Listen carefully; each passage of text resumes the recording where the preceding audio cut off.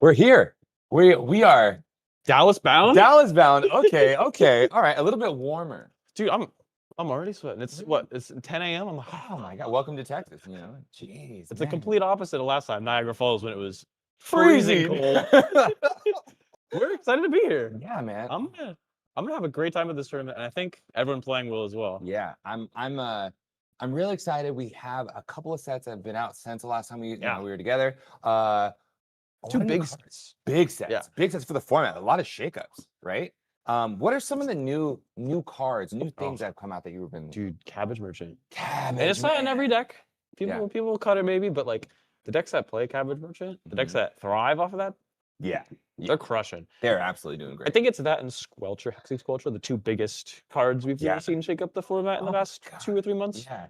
That card's great. And again, some decks, not every deck. Not every but yeah. oh man, is it good. Oh my gosh. It's uncounterable too. Uncountable. I love it. Yeah, we saw the beginnings of the Cabbage, Badger Mole kind of meta. But Hexing Squelcher just comes out swinging. Oh yeah. Right? And then we saw the rise of a card that I didn't think was going to be such a big thing, Flash Photography. Oh my gosh. Yeah, Flash Photography. Its own little mini set. It's like a Final Fantasy like holiday set. That was it. It was like 10 cards. Nothing big, but man, has it made a difference, especially in Kennen. Especially Kennen. That card is phenomenal, and having it flash, target your own things, or having flash back is very crazy. Apparently. Yeah. Yeah. 2 spells for 1 that also have flash are very good. Gross. So very excited about the things. Okay, so we're playing in this event. Yes. Dallas. So excited. We have some killers. Oh my gosh. Oh man. Almost 200 people too. I think we might have hit exactly 200. Actually, let's check real quick. I just want to see a final number. Yeah. I think 199. Oh, That's 200. God. That's That's 200. come on. Sign me up. Come on. Sign me up. I'll go play round 1. No, Right. this is going to be a crazy event. Again, a lot of killers, a lot of insanely very talented players here, and some up and coming names we might see top 4 win. I'm here to see it. I'm here to have fun. Yeah. If you were a gambling man, who you got your money I'm a on? gambling man. Yeah. Who you got your money on to do well in this event? I'm always going to say my boy Evan. Freedom Yeah. Waffle. I mean, yeah. for He's sure, gonna yeah. top 4, I'm sure. Yeah. I think he's a surefire. I also am gonna shout out my roommate Kevin. Kevin. Our usual Chatterfang pilot, but he's playing Rogside. Yeah. He's crushing it. Yeah. I saw his Rockside list last night. It was doing work. It's insane. Yeah. He just kept pushing. Yeah. It just like Counting my Nas with 4 backups. Go. Here's another push. Here's another push. Here's a breach. Oh, resolves is cool. Just keep going. Just keep going. Don't stop. Don't stop. Those are my 2 picks, I think, for you. How about you? I would say in this current thing, my boy Max P. He's Killer. He's been grinding. Oh my goodness. That TNT grind. Oh, that's I was on it for a bit, man. It's a grind. You're a grindy deck, and very rarely do you get your turn 2, turn 3 pushes. It's not common, but he'll sneak up on you with that. Yeah, man. Here's a devoted. Here's a Hazel Brewmeister. Just don't worry about it. Don't worry about it. Thrust? Okay, cool. I win. I win. Okay. All right. Yeah. So Max, and then you know who I met yesterday? Your boy Jace. Yes. Jace is a killer, man. I think Jace, man, I haven't seen him play in person, and like, oh my goodness, super quick, very, very smart. I think very methodical. I think he might go the distance. Oh yeah, absolutely. He's playing farm today as his usual, but he'll kill in any deck. He was cooking us on Rog Ishai last night. Their Texas special, they like to say. The Texas. The deck with no win cons but breach. No win cons but breach. There's a whole breaker in that list, dude. Is it? Okay. There's literally no win cons. So they're like, I have to whole breaker. I guess. No win cons. It's pretty crazy. Yeah, I didn't think about that. Jeskai isn't the most consistent for win con, unless it's commander centric, and usually not the best for commander centric. As we are still going into player meeting, they're going to announce real pods pretty soon here. I want to give a shout out to our sponsors real quick. Yeah. Who are some of our sponsors, Tyre? Well, we have the infamous Gold Sabertooth. Oh my goodness. If you need any artwork of any types, because this man is a multi-talented. Good Lord, he individual. is. God, he can do anything. He's an illustrator. And he can play. And he can play. And he can yap. It's crazy. Yeah, so that's one of our sponsors. We also have Eldrazi Dev. I have been praising this man and his program for a long time. It's very, very phenomenal. What the most recent and amazing update that they've added is You have Mulligan tool, similar to how Moxfield does, but like 10 times better. You have things like, what does my Rag event hit off of what opponent? What does my Tolly flip into? What does my Naz look like? What does my Necro look like? Like, they've added so many insanely cool tools. This program is phenomenal. It helps you with a lot, and it actually shows your cards themselves. You can do puzzles. There's so much. It's very extensive, so check them out. Phenomenal sponsor. Thank you guys so much for that. Yeah, absolutely. We got a few events as well hosting. So the first one is going to be Misplay at the Lake. This is a Cleveland event by Better Plays, the TO. Very excited. I hopefully can make it out to this one. I know I'll be going to Michigan next month. And then the next sponsor we have is the Boyle 3, which I will be attending for sure. I will also be there. Yes. So excited. Yeah. It's going to be a super sick one. We're also doing a team event at this event. So it's going to be 4 teams of like creation groups. I'm going to be with Team Zenith. There's going to be like Monolith and some other teams there as well. It'll be a great time, this little mini side event before the real Boyle. I'm excited. Who else do we have? We have level 7 games. Oh my goodness. Come on. John, the GOAT? What? The GOAT? With the Siege. And that's a 10K event happening out there in Denver? Yes, Denver, Oh my Colorado. gosh, Denver. I'm so excited for you guys. That seems like it's going to be a super cool event. We're trying to do more of these size events out in Denver. We've been able to do it. We just had to actually put it on. This is going to be the first of, I know, many very good events. Yeah. And then we have our last sponsor, which is Just Jam with the D-Grid event. D-Grid Pass. No. Yeah, D-Grid Pass. Oh man, that's a famous play right there. Oh, One of my favorites. I've pulled it off before. D-Grid, don't worry about it. Don't worry about it. What tournament are you hosting? Oh, I'm hosting, listen, Fishbowl 7. Another one? Fishbowl 7, man. 15K event happening in June. We actually just posted a link for it yesterday. Yep. Oh, man. I'm excited. Yeah, it's going to be fun. I wonder if I'll be playing or if I'll be doing something else. Maybe. Wink, wink. Wait. I might be in the suit again. Might be in the suit again. But yeah, I'm super excited. The event should be great. There's so many events this year. And these are just the ones that either are sponsoring us or we're playing with or at. There's a lot happening. Even this month, next month, like not just today. It's going to be very, very fun. Yeah. There's a big scene growing in cEDH, as a lot of you may know. I think we're only going up as much as maybe the 60-card players don't think so. I know we are, and we know we are. So yeah, I'm proud of us and how the community has really grown in the last few years. Yeah, amazing to see. This year will be the record number of events that reach or are above 10K. Oh my gosh. Yeah. Even just like 64 players play. Yeah. Like regardless of pricing, it's like there's a gold every weekend now. Like no matter where, there's multiple. And it's like I can go an hour to go to this gold, or I can go 4 hours to go to this platinum, or make it to this diamond in a few weeks. Like there's so many opportunities to play, to grind, to get points, to win, to make your name for yourself. And I think a lot of people have been doing that, and they've been doing a great job. Yeah. Super excited. So I believe that pods are going to be posted very, very soon. With this event, there are so many different aspects of playing in your pods, right? Yeah. Like we talk about the turn seed order. The first player versus fourth player win rate to lose rate. Crazy difference, right? Insanely high difference. I think real quick, we're gonna pick a pod. Do you want to just do good old pod 1? Let's just do good old pod. Let's do pod 1. Let's see what's going on pod 1. Looks like we're still getting announcements. Maybe this isn't actually round 1. If it is, we'll see our boy Evan Freedom Waffle seat Pierce. 1. Evan pod 1 seat 1, the GOAT. Again, this might actually be pods, but hopefully we're at a player meeting. In the meantime, though, what are you excited about most for the potential, commander panel, like cards that you might want to see? Nothing that we don't know yet, but like, what would you be happy about that either got unbanned or banned or changed or some format swap ups? Sure. Nothing leak, no leak, just what you wanted to see. Regarding like commander bans and unbans, I think the biggest thing is listening to the community, right? What does the community want? How can we better the format? And if there was a massive call from the community at large, saying kind of like how the community really talked about, let's see, Golos is a good example.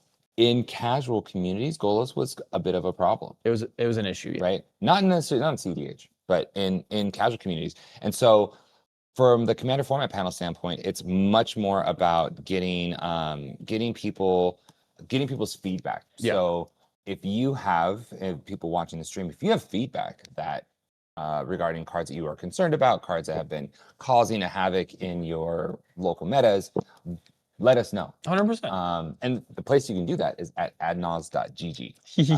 And you can actually reach out to me specifically and be Yeah. like, hey, Alex, do this thing, please. Let's grab table 35. That sounds good. I think we're gonna see here some very well-known players on some interesting decks, and I am very excited to see it. This is a pretty high elo pod. What we've got here today is Garner Johnson. I'm assuming Leon Magda. This is his staple deck.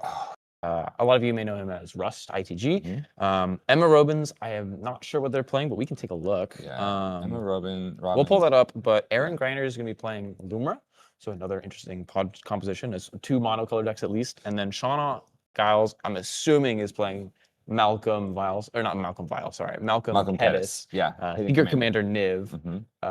Let's just take a look at what Emma is playing today. Because those should be the other 3, I'm fairly certain. Yeah. I at least do believe that Aaron is still playing Lumra. They just topped it at Forest Fight. There's a repair. Well, I'm just kidding.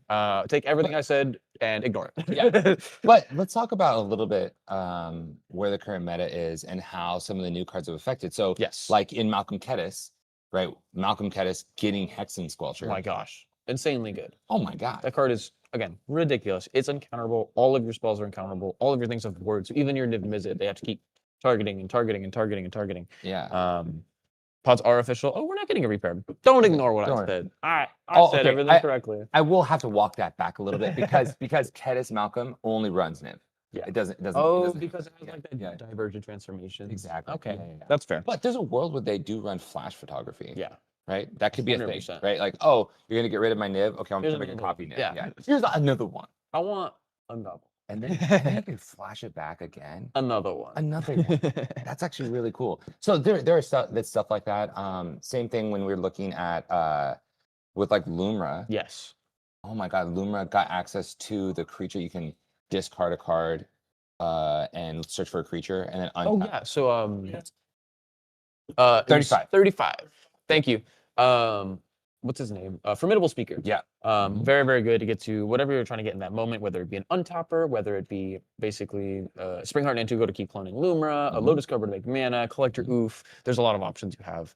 Did we ever get Emma Robin's deck pulled up? Emma Robbins is playing Atali. Okay, so this is a crazy pod. Yeah. Oh my, that's fun. Magda, Atali, Lumra, Malcolm Kettis. Dude, I guarantee you Shauna is looking at the pod and sees the commanders and goes, and 4th seed as well. Why? Yeah. I can't stop all this. I feel like worried. I feel like she might just let everything go. I think she has to. Yeah, right. Like, what's there to do against 2 monocolor decks that turn to Atali probably, right? It's like, oh man. There are not a lot of things that she can do here that just stop everyone. Yeah. There's not a lot of options. And now we're seeing also a Hexing Sculpture out of Atali, which makes so much sense, right? Yeah. This card is going to, I think, crush in this pod. Even though there's not a lot of counter magic besides Shauna. Yeah. It still means that all of their stuff is uncounterable, and the only thing that stops them is a mind break trap, right? Like, oh well, that's maybe a subtlety. This is going to be a very interesting pod. I'm very excited. Again, 2 monocolor decks, Atali, and then Malcolm Kettis, Secret Commander Niv. Yeah. Oh my What god. a pod. What a pod. I think this is going to be one of the most fun pods we see this weekend, if not all weekend. Yeah. Do you want to talk about some stats real quick? Yeah. So we have Aaron Greiner. He is a very good Magic player. Yeah. Oh my gosh. Okay, so this man has played 29 tournaments with a record of 41, 75, 27, 39.29% conversion rate, with a win rate of 28%. Very, very good. Yes. Very Again, good. just topped Forest Fight. And looks like also a side event they won. So a very, very good player. Again, I think been crushing on Lumra for a little while now. I don't think many other decks, but pretty consistent in the last few months. Happy to see some cool Lumra lines, maybe some tech I didn't know about, maybe a cool interaction or two. I'm always happy to see Lumra in a pod when I'm commentating. Yeah, and then we have Emma Robbins. Emma Robbins also a very good player. Yeah. Emma Robbins coming in here, 13 tournaments, 46% conversion rate. Very high conversion. Wow. Do that win-loss record at 20, 33, and 9. This is great. win rate's 32%. We want to see. Look, they just won their winter event, so they're Oh my they're gosh. 4K. Yeah, That's a gold. That's a Yeah. 64 player. yeah, 64-player event. So really, really good. I think that with Atali right now, you might be a little bit more concerned because people have been playing a little bit more responsibly Yes. because of Hexing Squelcher and how it's affected the format. 100%. But in this pod, There's you're not much. extending it. Yeah. Like there is nothing you're worried about. The thing I'm only worried about for Atali in this is a damping sphere out of Magda or a collector oof effect out of Lumra. Yeah. But even then, those, I mean, damping sphere will. Collector oof and null rod effects might not at all stop Atali. It might just be all creature abilities or mana rocks or ramp spells like, Geo Surge, things like that. Yeah. It's going to be interesting to see if they can stop her and how. Rounding out our top 4, we have Garner Johnson, 45 tournaments, 44% conversion rate, Very high conversion rate. 30% win rate. This is a high elo pot. Right? It's very good. Yeah. Very, very good. 5 wins. Yeah, absolutely great. They play in large tournaments, so that is like a big thing for me. Yeah. Sometimes when I'm looking at elo rates and I'm looking at the tournament sizes and I see low tournament size but a win. Yeah. To me, that doesn't speak volumes as to somebody who is playing in an event A that has lot of over 50 tournaments. players. Yeah. Right, and is getting first in those consistently. I agree. Yeah, absolutely. And I'm looking at okay, all right, Garner Johnson, bro, relax. Garner Johnson has a few undefeateds here. Yeah. Right. Again, this Magna deck is one that I've been in talks with and interacted with for a very long time. He's a very, very, very consistent Magna player and has committed to this deck for years. If you see the bling that we're probably going to see on stream in a minute, you'll understand why. This is a beautiful deck, a very well constructed deck, and he knows what he's doing. Yeah. Speaking of tournaments, Shauna, relax. Shauna has 105 tournaments. It's a few. That's amazing. That's amazing. 30% conversion. Yeah. On 100. That is incredible. For how many tournaments that is, that's still an insane rate. Like, yeah. you have to, again, think about it in terms of they've played 100. Even if they started, however many years ago Shauna did, those events when she was newer or not as good at the format, those are included here. So those conversion rate might go down over time, but even a win now won't contribute as much. So it's insane that 30% is very consistent and what we see better than most players already, but over 105 tournaments, ridiculously good. Ridiculous. Yeah. Right? Good job. And way to represent Shauna. Gosh, again, and she is playing Malcolm Kettis for sure. So a couple of the things that we want to look at. Lumra as a deck is very, very good. Super, super explosive. Yes. And I think for a lot of people who don't know about Lumra is that they really want Lumra dead. Yeah. Right? Like, oh, please kill my Lumra. Yeah, or please. bounce it. Oh my gosh. Oh my Bounce god. Lumra? Oh my. Sounds good. Yeah. I've seen this a couple of times now where someone will go, they'll have a Lumra and then they'll sack all their lands. Lumra dies because Lumra specifically has a state-based effect. Its power toughness is equal to the amount of lands you have. Yep. So they'll sack all their lands. Lumra dies, and they won't do that intentionally. No. They'll be like, "Oh, oops, can I take?" No, Lumra's dead, bro. They needed one left instead. They needed one left, exactly. A lot of the time, again, they're used to killing all their lands to kill Lumra to cast it again. But if they can't cast again that turn, they're kind of screwed a lot of the time. We're like, oh, there's a Dranith out. Ooh. Ooh. That hurts. It's a mess up we see more than other mess ups in Lumra pilots because they're so used to sacking all their lands. So if there's a reason not to and just keep one in play or even two or whatever it may be, it's interesting how that plays out. Again, only thing I'm really worried about for most of these pilots is a damping sphere out of Magda. I'm not sure if Gunner's playing it. We can check real quick. Usually most Magdas do because of how turbo the format is right now, and they can usually play through it very easily. Let's get a quick look-see. Look-sees at this list. Damping sphere. I'm not seeing it. There's a torpor orb. Interesting. Yeah. But no damping sphere. Okay, so I think what is mostly going to be impacting the players in this pod is something like a Portal of Phyrexia, or maybe a Godpharaoh statue where they're getting stacks down rather than slowed by damping. Maybe a Vexing Bauble. Curious to see. again, what really stops here, Atali and Lumra. Niv probably isn't going that turbo because they're also going fourth, sorry, Malcolm Kedis, Secret Commander Niv. But we get some camera footage here now.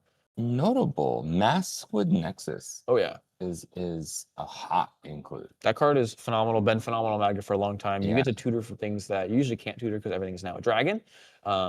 Gets you things like Zorn dwarf, in yeah. play, or sorry, well, dragon for Magda. You have to tutor dragons. Really? Yeah, it's dragons or artifacts. Really? Yeah. Which is why you can get things like roaming throne or artifact. Oh, wait. Let's Yeah. read Magda together. Hold on. Sacrifice 5 treasures. Search your library for an artifact or dragon card. Yeah.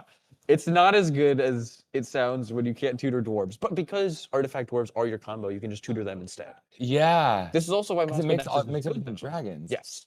That's so. It's a little silly. Oh my god. I've never read that. I stop at Artifact? yeah. Yeah. The dwarf synergy is there, but you can't tutor dwarves. Unless you have Maskwood Nexus. Yeah, Maskwood Nexus. Yeah. But yeah, you just make everything a dragon. Card's very good. What you guys are seeing right now is my brain like Melted? like the meme of like all the calculations are happening right now. Like, oh my god, the world's opened up to me. Zach Galifianakis, like, Yeah, exactly. what is happening? Dude, Yeah.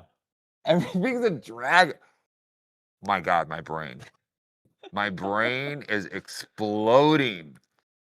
This is another thing that people don't think about. Again, with Magda specifically, he's going first too, right? It's like you can't get everything all the time. I can't tutor a Zorn because it's just an elemental or whatever. But I can tutor a dragon or a shapeshifter because it's a dragon. There's some notable things. Another crazy include that this deck got was Furdock Core. This card is phenomenal. Basically, what it says is it is a 3-drop. It's just like a arcane signet. So it says changeling though.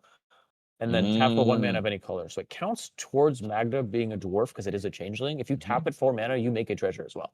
Oh yeah. And it is a mana ability, so like it makes the treasure. I mean, you have to wait for the trigger for the Magda, but it's a mana ability, so you can tap it. There's some crazy things you can do with it because it's basically just your artifact dwarf. It counts as a creature. I don't know if Russ is on it. It doesn't look like he is, but a lot of the Magda lists recently have been including it, and they've been pretty happy with it. Curious maybe to know his reasoning on why not. Yeah. But that card's been very good for most of the Magda pods I've been talking to. Yeah. That's really interesting. Yeah. My brain is still exploding in this. Anything spicy out of Atali? Yeah. Atali is looking like they're on a typical Atali list. Turbo out Atali, yeah. Turbo out Atali. Cloudstone, I don't see too much anymore. Cloudstone Curio. Yeah, it's not too popular. No. I think Cloudstone Curio can be good because it just goes infinite with a ham sandwich. 100%. And you're like, oh, Bergie in play. Do I have my Mind Goblin? Super infinite. Yeah. It's gonna go super infinite. Super infinite. Again, either Sticker Goblin or Bergie are usually the ways you do it. Maybe some things like if you have an excess of mana, you're casting Atali a bunch, but that's gonna be harder. Very interesting. Maybe hear their thoughts after the game with an include. It looks like we might have started the game, or are we doing pre-games? I'm not quite sure here. Yeah. So really excited to see this. We do have some opening hands. Oh, heck yeah. The opening hands are, oh my gosh. Okay. So I can, let me help with Russ's hand here a little bit. Yeah. He's got an Ancient Tomb, holdout settlement, which taps creatures, an ancient, just a mountain. There's a Red Blast, there's a Flywheel Racer, there's a Zorn, which again is adding additional treasures. And then there's an Artifact Dwarf, which is the 3-tree city, I think. Yeah. Basically what this is either a turn 1 tapper, turn 2 Magda into Artifact Dwarf, or hold up Red Blast or some things. I'm curious to see how his hand plays out, but it is a ton of ramp and treasures fast. Okay, we have a turn 1 Atali. Oh my god, we do. Okay, so so Atali's hand is Gemstone Caverns, Spire Gardens, Wooded Foothills, Worldly Tutor, Metamorphosis, Jessica's Will, and a Desperate Ritual. Yeah, this is turn 1. This is turn 1 Jessica's Will into Atali. With the Gemstone Caverns, you can Worldly Tutor for an Elder Spirit Guide to just Tender Walls and thing. Yeah, there's so many like ways. Oh, we're getting Treasonous Ogre. Yeah. Oh, Trio. Yeah, for sure. We had the pregame Gemstone, and now we're casting Worldly before turn 1. Before turn 1, yeah. Getting Treasonous Ogre. So now this is Desperate Ritual, Jessica's Will, Treasonous Ogre into Atali. Yeah. I think the table is pooping their pants right now, I will say, because that is terrifying to see from Atali, putting it on top turn 1. What do we And have out of Shauna doesn't have Lumra? any. Yeah, this is over. Oh my Shauna goodness. doesn't have any It animation. really depends now on the flip we see from Oh yeah, this is gonna be the massive. Atali. Yeah, absolutely. Wow, Shauna kept a very land-centric hand. They kept Well, 5 Niv. lands, a Niv Visit, and a Mana Vault. Yeah, This is turn 2 Malcolm, turn 3 Niv. Yeah. But it may not I be don't good think we're enough. getting Yeah, there. yeah, that's super tough. Yeah. Oh my gosh. Lumra also, Aaron kept a Gemstone hand as well. He's got a Lotus Cobra, a Crumbling Vestige, an Amulet of Vigor, and a Tiller Engine. So there's 2 untappers here. Mhm. This would trigger both times, untap Mhm. all the lands. Yeah. Lotus Cobra makes a ton of mana. There's Mhm. Allosaurus Shepherd. I don't know what they pitched to Gemstone Cavern. It looks like the Allosaurus Shepherd. Okay, cool. Yeah. So They if they're do not getting care. down, they're getting down 2 untappers like immediately. Yep. But again, they have to get to turn 1 even. Mhm. This might be a really fast pod. Do we want to swap over to player audio real quick? Yeah, let's swap over to player audio. There. That would be so crazy. Cool. I will tap 2 for a Desperate Ritual. Yep. I have 3 red. Yep. I'm going to use all 3 of that to cast a Jessica's Will. Nice. How many cards are you in? I have 7. Yeah. One, I will two, target three, you four, for the five, mana. 6, 7. That's a good hand. Pass. Second. Yep. Okay, I have 7 red. I will have 3 remaining, but I'm going to use 4 of it to cast the Troger. Yep. Yeah. Go for it. Wait, second 7. This was my second 7. Yeah. Okay. I have to make 4.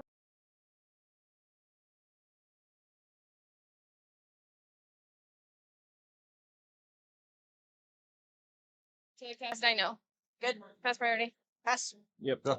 ETB. Okay, ETB. Good. Cool. All right, everybody. Ooh, exploration. I hit a dance. That's pretty good. Ding. That is out of the enchantments that we can hit. That is the one we want to hit. Pyrokinesis. Nice. My life. I love these hits. I will not cast that other than exile. Nice. Well, you can pyrokinesis your Troger. Thoughts? Honestly, I'm so glad I'm not getting like. Let's go. It's all right though. I know it will, is, but I will cast these 3 spells. Nice. My what were the pyrokinesis. 3? The Pyrokinesis Oh, okay. will target. It's not a It's not a creature. creature. Oh, it's not a creature. Oh, you're right. It's a vehicle. It's a Yeah. vehicle now. So you want to cast the pyrokinesis? Yeah, I will not cast that. My bad. Okay. No. But I'll cast these. Rally No. Growth is enchanting. The Gemstone, Is that target land or forest? I forget on that one. I forget to. Land. Okay, cool. enchant land. Is it Yes. Utopia Sprawls look for it? Or, And okay. then I'll so. just play this. Okay, cool. So, Okay. yeah, and then I'll pass the turn. All right, Right. guys, we got this. My turn. Do it.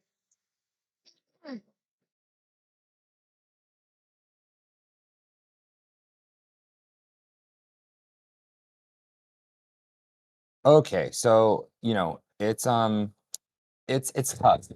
That was an unfortunate one. It's tough. I'm curious as to know if we can next turn kill a Tali anyway. Because if we can kill a Tali, there's still going to be enough mana to cast her again. I'm curious here because Emma pitched the other land. They don't have another land drop in hand. The just as always it was only for mana. Mhm. Are we going to get grinded out now by either Aaron and Lumra with the two untappers, Yeah. or Shauna early with an early Niv Mizzet? Is Yeah. Garner just going to get that Zorn down on Magda and start grinding? It's going to be, I think, anyone's game because Emma can still top back literally anything. Yeah. But it's going to be harder for her now that her hand is a little more hellbent. Yeah, it's tough. But remember that there's still a metamorphosis in Atali's hand. Yep. So Atali next turn just metamorphosis Atali. Sack Atali, Recast Atali. for 1 mana essentially. Yeah, for 1 mana, right? So there's still a world where the next flip is better, but that just happens. That was a right? very bad flip. The hard part against playing against Shauna's deck specifically is tons and tons of counter spells, and basically none of the time those counter spells will help you at all on Atali flips. It's just like if there's not a spell you don't want and you cast offer, you can't refuse targeting one of your own things. Like that's it. Yeah. There's really no upside to most any of them. So Yeah. So we do see a Zorn out of Magda. okay. So yeah, the Ancient Tomb into Magda now we're getting Springleaf Drum. I think we just cast Magda. I don't think we did cast. Oh, we cast the- Magda? Oh, my bad. Yeah. It's okay. I don't think we did cast the Zorn yet. Yeah. But we might use the treasure in a second to cast her. Because we're gonna make a mana off of the flywheel and the the Springleaf Gem as well as the treasure. Yeah. So curious. Oh, it's so. Oh wow, that interaction is so cool. Yes. Yeah, absolutely. You have the yeah. Oh, we're going to combat. Yeah, Oh, yeah. it was free. It's a vigilance creature, I believe. Yeah. So 1, 2. Are we just casting on the dwarf? Are we casting the Zorn here? So we're casting this artifact dwarf. This isn't as notable for the ability. It's more just the fact it is an artifact dwarf, right? Mhm. But again, this is going to be now a treasure on end step or whenever they want to make it, as well as an artifact dwarf, which meaning they only need 1 search to get Clock of Omens and to immediately just Just make win. infinite treasures win the game. If they cast Zorn next turn, is that enough? Can that make enough Yes. treasures to just win? We'll make 1 treasure on end step and then tap 1, make 2 treasures, tap the other one, make 2 more treasures, go to 5, 2 to clock, go double infinite because you have Zorn. So if Garner gets a turn and has no interaction, they win. But we have to get through this metamorphosis off of Vitali now. So Yeah. let's see how what it happens. goes. Also, notably, Emma can just hit Clock of Omens and then keep it exiled for Garner, making their win lines much harder. Vitali is a very bad matchup into control box decks like this, especially like Lumra, where it exiles a ton of their lands, or again, Magda, where you need very specific combos to win certain lines with mana-intensive lines or treasure-intensive lines. Let's see what happens here. This metamorphosis is gonna probably come down in a second, but I'm sure maybe we attack first. Maybe we wait to attack in case you hit Rionia, things like that. There's a lot of options. The big thing with Atali in this position is you are just sending as fast As and fast as you can. much as you can. There's 1 blue player in the pot. There's right? 1 blue player. And they let all your stuff turn 1 resolve. That means they probably don't have anything turn 2, and they only have a mana vault up. Yeah. So we're in a tough situation. Yes. What's Kedis's casting cost? 1 and a red, so Red? 2 mana. So next turn, Sean is just casting Kedis Malcolm. Yep. And then hoping to get to turn 3. If she gets to turn 3, we will get come Niv, out. Yep. right? And we're really Then stoked. we'll have 3 lands. We'll go to combat with Malcolm, hit someone in the air, and then make 3 treasures, cast Niv for 6. There's a metamorphosis. We'll see if Shauna top deck any interaction. I'm sure that Garner can't really do anything against a green spell here. Yeah. We did see a red elemental blast or pyroblast. I forget which one. I love Garner's you- hand, but I love we even saw the ode to Shauna. Like, do you have anything? Yeah. Blue player, may I? it's just blue player. It's like I don't care about green and red player. You guys Yeah. probably don't have anything. Yeah. Here's a Tolly flip. Let's go back over to player audio. I think Yeah. is We'll switch over. a good idea. Gamble. Gamble. Oh, gamble is hot. Except wait, you have no, no cards in I have hand. no yeah. cards in hand. Yeah. Uh-oh. Well, I still would probably cast it. Let's see.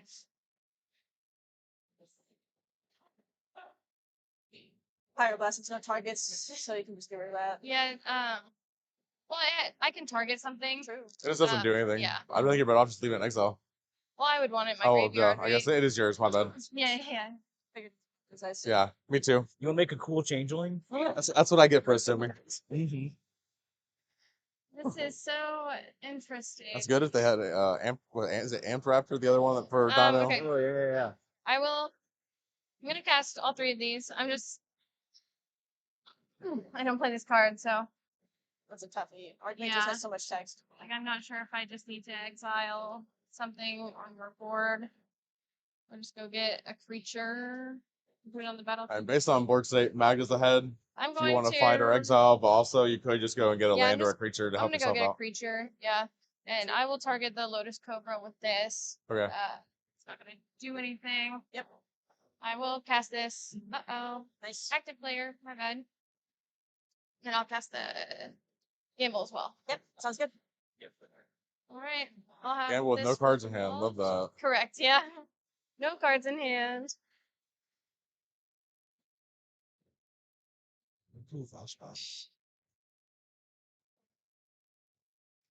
I will get this, and it will be discarded. Yeah. That would be the answer to my silly question. Yeah. I was wondering what could you flash back. That would be it. Just this. Yeah. But and a striking bridge. Yeah. I was Wanna like, read the flashback costs. Yeah, of for course. I was gonna say, are we about to get hit with a Past in Flames, target the Metamorphosis or something to, No.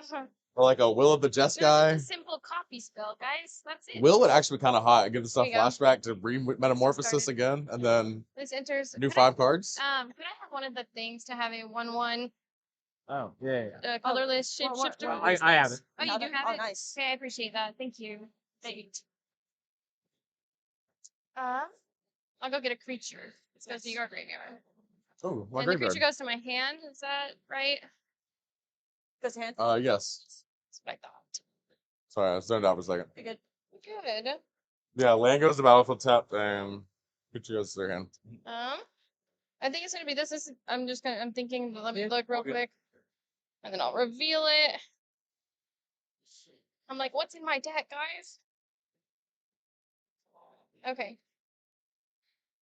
Yeah. Oh. Actually.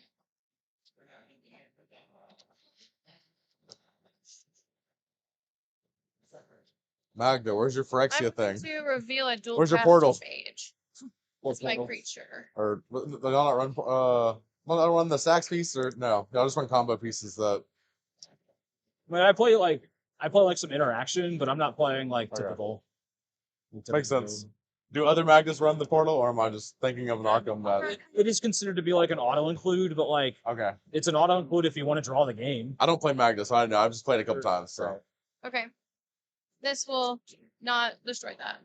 my snake will feel disrespected. That's it. Yeah. Okay, I'm gonna tap this for a green and red. Yep. And then lose 1, 2, 3, 4, 5, 6. Yep. To cast this. Yep. And I will target Atali and hold priority. This is my hand. 1, 2, 3, 4, 5, 6, 7, 8, 9. Cast a dual caster. Yep. Sounds good to me. Yep. That good? Do not have anything. Good. You good for the copy to resolve?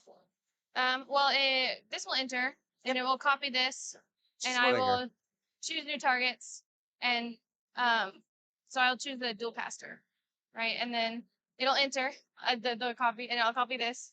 I'll choose new targets. So then I have a Unless you got an interaction, there's infinite loop of dual casters coming here.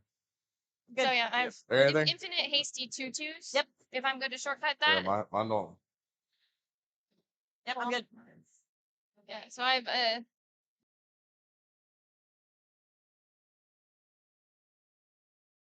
That looks like that's it.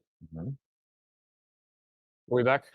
Yeah, We we're are back. back. We are back, man. That's Yeah, the game. that's exactly that's the game, man. That's everything. Wow, that's amazing. What we were actually talking about, and I mean, I forgot about it, is just literally like, oh, we get Reunion here, that wins. You have like 5 copies of Italia. Like, no. No, dual caster mage. And I think that's exactly what went through Emma's head too, right? Where it was like, oh, I'm gonna get Reunion, I'll probably put this, and then said, oh, wait a second. Yeah. And then they just revealed dual caster. I'm Yeah. like, oh, yeah, that does win deterministically. That's fucking that's done. That's it. Yeah, there's the There's the handshakes. handshake, yeah. So congrats to Emma on that early turn 2 Atali win. With a two. turn 1 Atali push. Yeah. Didn't hit anything, turn 2 win. Yeah. The way she was sequencing did show us like the casting the pyroblast and something Yeah. that what right just It's relevant, right? yeah right getting all of these things together. The gambling for a flashback copy spell was a great. Yep. I love that. Call that Yeah. out, right? Like that is the exact thing you do. You always make sure like that is a free spell. You just put something in, but before the Archer Charm resolves, because if you do it first, you might discard the dual caster or the Reunion, whatever you get. So it was correct sequencing.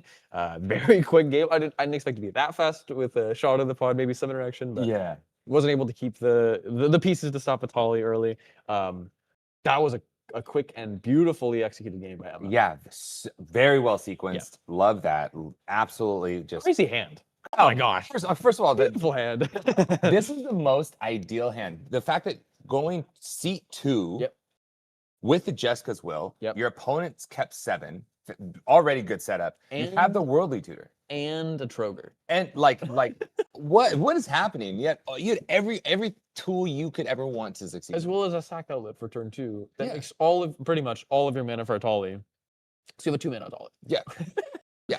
Not bad.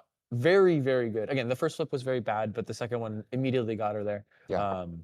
Congratulations. Congratulations. Super good. Before we head to break, we'll have some sponsors in a minute here.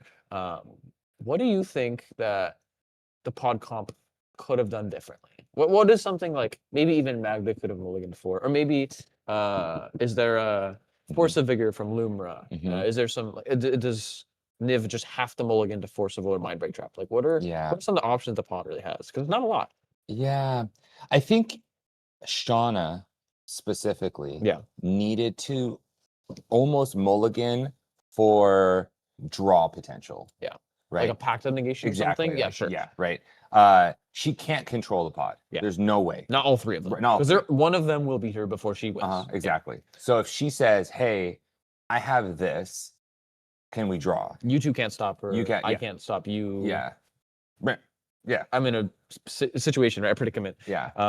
In this specific pod composition, if there was another blue player, then she doesn't have to mulligan that No. aggressively. But I think it's that, or and I think she actually did she got Very pretty early close to push. doing what she could do, is that like get Nib out as fast as possible. Which is pretty much as fast as that deck can. Yeah. Turn 3, like with both commanders out, is like the best you can do, pretty much. It was unfortunate that there was a 5-land Mana Vault Niv hand, Mhm. because yeah, that does work, but it's too slow. I think in the 4th seat there, maybe Mm-hmm. 1st seat. I think it's a pretty easy snap keep. It's just, will you get to your? I didn't even get to turn 2, right? So I Yeah. got 1 turn. Mhm. It's very, very tough. And Yeah. again, not really as much you can do, but it's good to think about, like, that's all I could have mulliganed for, and Yeah. I can't find it every game, so Yeah. it's tough. Yeah. But I don't know. We'll see. We'll see what happens in the next pod. I'm really excited. Let's go ahead and shout out our Yeah. sponsors again. Thank you again. So we have Gold Sabertooth, amazing artist, amazing player, good entity in this community. They help so much with cool playmats, tokens, artwork in general. Phenomenal. We've got Eldrazi Dev once again. Great program. Make sure you do your mulligans on there. We've started doing puzzles once a month. There's prizes now. I think there's some Doot Loot credit involved there. So very, very cool stuff. Also just an amazing helping website, and for you to be great. Landgo, same with them doing Boil 3, some other events coming up. Thank you so much, Wayne, and everyone at Landgo. We've also got Misplay at the Lake, Better Plays TO. That's that BP there. This Cleveland event coming up soon. I believe it is March. Hopefully we'll be there and see y'all there as well. And then last but not least, we've got Just Jam with D-Grid in Phoenix. Looks like, I think they said, again, a 20K, so a very large event. Should be good. And again, I think I can make out most of these, at least Boyle and hopefully the other two. I don't know about you, Hi. I know you're going to Boyle as well. Yeah. Yeah. For But sure. means might be able to see you guys there. Maybe do some more commentating, some more playing even. Yeah. It'll be a good time. Yeah. And then also on top of that, we will have this coverage here all day. Oh yeah, we're here. There's gonna be a break for a while now because that was a 10-minute game. But we will be here all of today, all of tomorrow. We're gonna go through all of the pods we can, especially again top 16 finals. You'll see us. We'll break some stuff down in between and get some good discussions. Yeah. And we're going to go on a quick break, but we're going to be back with Emma to talk a little bit about how she won turn 2. Early push. See you soon. Gold Sabertooth creates one-of-a-kind art for Magic players who want more from their game. From stunning playmats to beautifully illustrated tokens, every piece is crafted to inspire and stand out. Let your table tell a story. Explore the full collection now at etsy.com/shop/goldsabertooth.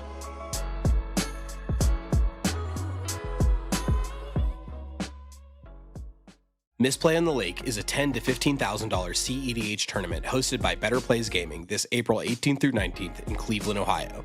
Better Plays is looking to bring eternal weekend-style events to the cEDH community, starting with their very first Platinum or Diamond event. Vendors, Alterus, Cake Pops, and more. Misplay on the Lake has it all. Better cards, better value, Better Plays Gaming.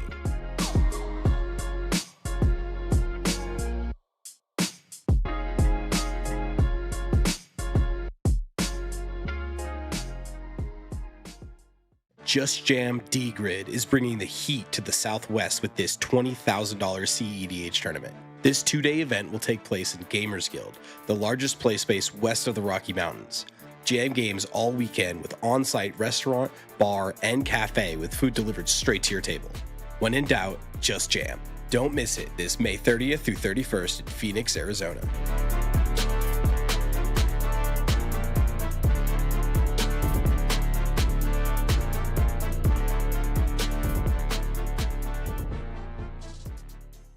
Landgo presents The Boil 2026, a 10K cEDH event in New Orleans, March 28th and 29th.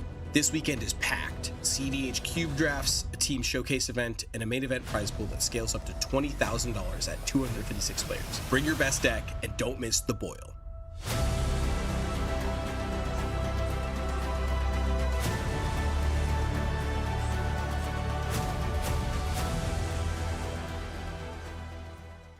Hey everybody, this is Joseph, also known as Pigeon, and I'm going to be announcing some stuff for the Siege 10K here in Colorado. Get ready to battle for glory at one of the biggest Magic the Gathering competitive EDH tournaments this June 13th and 14th. Join us at the Castle Doubletree Hotel in Thornton, Colorado for Level 7's The Siege cEDH 10K. $10,000 in cash prizes up for grabs, $4,000 for first place. Top 4 take each $1,000, and top 16 scores big as well. Top 40 players return on day 2 with buys into the top 16 for the best of the best. Early bird entry is just $85 and then an extra raffle ticket for the first 100 entries. We'll be raffling off a Gaia's Cradle and other prizes. Raffle tickets are given with tournament entry and every win in Swiss earns you more tickets. This is a proxy-friendly format. Bring your best decks and your boldest strategies. Don't miss the Siege cEDH 10K, where legends are made and crowns are claimed. Come hang out with MTG Basics and Critical EDH members all weekend long. Register at topdeck.gg. We look forward to seeing you there.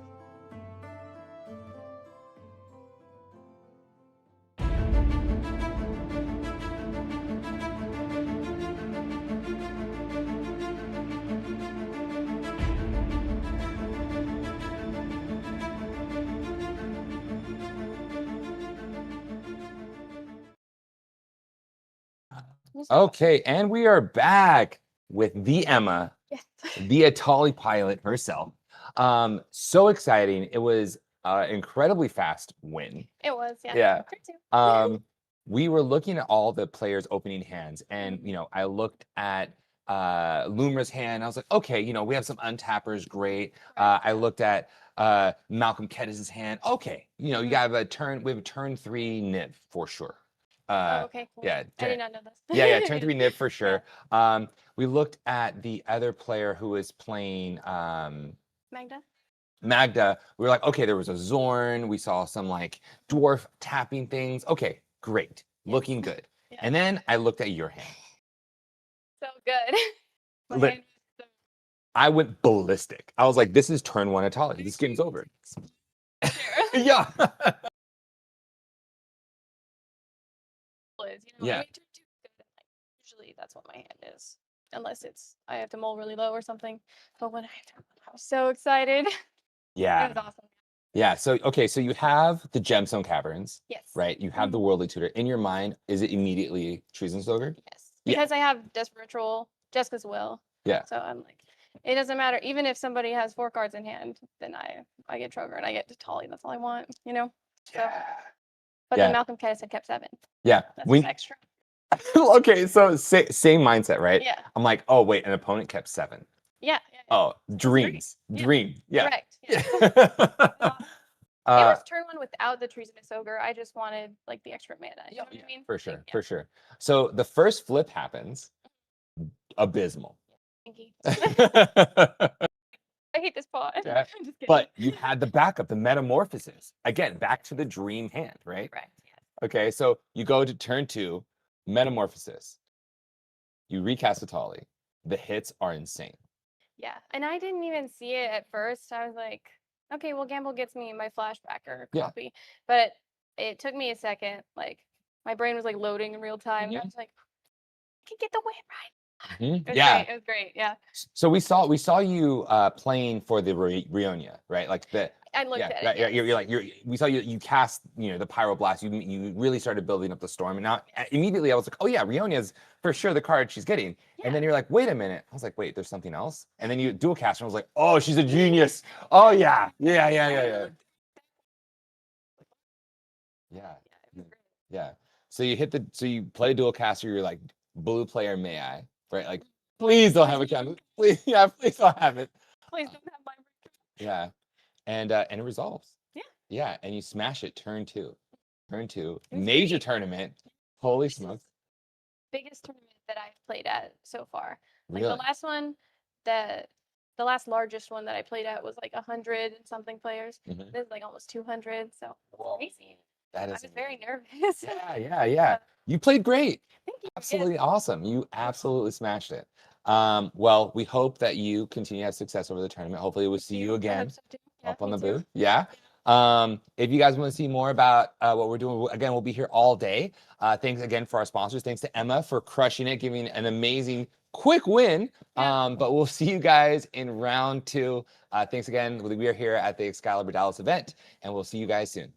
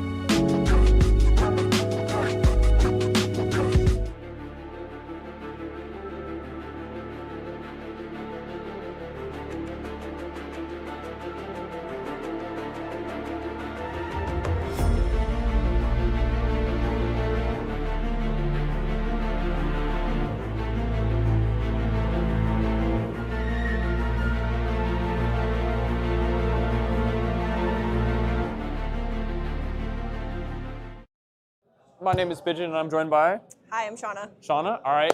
Well, unfortunately, we saw coverage of round one. I told you not to bring it We're up. not going to talk about You're that. so- It's fine. that's It's so fine. fucked up of you. Well, how are you feeling to go into this event with Malcolm Kettis?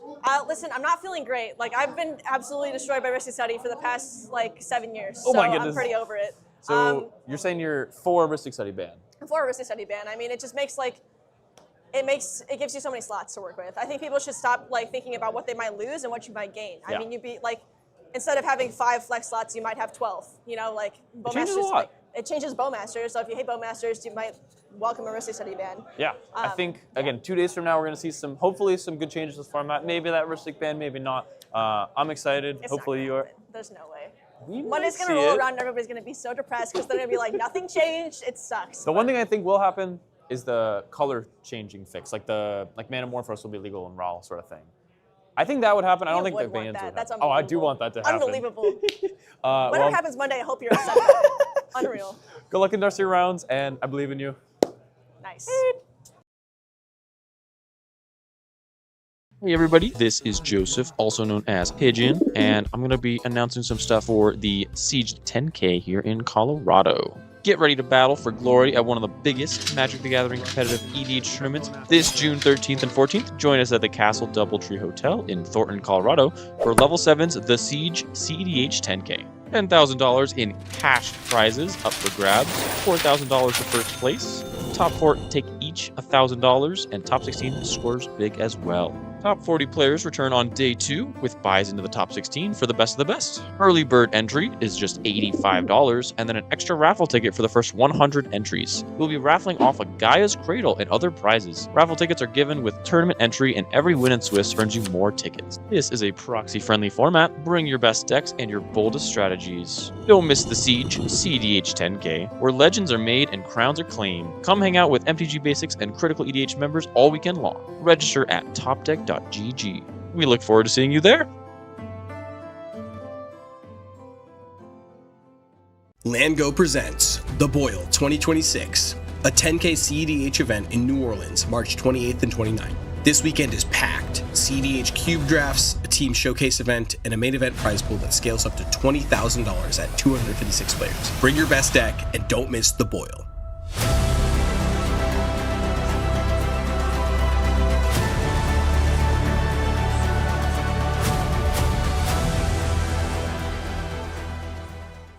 Just Jam D-Grid is bringing the heat to the Southwest with this $20,000 cEDH tournament. This 2-day event will take place in Gamers Guild, the largest play space west of the Rocky Mountains. Jam games all weekend with on-site restaurant, bar, and cafe with food delivered straight to your table. When in doubt, just jam. Don't miss it this May 30th through 31st in Phoenix, Arizona.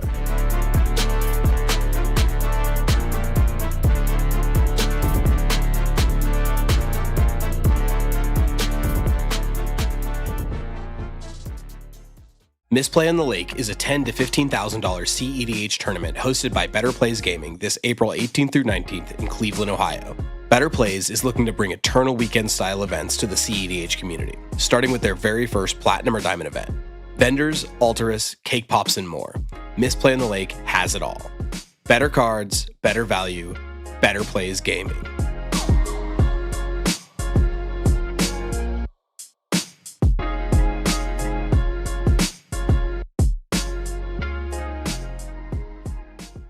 Gold Sabertooth creates one-of-a-kind art for Magic players who want more from their game.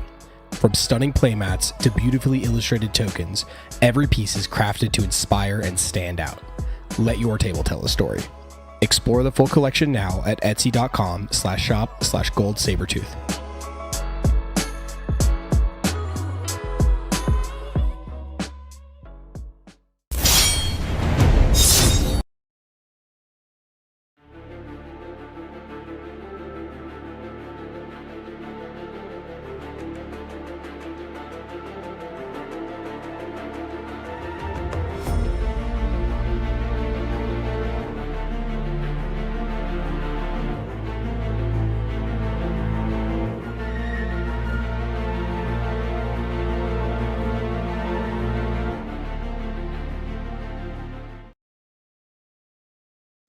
And we're back. Oh my gosh. After a crazy round 1, there's been a good amount of draws from what I've seen. As we usually see these early rounds, someone has to offer draws. I'm excited to go into this round 2, see the top of standings in a second here once they post it. Yeah.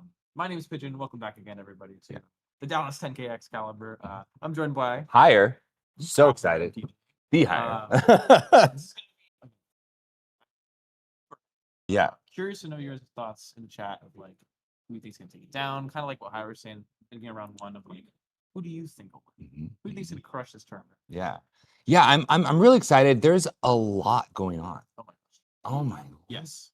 so many So things. many crazy pods and winners of this pods of like, this is a stacked pod and this player like snuck it out crazy. Like Mhm. we saw on stream like turn 2 or turn 3 of just like no one had anything. Yeah. They just didn't keep it. And because we got out early, right, from the last pot, I got a chance to walk around. Yes. And I probably saw maybe like 7 players' hands. Yep. And each of their hands, I'm like, hey, you got to win there. Yep. There's a line there. You should definitely be winning. And people just are so reserved. And can I push here? Should I push here? An example of what I was looking at, there was a pod where there was an Atali. And they were trying to copy the Atali. The Atali gets bounced to hand, Okay. right? The Atali has enough mana to recast Atali. And then there's a counter spell for the Atali. And there's a player who's sitting, and in his hand, I see it's a Kinnan player, Yeah. Basalt in hand, Force of Will with a blue card. And I'm just like, and they have a treasure vault on the battlefield. my I'm like, oh my God, this pot is, The game's over. this yeah. game's over, right? But I saw so many like versions of that. And I'm just walking by, okay, don't Get do rid of it, anything to yeah. get disqualified for an event I'm not playing in, right? Take down comment. Right, like don't do it. Yeah, From yeah, the event. DQ'd from the event. You know, it's interesting because there's a lot of people that I think, you know, maybe not realize they have a win in hand, and Yeah. it's just there though. It lives. Or they're again, like you're saying, reserved and not. They're more afraid to push because maybe it's a bigger event for them. Mhm. Maybe they don't Yeah. want to use that often. I think it's important for you to still trust your instincts and your gut. Push your win when you think you have the right window, but at the same time, sometimes it's right to just jam into what even might be the wrong window because maybe they don't have it. Unless I've shown you they have it, maybe Yeah. they don't have it. Yeah. Interested to see that. It's definitely one of those like, I hope that it's not just nerves. I hope it's people are really just considering, Yeah. like, okay, maybe I shouldn't push here. Maybe I should do that. And I think right now you have to. Okay, Right. especially around one event, like there's a statistic that we've seen a lot in the past of like the players who win round 1 have an insane advantage of the rest of Swiss and are like 6 times more likely to make top 16, top 40, or whatever. It's like a crazy number. I don't know off the top of my head. It's very, very high. If you win round 1, your odds of making top cut are much better than even if you win the next 3 rounds. Really? Yeah. Why do you think that is?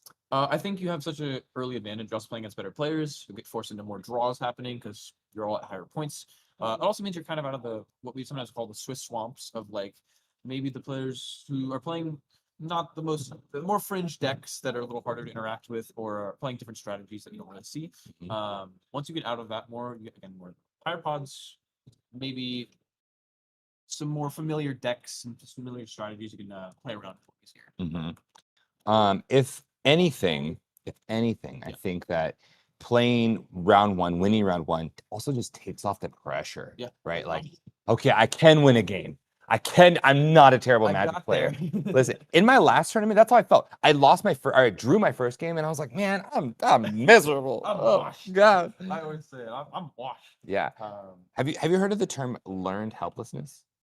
Learned What helplessness, does that mean, Nair? right? All right, I'm gonna go. You know, there's no games happening, right? I'm a social worker. Okay, so learned helplessness is the idea that you are not able to do something, and it happens when you're put in a position where you feel maybe you don't feel very smart, you don't feel bright because you have been shown that you are incompetent and unable to do this. So Okay. they did an experiment with a classroom. They gave the classroom anagrams. They gave try to make a word out of these letters, right? And so one group got OGD. Can you make a word out of OGD? God, dog. Sure, Yeah. easy, right? And then the next one was ACT. Can you make a word out of ACT? Cat. Cat, right? Perfect, easy, right? The next one, the letters gave you the word America. Okay. Okay. Because they won round 1, they won round 2, Yeah. right? Round 3, they got America. It was Fast. really fast, right? Yeah. The other group, they got the first one was like OZTRM. It's a hard word. It wasn't a word.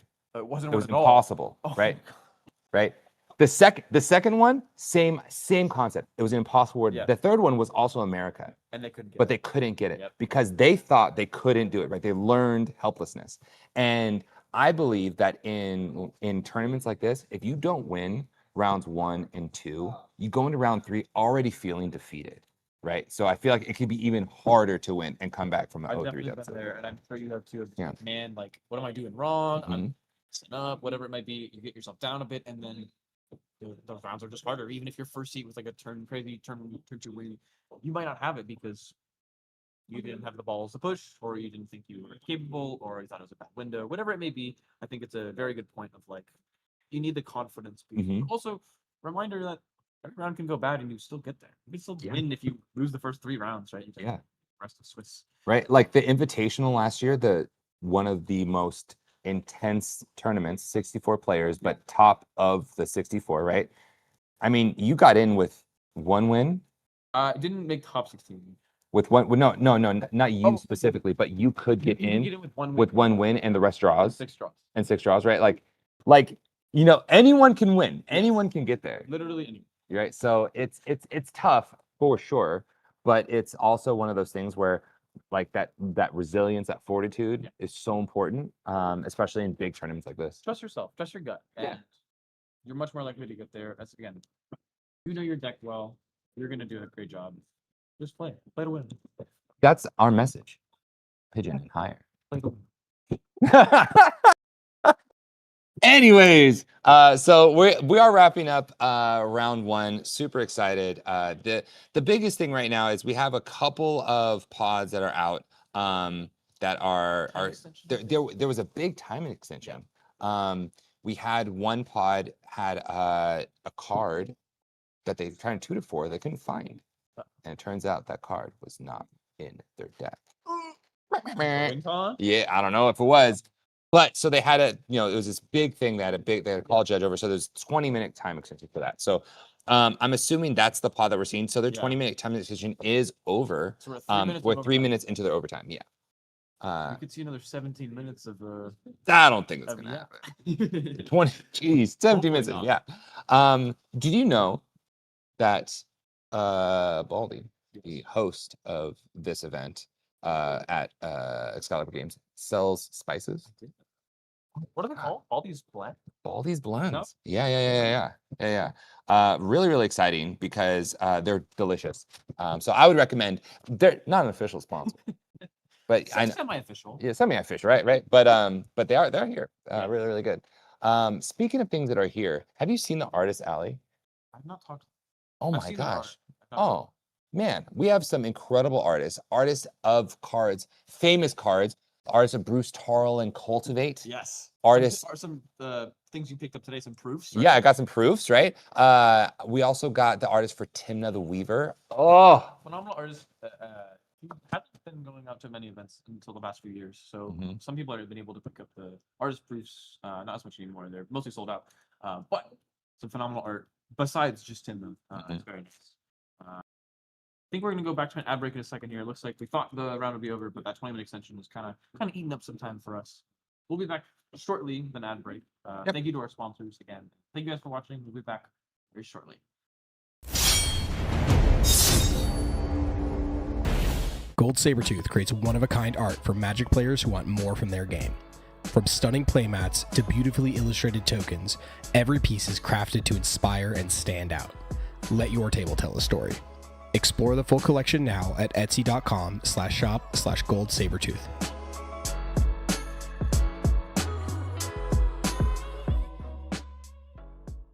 Misplay on the Lake is a $10,000 to $15,000 cEDH tournament hosted by Better Plays Gaming this April 18th through 19th in Cleveland, Ohio. Better Plays is looking to bring eternal weekend-style events to the cEDH community, starting with their very first Platinum or Diamond event. Vendors, Altruists, cake pops, and more. Misplay on the Lake has it all. Better cards, better value, Better Plays Gaming.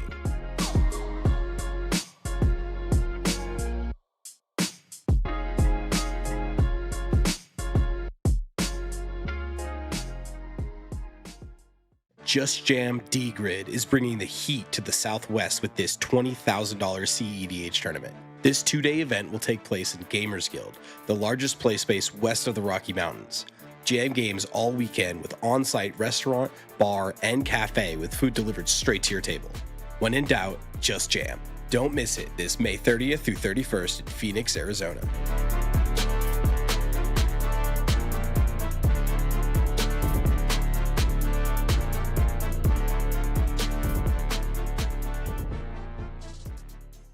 LandGo presents The Boil 2026, a 10K cEDH event in New Orleans, March 28th and 29th.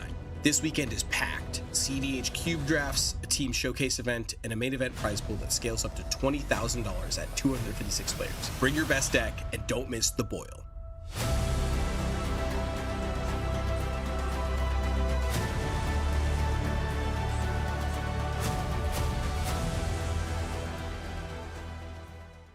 Hey everybody, this is Joseph, also known as Pigeon, and I'm going to be announcing some stuff for the Siege 10K here in Colorado. Get ready to battle for glory at one of the biggest Magic the Gathering competitive EDH tournaments this June 13th and 14th. Join us at the Castle Doubletree Hotel in Thornton, Colorado for Level 7's The Siege cEDH 10K. $10,000 in cash prizes up for grabs, $4,000 to first place. Top 4 take each $1,000, and top 16 scores big as well. Top 40 players return on day 2 with buys into the top 16 for the best of the best. Early bird entry is just $85, and then an extra raffle ticket for the first 100 entries. We'll be raffling off a Gaia's Cradle and other prizes. Raffle tickets are given with tournament entry, and every win in Swiss earns you more tickets. This is a proxy-friendly format. Bring your best decks and your boldest strategies. Don't miss the Siege cEDH 10K, where legends are made and crowns are claimed. Come hang out with MTG Basics and Critical EDH members all weekend long. Register at topdeck.gg. We look forward to seeing you there.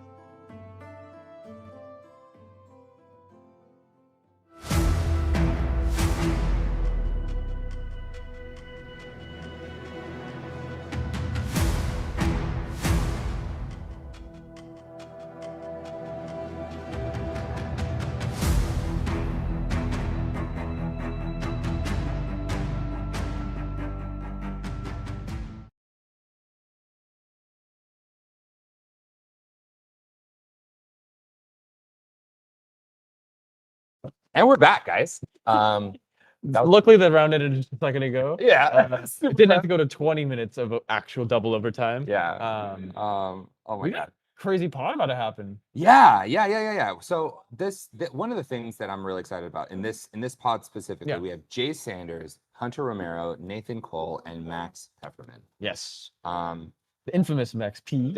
infamous goat? Max P. All right, so tell me, Jace is one of your buddies. Yes. Tell He's me a- about this guy. He's a phenomenal competitor, A. B, he's a 17-year-old. Pod 2. Yes. Thank you, Judge. Phenomenal player, very, very smart, very methodical. They find crazy lines, and he's just 17. He's a young fella, right? He's still going to school. He said yesterday he couldn't make it to play as many games with us because he was coming back from school, which is crazy. Mhm. We're seeing more of these younger, like I would say protege type kiddos that are phenomenal. They're crushing it. They're winning tournaments. Mhm. They're playing silly decks too. I mean, he's been playing a lot of ROG Ishai. Last night we played against him a little bit Mhm, on it. mhm. Phenomenal deck. Today he's just playing his classic farm. But he's also been one of the people who has most advocated for Stormkill Artist. Anyone Oh, knows? is that? Yeah. Yeah. This is more of a Texas thing, but specifically, Jason's been pushing it for a long time.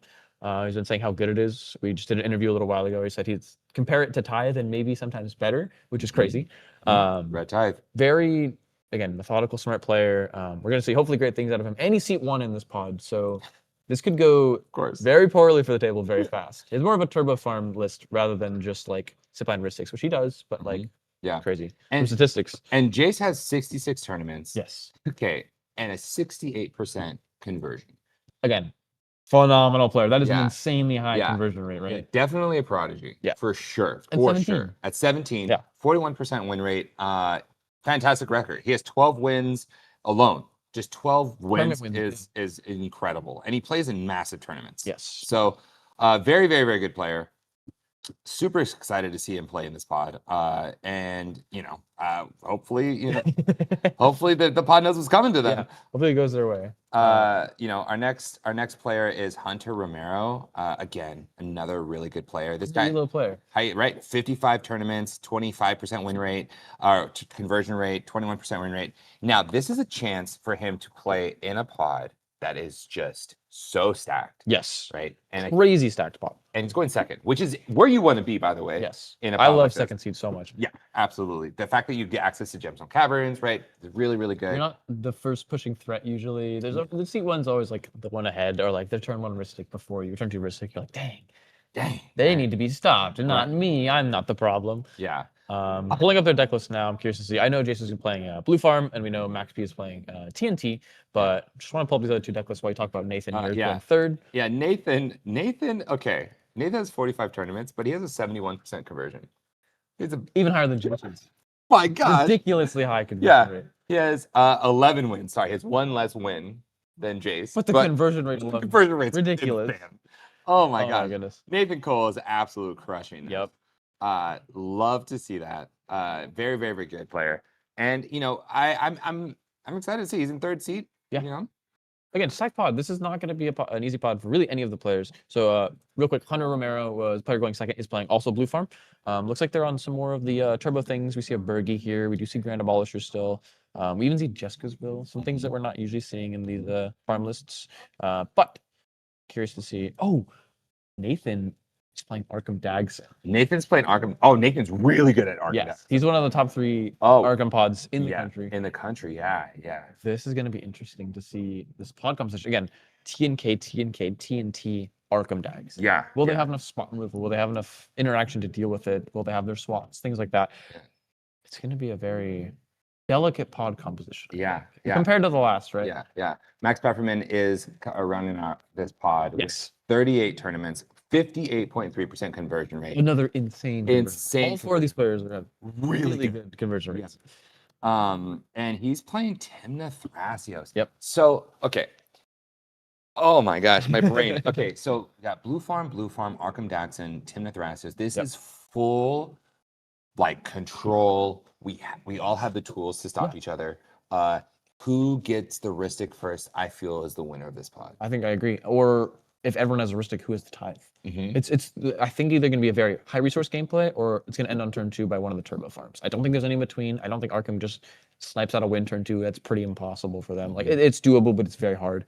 I think the interaction we see from these 4 players will really determine, again, who's going in what seat and when they get to push and if they're allowed to push. They're allowed to push. I'm really, really terrified for Arkham here. Again, these Timna decks are going to churn, and if he can't churn out his Arkham game plan as fast as they can, he will quickly fall behind. Yeah, there's an unfortunate situation that happens with Arkham Daxon because a lot of the cards that you play are pretty monumental combo pieces. Yes. And so it becomes really, really easy to say, oh, I don't want to play this combo piece, or I do want to play this combo piece. Will you let this combo piece resolve? It's not winning me the game.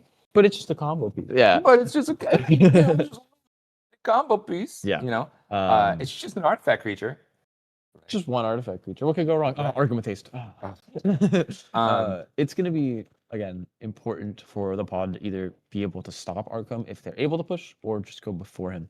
So I'm very curious to see. I don't think this is a pod Arkham ever wants to see. I think they want to see some of the more actual pure mid-range decks that can't really turbo, rather than 2 turbo farms we see.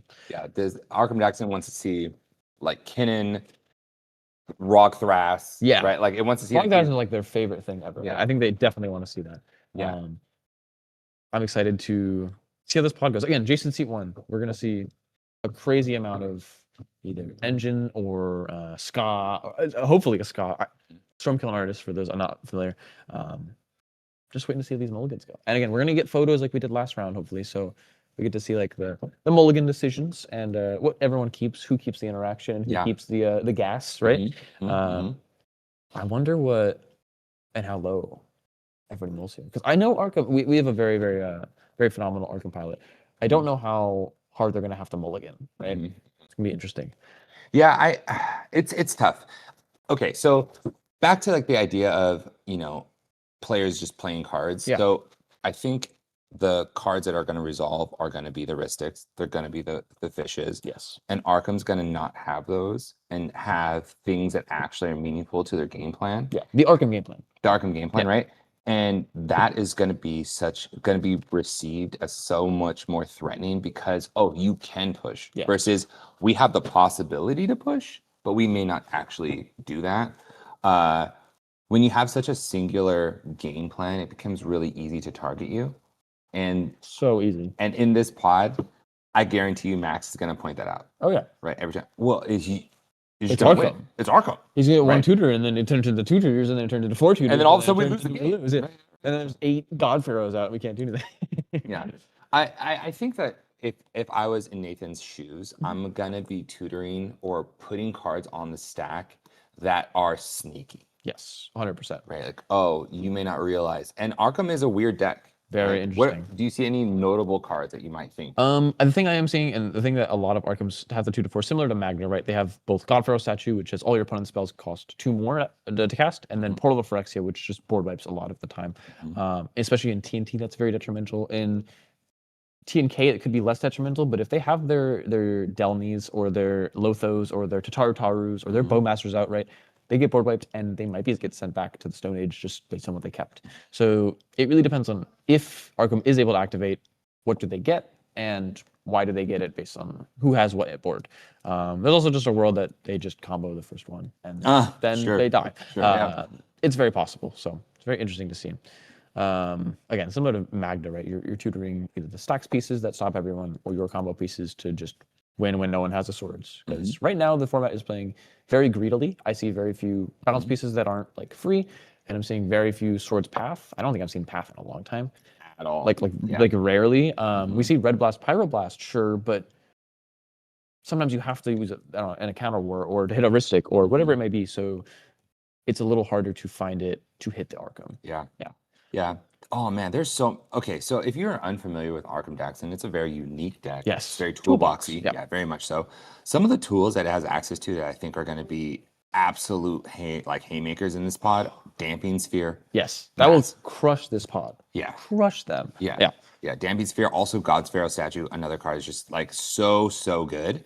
A card that's probably going to be super scary, but like you don't see it immediately is Nexus of Becoming. Yeah. Nexus of Becoming can be so crazy. It's also a draw engine, so anyone familiar, it is a 6-drop. It says beginning of combat on your turn, draw a card, and then you may exile an artifact or creature. When you do, make a token that is a 3/3 golem creature. So it also makes artifact creatures, right? So this Arkham can use them. It also puts it right into play. So if you have something like a portal, you actually just put a portal in, or whatever it may be. Maybe it's your Clock of Omens, and you exile, and you have now a Clock of Omens. There's a lot of interesting interactions you can do with that card, but it's just being a draw engine also and not casting spells is phenomenal for you. You're like, oh, I'll just get this, or like, oh, I'll just get One Ring, and then you're like, cool, I'm gonna untap One Ring a bunch. And Yeah. There's so many things you can get around instead of just saying, hey, I'm gonna tutor for a win. Like, no, I'll just get value. I'll just give And value. then that value Yeah. ends up winning, right? Yeah. So it's an interesting conundrum that the table has to face of saying like, no, I'm not even going to let you get that because I know where this leads, right? Yeah. I know this value leads to winning a turn from now, and we can't stop you a turn from now. Exactly. So It's very cool toolbox deck. Yeah, and we are mulliganing super Yeah. heavy here. We're a few minutes into mulligans already, and I think they're doing the right thing of like mulliganing in seed order. So like, I'll wait for you to say if you're keeping or mulliganing, and that does take a little bit of time, but it is the correct thing to do. We are started. We do have hands. Okay. Yeah, let's look at these hands.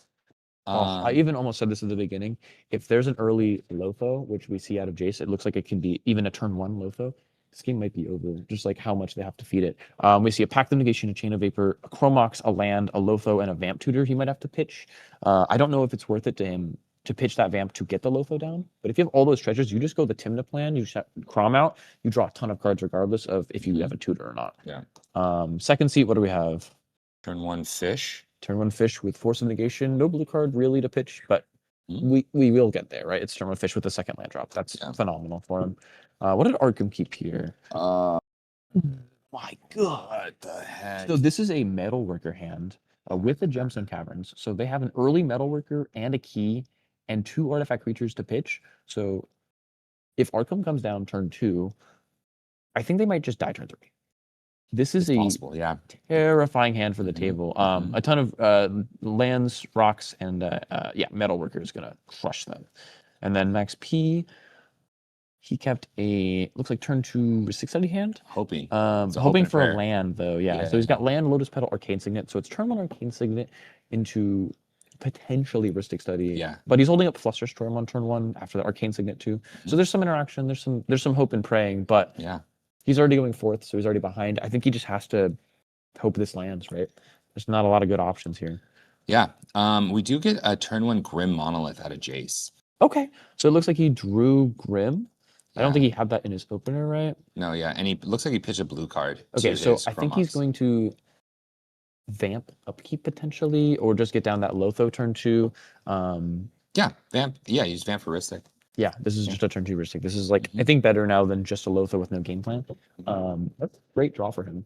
That was a fantastic draw. Yeah, we saw the Uh, fish turn 1 out of Hunter, and then is that the Metalworker or is that the Milkin? It's I a don't Milkin. remember. It is Milkin? Yeah, Okay, cool. Anyone unfamiliar, it basically just makes mana but mills you a card. Yeah. It's This, uh, yeah, this door. sets you up for yeah, this sets you up for turn 2 Metalworker. Yeah. Um, This is actually maybe just turn 3 Arkham or turn 2 Arkham because maybe the Metalworker is too slow now. maybe. Because you get down a turn 3 Arkham activation instead of a turn 4 Arkham activation. Yep. Again, it really depends on what he drew and what else he has. But he did piss that Force Negation for the gemstone. Yeah. We're seeing the upkeep vamp. Yeah, this is a turn 2 Ristic. 100%. Yeah, absolutely. He's saying, I think he's presenting a shortcut. Yeah, I'm Yeah. gonna draw this Ristic. I'm gonna cast this Ristic. He's got a colorless floating. Yeah. The Remora will draw.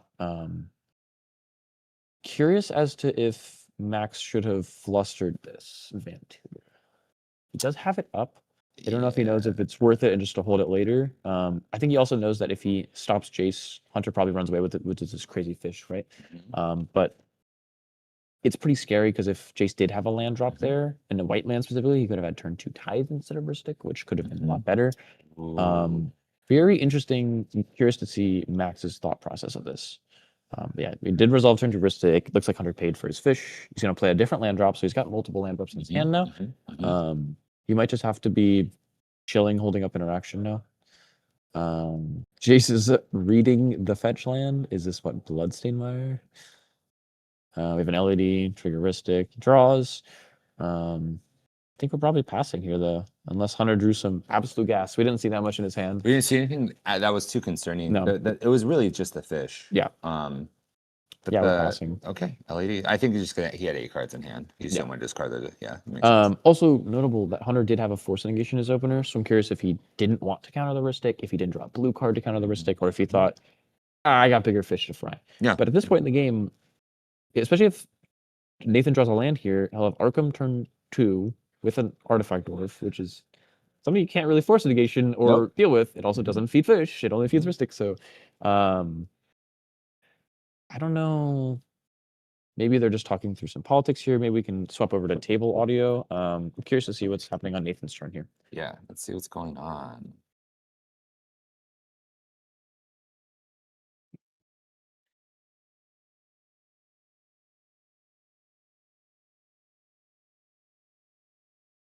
Just kidding. It is a restroom break, it looks like. I think they one of the players in this pod was in the longer game, so Yeah. that's what it was. I was like, I don't know what they're talking about. Let's see some politics. It It's not wasn't politics. Not politicking. Just going to the bathroom.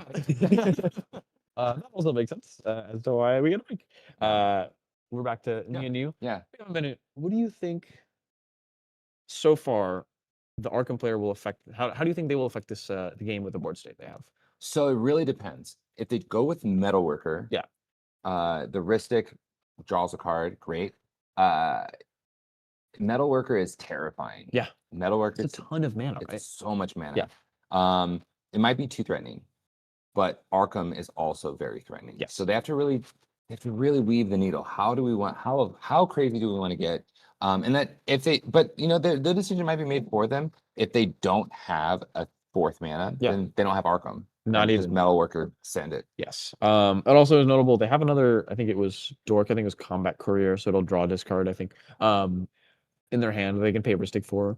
Is it worth holding up the Manamo they have to untap someone's land or to untap someone's legendary permanent? I don't think there was many legendaries in play besides the gemstone they had, so I don't think it does anything. But in theory, you can hold up interaction for your opponents.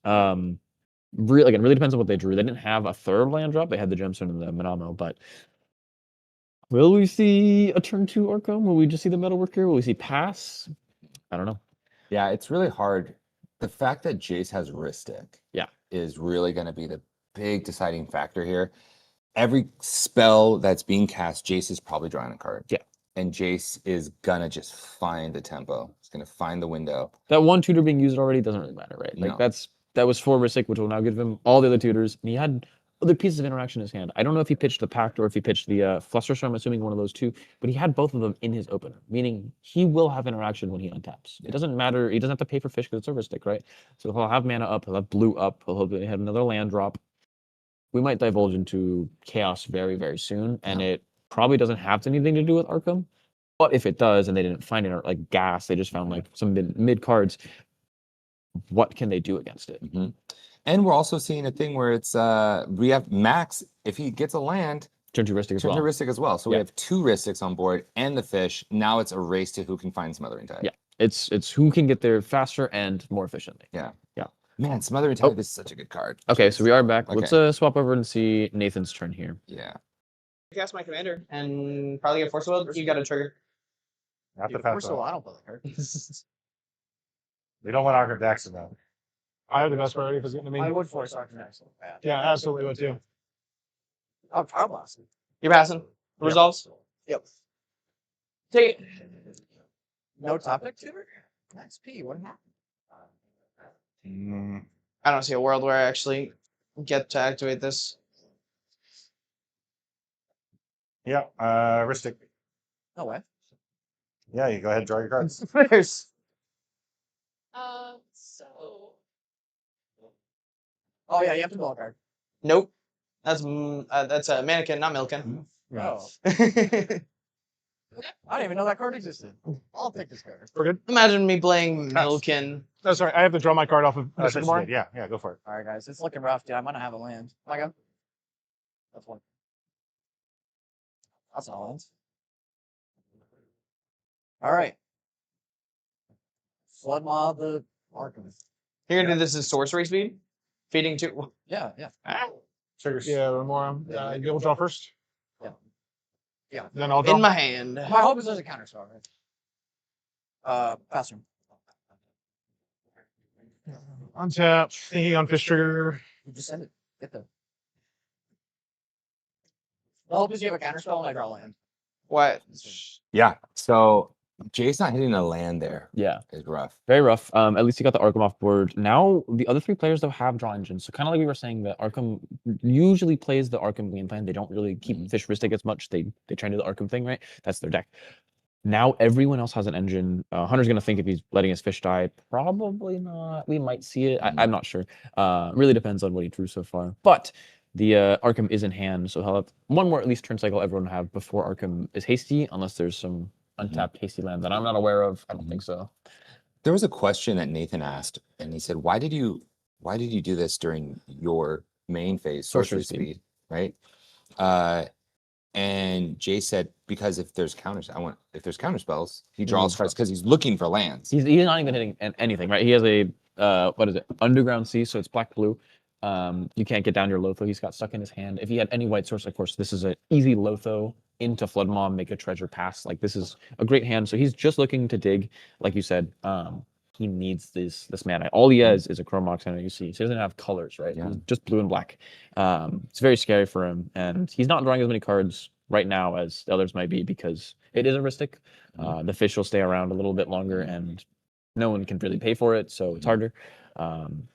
It's a very integral moment right now of missing that land drop, and that might be again unfortunate and have cost the game, right? Like just not drawing the land. I really like that. I really like the ability for him to recognize, hey, I need more cards in hand. Yeah. If I do this now, I could potentially draw a land, and I'm in a great spot. Like if Arkham has Fierce, right? He Yeah. always Fierces it because he'll lose the Fierce, and it defends his Arkham. Jace will draw a card, maybe draws a land, and then plays it, and then can get down Lothar, or whatever it may be. So it's good thinking and very smart, like again, methodical play of like, I'm doing a sorcery speed for a reason. I'm not just doing it to screw you over. It also screws you over, but there's a reason behind it. Yeah. Okay, so we have a starting town into this Chromox. Ooh, imprint. Let's go through. I feel like that could have been very good here. I mean, again, they're drawing a lot of cards, right? So Tataru Tower. Okay, Yeah, cool. there it is. This makes a lot of sense. I think he just wanted to pitch any card. The Ristics will draw, and then I'm assuming Nathan is going to be the one drawing off this Tataru Taru. This is going to be, again, a mini Lotho now of effect of just like, hey, Ooh, he gives it to Max. really? Very interesting. Okay. But like I was saying, like a mini Lotho, right, where there's three draw engines, one of them being his. He's going to be Tataru pretty much every single turn of this game, even if it's tapped. The second he untaps or he gets any amount of value from it, this will like be this mini smothering tide that he needs to be mana and cards. And now Yeah. he can start paying for fish forever and should be fine. Yeah. Yeah, he is in a great spot. Fish has lived to see 3 years old. Yeah. This next turn, he probably just pays for fish. He untaps with at least 2 treasures. Oh my gosh, yeah. At least, right? Again, So- 2 Ristics that you can't pay for forever. That Tataru makes a treasure no matter what. So like, unless everyone's casting no spells for some reason, then Yeah. it should be fine. Yeah. It's very interesting. Jace is drawing a lot of cards. So is Max P. Max P. He just got that Tataru. Yeah. That's crazy. I don't know how little I would value Max P as a good player and has a good deck and a good board state, so I wouldn't have given And him has more mana than Jace. yes. More mana and colors than Jace. Mm-hmm. Notably, I don't think I would have given it to Jace either, but giving Arkham even one card is very beneficial when their whole game plan is just Arkham, right? Yeah. So yeah, it's a And they're gonna maybe do the same thing, right? Like their game plan next turn is just Arkham pass. pretty much. Again, even if they drew a land, like that doesn't help that much. Maybe pay 1 Ristic Study, I guess, but like that's pretty much it. Maybe let's swap over and see some more audio from Nathan here. Maybe talking to the pod about what's going on. Yeah, Maybe for if sure. he should cast Arkham here. I don't think so. Play your Arkham. Okay, whatever. I'm not. I'm gonna tap 3. I would love to attempt to cast a Metalworker. Oh, yeah, Ristics. Ristics, cards in hand. I have 8. I don't have enough. 8 and 8.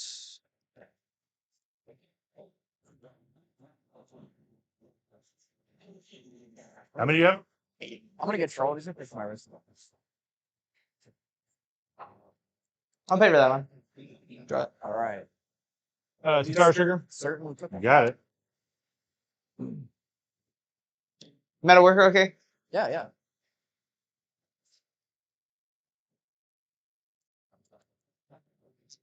Good.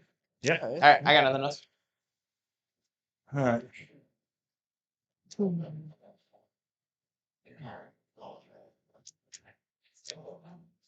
Is it also?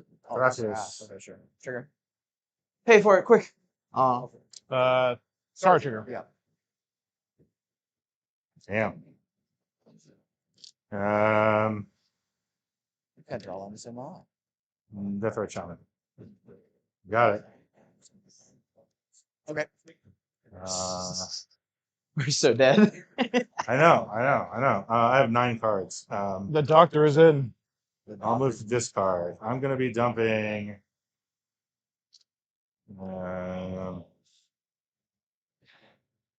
Wow. We're all missing land drops this game. What is This is happening? Crazy. The only one who's hit all 3 land drops so far has been Hunter. Arkham played one pre-game now, missed his 3rd land drop, but has a 3rd land, so it doesn't really count. Max didn't have one. He didn't even have one in his keep, right? But he found it, and now Jason's sitting here on what is going to be his turn 4 with 1 land. Hopefully he drew one, but like we're seeing some mana screw on everyone except Hunter now that he has this Tataru card. Yeah. So we have 3 farm decks, right? And when the farm decks can't harvest, it's insane. rough. Bad. Yeah. Right? Like this is so brutal. Yeah. Seeing Max have to play Thrasios probably because he has some sort of fierce or something. Exactly. Some sort of interaction hand that are based on his commanders. Yeah. But like not hitting the land. Yeah. Having to cast Death Right. Like he Cast Death needs Right. the mana, right? Like obviously he's gonna have to get there. There Mhm. wasn't a Lotho, there wasn't something else to do. Jace, if he has any white source, pretty much has to slam Lotho and pray, I'm sure. Yeah. Oh my gosh, he's MC-ling. I don't think he has a land drop. Okay. This is insanity. Yeah. Oh my gosh. I think he is ceiling for a command tower? Like I mean, at this point, anything, right? This is crazy. He's drawn a good amount of cards, not like an insane amount, but not drawing lands here still is ridiculously unlucky. I don't think they're on that few. We can check. I think it's 26 or 27. It's not like it's Yeah. a low number, right? This is a pretty standard number, especially for Blue Farm. Let's see that number real quick while I pull it up. But it can't be that low. So I'm like, this is just insanely bad luck. And your Yeah. seat 1, turn 2 Ristic hand, you just get Yeah. RMD'd. Okay, so 25. Still a decently high number, like one lower than normal, but Yeah. we're playing all the classics. Yeah. There's Did he play a land? Did he? Don't know. No. I think he's moving gonna to do discard. It's like Diabolic Intent and Ragavan. Yeah, this is a really bad spot for the Jays. Yeah. Having to use yet another tutor on what I can only assume either be a land or a ramp engine, like a Chroma, or I guess yes, Chromox. It has to be like Mox Opal or something. Like Mhm. this is real bad. Yeah. Yeah. Real bad. Real bad, guys. Here we go into Hunter's turn again. He has got 4 tapped treasures, a Chromox, an LED. What's happening to Metalworker? They just like looking at it, reading yeah. it. Yeah, this is oh man. He's got infinite mana almost. So he's paying for his fish, right? He's still got a Taro out, so it's gonna get more. Not he's paying for fish. Not Oh, paying he's for sending it. fish. 10. This is very interesting. I Yeah. think this has to be like Grand Abolish or Nas or something. They're Yeah. they're really Yeah. realistically can't be that much more. Mhm. Or maybe Voice of Victory Nas. Like this is like there's got to be a very high mana reason to not keep your fish here when you have that much. When you have a land drop, so you have 4, 5, you have 9 mana and an LED. Like it's Yeah. got to be Voice / Grand Abolish right now. I think those are the only spells we really see besides Ranger Captain. Yeah, even then, like I feel like the math. You can still pay it. Yeah, you still pay it, right? It just makes way more sense. Yeah. But we, you Yep, know, there's a there's Ranger. Okay. yeah. I'm like fairly certain that this game is going to explode right now, and it's going to be Crack Ranger, Cast Nas, Crack LED. I don't think there's another play pattern here that makes sense. Maybe because he was thinking about how he plays. Is the Ranger uncounterable? Is that Gemstone? Not Gemstone Caverns. I Is think that it's just a Cavern Souls? command tower. It looks like command tower exotic orchard. I don't believe it's a cavern. Maybe wrong. We'll see. But We're who drawing drew their cards. Force of Will / Pact? We know that Jace still has it. Looks like he pitched Flusterstorm to Chromox, Yeah. and he might have talked to the table and be like, "Hey guys, I can only offer draw. I'm getting screwed on these land Yeah. drops. I don't have anything. Yeah. I don't think Max has in theory a creature counter spell either here. Maybe he does, but like Flare of Denial. I don't even know if Max is on Flare of Denial. I'll check that as well. Probably not though, because sacking your Thrasios is Okay, we do see really a Force of bad. Will. Oh, okay, from Max or from okay. Yeah, from It Jace. was from Jace. I think this has to be correct, or else they would just lose the game immediately. I'm sure that letting your fish die here means you lose. Maybe this is also what Jace tutored. Maybe he knows that the farm deck is going to be farming, and now has a Tataru still, and they can do whatever they want and just start pushing. And look at that, he pushed. We don't see a Flare of Denial out of Max P, but we know he plays Rollick, Fierce, Mind Ray Trap, Force of Will. There's still a lot of answers. Let's listen in on some player audio real quick and see what they're discussing. Because the way that Tataru is worded, this is only triggers once. So if it's missed, I believe it didn't trigger. We can Is that ask. correct? Correct. No. Do you have a I would Yes. I cast a Ranger Captain. I cheated for that. He drew off of Ristic Study. And then I would have had a Tatar trigger, but it was missed. And then we are Force of Will. Force of Will. He drew off the Force of Will. So now I believe I would have a Tatar trigger. So, The way that but works. even if the trigger is missed, Mhm. it's still considered to have triggered. Okay. So, this will be this. So when did the initial trigger happen? So, When I drew off my study on Ranger. so for this one. Okay, so this will be this trigger. Okay. Double check. Sure. Why do we care about the top three? Wow. Yeah, I draw. I would like to know how to Yeah. resolve this. So when we see these kind of situations with judge calls and Yeah. missed triggers, one of the things that's like good to know when you are in a situation where you miss a trigger, that trigger was missed. We are saying that it could have happened, it didn't. It does not happen again just because you missed, especially these once trigger per turn effects. That was what this player, the Hunter, was trying to say, right? They were Yeah. trying to say, well, it's once per turn and I missed it, so it should happen again, which is not how it works. No. Thank you, Judge Hire. Yeah. If anyone didn't know, Yeah. Judge Hire. I got you. It's interesting. But in this situation, we do have, you know, the Force of Will on the stack, targeting the Ranger. If we see a fight here, this is the scariest place for this pod 100%. because the fight happens and everyone uses the resources. We are untapping in a metal worker. Yep. A ton of mana. This could be, you know, a God Pharaoh statue. It could be a Portal to Phyrexia right now. Blow up all the creatures, just board wipe. This could also just win. Yeah. It could be some crazy like Arkham land, you know, Clock of Omens into untap metal worker more, into make more mana, into combo piece, whatever it may be. Yeah, this is a scary spot for everyone. I think they're all worried about how hard everyone else can push. They've got to keep Arkham in the back of their mind. Again, our metal worker turn might be crazy, but also everyone else is grinding. They're playing farms, so you can't let anyone get away with a little too much. The second they do, they blow you out and win. Yeah.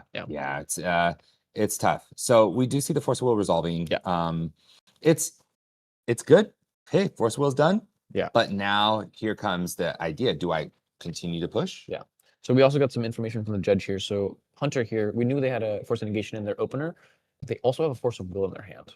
So in theory, they can still be pushing and not care about this Ranger captain. They can just fight over something else. Maybe they don't want to get Mind Break trapped on something, or just casting Esper. I think this is the right route of hold up a ton of mana and have more draw engines. Like, yes, you lost your fish, sure, but now you have a little bit of one. You still have all the mana. You've got a lot of cards in your hand and at least 2 forces, right?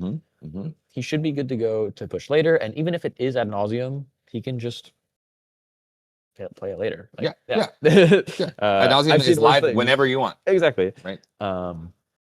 It looks like he did pay 1 Ristic, so I don't think he's got Nas mana up. But Simeon exists, so we're fine. Yeah. We are untapping on Arkham's turn. I'm curious to hear the politics going into this and what Arkham ends up casting. Haste enabling. I'm having trouble hearing you. What? Boots wins the game. Like any haste enable. Sure. Can I read metal worker? Of Not course. just Fearmonger. No. I hear you. I need to know how this deck wins because I don't play against Arkham. It's normally Arkham. Once Arkham's in play and there's an artifact creature in play and you can activate Arkham, Yeah, you can probably. we're probably cooked at that point. Immediately. It normally takes about 2 Arkham activations to win the game, but But the first one cripples the table. Yeah, normally. Well, but then you need 2 more after that if I'm crippling the table. You just call me crippled? That's messed up, dude. Yeah, I like to break legs. It's fun. Here, let's see here. We have 3, but they're all just 1 mana. Guys, this metal worker is gonna pay for some draw engines. I'll tell you right now. I'd love to activate it, and we'll show the class what I'm working with. Jeweled Amulet, Manifold Key, Chrome Mox, Combat Courier. At 8. Sure. Marry that last one. This one, sure. It's a common. It has Unearth. It drops a card. It sure does. You're right. Dude, We're using this. No. Sure. This. It was Julian Chromox. These 4. Yep. And key. The key. Yep. I would love to attempt to cast that said key. 1, 2, 3. Before you pay for mine. Okay. Let's talk about it. I think Max has the ability to send on my turn. No, I don't. honestly. I'm Sure. Okay. I was just like he's pulling ahead. How many cards do you have in your hand? I have 7. and I know that you have a pact in your hand, so I don't really care. Okay. I'm gonna pay for him. It depends how much he's playing to like win the game versus. So you're paying for all of them? Yep. So, yeah. Key on the sec. Judge, I was Pass on it. Key's good. Judge. A split sleeve. Yeah, I have an extra in there. I just want to make sure I'm okay to reach my deck box. I have a split sleeve. Can I just flop it out? There's one in my deck box here. Sure. Should I pause? Wait. Always on my turn. So yeah, so I don't think. the politics in that situation. Yeah. I loved Nathan said, yeah, let's talk about it. Right. I think, what do you think Jace wanted? Jace just wanted to draw a card. He needs draws, right? He has still 1 land. He might have had to Imperial Seal for that Force of Will. Like, I think he knows he's a smart player. I might just die when this TNK player untaps with 9 mana and an LAD, right? So I think he had to have tutored for either Force of Will or maybe he had it and just got a land, whatever it may be. But he knows he's going to get screwed, and he's like he said to Nathan, like, I'm going to get screwed by Max. He's probably got a push turn, which Max will probably, no, I don't immediately, but it doesn't mean he doesn't get like instrumental value, a smothering tithe, his own ranger captain, whatever it may be. Yeah. It's very, very interesting to see that politic, and Nathan's still saying, no, I'm just going to pay because I'm paying my taxes. Right? Exactly. Yeah. Exactly. Yeah. Yeah. We heard there at the end there as well. Jay said he's just swapping a sleeve out. He split a sleeve. Talked to the judge. I think that's fine. They're all good there. And then we're still doing some metalworker things. Casting a combat courier now. Probably paying for a bunch of Ristic studies. Bunch of Ristics. Yeah. He still has 6 floating, a mana off of the what is it called? Something kin? Not Yeah, Ilkin. Mannequin. Yeah. Jeweled Amulet probably also paying, and then I think we're Archiming. This is a lot of mana. Yeah. Are we charging now? Sure, we're paying colorless into it. Okay. Does that that work with colorless? I don't think it does. Let's look up our producer. Let's look up Jeweled Amulet real quick. Maybe it's of any type instead of any color, but I thought it said any color.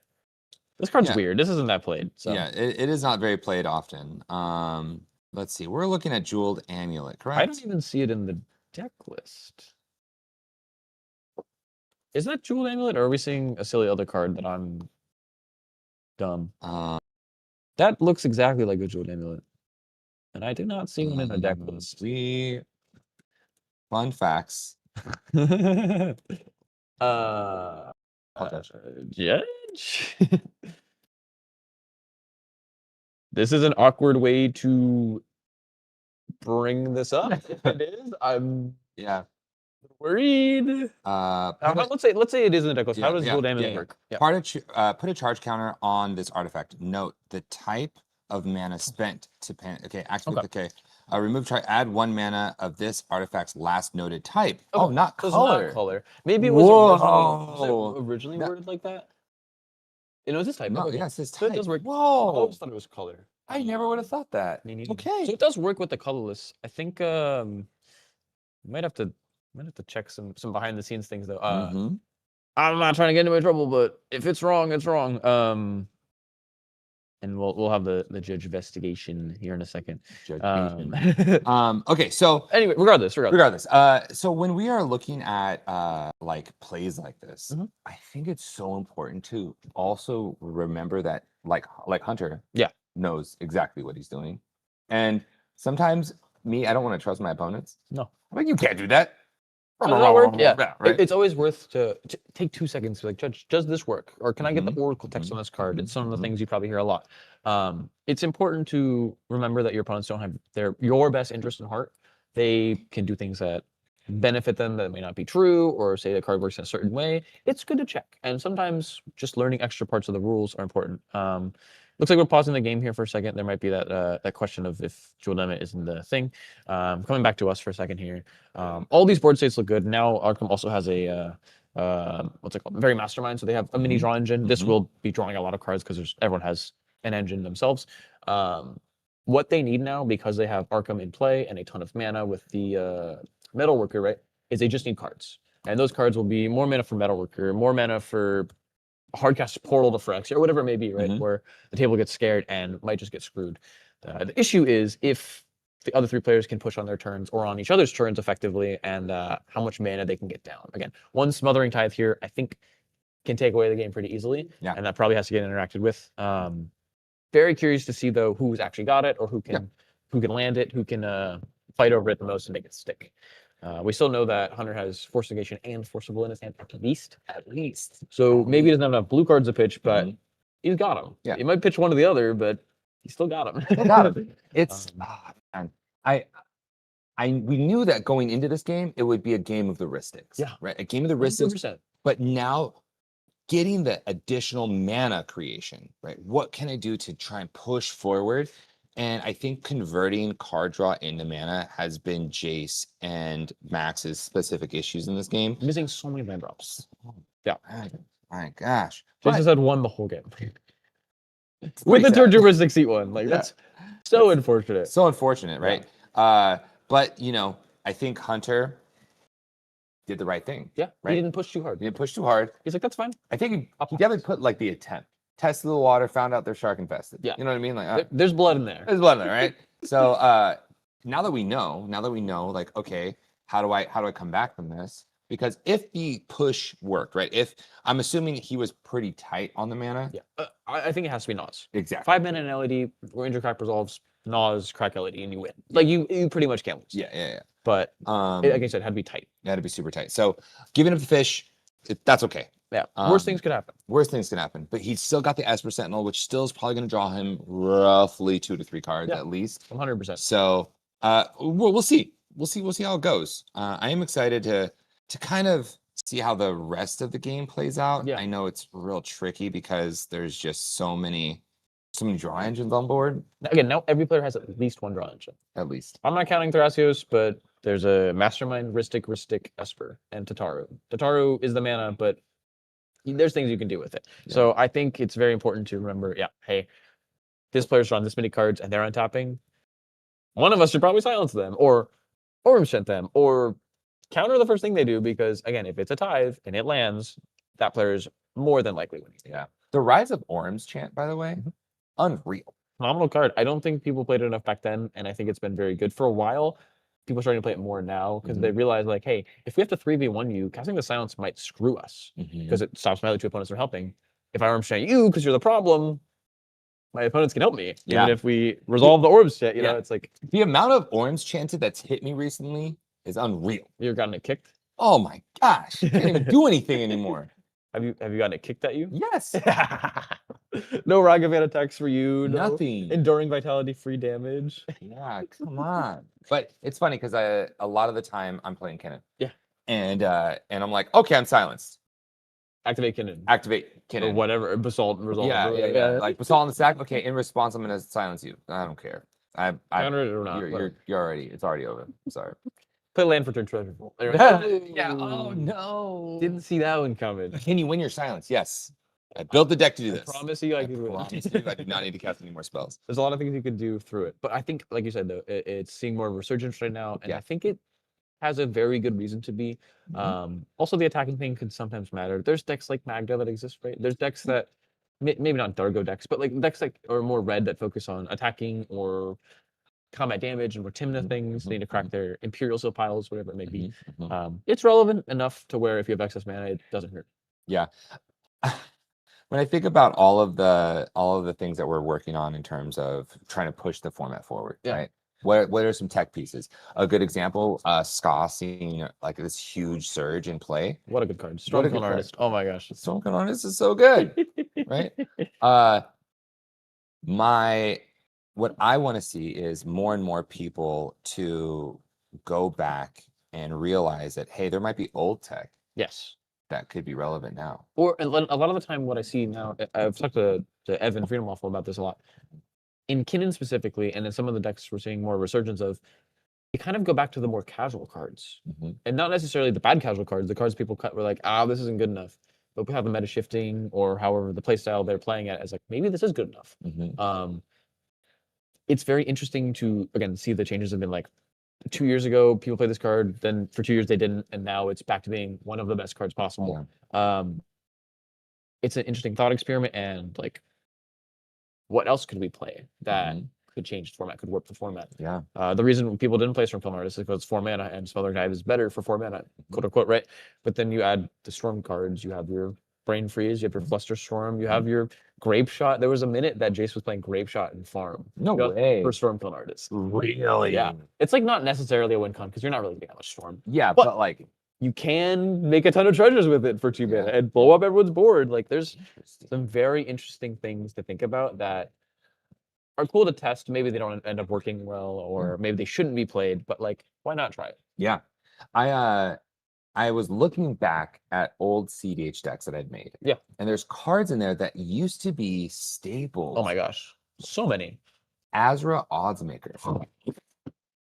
I haven't thought about that card. Right? Didn't that bring you back so long? Right? It's like it used to be this discard, draw 2 cards that people would go nuts for. We have to kill that. We have to deal with that. We have to get one of those, right? Like these cards were just so ubiquitous in cEDH.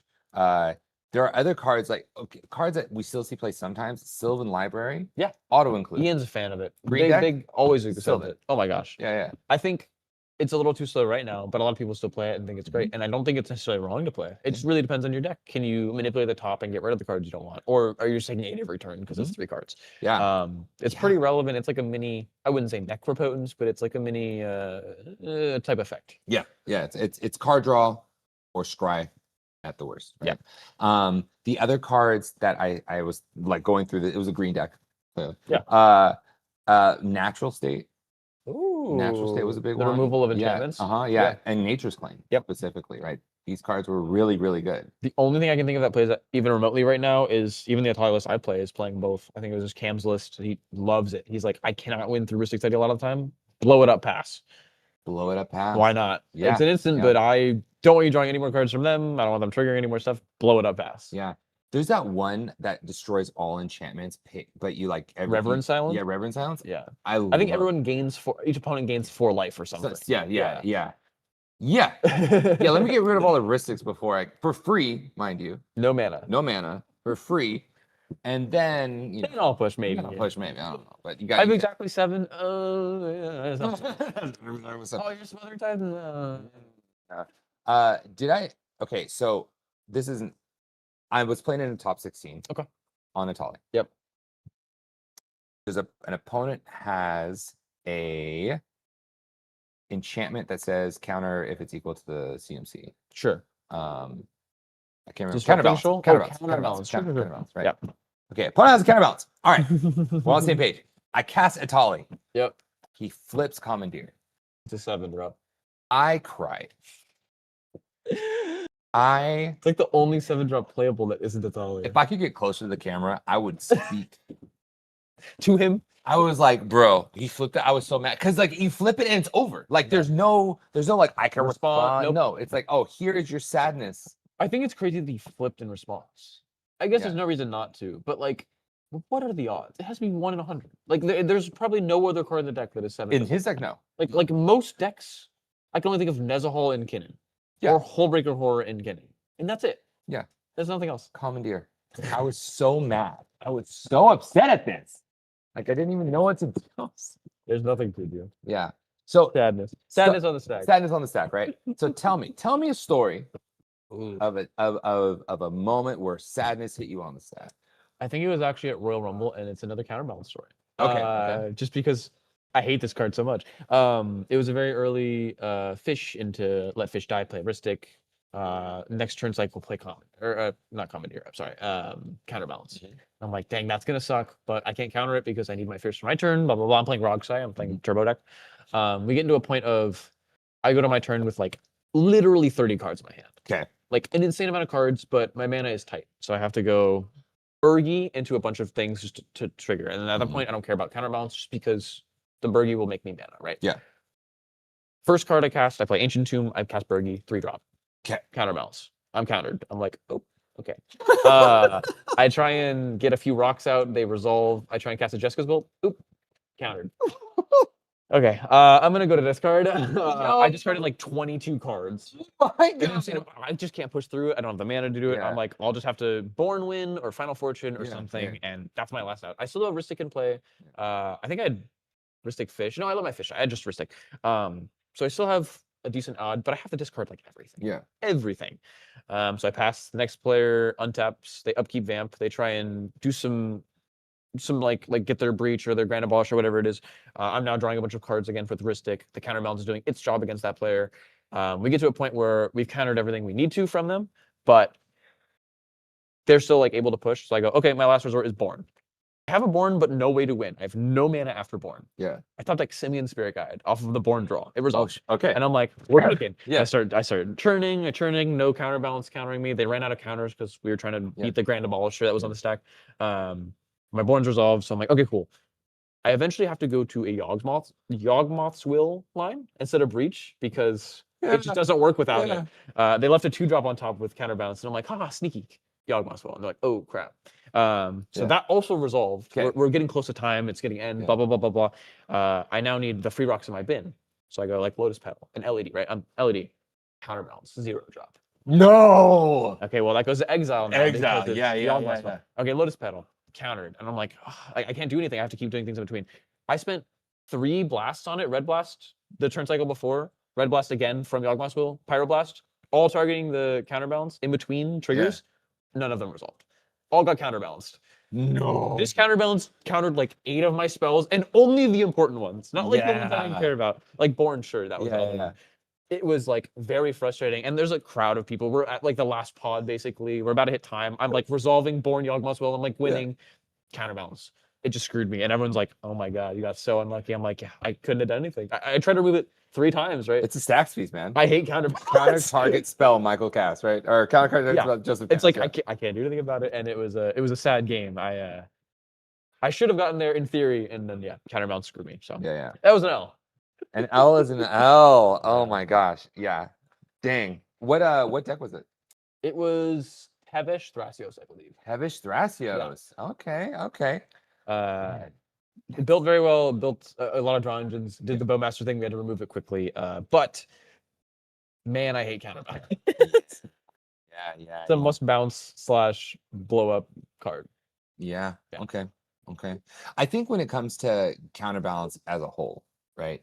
It's one of those cards that can be so oppressive, like in your game. Or the worst card ever. Or it does nothing.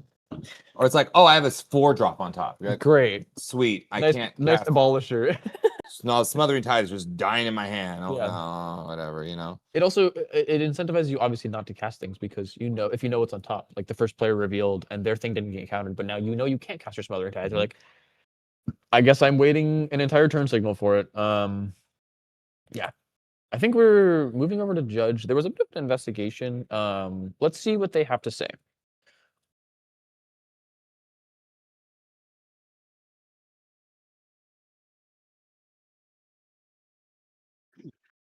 Okay, so what's going on is Nathan had an incorrect card or played a card that was not on his deck list. And as a result, that is a deck list error. The deck list error comes with a penalty of a turn skip.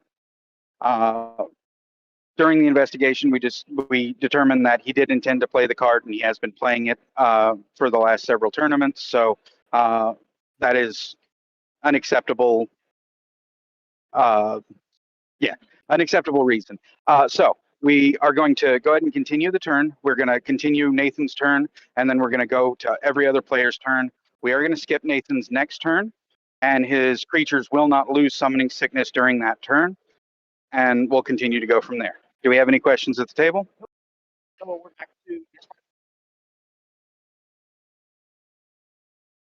No, it just.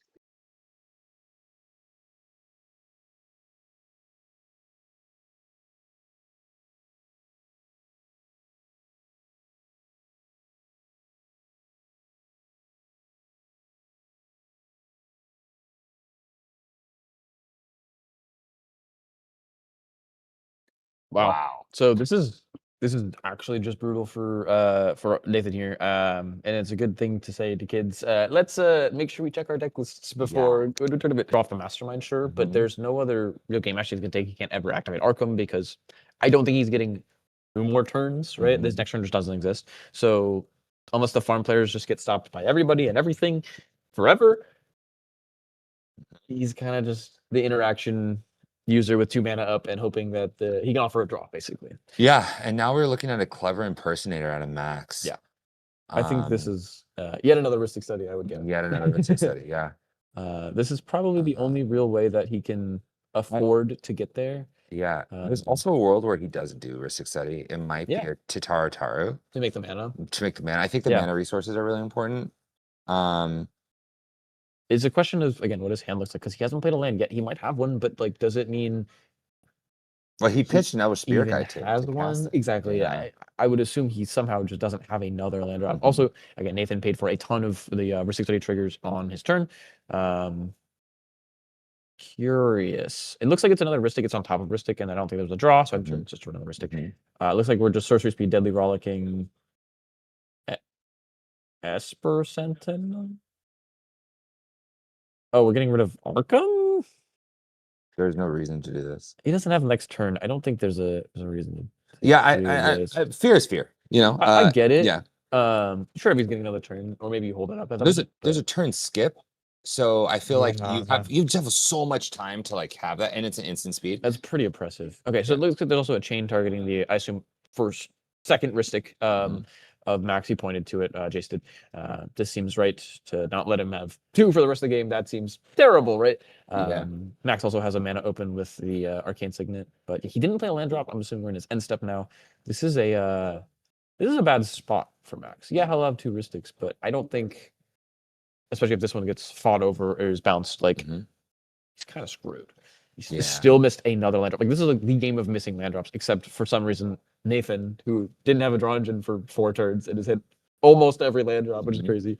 Yeah, it's gonna be tough. Yeah, the double Ristic, I get. Oh, we see He's a a fierce. Yeah. Yeah, I think he has to, right? Yep. And again, that's probably why we saw the Thrasios come down the turn before. Like he knew he might have had both, right? Of at least one or the other. I have to counter something. I have to blow up something. It's actually Arkham, right? Yeah. Let's see what we can get away with. And at this point, I think that chain is countered. We're just gonna see what they're gonna fight on later. Yeah, Jace has so many cards in him. He does.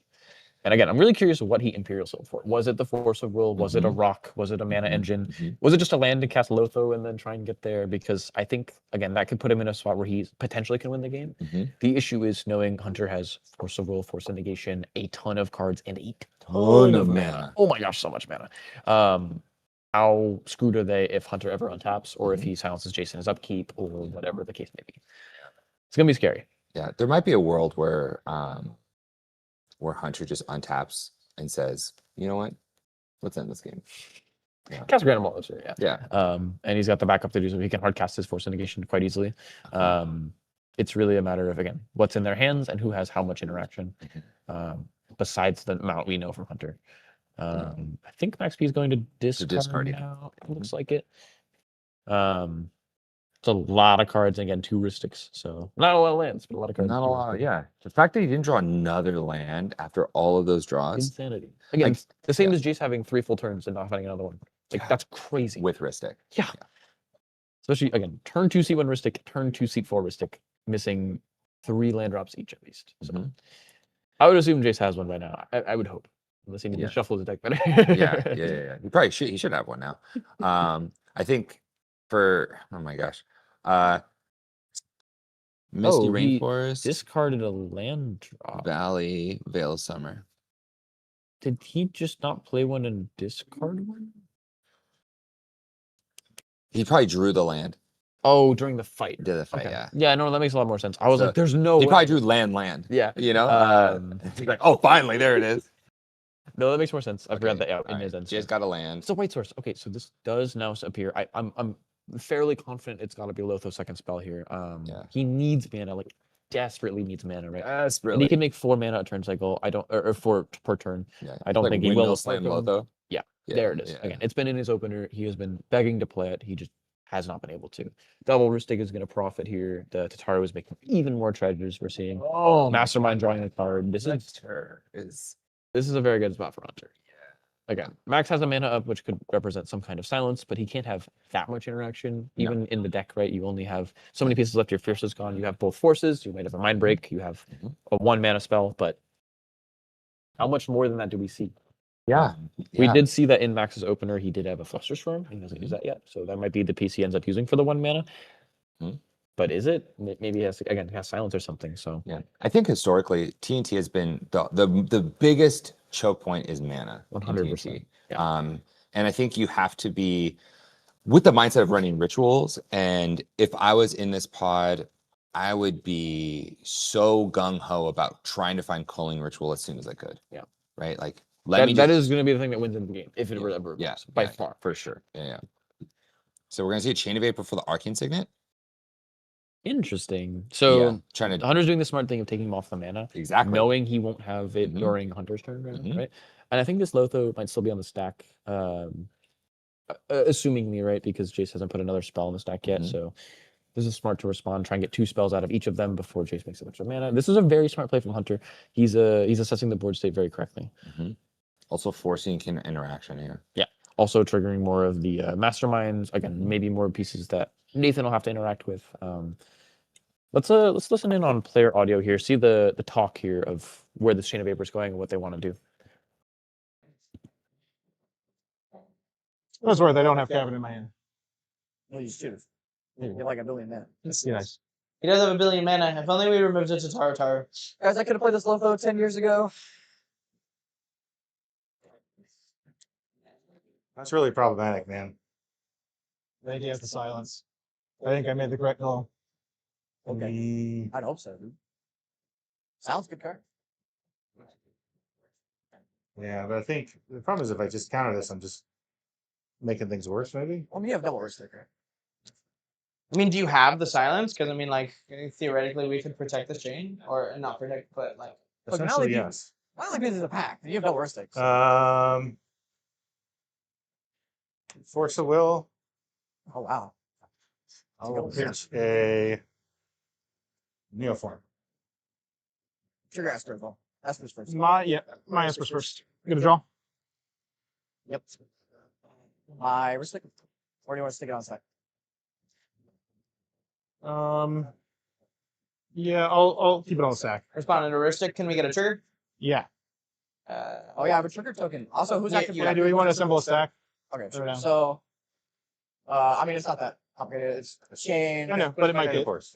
Yeah. Oh, are we doing a big fight now? I don't know. I mean, it's one spell. I'm gonna pitch a fierce force of negation. The force. Target the force. We have a set of triggers. So many Ristics. I'm gonna respond to all the triggers, I guess. All the triggers. All right, let me put yours on top then, unless you want your trigger. Let me Ristics. designate. This is my Lotho trigger. Oh. This black man is. Oh yeah. Do you want to put your Ristics on the stack, or would you like those to Sure, resolve? this They're on the stack, this but I'm not dice is gonna. max I'm gonna features. respond to them. Okay. Your triggers though. Yeah, mine Okay, too. just checking. So where do we want to put them on the stack? Is this? This is his two draws. My Lotho, my wrist. Got it. Sure. And then wrist stick for force. Yeah. I'll tap for a blue, Oh no, he's tapping. and I'm gonna offer you can't refuse targeting my force of will. Fancy. Now there's a new set of triggers, which is, I mean, I'm assuming this isn't getting responded to, but you never know. Yeah, I have wrist stick just a and Ristic. Lotho. Oh, and a Lotho. Yes, because that's the second. Okay. Top of the stack is my Lotho trigger. Am I gonna make trigger? Thinking. Think away. Could I get time in the round? This is where it happens, dude. Ooh. Yeah, you're good. I'm good to pass on. I'm gonna get Okay, yourself through okay, this. so I'm gonna make a treasure token. I have a risky study trigger. Did you lose a life for Lotho? I need to. Did you want to pay, Max?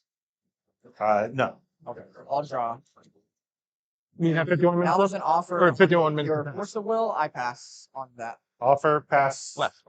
Offer on force of will. Force, Yeah? good. Offer on force. Offer on your force. Yes. That's Okay. good. Yep. You're gonna make 2 treasures. Take 'em. Go to your yard. Now I have another Lotho and a Ristic for force negation. And I have 2 Ristic studies first, right? Because you're active player. True, yeah, that's what that 2 was. So you can draw. Yeah. Yeah. I'm gonna draw my 2 cards. Yep. And then I have Lotho. Yeah. And What do you then have left for one? your second spell, fun. Your. Oh, right. Yeah. And then I have my Ristic. I'm gonna take your life from Lotho. Do you want to pay? No. Okay. Okay, and then there's a force negation targeting nothing. Is that good to fizzle? It's gonna fizzle. Yeah, and then there's his Ristic. my Ristic Furchin. That got responded to. I get to draw. I wish I drew these in my Mentos. And so now we're on Chain of Vapor targeting an Arcane Signet, which is tapped. So that's good to resolve. I will not continue the chimp. You sure? Let me think about my hands. All right, so now we're back down to change resolved. We're not copying it, so that can go to your Yeah, we're still in graveyard. my end step. Yep. And then are we good to move to his cleanup? Anything else on the end step? And then this is in your No, yard. I've correct? already. Yeah. Okay. Sure. No.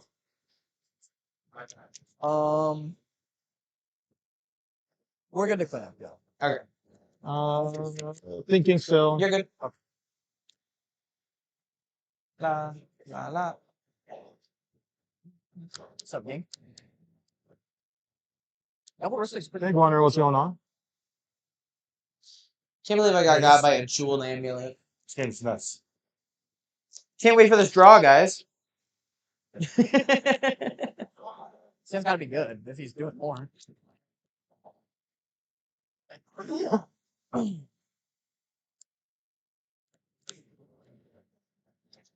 Yeah. I'll pass priority on your stuff. Okay, I had pass priority. Discard. Clean up away. I do this Mox Diamond and all these lands. Demonic Council, land, Rite of Flame, Mox Diamond. I'm at 7. I have to discard. Yep. I have to discard one more. One second. Oh, you have to discard one more? It's a Bergie. Wow. We're back. So Lotho did resolve. We're seeing that Hunter wanted to bounce the Arcane Signet on his end step before his turn, which is very smart. Again, very heads up play. You want to make sure that Max doesn't have mana, but he did end up having not only a counterspell to fight it, and then Hunter had another counterspell, but now he had offer can't refuse to give himself 2 mana instead of 1. Doesn't matter if chain resolves anymore. Yeah, I'll be fine with it. I like that. Very smart. I think the only thing that is relevant is maybe responding to Jace's Lotho. Sure, it wouldn't be in his end step, but that means he doesn't get a ton of treasures. That's the only scary part. The table also all does know that Jace has a pact of negation, but does that matter if it's Cavern Grand Abolisher or something? To Hunter, we're as a table here looking pretty scared of Hunter's hand. Even if it's not that many cards, it still has enough to where you can just slam Crom Timna, do a bunch of stuff, and then draw win condition, draw Grand Abolisher, still win. Yeah. Again, he's got on board right now 12 mana and an LED without playing land draw. So that's a little bit. Yeah.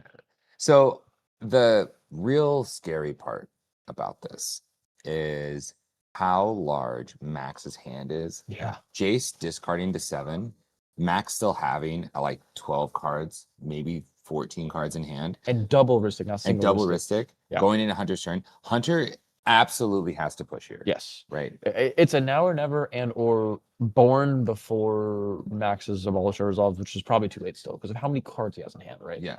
He can go silence on top of silence if he needs to. So it's like it's probably too late unless he pushes now and has a good window of the cards. Demonic Tutor.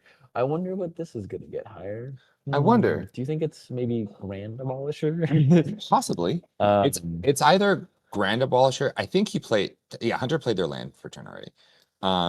He did. Was it just a Badlands? Yeah, I think so. Yeah, Okay. just Badlands. Sure. Because in my mind I was like, oh, maybe he's like I'm tutoring for Cavern, Grand Abolisher. Yeah.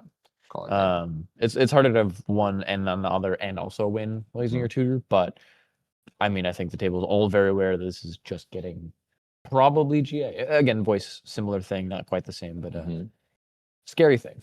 Scary thing. Max just used his Force of Will. Jace had also had to use his Force of Will. Nathan hasn't used necessarily the correct interaction like Pact or Force of Will here. Yeah. But they might have to try and force a draw because again, Nathan is not going to get a turn. They got a turn skip. Everyone who needs to remember that wasn't here for that interaction. They just had a wrong cards, a deckless error. They're not getting a turn next turn if it does pass to them. So it goes right to Max's turn, which is also relevant to know because that means Max adapts even faster, which is terrible when they have 20, stuff, right? Maybe more cards in hand, right? Yeah, and I want to see Max's list because I think I just want to look at their. Okay, so they're not super heavy on interaction. No. Right, they are on Abrupt Decay, which I was great. Okay. Yeah, Mind Trap, Force, Fierce, Force. We're on Swan Silence Song. and Orm's Chance. Yeah. We use that Fluster. They have Pact of Negation, but there's really not as many counters as you have of a pure control deck, right? We also saw the Deadly Rollick, so there's less of that. There is a know. world where Birthing Pod just gets him there. Yeah, 100%. Right. He could have Swift Recon in hand. Yeah, for sure. Okay. This is a Death Right into Devoted Druid into Swift, or Or it could also into just be Oracle. his own Grand Abolisher, right? Whatever it may be. Or just Grand Abolisher, call it a day. Pretty good. Grand Abolisher Culling Ritual. Yeah. Sure, you don't have the Grand Abolisher anymore, but you have 80 mana and cards. You're probably fine. Be pretty funny. What's so crazy about Grand Abolisher is if you get Grand Abolisher out and then you Culling Writ, people They can't can't even crack tap their their treasures. Like, oh man, it's over. It's a pretty silly interaction that screws everybody up. Yeah, basically. Okay, so it looks like Demonic Tutor did resolve. I'm sure we're just casting GA, right? Yeah. Oh, we're casting Ristic. Interesting. Possibly because he's gonna push anyways, and he wants to get cards into this. I think the issue becomes that the other 3 players just have to now counter this Rhystic Study because all he has is mana, right? He has an Esper, which is like, yes, it's card drop. It's not a Rhystic. It's not a fish. It's not, yeah. It's not even a mastermind here. It's a good bit worse for him to have all that mana and cards than it is for him just to have even a Grand Abolish on the stack. If there's a Grand Abolish stack, they can maybe force a draw. We know Jace has a pact, blah, blah, blah. But if it's just a Rhystic, I think the opponents basically can't let this resolve. And if they do, Hunter almost assuredly wins unless Max has like Exodia, which with 2 Rhystics is very possible. But 6 mana up in an LAD, Rhystic, Tatar, Esper. Crazy board state. Yeah. Man, this board state's rough. Okay. Yeah, we got turn skip for Arkham here. Okay, so now now we're going to Max's turn. Okay. So the fact that Hunter did not push, or do really anything scary besides tutor for Rhystic. This is almost assuredly what he tutored for. I doubt anything else in his hand is what he tutored for. Yeah. Maybe just a Born if he had the Rhystic, but I doubt that. Okay. We're all nervous about a land, right? Like, yeah, we got it. We had the land drop. Third land drop, turn 5 or 6 or whatever it is. It's, Jace has 2 on his turn 6. Yeah. This is going to be a very pivotal turn. I think they're starting to round the corner of everyone has high resource.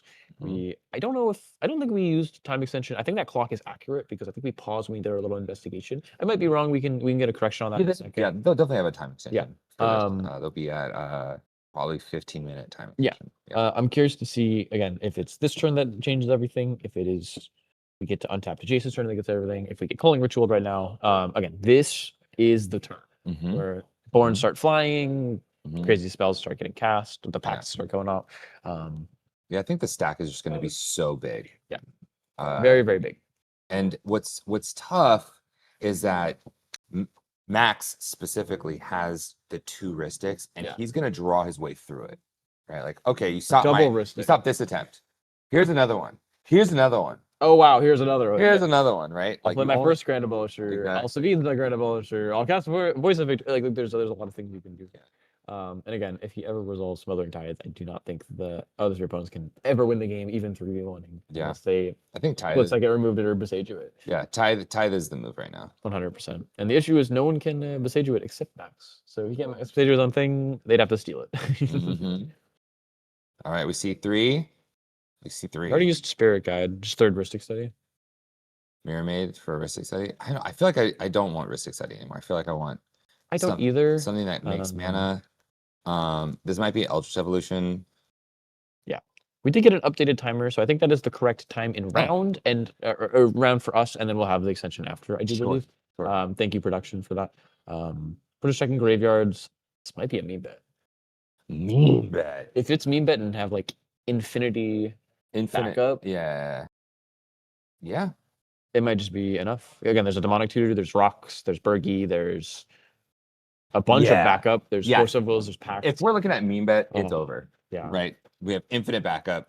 He's got 3 other pieces of what's it called? Of mana as well after. So you can even just go like Bergie into win. Yeah. Very curious to see what it is. Yeah, it's Demonic Betrayal. Yeah. Okay. Anyone not knowing what this card does, it exiles all opponents' graveyards, and then until end of turn, you may cast those spells. And if they do, they go back to their opponent's graveyards. Exile and Demonic Betrayal is at the end of it, so it can't be recurred. This will very easily walk away with it. I think this is the thing that Max ends up fighting on. Same with Hunter, same with Jace. They have to, right? And if not, they're just. Is that a Bowmaster? Oh, we did see a Bowmaster. Okay. That's okay. Are we Bowmastering Arkham's Mastermind? Is that what's happening? Yeah, I don't think Bowmaster means anything right now. So like to stop Max's push. Not at all. But I think this is just a value piece that like we're drawing cards. It will kill someone at some point. There's like 4 draw engines, right? Very curious if it's just it should just hit low fill. I'm 100% certain, but if it does, if you want to kneecap your opponents for sure. Again, they've only cast 1 spell each, so this won't even trigger the Lothos yet. Jace will have to start fighting over. He probably has to pact it, which is, I'm assuming what we talked about. I think this is to where we want to get a stack war going. Let's swap over and start hearing the politics a little bit, especially from Jace here with the. We knew it was coming, man. Oh yeah. Now in his main phase on your phone. Apparently not going for you. Well, I don't need it currently. I need it like a guarantee. Like for the rest of the game? Well, you can ping my life total, but you can't kill me, and then my life is safe. That's the deal. Kill you? Can't kill you. Like with You can put me- Bowmaster pings. Yeah, you can put me to like 5, but nowhere below 5, right? And I'm not nausing this game anymore. Otherwise, I'm using counterspell in his main phase, feeding him 2 more cards. Like, if you're fine with it, and you're like, yeah, I'll cast it if you want to. I'm currently countering the knee bet, but if you're gonna bowman my stuff, I'm not going to. I mean, yeah, I don't see a reason that I currently need to bowman your stuff. I need the deal of I won't be below 5 life because of your bowman, and my Lothar will be safe. From You can kill the rest of my creatures that I play for the rest of the time. I don't. Are you winning on your turn currently? No. Okay, if you currently do not win on your turn, then that's fine. I'll make that deal. Okay, I pass on both. Bowmaster pings will never hit you. Sure. Ever? No, sorry. I mean, my Nas doesn't matter. They will never drop you below 5 health. And they won't kill and they Lotho. won't kill Lotho. Okay. Okay. Bowmaster, So we have to or do- I guess, are you passing? Yeah, I'm fine with it. Okay. Bowmaster ETB, take it.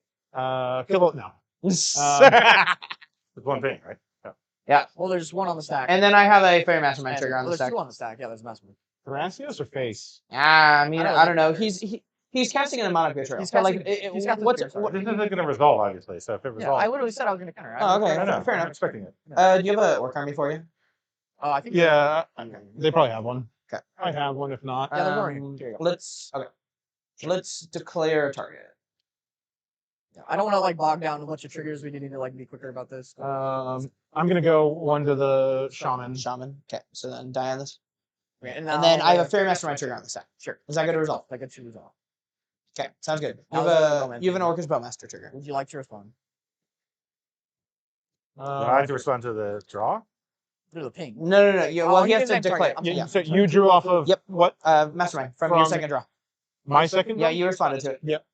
I mean, you put 1 on the death right, and you can force him to make a mana. I don't know. I don't think I have to play, but I mean, I'm playing Necro and Nas, but they're obviously not resolving. At this point, I feel like this game's gonna be a draw, so I don't know what's gonna happen, but whatever. I'm going to draw now, too, at this point.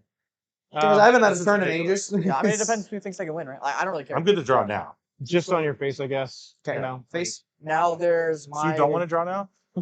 Well, he has a stake, right? Not There's a currently. bunch of- Yeah, but you and I can force the draw now. Well, I don't want to. Like, I also have a chance of winning if we like. play the Okay, game. sure. Okay, so there's a Ristic Study trigger from him casting Do me you wanna bet. pay Is for that the okay? main bet? No. Okay, Yeah. I'll try mine. Okay, I have a Fairy Mastermind trigger. You have a Bowmaster trigger. Mine's on So top. I have a very Bowmaster trigger for that. All right. For the draw. From his Ristic Study. Right. Okay, so you can declare a target. I have a Fairy Mastermind that's going to go on top of it, but you need Why to you declare draw? a target. You didn't draw off the me bet already? He responded. He responded to it. So there was the mastermind trigger for his draw. Yep. I see. Yeah. 1 at your face, I guess. Sure, I'll take Okay, and then I have a Fairy Mastermind trigger. Is that good to resolve? Yep. Okay, I'll draw that. it. Okay, and then I have my. Bowmaster. Or I already. 1 at your face. Yeah. Yep. Okay. Well, I'm gonna do as I promised. I'm gonna cast a red elemental blast target and non creature. Triggers. Trigger. You guys got it. You draw first. Me first. Yep. Draw for. This is your first spell, so yeah, I'll draw for Vesper. Sure. And then I will draw off of Ristic Study. Yep. That's a lot of cards, man. All right. Yeah, and I have 2 triggers. Yeah, you may draw 2. So Well, draw one. The first one, master. trigger Fairy. I've drawn 2 cards already. So many triggers. No, you have it. This is your. Yeah, I have. No, you draw Bowman. You draw. What's it? You draw I drew 2 off Bowman. Bowman. You got Bowman. Yeah. Oh, yeah. No, you're right. You're right. Sorry. So let's draw 1. We're in the trigger slog. Draw 2. Now there's the party. And then I have 2 Bowmaster triggers. We'll send. But I don't know. Are you keeping pushing here? I'm not. No, I'm trying to offer a draw. Is what I'm trying to do. But I would also take a draw right now. Then I'm going 2 to your face, I guess. I don't know. No, I'll take. um, I don't mind either way. Like you're gonna have the leverage to force you draw at like any point. am I? I don't think so. You know what I'm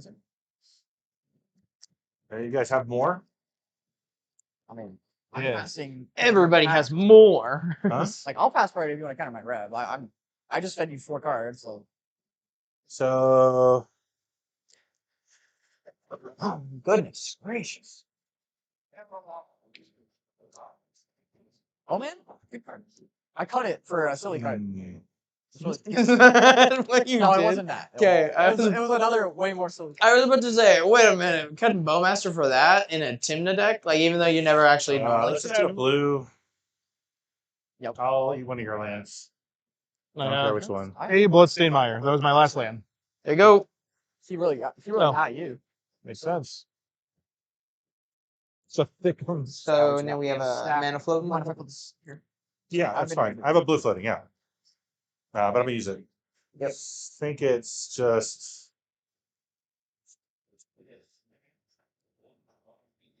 Swan Song. Trigger, Lotharistic. Again, happy to draw anytime, but yeah. I'll draw for Ristic. Yep. I have a draw. Yep. Judge, I actually picked up 2 cards. I know, I saw this good. This is a card. Yep, and then shuffle my deck. Other than the top one. Shuffle out. Sorry. And then I have my. Sorry? Clarity Jace, yeah. And then I have a Loco. Yeah, play A, right? Yeah. Yeah, you got No, I'm player A. Yeah. Sorry. Don't be. I gotta get my boy Max. Loco, good. Yeah. Take a life. Yep. And then I have to pass on this one. Yeah. 2 seconds. Oh, yeah, you got. Wait. That's the second spell, yeah. Yeah, you went. Oh, his you second went, spell. You bet Swan Song. Yeah. Gotcha.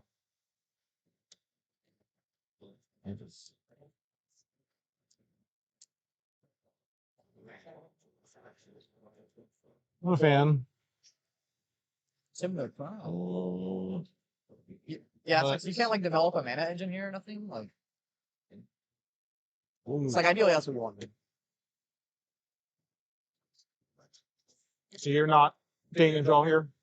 I mean, if you guys want to collude and force a draw, I literally can't do anything. Like, not one person is beating the other two, but if we like we have 30 minutes left, we're gonna draw anyway. We have less than that. It's been like 10. Yeah. It's Let's like if you do... feel like you have 0 chance of winning, you're like Max, let's collude and kill this guy, and then we draw the game, right? Like, but if you think you have a chance of winning, play the game to win, and then we're probably gonna draw. don't worry, I have this card. Max, will you stop? Will you stop pushing if I show you this card? I don't know, it depends what the card is. Oh yeah. Oh man, that's pretty good. Would you stop pushing Yeah, if I push showed the you this land. one? It's better than a land, but not much. No, it's way better than land. I actually don't have a land. I mean, you guys don't have anything, let it resolve. Okay, so there's the Swan Song on the stack. We need actions. I pass priority. I could pact it, but then I'm time locked and I die. Are you trying to present a draw? Because I mean, like we could. You don't win on your turn still? I mean, I'm gonna cast stuff into your Ristic. Yeah, he's gonna win on his turn. Of course. Yeah, he sure is. Please sound like that. I mean, if he's forced to. I can send a single protected breach. So. Oh boy. We'll see if I'm winning on this. Single pact protected breach. Yep. Well, I mean, if he's forced to use the Nasty. pact right now, I mean. Well, if I'm using pact, we're yeah, just not getting it. Yeah, I he's going agree. using the pact. I mean, then let's draw. So now we have 12 minutes. Oh. All my options suck. Oh, 20 plus the. I guess this is probably just a draw. Are we Well, gonna? you gotta show me something to I force know. a draw now. Yeah. I mean, he's still got the pact though, right? Yeah, but he's already passed priority on. I guess I'll just. We could pact. obviously I could tap my island and give him the priority back. I mean, if I'll need show be. you the counterspell. I have. Yeah. You have it? Yes. Okay. I can't show you them because they're important. Important. You can make guesses. It's only born upon a win. There's actually a born push. I just want my 2/2 bird. Oh. Let me see graveyards one more time. Lots of mana, lots of gem spells. I've yet to put a card in my graveyard. Yeah, you have that. You have the pact. And I get to draw cards off of those things. Can you show me additional counterspells beyond the pact? If don't have anything. if I show counterspell, can we draw? I mean, the thing is, I draw cards off all of that. Sure. So I don't think I take the draw yet. Just play the game. Like that's the So you have priority on the Swan Song right now. Okay. You're only at 4 The problem is that I need you three to agree, you two to agree then to play the draw because I have to pitch something like not very good for me. Like I think I'm out of this game or very close to it. So I have to pitch. Well, this is the last turn of the game, correct? No. Okay, where are we at? If you reset priority, I'll cast this mental misstep. I was sandbagging. Like whatever. Sure. You have a mental misstep too? A little bit here. It's a very interesting spot because a lot of people will maybe criticize and say like why are they talking so much? Again, this is the integral turn, right? Max has a game-winning spell in this deck. The other three either have to say, no, I want to play to win and think that they can push here and beat all the counter spells of the other three, or they have to say, I should play for draw, get my point, because I don't know if we can beat Max's double Ristic and everything he has, right? A very interesting spot. I don't think you're in theory supposed to take a draw right away, especially if you're in like Jace's position or Hunter's position. Jace is now showing that it looks like he drew a mental misstep, so he's going to be misstepping it. I think it's a good spot for Jace to keep pushing and saying, hey, I want to take game actions. I want us to keep going because his turn is next, right? So if Max gets stopped, even if he has 10 counter spells, he could just go Cavern GA win. Yeah. There's really nothing you can do about that. And because he's the next player, he's probably also the last player to get a full turn. Yeah. They can board on top, sure, whatever, but they can't untap, upkeep, draw, sorcery speed, do things as much. So it's very important, at least from Jace's position, to say, hey, I'm not ready to draw yet, but if you guys have to force me into it, I will take it. Like you said. Yeah. I think Jace really pushing back, like, no, I'm not going to take a draw right now. Yeah, I don't think I need to. We're all trying to play to win. 100%. Right? And the deal he made was very, very good and very smart of saying, hey, you can shoot me down to 5 life. I don't care. You can't shoot my Lotho, though. And giving himself 5 life means he will never die to Bowmaster if the deal is held up. And his Lotho stays, which is his mana engine, which is the only thing keeping him in this game. Yeah. Yes, he has Ristic, but he needs mana to do anything. He literally has 2 lands in play and a Chromox, right? Yeah. He has to do it. Yeah. We do see a mental misstep for the mental misstep. Yep.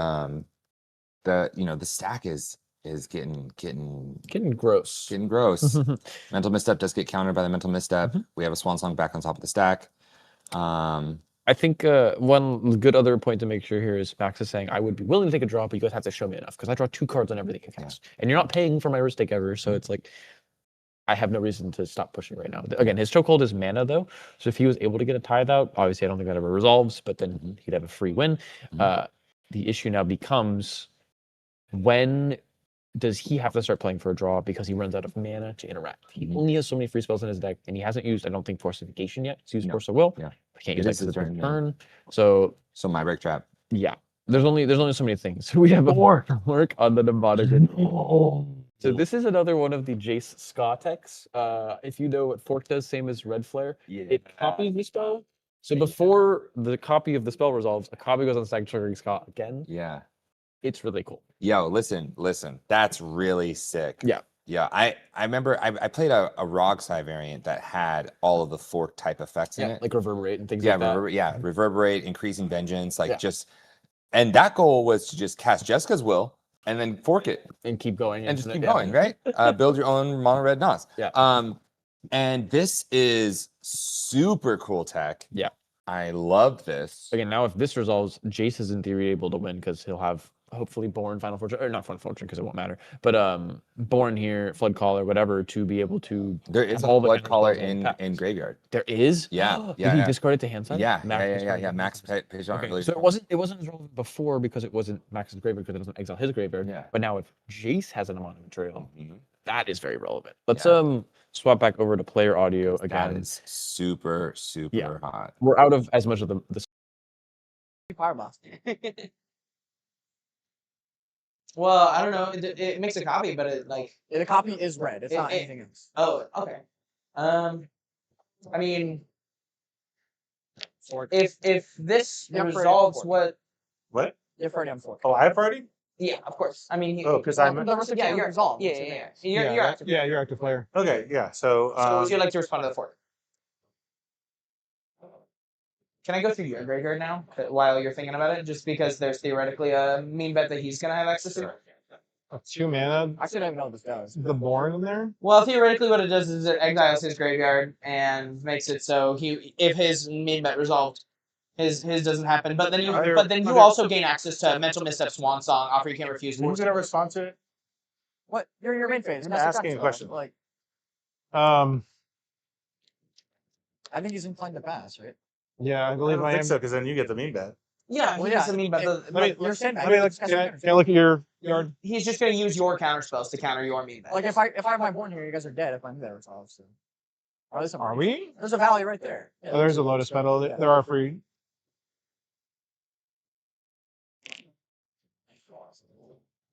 Does he just win if this mean bet? If he gets the mean bet? Then? Yeah. Of course. Yeah, there's like our ritual with the crop rot. There's the lotus petal. There's the valley. And So then, do you have a response to this because this is bad? well, he should. Just It is bad, but I mean, if we're dead on top of this, this is my graveyard. Gets Okay. a lot more counter spells. yeah. I played my last thing. If somebody wants Well, to I mean, counter- you got 3 mana for that. How much time do we have left? Yeah. Yep. Yeah, I prefer to get a Sure. turn. Like whatever. Crack a treasure. I mean, they were all looking through my graveyard. Sure. You're good. Fluster. Over 6. Yeah. So you drop. Sure, off of Ristic. I drop. All right. Not a counter. Storm Trigger Eater's Resolve. Are we all pointing at 4? Yeah. Okay. There's nothing else. on the Yeah, stack yeah. other I than- mean, you can target your. Clusters in yard, and then there's a meme bet. I have spells. I use everything. But I mean, don't you have that packed? Are we looking for a draw? I literally just used 4 pieces. Like Yeah, I know. I'm hearing 3 it. pieces. Literally lost my turn. It depends on like how good the position on the things is. Like I played to my outs, whatever. No, I hear you. I missed a line drop for like 4. So I assume we're all passing priority on that. Well, Priority's on me. Priorities on you for the meme bet.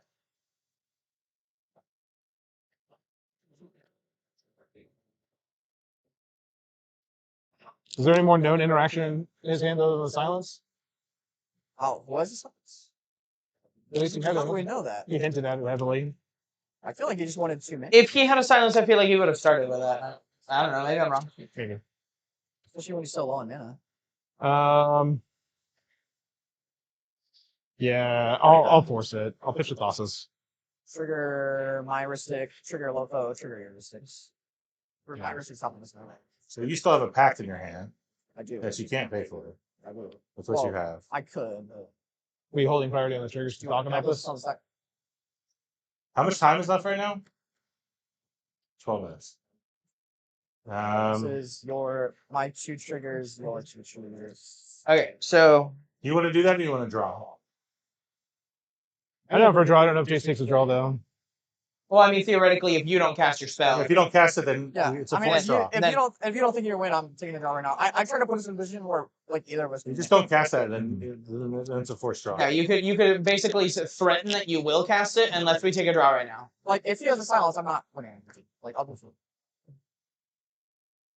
Like I literally died in 1 piece. I guess technically 2.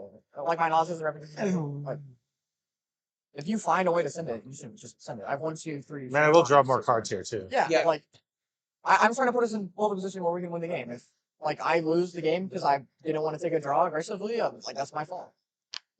If you want to offer a draw, I literally have no leverage because I only have 1 count. That's fair. I mean, I definitely think that we're in a position where we might want to go for that draw, but Well, he has a chance to win. You see your graveyards again? does he have a chance to win? Is there any way that he's getting past your turn? Is my He has 4 mana. He has 4. yeah, Exactly. of course, but I mean, like,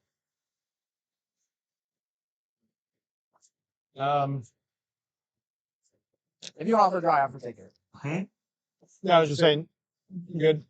Yeah. Thanks. Um, Yeah, do you want to do a draw instead? 12 minutes.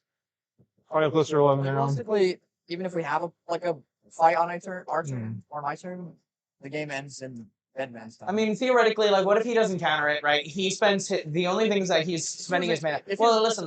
So theoretically, what if he lets the mnemonic betrayal resolve? The only thing that the action that he takes is casts the ranger captain out of a graveyard. There's no way either of you are gonna. Yeah, I think we be just able to draw do here because I think even if I don't win here, I think Like, we can make it really complicated, and maybe somebody to the sees to same win in spot. these last couple of minutes. he does. He has it. I have, So well, confident I've in cast. casting it. Yeah, I guess technically we're thinking. We're about, talking about whether or not that we're casting this. I will. I'm good to draw here at this point. I'm as well. I still have this in my hand too. I'll show it to you. Sure. I mean, I'm sitting on this. Right. So Yeah, you have stuff too. Yeah, of course. Yeah, it's a draw. I'm good to call it a draw. I get. Let's take it. You'll show me. Thanks. Yep. You have 2. Yeah, of course. Okay. Oh yeah. Sure, that is a joke. Yep. I don't think you're actually supposed to win. Yeah, It's a draw. Sure. No way. I don't think he's supposed to. I don't know. Yes, I it don't know. Like, I don't know what he's got. We got the if draw. you're I got the trying draw. to- It's a very, very convoluted spot, and I think the most important thing I want to mention here is that Jace did the right thing of being the one trying to stop Max. Right, he has to show goodwill of like, I will start countering things because I get the next turn. But I'm not going to do everything. I'm not going to cast my pact. There's no reason for me to. I will lose.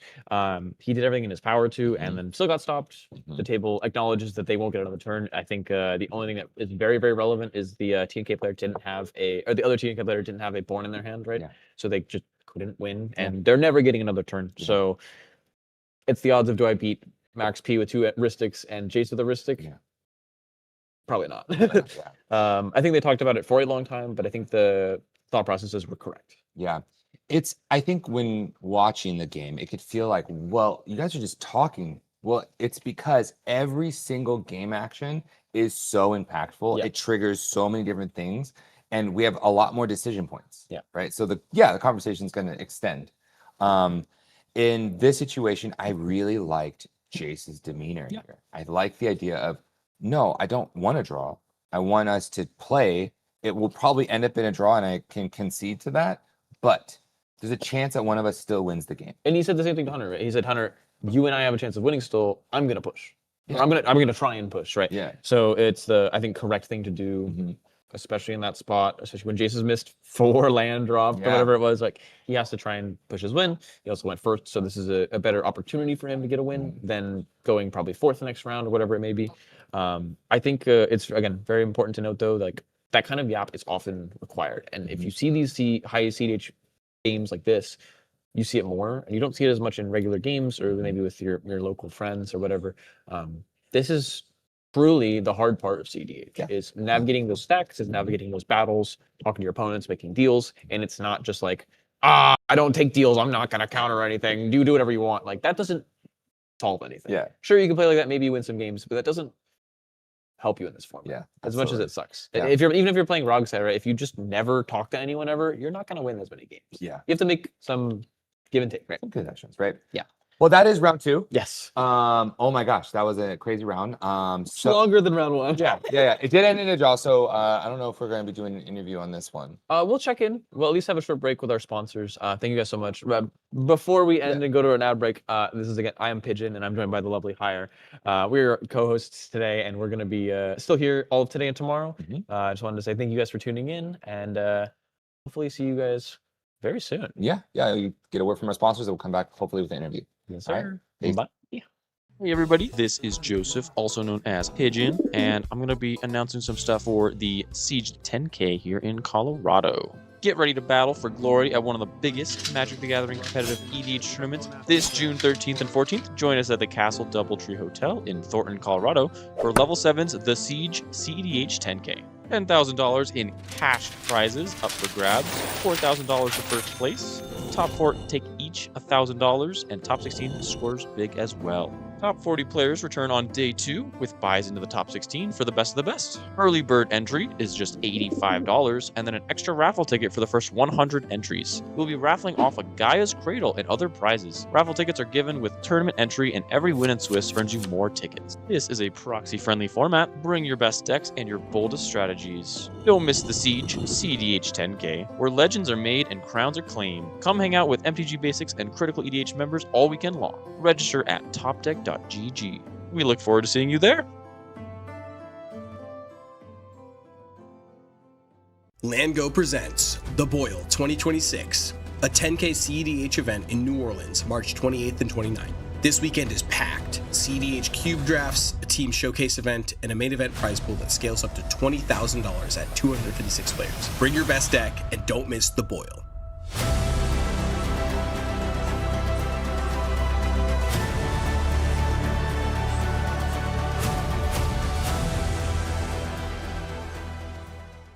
Just Jam D-Grid is bringing the heat to the Southwest with this $20,000 cEDH tournament. This 2-day event will take place in Gamers Guild, the largest play space west of the Rocky Mountains. Jam games all weekend with on-site restaurant, bar, and cafe with food delivered straight to your table. When in doubt, just jam. Don't miss it this May 30th through 31st in Phoenix, Arizona.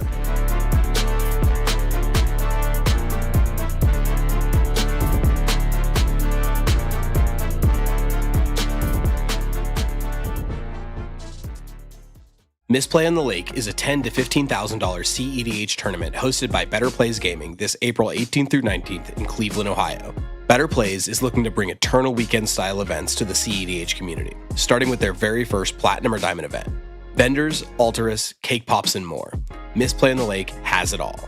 Better cards, better value, Better Plays Gaming.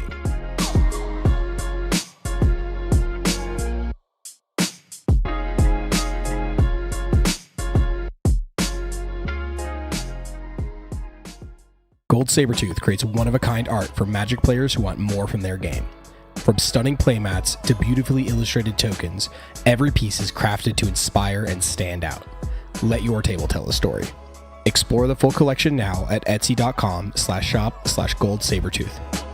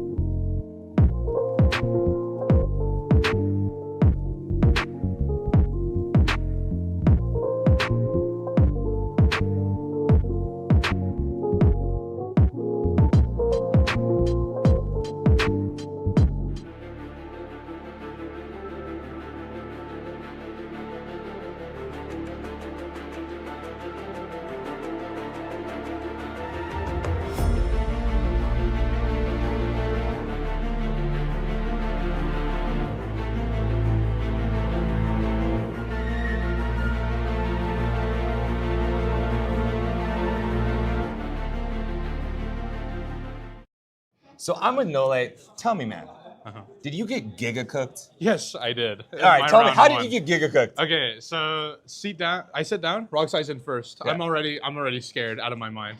BV's in second, and then there's a Shorkai in third. So I'm actually just like if I make it to my turn 2, I either lose the game or I'm stacked out. Yeah. So like either way, I'm already playing for a draw mentally. Yeah. So Rockside plays 2 rocks turn 1, plays a Rog, and then VV just goes land Vexing Bubble. I do. Oh my god. I'm like, we're absolutely just losing this game to Rockside here. Yeah. Can you not play this bubble? And Please. he just like doesn't listen to me and plays the bubble anyway. The Shorkai even shows him a Commandeer and 2 blue cards. He's like, I can help with this. And he's like, no, absolutely not. What is going on? Then plays the Vexing Bubble. It's Just yeah. Nah, I don't want to win. I don't want to. Shorkai has to go land pass because he had like 3 rocks. Yeah. And I literally also I started with the gemstone, which is fine, but I also go land pass. And then Rockside just goes, Nauseum? Yeah. Ritual Nas? Yeah. Actually, thanks actually for making my opponent silence. It was almost. I had a little bit of hope because I was like, he might need free rocks. Yeah. He flips 0 free rocks, but draws Breach Grinding Station with a Soul Ring and Mana Vault. With a Soul Ring and Mana Vault, because of course you gotta have it all. Yeah, right. Okay. I was like, okay, I'm just like predestined to lose this game. Well, I'm sorry you got Giga. It's okay. It was fun. Well, you know, we're here at Dallas right now, but if you guys want to see more, check us out. We have a bunch more videos coming up. And sorry, man. It's okay. It's okay. Anyways, peace. Peace.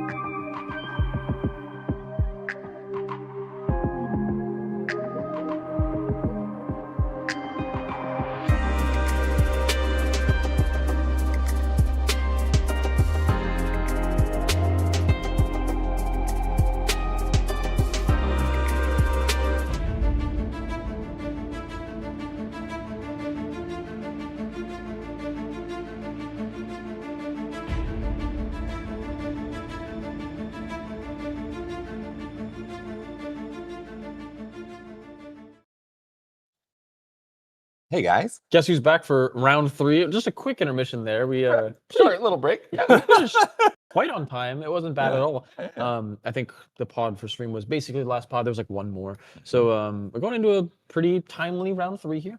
We've got an interesting pod. We've got another Arkham Dagson in this pod here.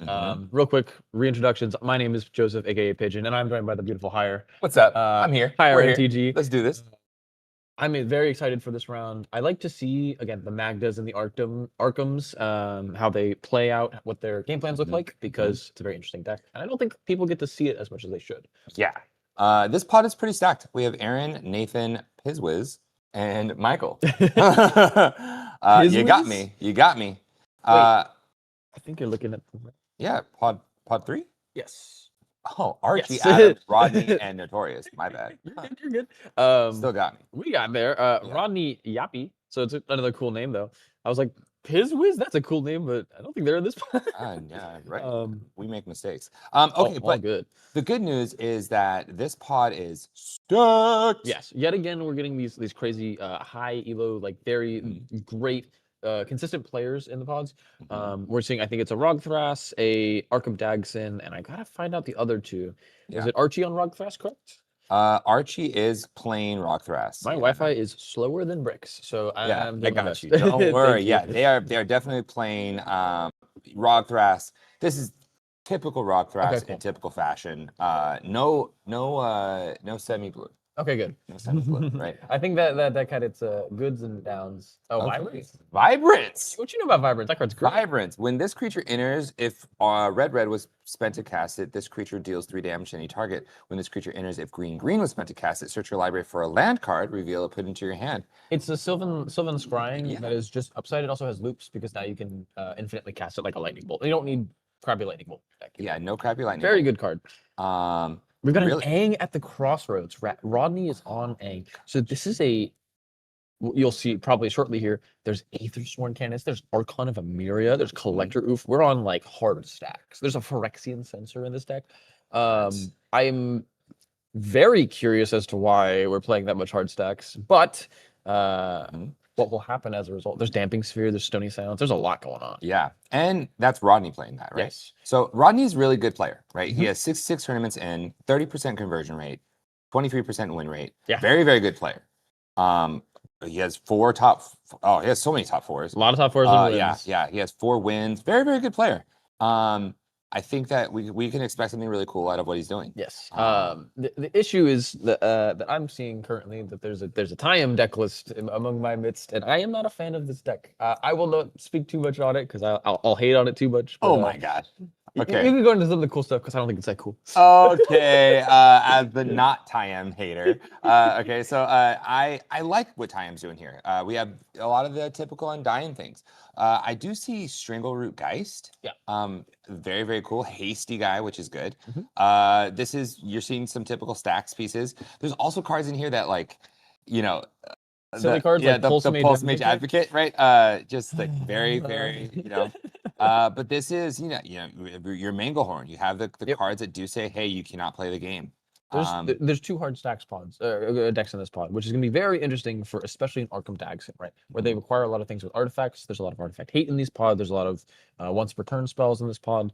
I think he's going to have to somehow turbo out a win against double stacks, and I don't think that's going to be all that likely. Same with Rogthras. They can kind of play under it easier depending on which ones it is, but it's going to be difficult to say the least. Yeah, absolutely. 100%. This is with this pod. It's gonna be a flip the die. Yeah. I think that if you can get out your stuff before the pod gets stacked out, then you're probably winning the game. Yeah.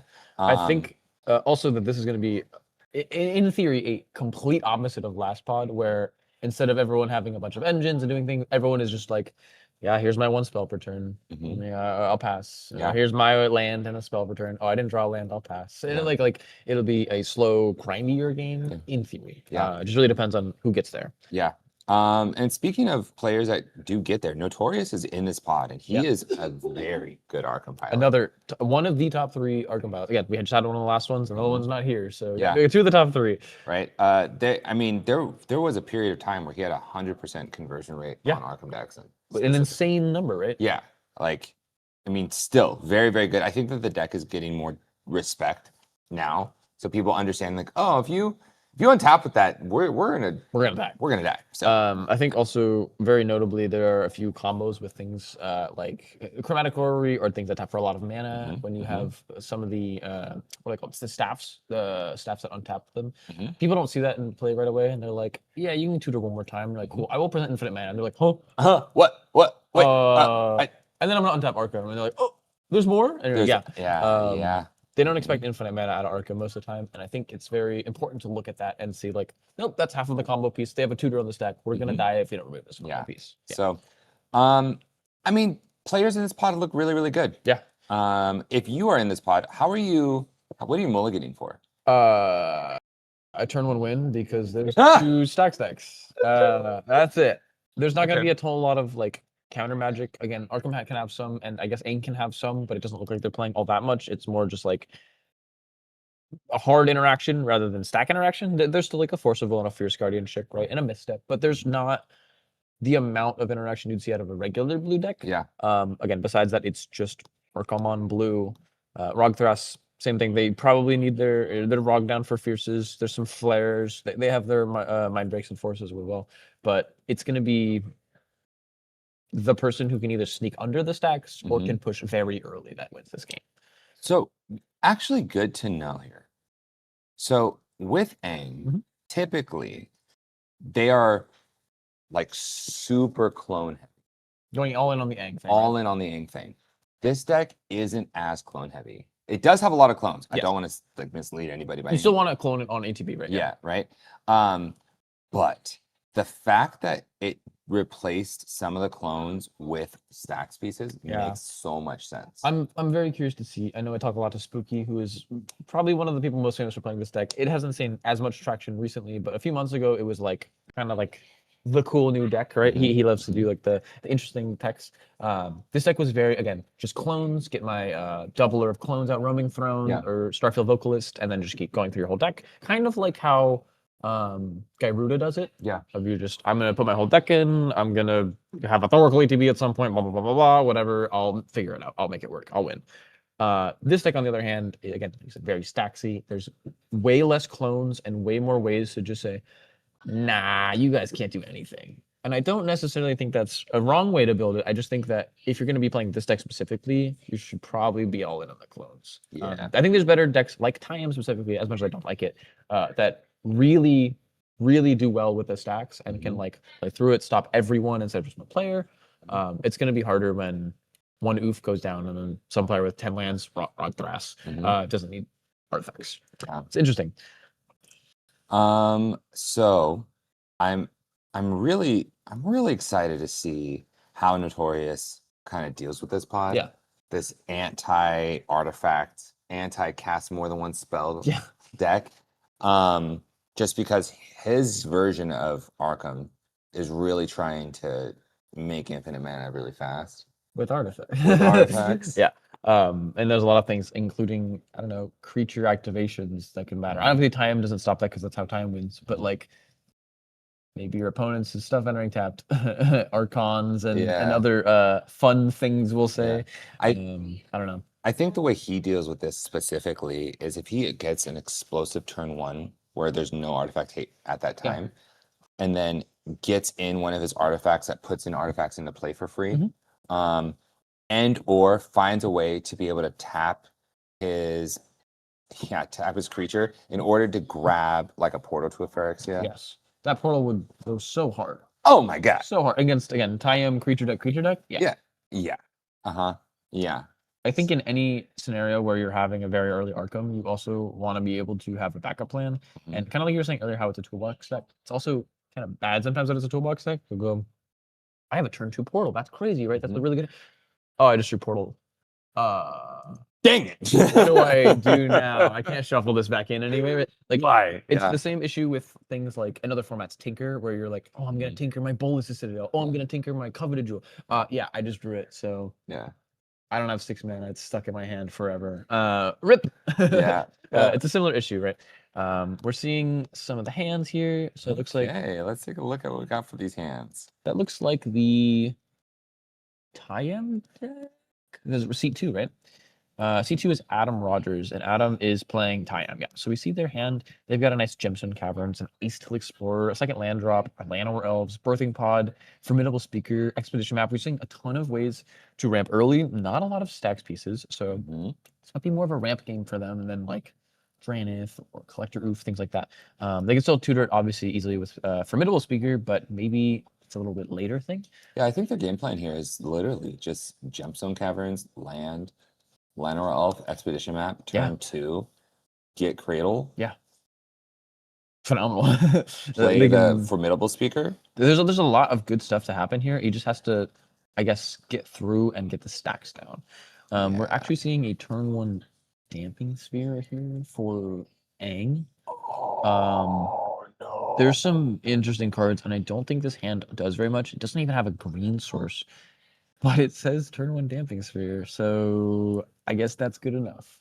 This hand is Chromox Land, a blue clone, a Felidar Guardian, Fierce Guardianship, Roaming Throne, Damping Sphere. There's really no game plan other than turn 1 Damping and then just pray. So this will screw a lot of the table. It's more of how do you deal with Tayum? Tayum doesn't really cast that many spells after turn 1 or turn 2, and even if they are casting multiple, it's not like they care too much about the 1 extra tax. Their second spell costs 1 more or whatever, that's fine. And I'm very intrigued about that hand. Titan Seat 1 is Chain of Vapor, land, crop rotation, Phantasmal Image, pitching the Hexing Sculpture and another land to the bottom. Yeah.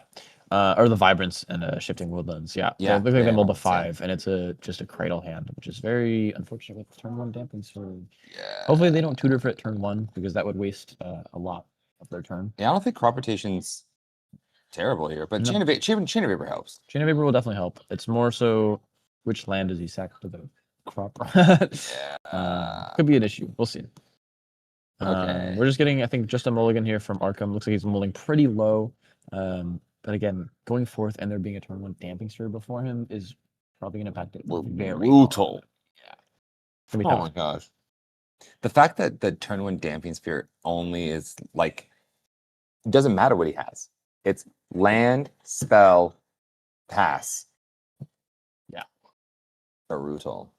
Also, again, knowing the pod composition, knowing that Rogthras and Notorious here on Arkham are mulling very low, I think it pretty much just gives the game to Tyam, as unfortunate as it is. That's, again, the issue with some of these stacks decks where you play Damping, the one player who doesn't care about it will just win. Same with a Collector Roof, same with an Archon, right? Even if it came out of a different deck. It's very difficult to play stacks against a full pod. That card will almost never affect everyone the same, or if at all, one of the players, right? Yeah. Taurus is still mulliganing, might be going even lower than a 5 here, probably like Yeah. a 4 or 3. Yeah. It's looking like it. Yeah, he's going to 4. Yeah. Okay. We'll see what this 4 is, and even if it is like land fish, I don't think it's very good in this pod of creature deck, right? It's gonna be tough. Yeah. Yeah. It's funny because like even if he mulligan for Ristic, it's his turn 1 is land, like maybe it is Ancient Tomb Petal into Ristic, but like now that doesn't work. It doesn't work for so many reasons, right? His land only makes 1 colorless now, and it'll be a second spell. Yeah. Like it's just it's so rough. He pitched Island Fish on that 5. We getting some info from the judge. Thank you, Judge. Yeah, I think that is the correct call. This pot is not a fish hand, especially going forth. Maybe first, right? Get your recall and let it die, but not looking too good here. It's got to be either an early Arkham with like a Mana Vault or something else. But even then, we know, like, again, Ancient Tomb, City of Traders just don't work here. Yeah. It's going to be interesting. Looks like he is keeping a 4 or a 3 even here. Just going to be bad regardless. Oh my gosh. What a rough pod. Okay. Well, it's going to be interesting. I'm excited to see how this works out for the players, just because a lot of the time when we're in a stacks pod, you know, the game might get 2 stacks out and the game just ends in a draw. Yeah. But in this pod, these pods are kind of these players are kind of built to deal with this. Yeah. They've got to adjust every time. Right? They have to. Yeah. Oh man, I almost feel like Aang is best suited for this pod. I think it's in a good spot. Again, there's another stack deck, right? So they can easily benefit from it. Yeah. But Tyam specifically, and you see Angus on it too, on the Collector Roof effects, which doesn't really stop Tyam specifically. It stops other things. It kept land, 0-drop artifact creature, Sculpting Steel. Not a lot to do here per se, but it does have out Awara as one of your lands. Yeah. You pitch it if you get to 4 mana. Looks like we're starting here. Pitch Ballista, Tezzeret, and Force an Egg. Yeah, that seems pretty correct. You can't really keep a Force of Negation on a mold of 4 going forth, I don't think. So we got the gemstone out of Adam. We're crop rotationing right now. Yeah. Just put him down. Yeah, that's all. Thank you. Getting that cradle is actually gonna probably really screw him here because he doesn't know there's a tournament damping coming. Nope. But he did sack the Taiga, which is good. At least he'll have blue-green. We just know that it's only going to tap for colorless for Cradle. The downside of Damping Sphere. That's what I was like. I don't know if we should do it now. I don't think there's any incentive to, unless he drew. Oh, you got a colored source. Oh no, he got a just Cradle. I got so excited when it's like City of Brass. I was like, oh, he knew. Oh my gosh, we drew a second dork. So we're not going to get it down. I don't think this turn, but because we don't have another green source, but birds and Llanowar are in hand. So now this map is going to crack for Cradle. We're going to get down a dork and be able to cast other things like Formidable Speaker because that taps for all colors now. This is a really, really good spot for Tyam here. Again, notably in Rodney's hand, he has no green sources. He doesn't have a pitch card for Chromox in hand. He just has Sea Clouds and then Chromox blue-white cards. So he might be out of this if there is just no green source for the rest of the game. He just doesn't draw it, right? Okay. Pitching a card he drew. It's a white-blue card. Looks like a white blue card. I'll find it real quick. Yeah. Yeah, this is tough. Here, Yeah. here comes the damping sphere, man. Yeah. Looks like it was Linvala, Shield of Seagate. Yeah. Just a white blue card to give super. Oh man. Oh man, Arkham's like, yes. Yeah. Cool. This is really, I'm really, really down. bad. And Again, Archie has a Chain of Vapor for it and a blue source to cast it, but it takes him off of a turn cycle. He can't do anything else. then it just comes back down. And then it just comes back down. Yeah. It's super bad for the pod. But right now, Tyam is They're happy as clam. they They are didn't keep so a stack far. piece, right? They did not keep a stack piece at all. And he just played one for him. Yeah. This Thanks. is phenomenal. Thank you. Appreciate you, big dog. I think it's Island Zero drop Dork Pass. Yeah, that's all I can do. Yeah. It'd have to be top deck like Lotus Petal or something. Yep. Pass. Say go. Like, You "Yeah, gotta we're gonna-" re-damping You're like, oh. Yep. Oh no. My Thrasios doesn't really work anymore. I don't get it down turn 2. Yeah. Yeah, we're going This is why I think it's sometimes important. Like, yes, there could be a point where someone could counter your crop rot turn 1 if they keep a piece of mana interaction. I still would never risk it and get it before I know what comes down, especially against 2 stack decks like what's happening. Obviously, Time doesn't play Damping Sphere, but that doesn't work. You never know. That doesn't work. That doesn't. Oh no, it only makes 1 green. It does work. Oh, it for works now. this turn. Yeah. Okay. From now on, though, it will not work. Yeah. No, you're right. You're right. Oh wow, that's actually really cool. Again, Okay. for now, For now, but for now now. it taps for just colorless. Yeah, it just has to. Good to note. Good to remember. Okay, so also Adam did draw another land. So this is more mana. I think now he can even pay the damping tax to. Oh, I guess he can't play Cradle because he's not going to tutor for it. He's not going to tutor. It might just be like Formidable Speaker, tutor some stacks piece, or like Drannith. Like Drannith would screw this pod. Like, yes, it doesn't stop Rogthras, right? But there's a damping already stopping Rogthras. So it stops Aang from ever coming out, Arkham from ever coming out. Some of the lines that Archie will have in Rogthras inherently will use things in Exile or in other zones. This also could just be Tyam right now. Yeah. Time and then play all your creatures, get all the vigilance counters on them. Would be very, very good. I'm curious to see if it's like at least a Llanowar of something else, or if it's just Time just to get the counters on stuff. Yeah. Knowing you have like a lot of turns though, because there's a damping sphere, is probably pretty helpful. Yeah. He also has the because he's fetched. He also has the Ice Still Explorer. Yeah, he could just play Ice Still and then play land drop. Okay, it is Formidable Speaker. This is also very notable. Again, you can discard a card, which is good for Time, so you can put it right into play later. Just discard the Llanowar Elves. Okay. Again, we can put that in. Put that in play later. Vigilance counters are good. We're really just going to be grinding. Again, this is entirely Tyam's deck. All he does here is just sit back, stacks everyone out, pass. Like at every turn, I'll just Tyam, activate, pass. And then eventually I'll get to an unbeatable board state and won't have to do anything until someone tries to win. And if no one tries to win, then he just wins, right? So this is going to be a very, very tough pod for the rest of the table. And you can see the board state in comparison of everyone else. A land and a dude, a land, a damping sphere, and a Chromox, and then 2 lands and 2 dudes compared to a bunch of dudes, a bunch of lands, an expedition map, a creature I'm tutoring right now. Like, this is going to be scary. What is that? Is that a different Strangleroot, guys? Is it a Bloom Tender? It might be Bloom Tender. It's a Devoted Druid. Yeah. Okay. So we're on Devoted Druid. Yeah. No, this deck is very good in Devoted because you can also put Swift into play, and it doesn't target because of how enchantment auras work. If they're returned to the battlefield, it immediately equips, and then you should have Infinite Green. It also means infinite counters if you crew it, but that doesn't work because it'll die state based because it's negative a million. This is the early combo piece that Adam's getting. I think there's a world though where he'd rather just get a stacks piece. The damping sphere is again really going to affect the other 2 players and not really as much him. So curious as to if anything happens. Oh, we did hit a land, but it's a Bossing Say. Is that what that is? A really slow land? Yeah, if you Swift reconfigure, that's just the win. Yeah. Because you take off the counters with Tyam. It's not a creature. It doesn't matter if it's a creature. It's Was if it it's just -1/-1 counters. Yeah. You just get counters. They don't kill the creature. Yeah. No, it has to be creatures for Tyam. Creature. Remove 3 counters from among creatures you control. It won't be a creature because it's a vehicle. Cool. MDFC clone creature on a land. That's what that is? Okay, so it's not the Bossing Say. It is a green MDFC called... I don't see a green MDFC in this deck. Agatha's Soul Cauldron. Do you see a green MDFC That in seems this deck? so good. Am I losing it? Can we get the name of the card production? Because... This is out of Rodney. Yes.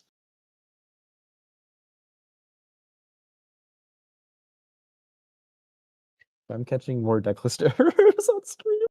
Yeah. Not gonna be all that funny, but I think it's funny. Pause the timer real quick. Yeah. I'm trying to figure out what land this is because I was thinking Bossing Say is the green one that earthbends creatures, but enters tap unless you control a basic, and he doesn't control a basic. So I was like, oh, maybe that's what it is. I don't see actually really any MDFCs in the deck. Yeah.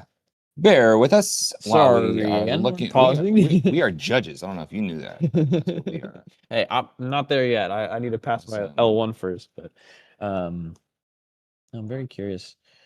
There wasn't Agatha's out of Arkham though, so very notable. That also could be Bountiful Promenade. But it wouldn't enter tapped. I mean, maybe two of his opponents scooped before he. Okay, that point is a good point to make. You can scoop at any time. Okay. Yeah. GTG.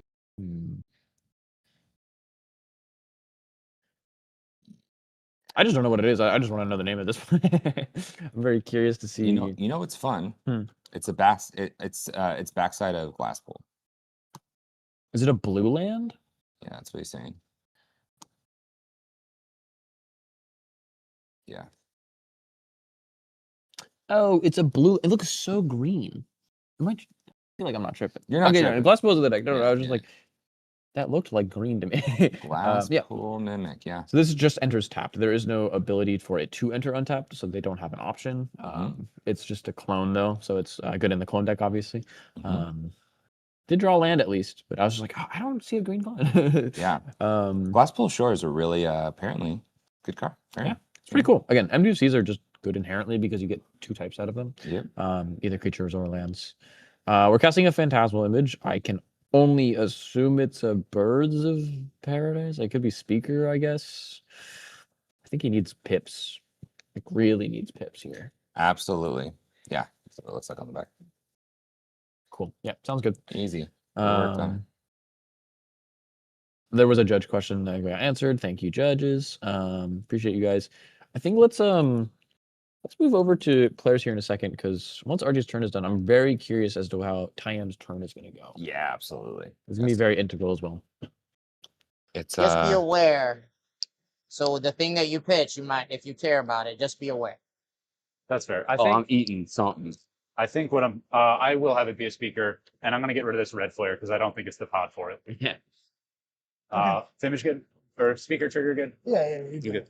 I'm gonna go get a Dryad Arbor and play it as my land for turn, and I'm gonna pass it. That's awesome. Strong. I'll untap, good upkeep. This was my next land. Stream, y'all got a real fun game to watch. I know, right? They're like, burr. The Cold War. Yeah, they're like, burr. What you got over there? Who? You. Why you want to know? You told me to watch yourself. Yeah, I'm saying careful. Don't blow yourself out. Yeah. That's it. That's a good point. 1, 2, 3, and 2 life. Let's see. We'll get it one day. Got a counterspell. I'll play a birthing pod. Oh. Ooh. May I read birthing What pod? does he get with this? What do you get with that? It's a 4-drop. So you can get a 4 to what? For a is that? creature Oh no, card. we can get a 2. With No, converted no, no, mana no. cost Birds equal to is 1. Birds is a creature. Yeah, birds is a creature. Let me move it up here. Sorry. So are you trying to? You had 2 cards in hand, right? You have 2. in I hand? can't do anything about that. Or 2. Sorry, yeah, I 2. drew a call. One of them is. He What's it eats called? speaker here to go get a 4-drop. Or does he eat the 2? I think he gets a 4-drop. What 4-drop? Oh, yeah, you're right. You're playing Tyam, right? He doesn't run 4-drops. Yeah. Maybe. It could be wrong. So he Oh, gets a Grand Abolisher. I think I know what like, it is. He's just gonna go I grab. don't think that's good enough here. No, you There's can't still grab the- that. So how much? This is I don't think it's interesting. good Sorry, the question. either way. I think. The question. I So you think- just have the Just the gemstone. at the just the moment. gemstone is available. Yeah. You want to tell you us your haven't- intentions? Beg your pardon? You want to tell us your intentions with that pod? I'm gonna probably sack one of these two creatures and go grab like something value, not a Define common value. piece. Something that lets me progress my board state a little more this time. Like a dork? Probably not a dork. I mean, maybe He a has dork. combo Yeah. pieces to like get extra Yeah, maybe counters something that and gives stuff. me counters Yeah. and mana. You know, maybe a wall of root. I don't think it's good for us, but Maybe something else. I don't think it's good, but like I'm not comboing with it this turn. Yeah. I know he has devoted druid in hand. yeah. And like, if you don't have another land, you can't cast another spell this turn. This Yeah, is the I prime pass. point. I pass. Yeah, I pass. I'm gonna pass. Okay. I'm gonna activate the pod. Pay 2 more. No, if we're not salty, guys. We're Here gonna we go. we're gonna get a 4-drop. So I do have one. So I sack the speaker. I'm scared. A Don't little be bit. scared. Don't be scared. What 4-drops does it? Oh, Not- he already had 1 4-drop. Did it? What was the 4-drop? I'm gonna get a bright glass here. Oh. Respect. Didn't see that coming. Yeah. Respect. What does this one do again? When It's it one enters, drops. I get to search for 2 1-drop, 0 or 1-drop artifact, creature, and/or enchantments. Put them in my hand. I should say my Respect. Yeah. We cool with that? Yeah, Yeah. good on you, TB, TB. Yeah, I'm I gonna got- stay in my library. Yeah, may I read it while you're doing Yeah, your thing? I need to look at it quick, see what I want to go for. So.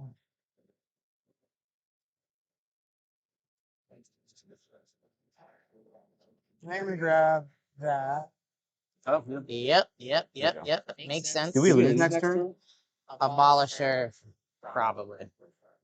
Oh yeah, so we lose next Yeah, turn. correct. You got No, something? no, not necessarily. So, Swift reconfiguration and devoted druid gives me infinite mana, but it doesn't give me infinite counters. Yeah, but infinite mana is infinite I do mana. have infinite. Yeah. That's You just got- green. honestly, you got something? Huh? You got something, honestly? I get a walking base. Oh, that's just Abolisher. right there.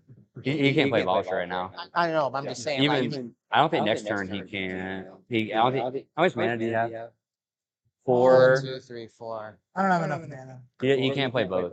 Oh yeah, he can. He can play Abolisher and he had just enough mana to reconfig. Yeah. So it. Oh, he got Walking Ballista. He's just gonna kill us with infinite mana off of Yeah. Devoted Druid. So, if that's the case, yeah, I don't. Not through an abolisher. Regular, we're fine. Yeah. But through an abolisher, I do not.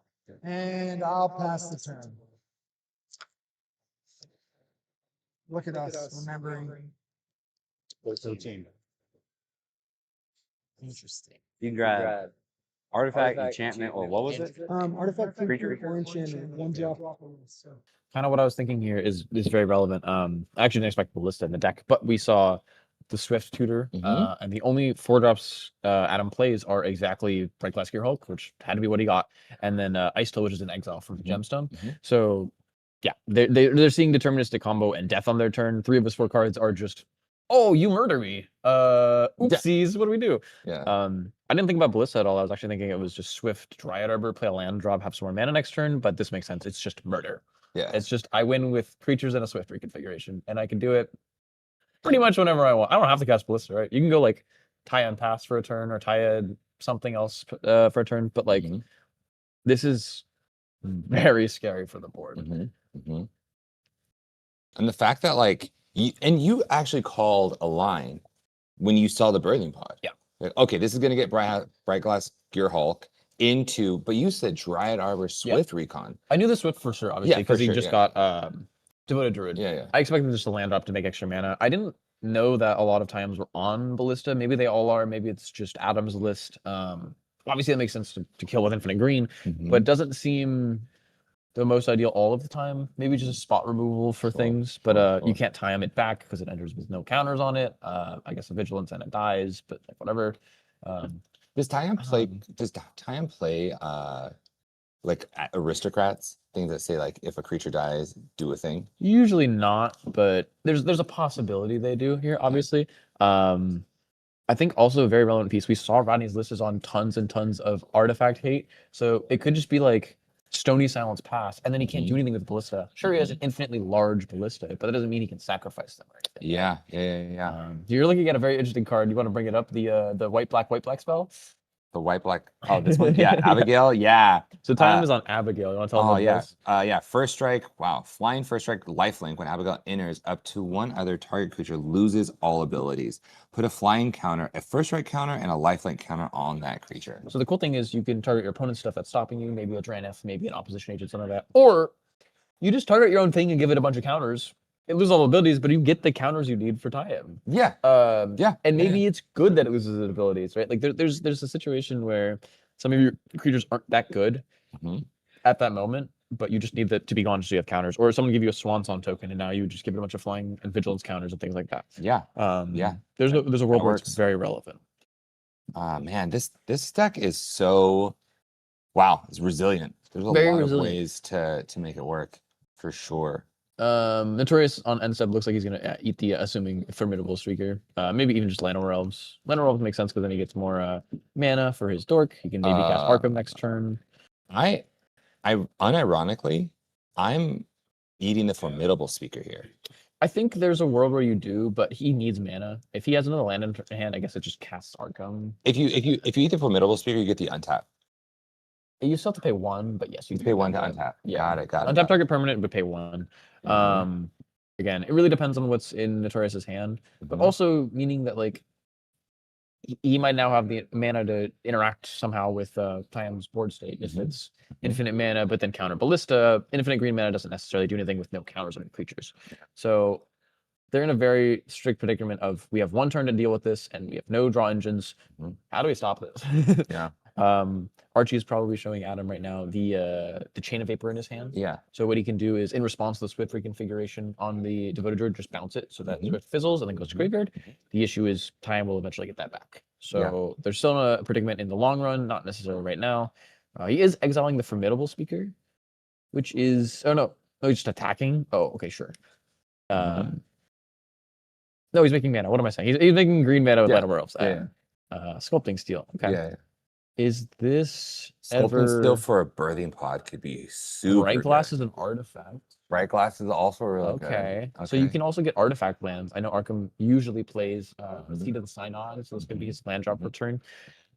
I'm really curious though, because it says that's why. So on cast of Arkham's ETB, on Adam's ETB of Bright Glass, he said, "How does it read?" Because he had the Sculpting Steel in hand. He says, "Like, what does that do? I might want that." Right. So now he's getting it, and I think it's going to be probably Seed of the Synod or Urza's Saga or something like that, where he just gets a land drop and then maybe something else will do, but he probably can't cast it because there's a Damping Sphere. So very curious. This Sculpting Steel is pretty funny though. Yeah. Well, he's only cast one spell. Yeah. Right. So it could be like a 0 mana rock that he pays 1 into. Yeah, 100%. So really depends on what he's trying to do, what's in his hand, and again, they have to deal with Adam because he has known win. It is just deterministic if he untaps it and casts it all. Just deterministic. What are we gonna do? Says the pod. I don't know. Sculpting Steel looks like entered as a Bright Glass Gear Hulk. Reminder for the pod. Because he's just tutoring his deck because Bright Glass is an artifact. So Sculpting Steel copies an artifact. Yeah. Oh my gosh. Yeah. I don't know. I don't know what I would do. If I'm in Notorious's position, I think I do tutor for a land that makes mana. Yeah. Absolutely. Probably again Saga or Seed of the Synod. Yeah. And then maybe a Voltaic Key. Oh yeah. So that is interesting because it untaps the Agatha's Soul Cauldron. Yep. Notably, he's just getting mana vault. Okay, so we're not doing any of this turn. I think Notorious realizes if he ever wants to win, he has to get down a ton of mana period, and it can't just be like land something or some 0 drop. Yeah. He's gonna have to do this later, but at least the Agathas might stop Adam, especially if he exiles the Swift reconfiguration when it fizzles. If Archie's gonna hold up that Chain of Vapor. Yeah. This is how they're gonna be able to stop this specific win. Yeah, Archie's just passing. Yeah, and then the next turn it's literally just cast your Devoted Druid. I think if Adam's smart here, what he actually does is just Time Pass. He's got the mana to do so, and means all of his creatures will enter with the vigilance counters, including things like the Devoted Druid. He has no reason to push, especially when the pod is like easily ready to stop him, and there's an Agatha's untapped. Like this can really screw him up. It's gonna be hard though to think that he doesn't have a window here when there's like no draw engines, no cards really changing anything. I'm very curious to see what it is. You know what's really interesting? The how Devoted Druid works with Tyam. So it enters with the vigilance counter, and then you can, like, the next turn, activate it, untap it. If you activate it again, to untap you can't do that because it's not a mana ability. Okay. The untap is not a mana. Yeah, ability, yeah, yeah, 100%, yeah. But what you can do is still, even if it's summoning, like just put a -1/-1 counter on it to get enough counters Yeah. to remove them, to do more stuff. It's kind of like the Wall of Roots thing. Anyone who knows that is, it's a 0/5 adds a green. Once during each turn, you can put a -0/-1 counter on it to untap it or make another green. I think it's just make another green. Yeah. But we're seeing Archie here just kind of has to, I think, talk to the table and then pass. Yeah. Maybe player audio, see what they're kind of talking about. Again, probably the same thing about this Chain of Vapor, but how they're going to go about it is the hard part. Absolutely. Oh, I'm not pushing. Yeah. Y'all, I got a mana bolt and a key. The main I got issue. mana. I mean, Yeah, you're back in the it. main issue is this. Sure. No, which is not with abolished. Damage Spear. Because of that, we need to Damage have Spear kind of just like ready. ruins my everything. Oh, I'm 'Cause not. I can't. that's what I'm successfully- afraid of. I I'm can't like, successfully chain mana bolt with key to go positive because of oh, fair. spears. I thought you were. Personally, I was like, oh, we're in danger. No, I'm not on it. What happened? Now that you've brought it up, with this Yes. line, I probably should be. You know. This is a creature. That's why how I big is didn't do it? anything on my turn. Ooh, chunky. With I think it's like Who's a first strike or something. That's awesome. Hey. Who's getting this work? I'm banned. You can work me all day before I'm 0. You can work me all day before I'm at 0. I'm fine. This is still a creature, right? Correct. Yep. Yeah. I just bought this Skulltooth Steel from Crimson Lion. It's quite hot. Over on stream, not enough. Not plugged. I'm not even on my ring. Not Yeah. sponsored. Not sponsored. Could be. Just a friendly place to buy cards. Are we still debating on your turn? Yeah, I'm still thinking. I know I need to take game action. I'm sorry, guys. Oh, you're good. I was looking for a clock. We got 44 minutes left. Are we on a different clock than everyone else? We have like an extra 2 minutes or something like that. Yeah. Thank you kindly. Yeah, this dampening sphere is really holding me down. Sounds like you might have to be patient. Sounds like patience. That doesn't sound like a rock grass way of thinking. to me. Okay, well, we about to have fun today. We do lose to him. I don't think you should push. I'm not gonna. I'm not slamming Devoted Druid down this turn. No, you're gonna get Abolisher first. No, I don't. I'm not on it. I just told him. Yeah. I'm not gonna lie to you. I'm not on Abolisher. Yeah. Or versus Victory. Okay. Oh, I see. You could have got me there. I forgot Voice is a card. Yeah, not on this too.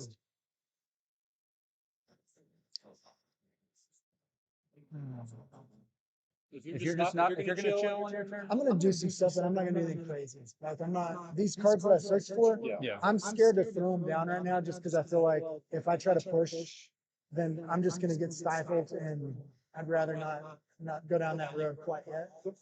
I mean, because I don't want to like upset the Now vibe. I've got the hey, let's draw hand right Yeah. now. So Fair.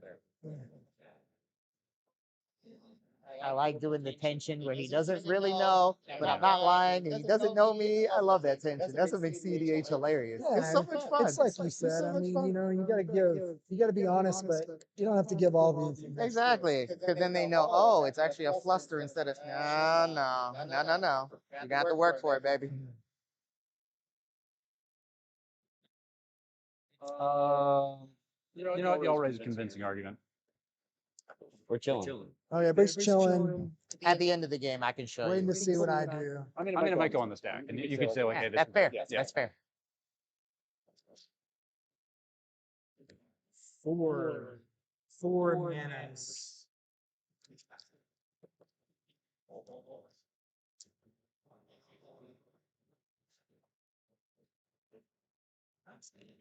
Oh, I can't check my phone. Sorry. Yeah. I don't mind going off my pocket, and I'm like, Yeah. Just throw it in the bag. Get rid of it. yeah, right. I'll tap those two. We'll get a white mana somewhere in the mix, and I'll play a Ethersworn Canonist. Is that the? Oh, you really don't care. Yeah, it's non-artifact, so you can play as many artifacts as Yeah, you you want. really don't care. Yeah. Sure. We got it. Everybody cool with that? No, I pass on that. That's my least of my worries. Well, it's going away. Oh, you're a sacker. I'm gonna pop it. Yeah. And you're gonna get a free drop. I'm gonna get a free drop. And you have 1 mana available I have currently. 1 mana available And currently. how many cards are you? I have got 4 cards in my hand. We know 3. We know 3 of them. We know 3 of them. Yeah, you know 3. There's one That's available one mana. now. So we got an activation on the stack.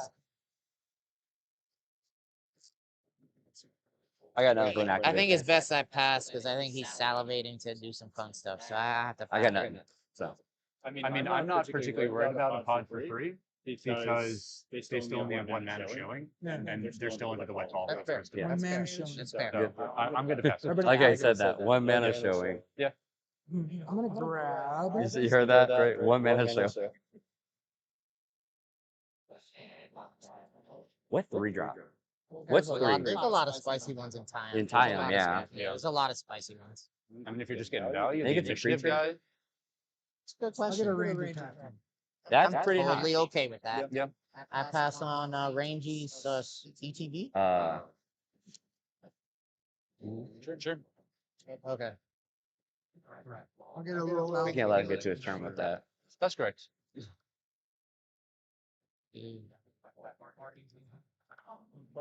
Also didn't push. You be careful. Did it work doing it on his turn? What? So my spells cost 1 more right now. What? They will be, yes. Is it worth doing it on wet ball's turn? You be careful if that's in the yard. Forcing the ranger This is crack? good. No, I'm just saying, if this ever goes to the yard, be careful. You see what I'm saying? Or do it right now on his turn. I have interaction, but my This is just interaction good. Maybe, because he can't, wouldn't be as he can't do spicy. anything This else. is just good stuff right here. So, So, I'm I just mean, gonna. I'm under the impression that they'll still be able to cast a lot of spells on their turn. No, I want a blocker. I'm at 30. Yeah, I think I'm just gonna So, chill. like, I'm the gonna ranger- like- pass this. I don't think we get time walk value out of it. yeah. All right, we'll do the untap, the upkeep, and the We just can't draw let it go here. fully around. So. What do you? All right, we're back. Curious. So Adam on time here was like talking about it. They're like, I don't think it's the right time to push. I think you guys are holding up a ton of mana for me. Interaction. Let's just chill and get this ranger so my stuff doesn't get stopped. Yeah. It's also crazy that Rodney has literally drawn only lands and exactly all lands. He literally kept a 2 mana hand and nothing else, and has drawn green sources and lands every turn, which is phenomenal for him. Yeah. This Aang is coming down, but definitely some nice luck happening there. Yeah, we will see what happens. Like, yeah, if you let the Aang resolve, great, but it's terrifying. At Are the we same just time. dead now with Are clone, you- clone, yeah, clone, yeah, clone, yeah, clone? yeah, Yeah. This is exactly what Aang wants. Yeah. Like Aang has had so much time to like just set up and Yeah. pray. Again, the 2 stacks are definitely working together in unison of like the stacks is helping both of us and stopping everyone else. This is exactly how they function, but it's again who gets ahead the fastest. And I think so far it's been Adam, but now it might swing for Rodney because he drew his 5th mana source. Also, I think it's an ancient tomb, so he's got lots of mana. Oh, Yeah. Interesting. So this can hit the ranger, which can be sacked. The issue is if it's ever sacked, then there's one under an Agatha Soul Cauldron, which is very scary. But That we'll was see. a very good hit though from Rodney. Yeah. There's a lot of luck going on right here, right now. I Yeah. feel like. What's the name of the card that he hit? Volatile Stormdrake. Yeah. It basically Gilded Drake, but it has protection from activated and triggered abilities, I believe. So like Bowmasters and some other things. You can't Volatile Stormdrake a Volatile Stormdrake because it's a triggered ability, ETB, right? Yeah. There's discussion of what they're taking. I don't think it ever matters if it's Notorious' stuff. Rodney should usually almost always just take the either Ranger Captain or even the birds here is pretty good because Adam currently only has 3 mana sources if they take the birds. Activated and triggered abilities, yeah.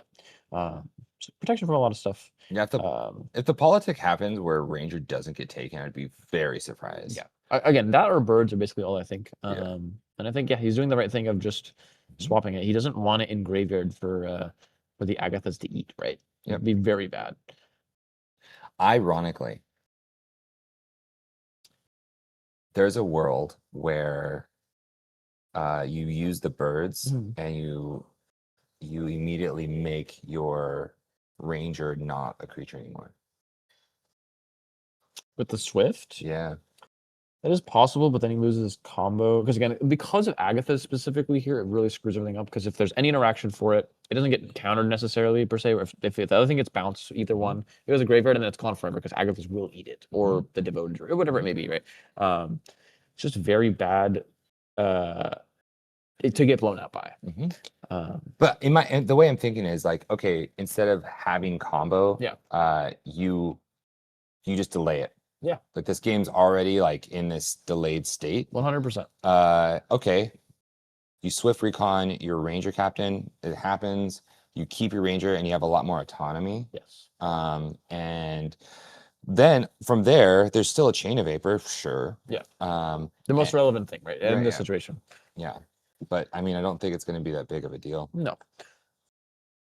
I think the real issue is Adam really needs some kind of one mana interaction happening here because if not, I don't know why he didn't tap birds and a land to crack the map, even for just any land drop here. Because then he would have been in the same spot, would have had another land drop. He would have had a 5th mana going into his next turn. If he draws another land, he has a 6th mana. He's much more open.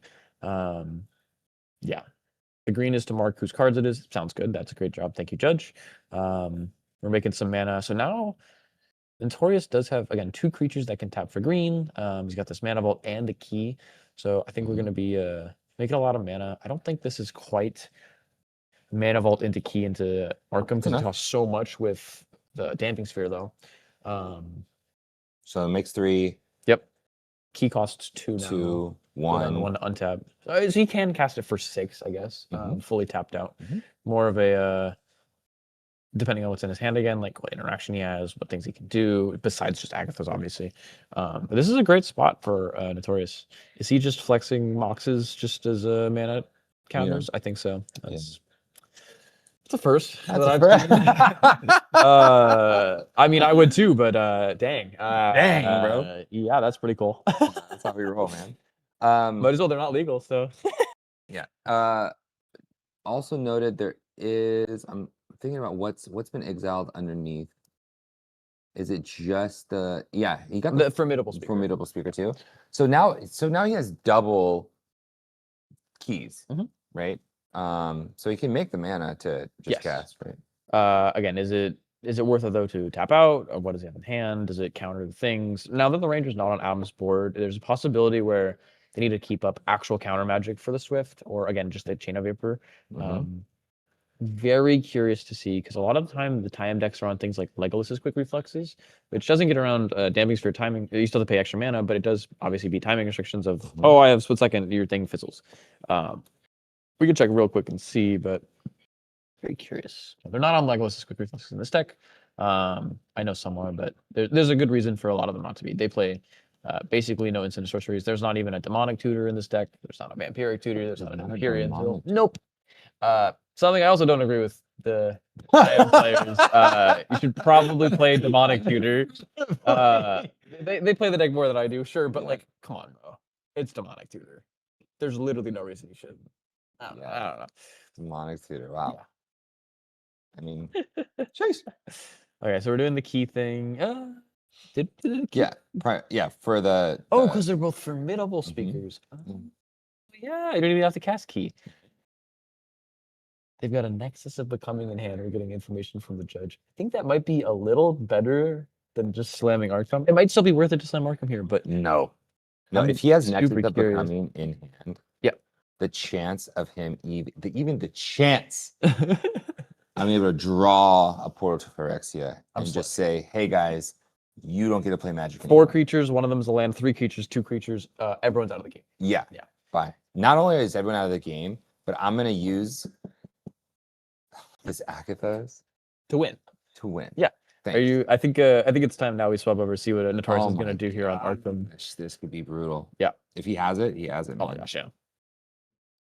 Oh, it's cool. I guess I'll go Mana Bolt up to 5. My Wet Rock counter is 1. What's that? What's a wet rock? That Damping Sphere is called Wet Rock. All right, so my next spell costs 1 additional mana right now. Yeah. I will tap this blue. I will use 4 of this. Going down to 1. I'm just gonna play my commander. Just my commander. Yeah. I cannot win. I cannot win next turn. I would just be like to have the ability to answer things if I need to next turn. No, as long as we're under the agreement that no Portal to Phyrexia is coming out next turn. That depends on y'all. Okay. Like they might want me to portal you. You know what I mean? As much as that sucks. Like Yeah, I'm the sucker that got a cradle. he's got a bad cradle. What if I deal Um, with that dampens? I cannot do anything else. I think. Oh yeah, no. So no, it still costs 2 more, right?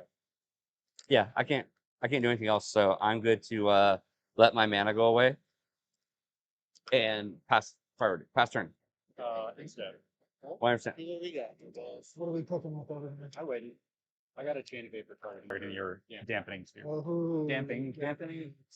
This is nice. So you're at 2, I gotta pass on that. and I'm gonna be at 1. Oh man, Right here. so interesting. Because they are I don't think unique. this is as bad as we think. It's probably not crazy. For him. He's gonna get to establish his Well, a little bit. Yeah. He can always sack a land. Bad as that sounds, you can always sack a land, force him to bounce pod. He sack a land, and we get rid of Thrasios, and then the problem I'm solved. not sacking it. Yeah. I mean, the option was there. Yeah. But Right. you could bounce This is Thrasios. up, right? This is up. I like that being up. Are you gonna use it defensively? 100%. All right, cards in hand. I have 3. I would like to crack this. Sure. We're taking it now. Oh, This is in your. in his green. This goes to the graveyard. Yeah. It goes to graveyard. Yeah. first. Is that okay? Sure. I'm just gonna leave this tucked on. You know the So fear. we know where it's going. I wasn't lying in. No, I believe you, man. Oh, okay. Yep. Yeah, I'm totally good on that. I'm good on Fierce. Yeah, so I had to try, you know. I feel you, my brother. Respect. all 3 of us sacking the line now would have been. I'm not doing it. Back to your end step, or back to my end step. I have priority again. Yep. Yeah. Yoink. Doink. That's why I didn't take the token off. Yo, I get to play other people's decks today. Yeah. Isn't it spicy? This is cool. So, I didn't want to do it there, but I I see that he's itchy. Counter on Arkham. Spicy. Yep. we're just Ranger Captain. Yeah. Say, Ranger. Did you Ranger? I got 3 bullets. To the guild. During your upkeep, I do have a trigger. What is the trigger? I'm sorry. The ang Oh. trigger. Right. I'm Yeah. I'm good to pass on that. Okay. It's nothing It relevant. transforms Slightly into bigger. a slightly larger creature. It's a 4/4 flyer. Can you read it for the? Can you read it? Yes, it says flying. Land creatures you control have vigilance. With the earth. At the beginning of combat on your turn, Earthbend 2. Okay. All right, man. Cool. Yeah. What you? This is for everybody, including yourself. Correct. Yes. I'd like to go to my draw step. We good? Yeah. Live yet. All right. Wait, we're not live yet. He hasn't said it. Yeah. Sweet. Wow. I think this is a very scary thing that just happened. So we gave a lot of ability now to Notorious on Arkham. Mhm. He now has Arkham out, 2 artifact creatures, Mhm. 3 untaps with Mana Vault if he wants it, and they're all Animal Elves as well, Mhm. and 3 Ranger Captains. So this is like a ridiculous board. Rodney protecting the Damping Sphere doesn't stop anything Notorious is doing now. The only thing it would stop is if he has some kind of Collector Oof, Stony Silence effect, things like that. Rogthrash is still out of the game because our Cradle taps for colorless. This is really bad. I don't even think Adam can like effectively push through this, even with Infinite Green. This is nothing. Sure, the Agatha's Soul Cauldron is tapped, but what does he do with it? He won't have any spins with no creatures on his counters on his creatures. This is a really bad spot for everyone except Notorious, and I'm so surprised at how the table has just let him get away with pretty much murder here on a 3, by the way. Yeah. This is really Yeah. This is a bad thing. We are in a bad place, guys. Yeah. We are in a bad place. Oh my lord. Judge made a funny comment. Machine Gun Ranger Captain is live. Yes, it is. It is. If Big he really facts. wanted to, he could just go pop, untap. Yeah. I don't think there's ever a world that we do, but if need be, the option is there. But we have at least a Ranger Captain sack, at least on I think Notorious's turn. And then with how the keys are working and them being formidable speakers, this might be a way to actually create infinite mana. Yeah. I'm not sure the lines that specifically formidable speaker doing that does give, but you have things like untapping artifacts, and then untapping that artifact can untap another artifact, and you can do the like I was saying earlier, the staff of domination or staff of completion things. There's some cool interactions. I think that there's actually a singular thing that happens here. He casts Devoted Druid, and he has to do something that he's not going to want to do, but I think it's necessary. He uses the Birthing Pod to Birthing Pod Devoted Druid away to get Opposition Agent. Yeah. At sorcery speed, no less, probably. Also can't. Oh no, we can just pod the 2-drop. That works yeah, too. yeah. Okay, cool. Yeah. Now I think we just get Opposition Agent, and then we have way less to worry about for Arkham, right? Yeah. It also slows everyone else down. I don't know how hard this can be. If this is a push, if this is again Opposition Agent, if this is something like a value. I don't know how many 3-drop value creatures there are in Time that are like that in this spot. Nah, don't get Manglehorn. Just get Oppo. Yeah, you're just supposed to get Oppo. I- Like Manglehorn can hit the Agathas, right? And that can stop everything that he's doing. He won't have any of the mana. He'll have 2 Oh mana. yeah, it and turns an off. Arcane It does. activation. It does turn off Agathas, which is great. But it still means he but- has an Arkham search ×2, so It is over. Yeah. that's pretty bad. Like again, one activation here I don't think wins if the Agathas is gone, but if the rest of it One activation stays for what? for Arkham. Arkham, yeah, Arkham wins. If Arkham untaps, they win. If Agathas is gone, they don't. If Ag- Agathas stays 100%. Yeah. If Agathas is gone, Arkham's on the battlefield still. He wins. Yeah. With what?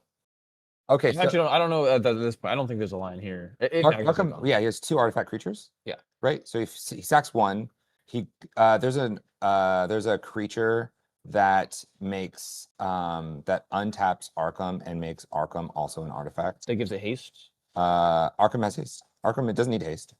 Arkham is. You on the can't tutor battlefield. creatures with Arkham. Yeah, you're getting an artifact. Yes. That turns Arkham into an artifact, and then you can sack Arkham And itself. do clock of moments and things? you grab another thing that just it allows you to tutor your deck. Okay. Yeah. Gotcha. But yes, if 100%, if he untaps with his current board state, or even with or without Arkham, he just wins the game. It's Yeah, like it's still terrifying, especially for the pod. That's why I think you're right that Opposition Agent is really the play. I'm not really sure though, like if it's Sorry, enough. yeah. If it's enough, like it's enough. Yeah. If he untaps, I don't know. I feel like everyone should just be on full alert. Yeah, no I think matter we what. should swap and kind of see what they're talking about. I think there's maybe even an offer of draw here. So maybe let's listen to Adam's politics. Your pardon? Okay, yeah, we're stalling here. I think the other thing was pretty good. So I'm thinking that I gotta go grab Oppo. Yeah, that's just the play. So That's fair. I have to. It's too scary. So Oppo is in play. Okay. That's off my. Arkham was getting a little scary. I wanted to get some value, but I'm just too scared of what you're gonna do. So I told you I would have given you 3 options. sorry for stalling. None of them's a push To the piece. stream. I wasn't trying to stall. Excuse me. Okay. Now we're gonna go ahead and we're gonna play some spells. Let's tap for 1. I'm gonna play an Allosaurus ship. So I've got a tax now of 1. And I think, again, what's the right play here? Something.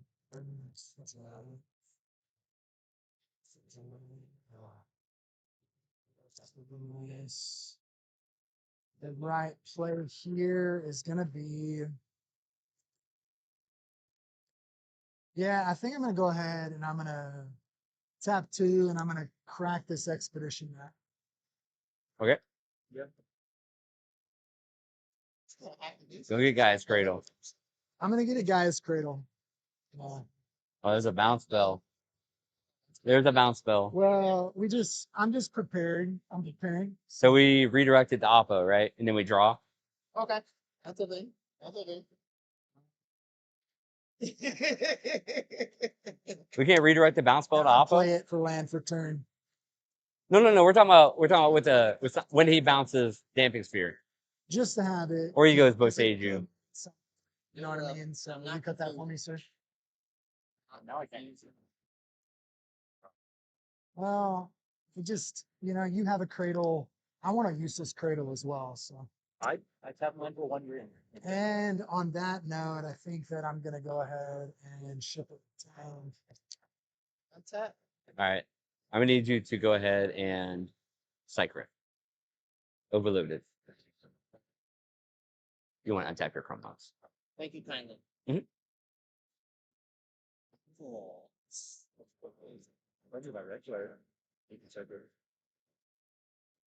I'm so out. You got me. With the Oppo? Yeah, I can't help. I mean, I don't know. Your board was so. Seeing some politics happen here of Adam thought the best play, and I think we agreed, was to get opposition agent to stop Notorious from doing anything ever, basically. Like, you just can't have it. The pod now is discussing if they ever bounce opposition agent, Notorious will put a draw on the stack by tutoring, what is essentially just a win. Being like, hey, I will win the game if we can get to this point. I don't think we can beat him now that there's Oppo down. What do we do? You can also see the value of how good Birthing Pod is in a deck like Tayam, where you're, again, a toolbox deck where you need certain things, certain stacks pieces. It is doing a ton of work. Every turn so far, it has gotten the exact thing he needs right then. And they're like, what do you get? What do you get? And they just don't know because there's so many options, right? This is 45 creatures. 45 creature deck. They don't pay 4 drops. It's Tayam. Tayam doesn't return 4 drops. Bam! Bam! Right 4 back drop. to your Hulk. Yep. Yeah. It's pretty funny to see though. Felidar Guardian. Okay, so that works with flickering. That does work. Yeah. That's pretty Aang funny. does run a lot of flicker effects. Yep. For sure. Also notably, so some people might point out that there is an Ancient Tomb, but it still works for tapping for 1. You still have to pay 2 life though because of how damage is worded. Yep. You still lose 2 life. Yes. It is so crazy to me that Rodney has drawn another land in a row every turn. Again, this Feldar was in his opener as well.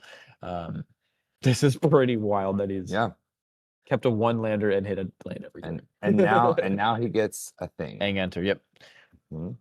Notably, this can enter as something like Felidar. Again, just clone Aang, whatever it may be. Being another Felidar means he gets another creature on board, though. Yeah. So instead of having to sacrifice 1 to Legend Rule, it's just a Noble Hierarch. Never mind. Brutal. Pretty bad spin for the whole turn, you know?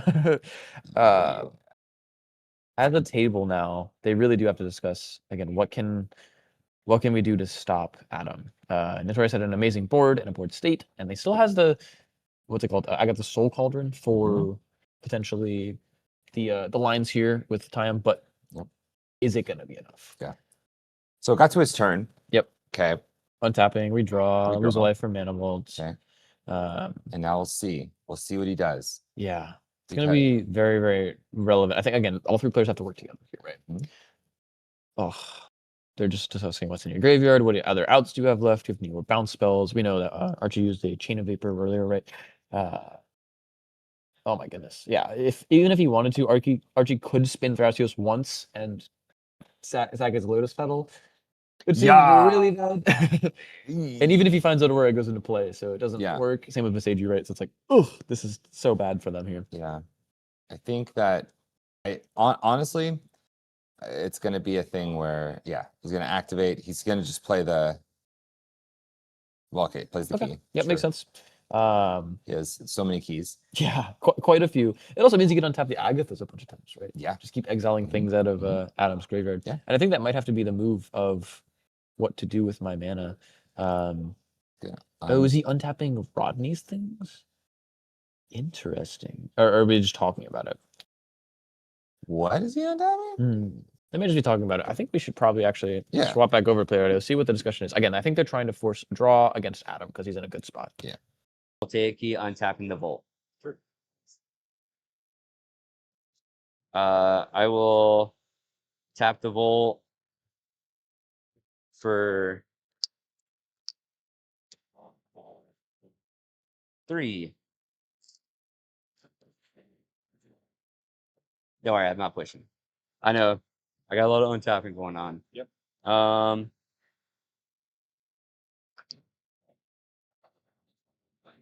Tap a blue. Tap. Untap Volt. Using this. Yeah, it's Correct. removable speaker. Okay. It's good.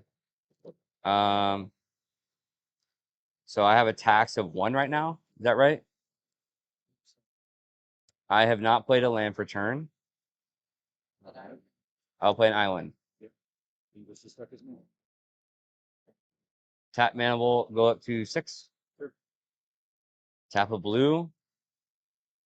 We're gonna try out a new engine. Draw. Nexus of Becoming. 6 plus the tax. Can you read for the class? At the beginning of combat on your turn, draw a card. Then you may exile an artifact or creature card from your hand. If you do, create a token that's a copy of the card, except it's a 3/3 golem Cards in hand. 2. And y'all know what I have. I don't So like that. he knows both of them. Yeah. Yeah, the second card doesn't matter. Yeah, it doesn't. It's a dog and that. So The elixir's pretty good though. Yeah, because it does do itself. Correct. it's not a win. So I mean, it's valuable. It's powerful, Yeah. but I think right I can't even drop a bounce. I can't chain a vapor or anything. So my concern is simple. next is good. Next is good. Next is good. Cool. Can I go to combat? Yeah. I can draw Nexus trigger. Yeah. That was yours. Say again? Yes. Yeah. Nexus trigger good. Draw card. Ho boys. Another bad artifact creature.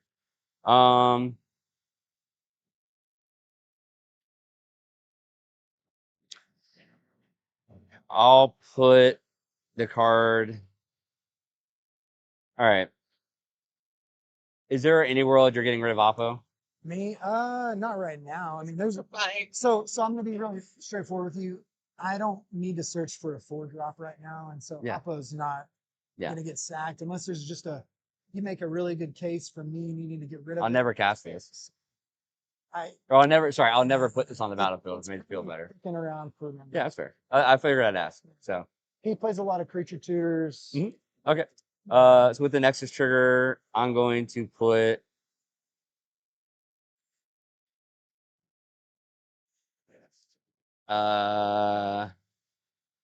K9 Mark 1 into play. So it's the same thing, but a 3/3. Correct. So this is a golem. The original is exiled. Yeah, it's It's a 3/3 golem. It has the abilities. And Target it still has all its abilities and stuff. It just can't be blocked. This is technically a 3/3. How do y'all want to denote that? Is there a small dice with 3? I've got all kinds of I have small dice. Okay. I didn't know if that was their box of the small marble These are- ones. They're yours. You're Okay. welcome to. Oh, you're fine. We'll put the 3 down here for the power, right? Or for base power and toughness. Yeah. Are there any creatures in yards? I've got another Santanist. I got garbage. Nothing like that you Relevant. just need to burn it. Okay. I have 4 ranger captains. That's a beautiful thing. But I think Um, the Stone Cauldron is getting more and more like problematic. It's bad. I will Wow. Good. Yeah. simply pass the turn now. Yep, I'm gonna. So Nexus did a good amount there. It got a K9 in play. It is the draw engine again. You drawing cards. Looks like it was Arcbound Ravager they drew. Yeah. I guess the Soul Cauldron is again super relevant to hold up now because they still have to try and stop the time activations, do the things there, stuff out of the graveyard in time. Because the point he has like 0 counters in play. This whole game he's gone without casting time, which is crazy to me, but he's kind of had to, especially with that get that opposition agent. We're also seeing on end step, Archie's going to be spinning, sacking his Lotus Petal. There's not a lot of good answers here besides getting rid of a damping Quantify. here. That is a good force drawer. Yes. This now destroys opposition agent, and Notorious can try and force a draw. So that's actually a phenomenal card for them here. He's going to go to turn and draw. Play a fetch land. That is unfortunate. That's pretty funny. But again, if he's going to get rid of the Oppo to try and force a draw as well, then it's actually not that bad. Mm-mm. Adam notably is under, in theory, 4 Ranger captains as well. So Yeah. that doesn't matter all that much now because Swift is also an instant speed and footage is a creature. But are we going to see enough to deal with time with just a Pongify? And again, the Rangers don't matter too much because most of the deck is creatures, even though Swift is an instant, or is not instant, it's flash, so it's fine. Will it be enough? Or are they just going to kneecap Adam now and get rid of the Oppo to try and force a draw? Because that means that Portal will totally wipe his board. They'll have basically no say in the game, and they kind of have to force the draw. Yeah. Very curious. All these fetch lands are drawing those is not a good sign. Yeah. I mean, there's also a world where, you know, I don't think Adam has to agree to a draw. I think that if he right, like like, no, I'm not going to agree to a draw. You want to Pongify and lose the game? Sure, that's fine. I mean, yeah, you could do that, but then Notorious just runs away with the game because he already has a draw and he has a portal that gets stuff back. I mean, you guys are pretty out of it. I think. Looks like that is the draw force. Yeah, that Pongify pretty much solidifies it. Again, blowing up the opposition agent, he gets portal, the game is over for Adam. He can't do anything anymore. Yeah. It makes a lot of sense, especially when, again, he just had another draw engine be Nexus of Becoming. Yeah. Who would have guessed the stacks forced a draw? Hey, Tyam didn't get a win. Tyam didn't get a win. There you I go. really did think he would because again, that damping was so perfect for him. Like everything else just was stopped. It was more the effect of Notorious drawing exactly Agatha Soulfather didn't have it in his opener. Rodney drawing literally only lands in every draw step was crazy. Yeah. Keeping a 2-mana hand and no green sources is I'd like to talk to him after and see how it goes. See how it goes. But it worked out. It ended up okay for him. So Yeah. Was that round 3? That was round 3. Oh my gosh. We're 3 rounds in already, and it's 3 o'clock. Yeah. Oh man, we've got 2 more to go. 2 more to go 2 more today, to go. and then 2 tomorrow. 2 tomorrow on Top Cut or 1 tomorrow on Top Cut. One of the 2. Yeah. We'll figure it out. Before we end this round stream, we have a ton of announcements. Oh my and gosh. things to do. There's a lot of good things coming up. We'll end with our sponsors, but first, if you are in the Texas area and you aren't playing in the main event, there are events for you. Not even just cEDH events. Yeah, not even cEDH, right? So there is a Legacy 1.5K. It's not capped out, but it will be. So if you are in the area, please come. It's going to be an awesome event. Legacy is always super fun. Oh my gosh. I'm currently building a Legacy deck. It has been one of the most fun things I've ever played. Ooh, Yes. what are you playing? Epic Storm. The Epic Storm. It's just tendrils / Song Creation. Some of my favorite cards ever. Yeah. And it's phenomenal time. I love Legacy. That's fantastic. We also have Lorwyn and Avatar: The Last Airbender, $20 drafts. Yes. And a $40 Chaos draft that has some power in it. I heard there's a potentially collector packs you can open Yes. as your Chaos draft. Instead of just like a random booster, you just get a collector pack. Yeah. There's like 6 rares in there. Yeah. Super boosted. Boosted, right? Also, if you want to grab, I think we have a couple of so we have some awesome stuff that's happening here. If you are able to come by, you can get your hands on these amazing playmats. Yeah. So these are the ones we're using on stream, luckily. The Excalibur, these like purple dragon scale almost ones. Yep. They're phenomenal. And then you've got the beautiful Dallas 2026 with Baldy. I think he's riding a zebra, skeleton horse thing. I don't know what it is, but it's cool looking. Yeah. And he is wielding that thing. Wielding, right? Come get these guys. Come get these guys, right? Please. In addition, the winner of the cEDH event will win this awesome trophy here. Oh my gosh, yeah. You know, this is the cEDH champion of Excalibur events at Dallas. And so, you know, a lot of prizes on the line. Really, really excited. And last but not least, I want to shout out our sponsors. Beautiful sponsors. We have so many today. Thank you first and foremost so much, Gold Sabretooth. I don't think he's here today, but amazing competitor, amazing artist. Helps a lot with kind of the communities. We don't get to talk about it too much, but like the playmats of specific decks that don't see a lot of attention, they love that. They like get to have something they rejoice, some tokens, some art, things like that. Super, super cool. Another shout out to Eldrazi Dev. Again, one of the coolest that I've seen, especially of recent programs. You get to use it for things like mulligans, puzzles, deck discussion, talk with your friends.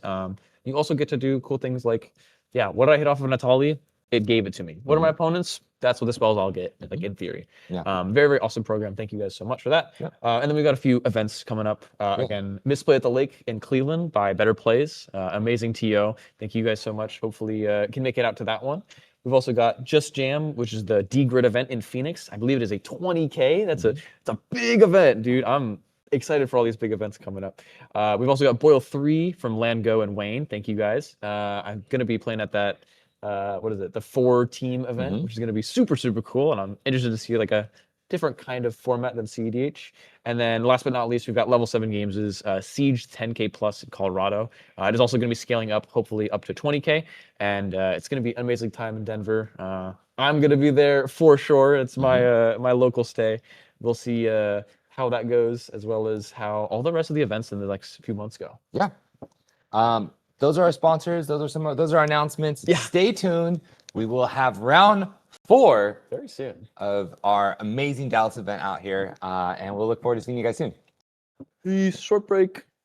Hey everybody, this is Joseph, also known as Pigeon, and I'm going to be announcing some stuff for the Siege 10K here in Colorado. Get ready to battle for glory at one of the biggest Magic the Gathering competitive EDH tournaments this June 13th and 14th. Join us at the Castle Doubletree Hotel in Thornton, Colorado for Level 7's The Siege cEDH 10K. $10,000 in cash prizes up for grabs, $4,000 for first place. Top 4 take each $1,000, and top 16 scores big as well. Top 40 players return on day 2 with buys into the top 16 for the best of the best. Early bird entry is just $85, and then an extra raffle ticket for the first 100 entries. We'll be raffling off a Gaia's Cradle and other prizes. Raffle tickets are given with tournament entry, and every win in Swiss earns you more tickets. This is a proxy-friendly format. Bring your best decks and your boldest strategies. Don't miss the Siege cEDH 10K, where legends are made and crowns are claimed. Come hang out with MTG Basics and Critical EDH members all weekend long. Register at topdeck.gg. We look forward to seeing you there. Landgo presents The Boil 2026, a 10K cEDH event in New Orleans, March 28th and 29th. This weekend is packed. cEDH cube drafts, a team showcase event, and a main event prize pool that scales up to $20,000 at 256 players. Bring your best deck and don't miss The Boil.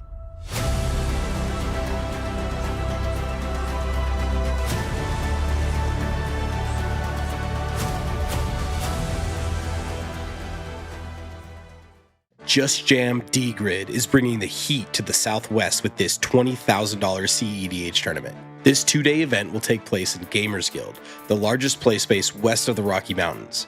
Jam games all weekend with on-site restaurant, bar, and cafe with food delivered straight to your table. When in doubt, just jam. Don't miss it this May 30th through 31st in Phoenix, Arizona.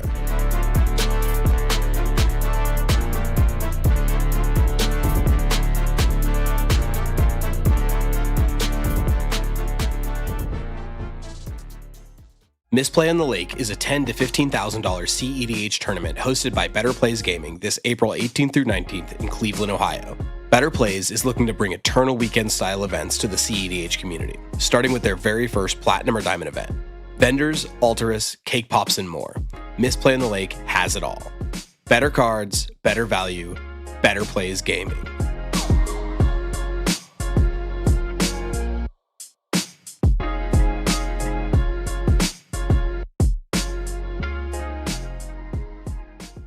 Gold Sabertooth creates one-of-a-kind art for Magic players who want more from their game. From stunning playmats to beautifully illustrated tokens, every piece is crafted to inspire and stand out. Let your table tell a story. Explore the full collection now at etsy.com/shop/goldsabertooth.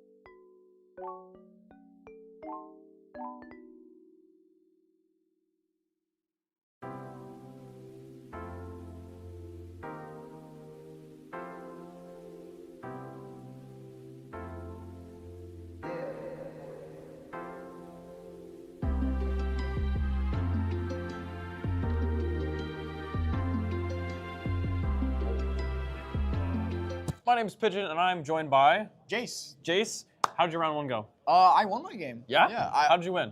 So I was in the double rock slide pod. Oh. 2 Texas locals. Oh my Some God. guy from Houston and my buddy Scott. And then Yep. I can't quite remember his name, but he was one of the content creators. Yeah. And he was on Kinnan. And basically, rock slide goes turn 2 Ristic, and then the other rock slide goes fish. And my turn 1 is Mr. Cremora, Mox Diamond, Pitch Spear Guide, Oh my LED, goodness. Crom. Crom? Crom, Yeah. Mr. Gamora. So I had 2 engines. You got there. Yeah, I had 2 engines in play in turn 1. It was a little scary because my buddy Scott, like on his turn 3, went like Squelcher pass, and that was pretty terrifying. But you got there. That's But all yeah, that matters. Yeah, yeah. Well, okay, one last question. Congrats on your win. How do you feel about Stormkiln Artist? Well, that card's really good, dude. That card's gas, yeah. Scale of 1 to 10, how good? It's like, I think this card's as good as Smothering Tithe, so it's got to be a 10. 10? Yeah. I was like, you were going to say 8. Well, hopefully you get some more wins in, and congrats on round 1 win. Thank you so much.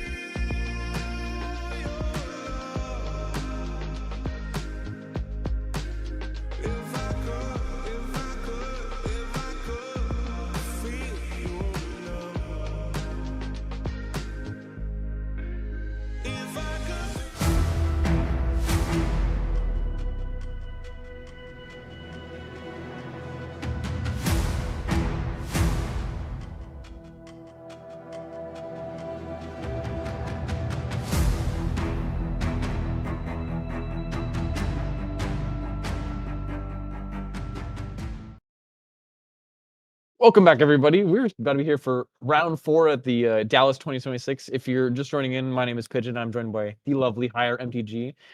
Shout out Hire. Shout out Pigeon. your group. Oh, me. Oh, shout out me. I am super excited for this pod, and if it's going to not be a draw, we have an insanely spicy commander in this pod. Do you want to read the name of? I didn't even know this card existed. Commander. Yeah. So this is Jin, right? Yes. And this is Jin Sakai. Jin Sakai, Ghost of Tsushima.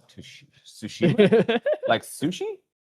I think so. Oh, Like the game. Yeah. okay, Tsushima. This is part of I Spicy think commander. the what's it called? The PlayStation Yeah. Secret Lair. And this is pod 1, correct? Yes, this is pod 1. This is seats 1, 5, 4, and 7 in this pod. This is like the top of the top right this now. is like this is a top 16 pod here. Yeah, no, this is what we're probably going to see, at least partially up again in top 16 or even top 4.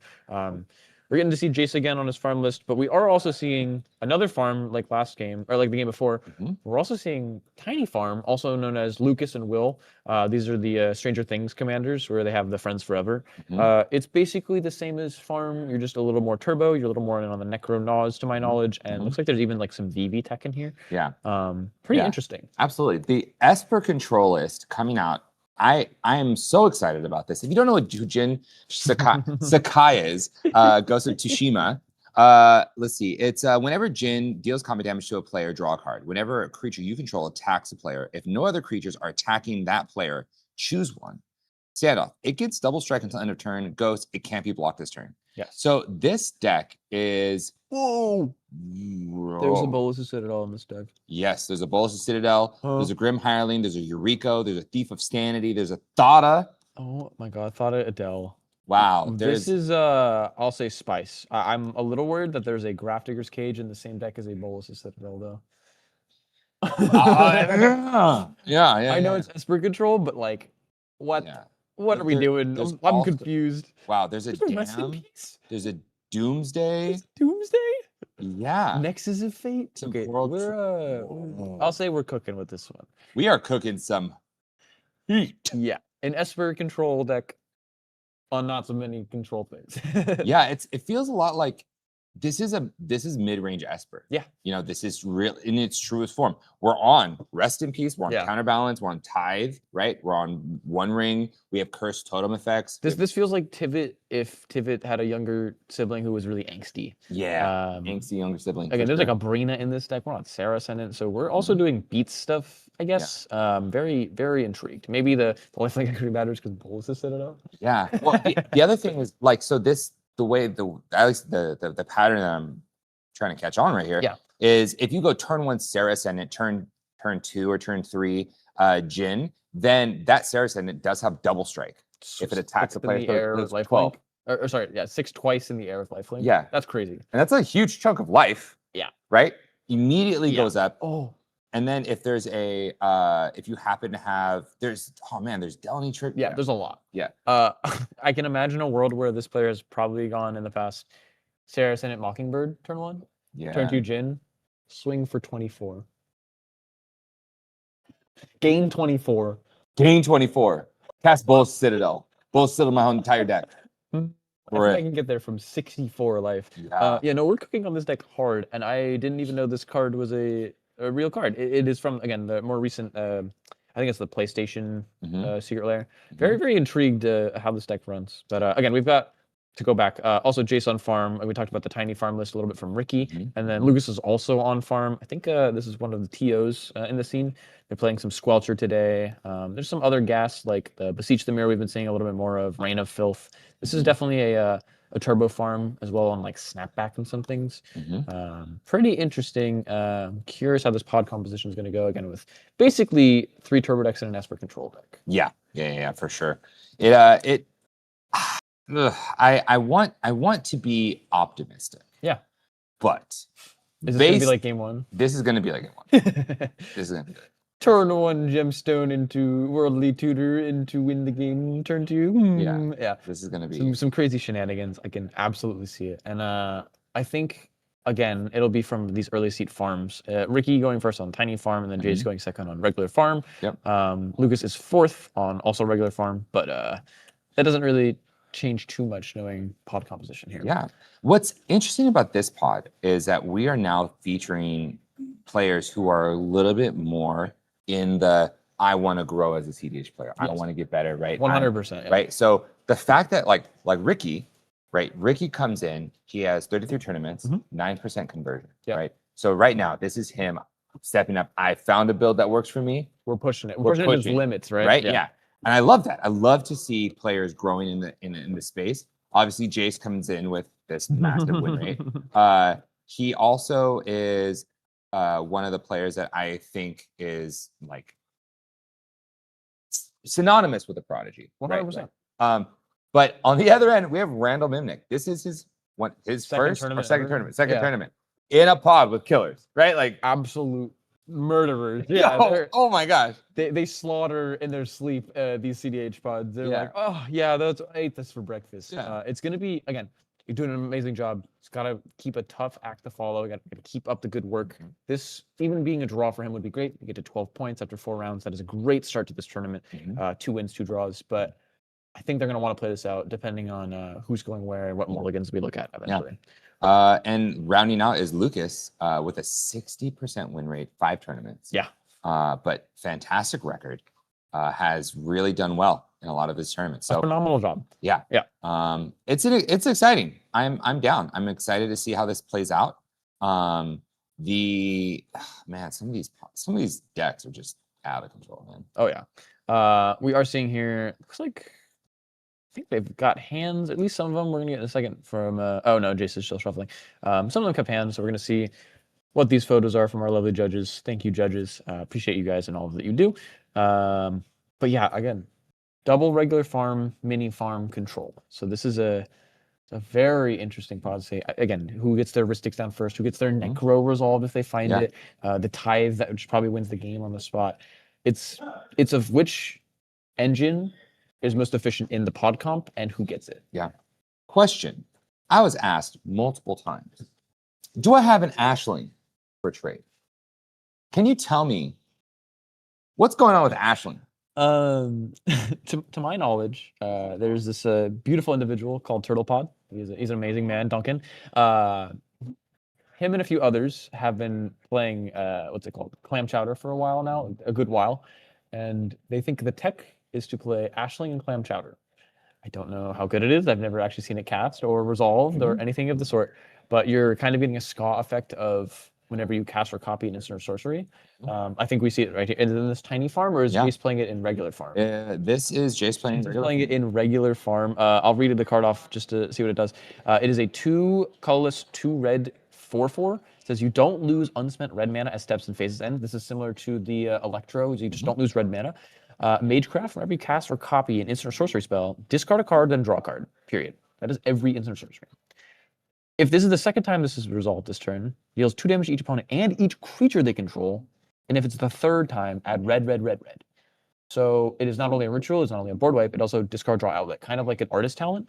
And it has been doing well for them. I'm expecting it only in Clam. I didn't know he was playing it today on Farm.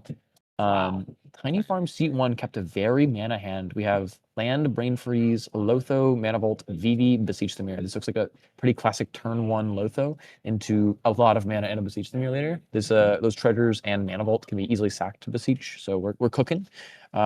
Seat 2, Jace looks like he kept a 5 of Ancient Tomb, Felwar Stone, Orm's Chant, Soul Ring, and Ragavan.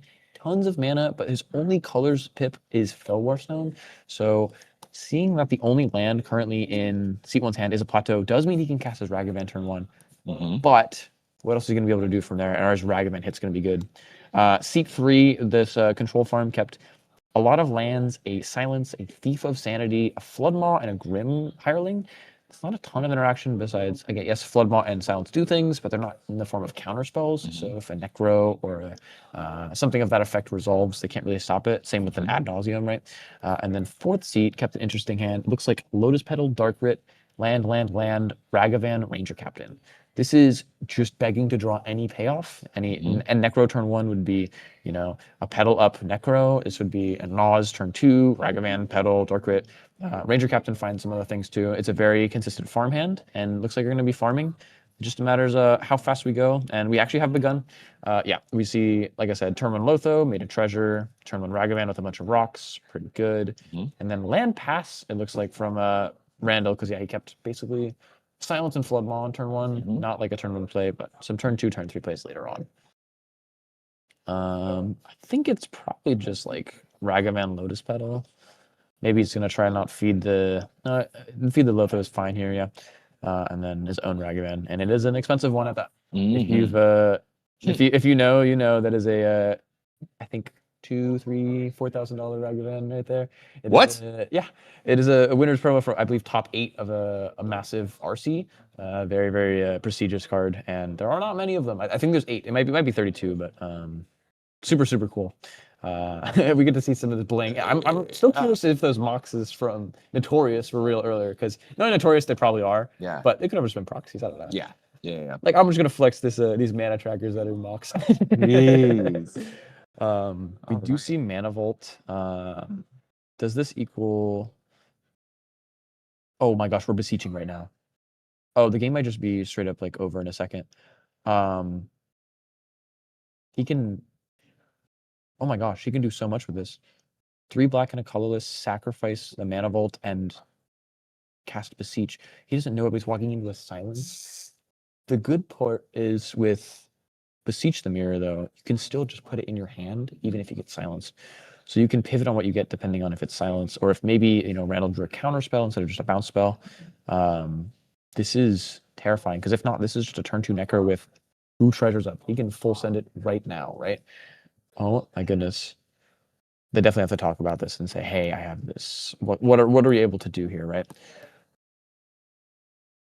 That was an amazing draw. I don't think Ricky had that in his Opera. I don't remember, but let's check real quick. I don't think he...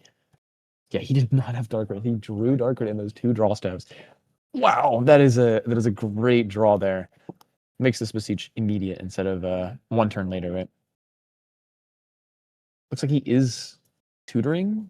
So I think the Beseech is resolving, and there was no silence from Randall.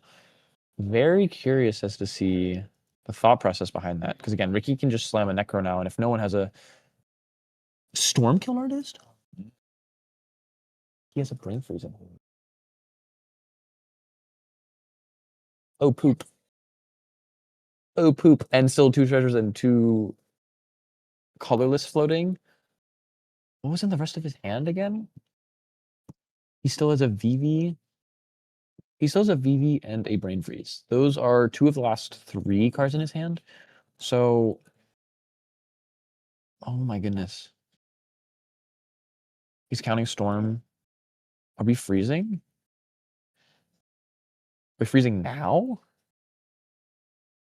The freeze now is interesting because unless he drew a payoff for it, he doesn't have it. Unless he drew exactly Breaches, the 1 card we don't know, because we know he didn't draw, or we knew he draw Dark Rit. I think he's freezing himself now. So there's a Scott trigger, there's a Storm trigger.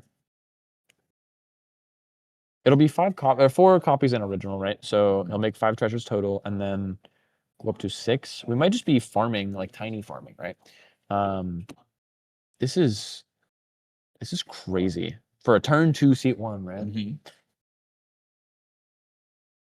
Again, Randall does have a silence, but that doesn't do anything in theory unless a breach goes on the stack, right? There's some politics we can probably swap over real quick because Jace is telling them kind of how the Scott interaction works. Let's see what they're talking about. If we MBT here, if he's telling the truth, like look at your board. You'll have 6 mana on your main. Yeah, I'm playing a Cron. The issue is that we're like, I have to think about the fact that I'm also like, we're C3 and 4, right? Like I get it. Like I'm not killing you if you're. I can like so you mulligan with mana and your hand is not interaction. So unless it's a bunch more mana, which My hand is interaction. It's just not doesn't work here. Sure. So look, I can answer one thing, right? I multi interaction because I figured I needed turn 1 because somebody said the word turbo, right? I announced I would have interaction at the beginning. I can answer the Stormkill. Is that enough? Dude, if he has protected wind in his 2 cards, Yeah. just like let him make his mana and then if he plays just say if I'm it's really MBT, telling you, I'm save gonna for cast savings. one more thing, and then I'm gonna cast this, cast these, and then pass turn. Oh, So I have bodies because there's Swagger Then Bands. it's super free. Yeah, that's like the freest thing I've seen. In my Oh, the life. interaction? What? Right. No, I'm telling you to hold it because I'm gonna cast one more and then cast these two. I'm fine with I'm that. not gonna jam a win right here. That's sure. This ain't jamming a win. That's fine. Okay. If he plays Aristocrat Fish, you do have to counter him. Yeah. Oh, like for sure, but I'm not. You're good. Okay. So Sky will be at. I'll go up to 5, and then I'll have the 4 targeting me. Resolve them in order. Yeah. Because if I see something too scary, like I might still have a response. I know. I'm just saying this is the trigger underneath, which is that's the Sky. I have the storm trigger above it. Yeah. Yeah, you're gonna make your treasures. Well, Okay. well, it's one turn, so it's. I can do them in increments if you Yeah. want. Just do it in increments. Yeah.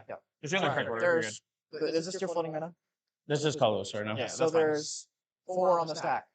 Yeah. All right. The next one's resolving. Yeah. There's 3 on the stack. Next one's resolving. There's 2 on the stack. Next one's resolving. Original brain freeze on the stack. Yeah. Okay. Second to resolve. Yeah. There's no breach. No breach, and no breach, no Sphinx. Yeah. Okay. No breach, no Sphinx. Okay. Cool. Dude, I'm gonna top deck need that. Since this resolves, I'll now have another, so I'll go up to 6. Yep. Yep. Can I see your yard while you're playing? You can play your turn. I'll just There you go. Okay. Nebet's So I'm gone, gonna go Voice is gone. This is his only abolisher effect. Yeah. For the record. down to 4. Okay. Here you go. Cast VV. Oh, nice. This guy got infinite mana. Mm-hmm. Yep. Cool. I'm gonna cast this Mox Diamond. I'm gonna have a VV trigger. Sure. Y'all. Currently Storm is at 6. I'm not gonna lie, this is the craziest deluge ever. If anybody has one. I'm playing a different card instead of deluge, but it doesn't. I'm gonna hit the VV button. I'm gonna make a blue. Yeah. And then cast So both your 3. creatures. Yeah. Cast here first. Yep. Go to 1. Yep. Cast this. I'll have an ETB trigger. Everyone, please say no for the love of God. Got a clue, bro. Look at all the colors. Here's the thing. Yeah, that's up. He has 30-something treasures anyway. I didn't feed the thing. I'm not taking a clue. I also have no cards, so. I mean, I have so much extraneous. Oh yeah, you do get a clue each time, right? Yeah, I get a clue for what y'all. Oh yeah, I don't want If to he's join. gonna pay 2 cards for that card, I'm fine. I'll have him have 0. Yeah. I don't want you to like not be greedy. If you want a clue ticket, I'm taking a clue. I have a bunch of extra colors. You have extra what? I have a bunch of extra colors, man. I'm taking a clue. So don't feel like pressure. I'm not. No, you're good. So you're not. I'm not taking it. Okay, y'all I'm both gonna will take just a take a damage. clue. I'll make 2 clues. Yeah, at 0 cards in hand, it's like. All right, I don't have the token. We have the dry erase ones. They had those last. We have a dry erase marker. For a clue? Oh, he has one. Oh no, he has clues. We're good. We're good. Okay. Okay. Thank you. Since you're next, I'm gonna swing Glowthrow towards you. Yeah, I'll take it. Okay. Value. Well, my top card now is Heck yeah, right? Yeah, I'll pass turn after that. It's not nice. That's fine. Yeah, I'm gonna go to combat. 152. Yep. VV also has a trigger on it. I'll take the damage. Damage is taken. Trigger on the stack. I think there was all trigger. Yeah, no stifle. Nope. Okay. No. Yep. Does the exile still stuff, right? Yes. Cool. We're back. That was a crazy turn 2 out of Ricky. He has basically infinite mana now. He's got VB, Lotho, both his commanders out. You got some. This is an insane spot. Even to have no cards in hand, he just milled his kind of pick out. So if he does something like Sabines, there's a lot of interaction with the mnemonic with the pawns. That would be very good. Very, very curious to see what basically like they're able to do, even if they have anything. Jace drew a Lotho. Lotho makes him now has more mana. Again, both players here just have a ton of mana. Not much else to do with it, but still. That's going to move the active player card around. Like Internet was telling with the pawn too. He's got interaction for days, but not much else to do with it. He's got a Flood Maw and a Silence. Doesn't really do anything here. I don't know what Silence does to Ricky on this turn besides, okay, the card could lose. And he's still got a ton of stuff to do. They're Chromoxing. Curious, watching Flood Maw. The fetch. It's just a Thief of Existence or whatever it's called. I think it was a Thief of Existence this game. Thief of Sanity, I'm sorry. It says whenever it deals combat damage to a player, look at the top 3 cards up their library, exile 1 face down, and put the rest into their graveyard. For as long as that card remains exiled, you may look at it, cast it, and you may spend mana as over any type of color. Pretty cool. Let me just get this right. There's a Ska, Lotho, Timna, Crom? Not Tim Crom. He's playing Tiny Farm. So Okay. it's the Cecily Wernog. Oh, sure. Not the good ones. I mean, it still makes clues here, but it doesn't mean you get to swing and draw cards when your opponents do things. So, yeah, we're seeing a Thief of Sanity. Again, Tiny Farm is a lot less scary than if Tim Crom would be here, right? That Lothos are both triggering. Looks like we're going into Lucas's turn. I don't remember that active player card's hard. It is going to Lucas now. Yeah. Jason's like, what? It's What does happening. Thief of Sanity do? He's a younger guy, so he doesn't know as much. Ragavan hit a land. Boom. Land tunnel is actually going to matter, I think, a good amount in this pod, because now there's a bunch of attackers. A VV will trigger a lot. Thief of Sanity is a flyer, so I'm going to take cards and deal damage in the air. These Ragavans are going to have to hit each other. Not bonk each other, but just keep attacking each other, right? There's a lot of life loss going on here. And then same when whichever of the Tiny Farm ones dies, they either make clues or lose life. So relevant. Yeah. Okay. Interesting. Okay, so we have a lot of value, but Ricky has no hand. He has no cards in it. He has 2 clues though. So again, he's got VV, Ska, Clue, or food, or treasure, clue, Lofo, both his commanders. He can sack the commander, I think, make it die. It sacks and kills something. Right? It says sacrifice an artifact that deals damage to target creature goaded. Okay. And then the other one says whenever it leaves or enters, each opponent who doesn't make a clue loses a life. And then you make as many clues as they make clues. So it can't necessarily make itself die, but you have a lot of options. Well, yeah, you sack it with your command. We're seeing Lucas here get the Ranger. I'm assuming the Esper Sentinel. Makes a lot of sense. Sure, it'll trigger the Lothos, but he needs a card advantage from here. Could be a Mockingbird. Yeah, no, it's just a Lothos. Or it's just a Esper Sentinel. Now the first actual card advantage engine has gone on the board. That isn't, I'm going to say, a Ragavan. That's not really counting it. And neither really is Thief of Sanity. Yes, it does, but it's not the same.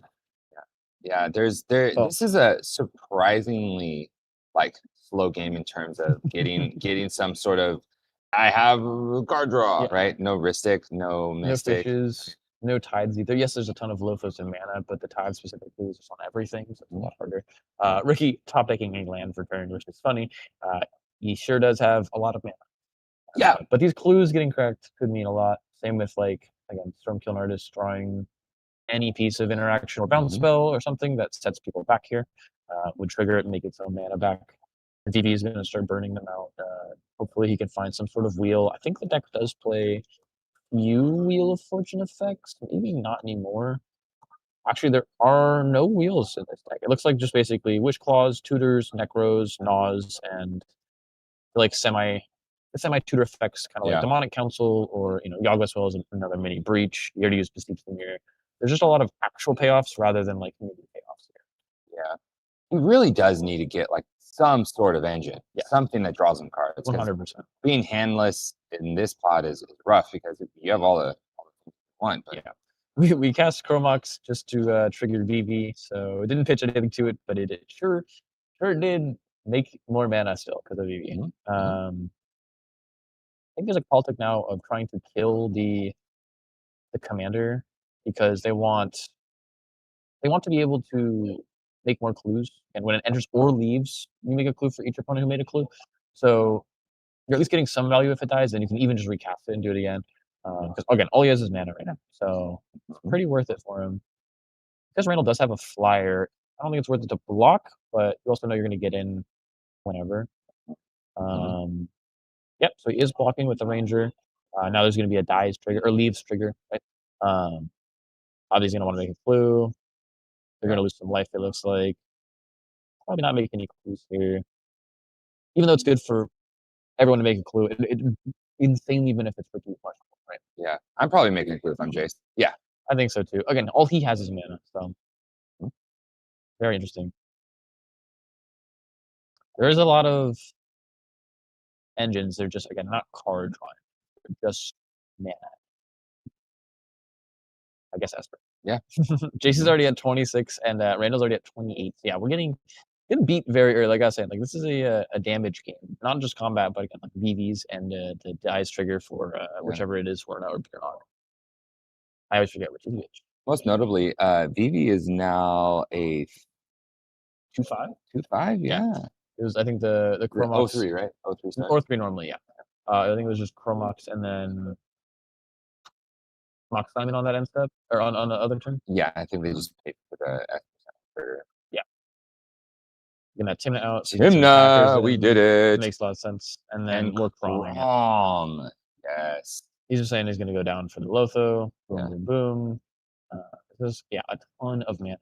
That Soul Ring and Ancient Tombstone very much helped. He's doing the farm thing, right? He kept just a ton of mana in a Ragavan and is now getting there because he has 3 attackers, one's in the air, and it's going to get through pretty much everywhere we want to go.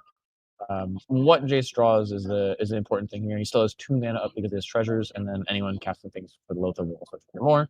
The Chrom will trigger more draws. The Timna will just draw right now. So this is a great spot for it. Yeah.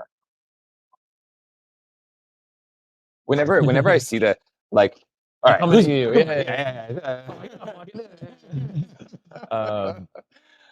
I don't think it's in with all 3. I guess he's not attacking with Lotho, so they're just gonna. He had a Ranger Captain. He cracked Ranger? No. He hit it off of. But yes, he could cast it and tap out, but he has Lotho and Chrom. I don't think it's really the worst thing ever. He'll get his own Esper Sentinel to hand. It also means, I mean, he just drew 2 cards that could be other good things to happen. Depending on Jace's hand, though, this is like an insanely good Ragavan hit. Again, really depends on what's in there. That Chrom doing work as a Raul's putting on stream. Thank you, our lovely producer. Yeah, great work. Okay, so Jace, great spot. You actually have a draw engine, as well now. Chrom is a draw engine. Yeah, exactly. And then you have Timna that's drawing you cards as well. Fantastic. I do believe that Jace is passing. Yeah. I think I want to swap over. I'd love to hear what's going to happen on Randall's turn here on this Jin Sakai. Again, everyone else has other engines, and he just has a Thief stand. So let's see. I'm gonna move to draw. Yeah, he'll stop me. I mean, there's no crack. I'm about to die. It's like I'm trying to keep you off of card. Okay.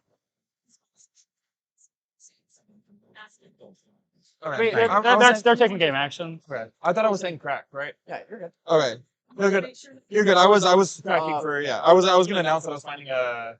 How much? It's a good spot to go to the restaurant. I have to go to the restaurant. I am not sure. I'm not going to be interacting with your board states visibly right now. Well, that's what the bar. Yeah. Are you like doing a bunch? Is this like a good point to stop? Can I go to the restaurant? Judge, can I go to the restaurant?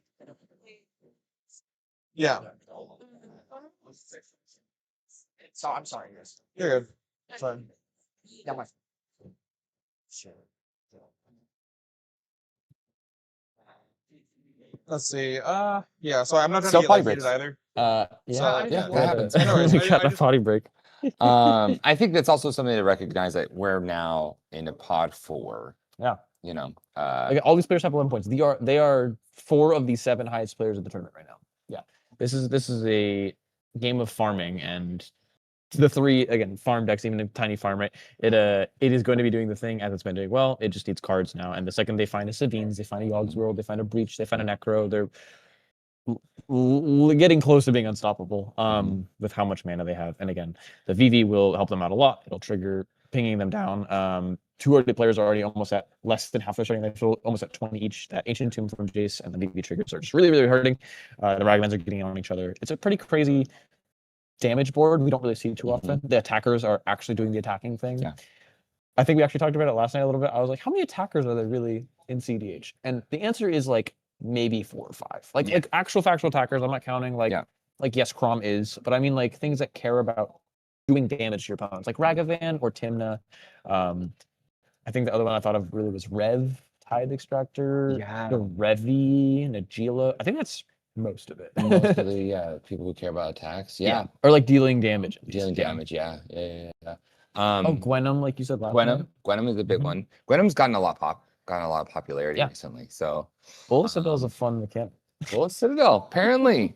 People be winning games like that. Our producer reminded us, Slicer. Oh my god! Remember Slicer when that was the summer? Oh my gosh! I was not a fan. No, I know. I hated dying to Slicer. It was one of those things where it was like, okay, Slicer, and everyone was like, oh, spooky. Yeah. Super spooky. What do I do against this? And then it's like, all right, cool, damage, and all of a sudden you're at like 18 damage from Slicer, and you're like, am I gonna die? I have to kill that guy. Yeah. I have to kill that guy. And they're like, don't kill me. I'm like, I don't have a don't have choice. a choice.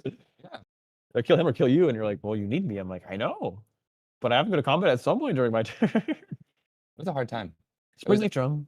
Springleaf Drum. Oh shoot, Springleaf Drum was a card. Yeah, yeah. There was a few things during that time when it came to like Dealing with it? like Dahada phase. Remember? I don't remember. The good old days. The good old days. The It's good not old even days. Boomer cEDH. It's just like a few years ago. Yeah. I don't know. But in cEDH, it's forever. Every year is like 10 real life years go by in cEDH. It's like exactly. You've been playing for a year. Like, what are you doing? What are you, guy? You're not new gen like me. And I'm like, okay, bro. Okay. I guess my bad. I used to be the young kid at the event. Now these 17-year-olds are crushing me. And it's like, oh, I can't beat them. That's how it goes, man. All of a sudden, one day you'll find yourself. Those youngins. I remember when. Looks like Jace is back from his potty break. Oh, Grim Hireling. Oh. So this is gonna make the mana we see from Thief of Sanity again has flying, right? So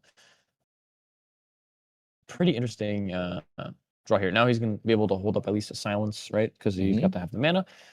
He gets one treasure or two treasures. I think two because he deals 2 damage. Want to pull up Grim Hireling? Let me check. Yeah, let's find out. Randall, we got the thing. All right. It says whenever one or more creatures you control deal combat damage to a player, create 2 treasure tokens. Yes.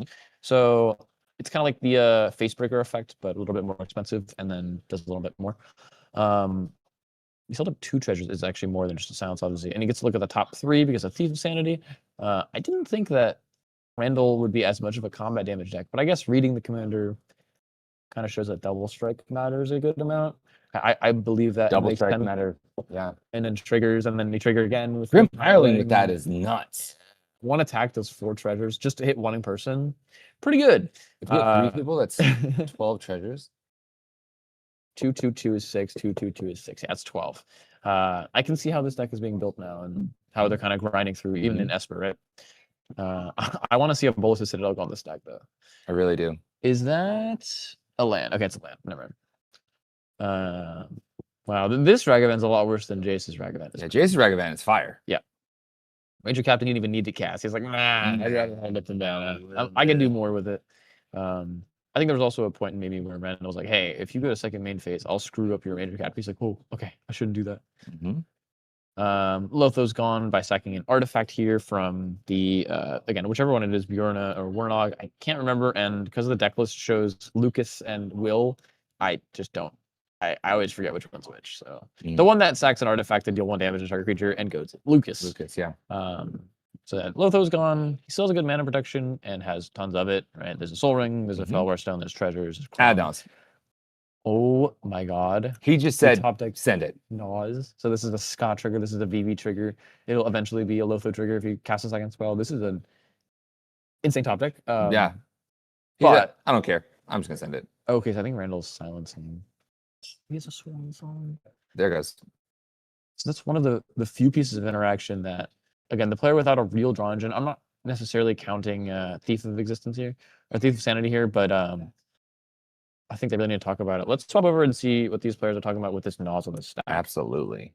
We talked too long about it. Before our party work. We have silence. I mean, you do have a Ranger as well, yeah. Like, I know you do. Us do not. And I don't know how you feel with offer.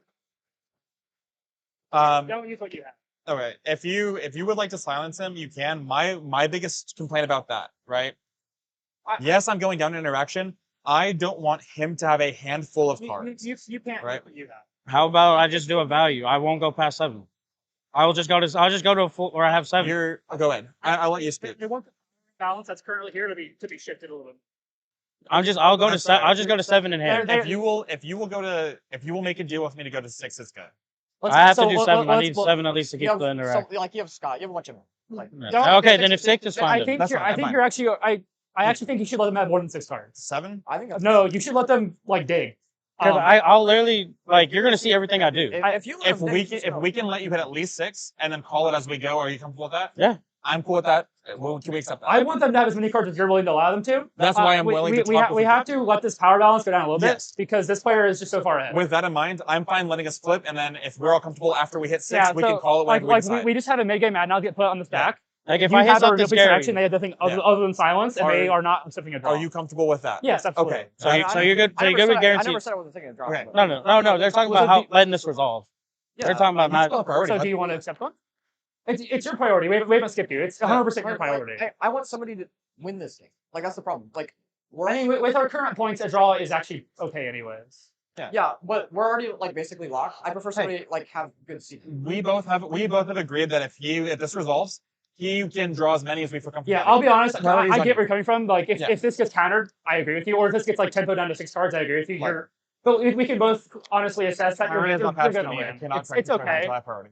My mana engine's dead. I have Timna Prom. I get it. I get it. But like, we understand that like, it's not going to work out At that the end way. of the day, you know our plan. Yeah. Make the decision based on that. We made our and we're intentions clear with this ad nos, and what we You have have. priority right now. Like I have a think ranger I'm not it's- using. Like Right.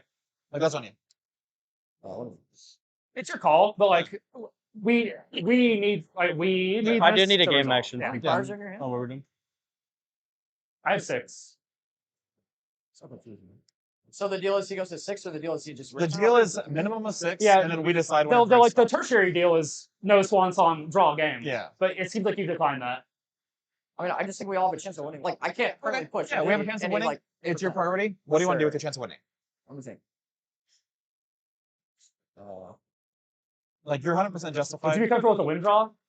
Huh? Win draw proposal? A win draw? If we don't interact with you at all, we enter the silence effect to get to a point where you're winning. You propose draw when you go to win the game. No. You are okay with I'm that? fine with them. Okay. In that case, are you okay with that? I'm okay with that if, as well. If they present a silence, you use your piece. Yeah, I'm okay with that. Okay. Because I would be cool with that also. Yeah. But I have to make sure you're okay with that because that involves Either way, you a lot more. But priority, I'm sure you kind of understand where I'm coming from with this. Yeah. I mean, I'd rather go with something than nothing. Yeah. So Wait, so you're able to get a deal to resolve NOS. But... We're all aware that this NOS is our only way of getting a point left we have to us. And so we all want a point. We understand that you have the highest chance of a 5 currently. We want our point. that's why I said either it's now or I'll never get a chance. I also don't mind. I don't mind you tanking so much because it's like the last big decision of our match most likely. Because if this doesn't resolve, you win on your turn. And it's not politicking. So I'm just curious, Ricky. You're like you don't think if you make a deal about your ad nauseum, you're like you think even if you see 6 cards and have like 30 mana, you're still in the gutter. Like I want us to all be in a position to win the game. As much as they want to like fearmonger and say I'm in the best spot, I'm not. No. You're correct in the sense that we're fear-mongering because the only people who've been feeding each other advantage I'm are having a conversation with Ricky. Okay. The problem. Okay, here's the thing. I have to jam now, and if they stop me, it pushes into you because the issue is I know you drawn more. That's why I'm jam. Like I drew this for turn. I'm going to be very 100%. You ripped it off the top. And that's why I was like, if I don't jam this now, never see another turn. And if they interact with me, then I would. If y'all offer to draw, that's fine. Because I don't know what he took. Because he could have took one of the pieces I needed. Well, you can. I know I'm fine, but still. Yeah, so here's my ask, I guess, is like if you mid-range NOS for like 6 cards and are able to somehow put an engine in play, you think your chances of winning are still less than the chances of just getting a point now? Like I want some. You have a silence. He has a ranger, and then he has a swan song. There's too many interaction pieces. Can I ask one question real quick, if that's okay for you? What is your intention? What decision would you like him to make? Like in this case, like what are you trying to sway him to do? Do you want him to? I want to continue the game. Like I'm not winning anytime soon. We want to continue the game as well. That is something why I want to priorities point out on you, is that and they're we were okay going to with let you him. resealing our entire hand and passing. Collude to let him win the game and then draw. Obviously. Okay, the following decision for that was it was not collude to win the game. It was, hey, I offered a draw. The draw was declined by yourself.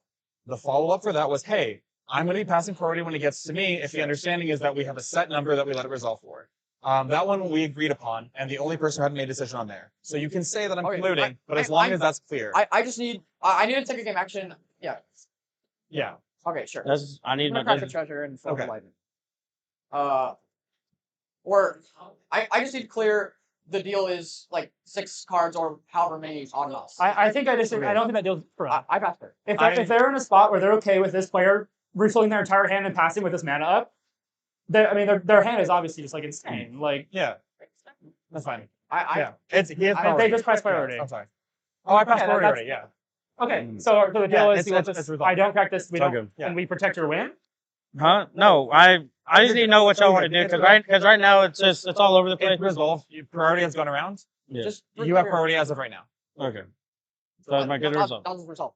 Okay. Yeah. I'll get you all. Okay. 3. 1, 2, 3. That's crazy. 0. It's not 0.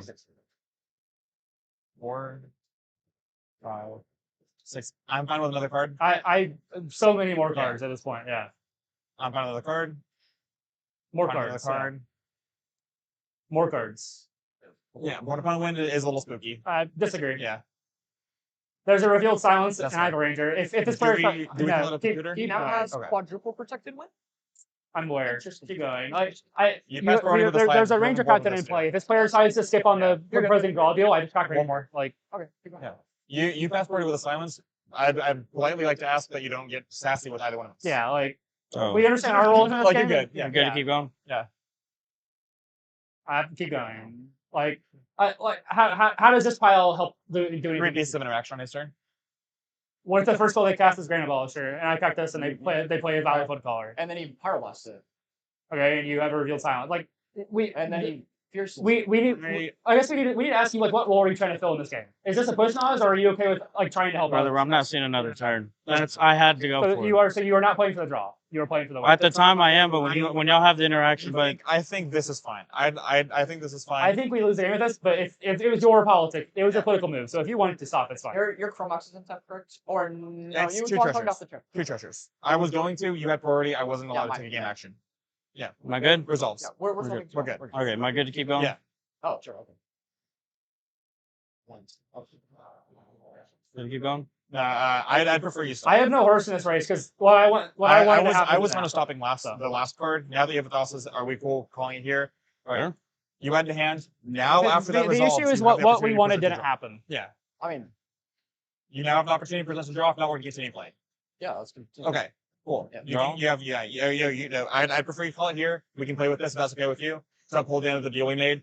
We can keep going. It is your priority to cast ad nauseam as resolves. Correct? Yeah. Perfect. Awesome. Yeah. Yeah. Priority still on you. It is your turn. Cool. Cast this LED. Or actually, before we even continue that, I do have triggers I did not get to resolve because we had all this stuff. Yeah. That rules. The VV, I'll lose a life and I'll make a treasure off of it. Were those supposed to happen before or after the ad That were supposed to happen while the ad knows happened, but y'all were heavy politicking, so I'm trying to make sure I'm keeping track of the stack. That wasn't like a gotcha. VV trigger. Trigger call. Yeah. You got it. And not Esther. Yeah. And we have a Lotho trigger on that as well. My logo's there. You have one. Yeah. Yep. And then we all lose 1 life to the I already did. Yep. I don't think I did. And then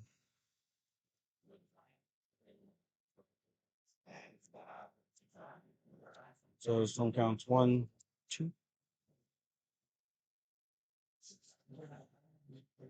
I'm gonna play a land switcher. This one.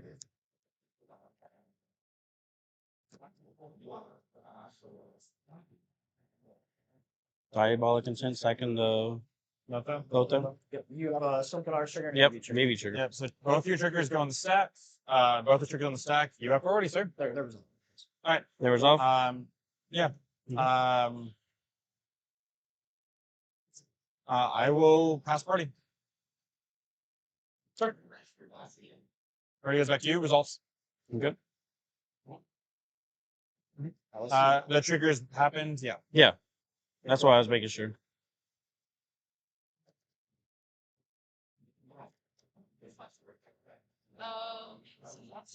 So Lotho was sacrificed, yeah.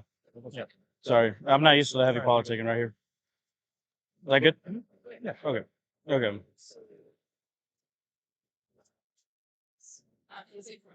Oh, okay. Okay. Oh, okay. Yeah. So is it? So it's maintain the board state whenever I'm trying to resolve something, but yet I'm trying to doing all the. It's because of the cost. It's because it's cost. Well, I get that, but then you're like response now, Joe. I was like, I'm trying to. It's hard to just keep going that way. You're good, Rick. You're good. It's her job to have to tell us. No, you're good. Yeah. No. Okay. If you want to take a second. Yeah, and we have to breathe for a second as well. Yeah, 'cause Like I- while you're searching, we can just take a It was heated. We're under lights. It's a lot of pressure. All of us at the end of the day are on the same team, just being able to play Magic. We're just doing it at a very tense, place right now for it, right? Like we've been on a wire from turn one, right? So it happens.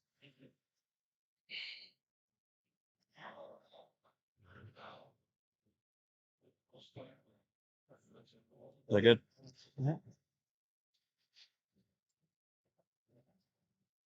I'll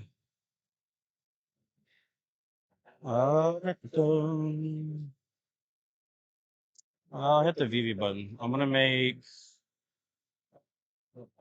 red. Yeah. We're using it immediately. Yep.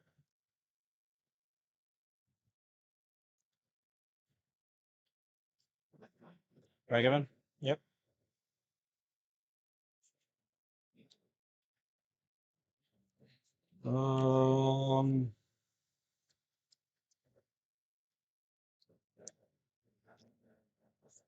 Go down 2. Or that would go up to 4. Red elemental blast to Chrome.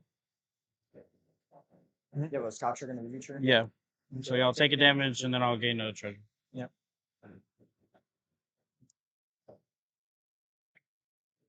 This should be up 5. This isn't implementing. Okay. Fire blast the other dude. The thief. Yep. I have a VV trigger and a Scotch trigger. That's fine. I pass on those. That's a little rough. I was really hoping both of those would be interaction pieces for his turn. I get that, but I've already put myself a lot in the dirt already from all of this. Like I did not expect to get a violation because I'm having to over politic over here. Hey, Ricky. So You're good. Yeah. Take Hey, a sec. offer for draw still stands on us. Yeah, This game's scuffed already. I'm still good with it. Right now, the I'm only assuming you person tutor for a disagreed with yourself. breach, probably. I wouldn't crack it on the breach if you agree to the draw, like obviously. I've already agreed to the draw, but he has a silence, and I know I have a protected. So far, he's the only one who hasn't agreed. I can't pre-warn you guys. If you guys Yeah. agree to the collusion draw, we pick the draw. Well, you that's you the have to thing. continue. If you agree to the draw, then yeah, we draw. Like, if you guys are colluding to take a draw, sure. Okay. If your chance of winning is 0. Are you? So do you agree to a draw? Yeah. With these things that have been said? It's- So then you agree? Like I'm not ranging a breach. Like I don't I feel need my comfortable point. with No, the whole no, you're collision good. part, Yeah, and you're I'm good. trying to. No, I'm asking him because he was the one opposing. He's taking game actions on his own accord. I'm asking this player now if they Can I want pause to. for a second? Because it's just. Yeah, it's a lot. Yeah, like Yeah.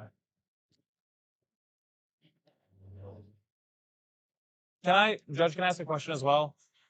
You can take care of him, sorry. Yeah. Yeah.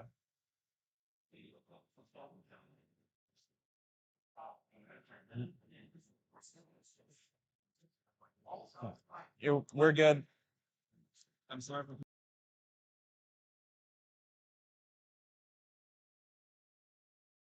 All right, we're back. So there was a long conversation there as we saw the the Nas resolved. They kind of had to do this little weird agreement of we'll just let you Nas and win and force a draw when you win.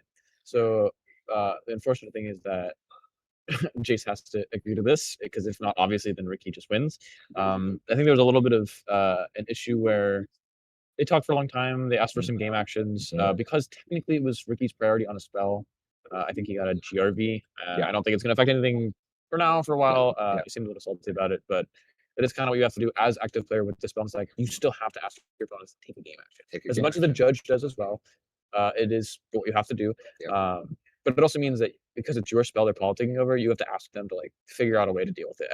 I know I'm not the one talking about it, but like you guys have to make a decision. So I'm trying to pass my priority on it, resolve it, or get countered, whatever, make a decision. It's very interesting spot. A lot of people in the chat were saying like this is very awkward. This is a little bit of a weird interaction of just like letting the Nas resolve. But I think for some reason the other two players think it's their best ability to win or again draw to where letting the Nas resolve is good for them. Yeah. I don't think that's ever the right play, but it's funny because in this situation, the Nas, there was a swan song for the Nas, by the way. And 3 silences. And 3 silences, right? So there was so many opportunities for the game to just continue. Like just counter the Nas and we can continue playing. We have enough interaction to deal with threats. Yeah. But because players are, it felt like players wanted the draw to happen no matter what when it didn't necessarily need to. And I think Jace was really trying to push that. Like, hey guys, like you guys can still win. Yeah. But we're drawing. A very important thing knowing about Jace and like him being a great player is relevant is that if he thinks he has like even like a 1% chance to win the game, he'll still try and push. Yeah. Like sure he'll lose a lot of the time, but that means there is a chance that he can draw the exact outs he needs, or the other players can mess up the stack to where he can push to win. And I very rarely ever see him take a draw unless again he is deterministically dead or someone has a win on the stack and they can't stop it, where they have to take a draw. It's a very good way of thinking, and I think a lot more players should think like this. Even myself, I don't do it all the time, but sometimes you just have to take it. Yeah. And I think this is one of those spots where again you just have to. He's being forced into it. It doesn't really have an option. It's tough. It's tough, super tough. But overall, I mean, the game itself, I think it started in a space where we didn't see any draw engines. We didn't. No. But then the second draw engines hit, boom, explosion, right? It was all mana. It was again a VV, a Ska, a Lotho, and then the draw engine commander that is just clues from Bjorn Warnog, all on turn 2. We saw a freeze just for value and a Ska as the tutor target just for value. Again, there could have been a Necro on the stack with 2 mana open, right? There could have been a Ristic Study. There could have been a Smothering Tithe. There could have been any of those things, but instead we got Ska freeze because the freeze could have hit what's it called? Sabine's Reclamation or some other effect. It also means that any of your draws are live for things with your clue commander to draw, Yawgmoth's Will, Breach, Random Ballister, and anything, right? If so much more else. It's very interesting to see that play instead of just an engine, like a mid-range game. He's really just pushing, and that we've seen the Nos result as well, just pushing. Yeah, I wonder if like, given the pod and the intense politics, right? You can play, you can draw cards, or you can Nos until we tell you to stop, right? Is there a world where, because he got the GRV, right? He just keeps going. He says, "You guys got me a GRV. Yeah, I'm just gonna win the game." Yeah, there's a 100% of chance, and I think that's the issue with and like making deals, right? And this is not always an everyone thing, but like if you make a deal, no one has to uphold it. There's nothing saying that I have to not lie to you. Yeah. That is part of multiplayer format. Your opponents don't have your best interest at heart. So it might be best for him to just say like, "Hey man, you guys messed me up. If I get another GRV, I'm like out of the tournament. So I'm gonna win." And they're like, "Oh, we're dead." Yeah. Very real possibility, and something you're totally allowed to do. I wouldn't suggest it, especially on camera, but like do whatever you want to do. Like if you think it's your best course to win, the people will decide. Yeah. It's super tough, man. Yeah. Super There's always like a moral compass. I think so. Yeah. I think you have to be able to live with the decision, right? Like, am I doing Don't do this? it and regret it. Yeah, exactly. Yeah. Don't do it and complain about it. Like you made the decision. Like, Yeah. if you did it, you did it. Yeah. Whatever. But the big thing is that if you are doing it, and I think there's like valid reasons, there's valid times. Yeah. This might be one of them. 100%. Yeah. Got a GRV. It wasn't again really necessarily his fault. More of the fact that it included him his priority in his spell that got him the GRV. Something he didn't seem very happy about, which is totally reasonable. But at the end of the day, it is still your job as a player on the game to force game actions. Absolutely. Force other players to take game actions. Yeah. And then even there, like Jace had to make a game action. He's like, "I'll pass priority." Like that's fine. Like he corrected treasure and he's like, no, just kidding. What am I doing? Pass. Like, I have no reason to do this. You guys are gonna bully me out of it. I'll just pass. See what happens. Yeah. How do you handle bullying in that situation? I just let it happen. I'm not gonna let you bully me no matter who it is. It could be Jace, it could be the best player in the world, it could be the worst player in the world. I'm gonna let them try and bully me and then let the thing result. Because I don't think it's in my best interest. I'm not gonna cast it. Yeah. There are worlds like where maybe someone's bullying me into casting something I was already gonna cast, so I'll still cast it. But like if you're like holding back your interaction that is better than mine and I'm in a worse position, I will never cast it. There is no world where I'm casting it unless it helps force a draw that I was already trying to, whatever it may be. It has to actually just be my best interest for me. That makes a lot of sense. For players who are in that situation, is there something that you do to like ensure that you don't give into the bully because Yeah. right. I think the biggest takeaway and something I've talked about a lot with other players and friends is like they want you to take this game action, which is again making you go down resources and not them. So if you let them understand that at this point on you're going to snap past on it, it resolves, and they're screwed, then in the future they can't just do that to you. In the future they'll try again and be like, wait, last time he did this, he just passed priority, and that means he's going to do it again. I'm not going to let someone bully me personally like that. So that makes them have to retroactively use their interaction to stop the thing instead of, especially if I'm last in priority and have a worse board state. If I have a better board state, I'm more than happy. Plenty of games with people everywhere. Tell them like, I'll go first. I'll use my piece. I'm in a better board state than you. That's fine. That's reasonable. But if it's not, then I'm not. I like that. I like that. I, Test you're playing your best. You're playing to your best interests. So do that. Don't just like. Don't get bullied because you have to. Yeah. Don't let it happen. Yeah. Okay. So in situations like this, I find myself open to suggestion. Yeah. So someone says earlier, I alluded to if I'm wrong, I know I'm wrong. Why though? Why am I wrong? And how can I fix it? How or can I what can I fix it? change? Yeah. There's a lot of good. And I don't think as many people think this way. I'm glad you do it. I try to do exactly the same way. I'm happy to admit I'm wrong and make a mistake. I just need to know how to improve. Right. Yeah. That's a big difference than I think a lot of people, not just in the format, in life are. And it's a good way to think. Yeah. I can be better, or I can be a better person as a result of this mistake. Yeah. How can I do that? How can I do that? That's a lesson. Lessons with higher intent. Life very deep stream. Yeah, I talk about learned helplessness. We're very profound. Proceedings. Speaking of things Texas has brought in, over lunch break I had barbecue. What you have? It was fantastic. What was this what place known for? What kind of barbecue?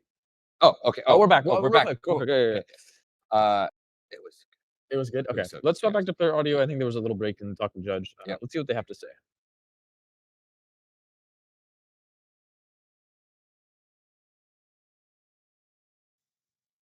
I will swing Ska at you. And then Ragavan doesn't have that. That will be my targets for. It'll be really, really quick. I'll let you me if you swing this over there. This is something. That's some sickness. I didn't dash it. Is it? 3, Priority? 4, 5. Okay. Yes. I'll pass priority. Yes, that's 8. Priority goes to you. Yeah. Okay. I take 4. Yep. Okay. yeah. I will then.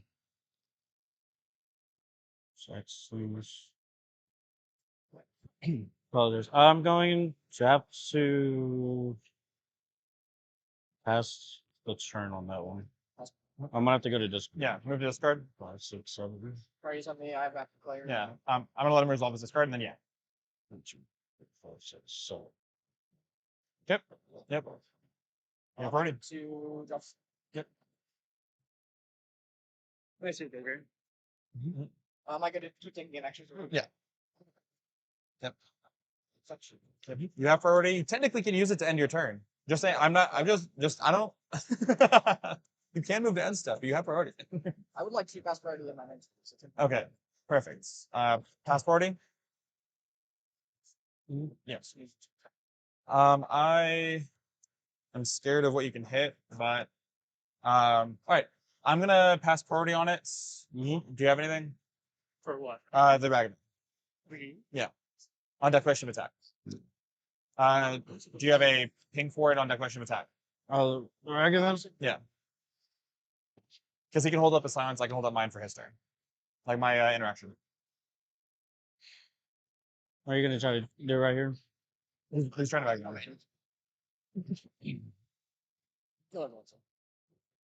The thing is, I don't need that going that way either. Yeah. Can we just not? I know you've said it, but can we like not swing at all so we can stay away from that situation? Like what do you mean? Like we just. Priority. Okay, then if you're just planning not, then.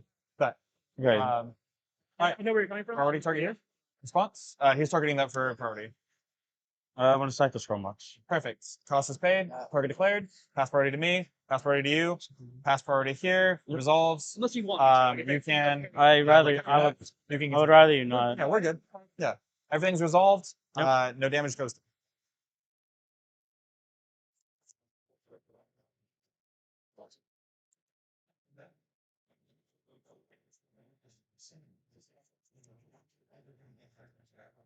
What's up?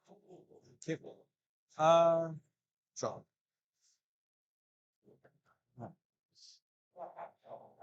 Let's see. 2, 3, 4. Yeah, I will. Time for me to read again. Yeah, attempt to cast Jin Sakai. He is a card advantage engine. I'm gonna try to use him to generate mana. Oh no, I'm not interacting. Can you use them now or? It's whenever a creature. That's good. So I'm gonna go ahead and move to combat. I am going to declare an attack. I will swing. Swing it from. I need the technology. I've already helped the board too, so. Are you fine with me hitting you? I'm trying to just. It's 3. I'm trying to generate treasures. It's 3. I can give it double strike. I'm gonna give it unblockable. I'm gonna try to get it through either way. Because the offer is to remove it, and if I want to keep the card, I'm gonna cast off of him. I don't want him to die immediately. Immediately? All right, team. I'll show you my entire hand. I'm not trying to politic for necro or add-ons. I'm trying to like. I will declare. If you want to use removal on it, you use removal on it. I'll swing through. Yeah. I'll do 3 unblockable. I'm not doing double strike. I want you to be in the game. I'm just hitting you for 3. I guess I just don't understand. Yeah. All right, so we're back. The board progressed pretty significantly while we were gone.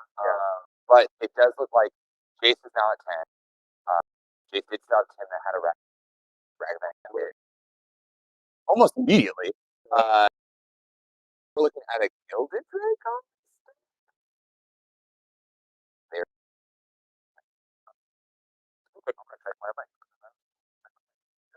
It's good.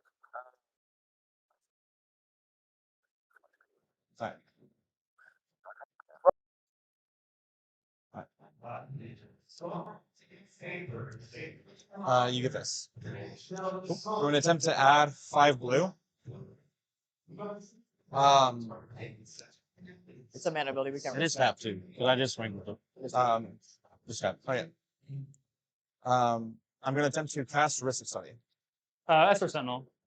I will pay 1 of the blue. VV trigger. VV trigger. We all take it. 6. You all take 1. Oh. Trigger on the stack. He can try and start killing his opponents just by casting spells. They all take 1, then VV goes up, and the mistake probably resolves. I don't think anyone's wasting it. All right, cool. Audio sounds good now. Thank you. Okay. Production. There's a Valley and end step. Lucas got a Valley. I don't think it matters all too much here. Yeah. A little bit, sure, but like I've seen worse Valleys get cast, and I don't think it's as worrisome for the pop. Yeah, cool. Resolves, untap. That's for a draws. I think so. There was a lot of discussion, a lot that we missed. Talk to the judges. But yeah, let's see if it actually ends up being a draw, or like we're just gonna randomly win out of nowhere from Ricky or even like Lucas here. Yeah. Okay, there's an Esper control deck at the pod now. I don't know. All right, we cast a You're gonna have Tuna. to beat each other up a little bit, which is awkward. Again, everyone's at such low life totals besides Randall, and even then, 22 isn't really what to be. It's really like a bolus deck. Dude, his Sarah said it would be turned off. It would just be a 1/1 lifelink. Yeah. 1/1 lifelink. Powerful cards. Yeah, this is not a good spot for really anyone, especially with how the discussion went earlier. I'm very curious to see the interaction suite that they're talking about using on each other, and who's the one to push. We don't want to get too caught up in just player audio in this game, as much as we did a lot earlier. I want to make sure that we also get the ability to talk about some of these game actions and like who's doing what. I know there's a lot of politics happening even with this attack right now, but like essentially just trying to see how many cards we can get out of this Tim. And that's all this is. So. Yeah, I think in situations like this, one of the important qualities of cEDH is that you get caught up in this pattern of I want to get the most out of every game action because no Value. game actions are happening. Yeah. Right. When no one's doing anything, I want to be doing the most. Yeah.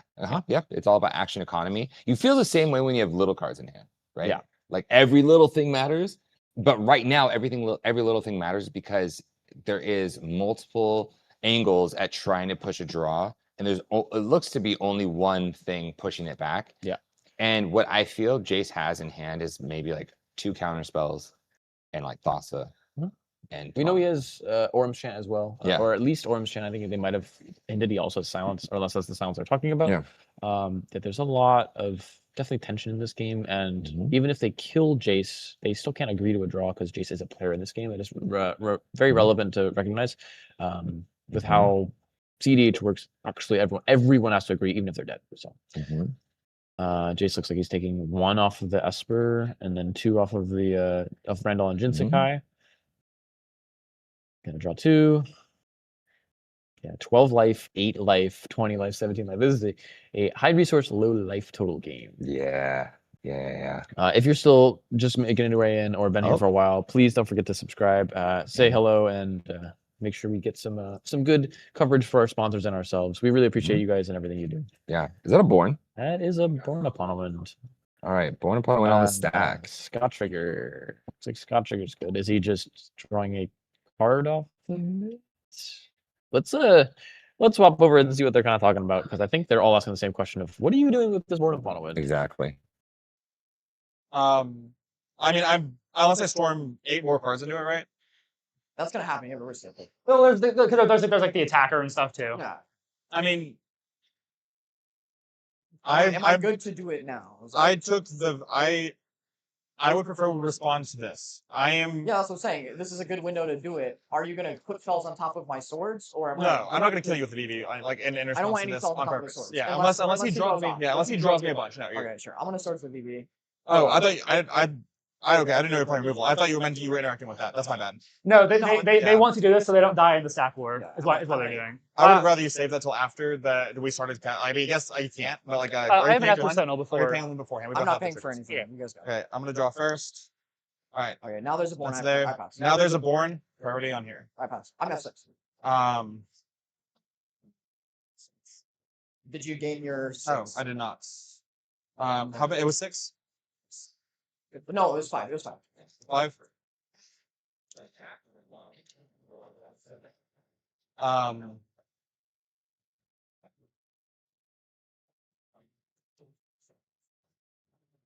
You're fine.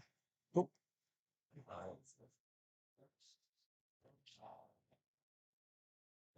Oh, you're. Yeah, we're gonna. That was the very scary end step Born Upon Moments. My heart stopped for a second. It was just good bait. It was like. That's why I was like, I feel like if we just don't interact with that until like he plays the thing that we need to stop, that's why I was like, yeah, the swords is fine, I guess.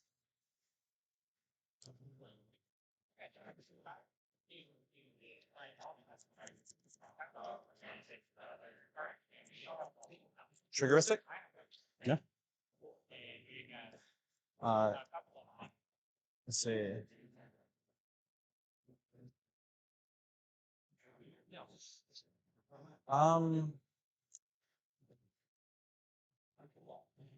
You have priority here. F6. Oh, okay. I will pass priority on that's Oracle. Trigger on the stack. Intuition in response to the trigger on the stack. Trigger the Ristic Study. Okay. Ristic. I will attempt. That was Yeah, I will. I will attempt to Swan Song the Intuition. Sure. I will not pay. Sure. Yep.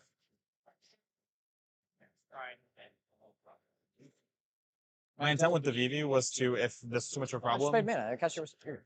Yeah. Intuition good? What's that? It's getting small. Or I'm saying like. Yeah, that's I've good. got You have a Scott okay. Trigger. Results. Yeah. Yeah. Okay. ETB trigger. Yep. Like a top four? Yeah. It's pretty good.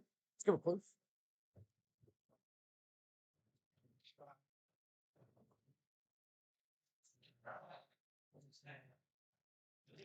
All in the week, second Thorkel.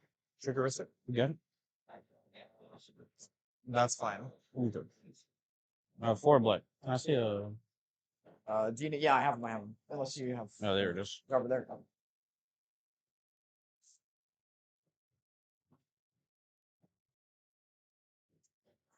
4 black now. Down to 2. I had to crack this clue. Yep. Oh, I still have a treasure from Star. I put a silence on set. Oh, Star trigger. Yep. Pass. You have priority. You. Oh yeah. All right.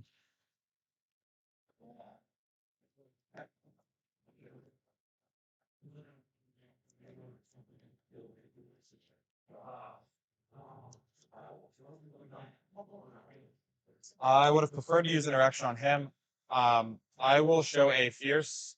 I'm going to declare that if we continue fighting over the silence, Somebody's gonna win, brother. We're past that point. So I'm trying to. You can also just cut it short. In response to silence, do you just want to draw? All right. No, I'm okay. not stopping. Play the game. We're playing the game. We've already. We established that you were biased. Passing It's priority okay. on this. This is on license. I would rather use more interaction on his turn. Yeah, and like try to give you this is another why card. this is a draw format, is because this is just team making. Yeah. Okay. I'm comfortable with that. That makes me feel better. I mean, they've already lied about what's in their hands. So like, That's fine. I lied about what's in there? you said you had a silence 2 turns ago. You wouldn't be F6. So he does have a silence in his hand. He just tapped out of it, except for the treasures, and then chose not to play them, and is saying he would rather him win, right? No, I have no engine, and I have no win condition. I have no reason to interact here. I'm passing. No, you have no reason to silence in response to his. Why would I? Okay. I mean, yeah, you're drawing 2 Oh cards yeah, a turn. if you're good to do your thing. We're fierce on the silence.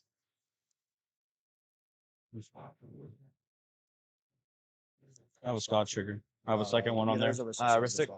Yeah, I have 2 scars underneath it. Yes, you do. House on fierce strength. Present hand. How much mana do you have available? Currently I have 2 black, a LED, this, and then I got 2 Scott triggers on the stack that are buried. These are identifying Scott triggers. Do you? I have the Ranger. Captain. Like I don't know if I like cracking it in this board. Just like 3 decks that win an instant speed. I don't have a counter spell for him. For this. I can use. I mean, I can try this. I'm fine with that. I have priority. Yeah. Yeah. I'm gonna orange hand targeting you. Triggeristic. Any response? Sure. Yes. Hold on, before this goes in the stack, has this officially been cast yet? Are we good? Yeah. Orange I mean, I've taken damage. No triggers have happened. Do you have, is there, do you have I would ask that you ask him not to draw. I don't have any tutors or win conditions in my hand. I see 1 card a turn because my Timno's turned off. His I would hand ask is that he effective. doesn't draw. I'm gonna draw the card anyway. I understand where you're coming from. You put it best. I'm also trying to find interaction and stuff like that. Right now, I can't justify not drawing. I'm tired of Yeah, you're good. Yeah, I think once once draw decline, this game is just like this game is fake at this point. like- Or orange hand targeting you. I I'm not gonna make you make the deal. I know what you mean. Like Yeah. I'm kind of over it. I Like will say I do want to be a little bit careful about just some of the talk at the table. I get we're all a little frustrated. I I understand where you're coming think from. it's all alright. If you want to go vent afterwards, I'm fine with that. No, We're I'm gonna kind just of step away on from board it. with all that happened. It's just Yeah. like this is like obviously just not how the game is supposed to be played. Fierce So kind of trigger. like- Yeah. I have my You make Scott your trigger. 2 Scott triggers. And then now we go to silence being countered. I have my Scott trigger first. Oh, silence is getting countered. Wait. No, silence is on your silence is on the stack. Yeah. Sounds like this.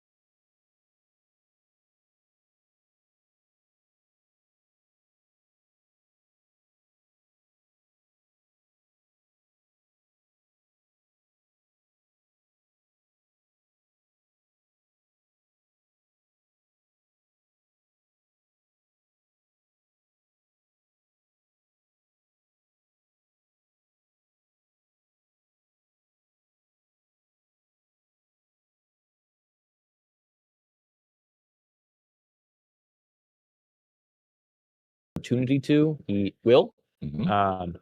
Ricky is now Orange Chanted, so he can't do anything. He can just go to combat, which doesn't really matter all that much. Yeah, sure, Jace can block. Jace can take 3 in the air, whatever, but like, because he's at Ancient Tomb also hurts him a lot. Looks like Ragavan's getting in at Randall, and we're flipping a card. Or is it Gilded Drake getting in at Randall? Yeah, Gilded Drake did. Okay, cool, sure. Yeah, we're going down to Jace's turn. Okay. I think kind of like he said, he doesn't have any tutors. He has 1 draw step and a Timna, so that's what he's got. So he's gonna try and push with it. He also has it looks like he has a Valley Flood Caller. Yep, he did resolve Valley Flood Caller in the end step there, or in beginning of combat, maybe when he had floating mana, whatever it was. There's still a Ranger. There's still a Silence from Randall. Jace has a Orange Chant we know of still, but like he's doing everything he can to just at least try and push a win on the stack. If he gets stopped after, I'm sure he's in more position to, but because he hasn't even been able to push, he doesn't want to take that draw. That's the whole point, and why he's been a little frustrated as well that everyone just kind of like bullying him out of the game. One attacks looks like trying to again just draw off with him at this point. Like don't have a lot of other options. What could we do here? I'm curious to see if, because he can flash in a bunch of things, how much bigger Flood Caller gets. Yeah, he's just gonna take 2. He's going to try and put that Timid Trigger on the stack, draw a card, lose a life. He's going to fetch in response. Smart, try and deck in some of the lands out of your deck. I'm just getting to a scary life total is the only thing. Again, Ancient Tomb really can't be cast or tapped here. Yeah. There's a lot going on though, as the chat and we are all picking up on. This is a tense game for sure. Absolutely. This is one of those things, there's a lot of money on the line.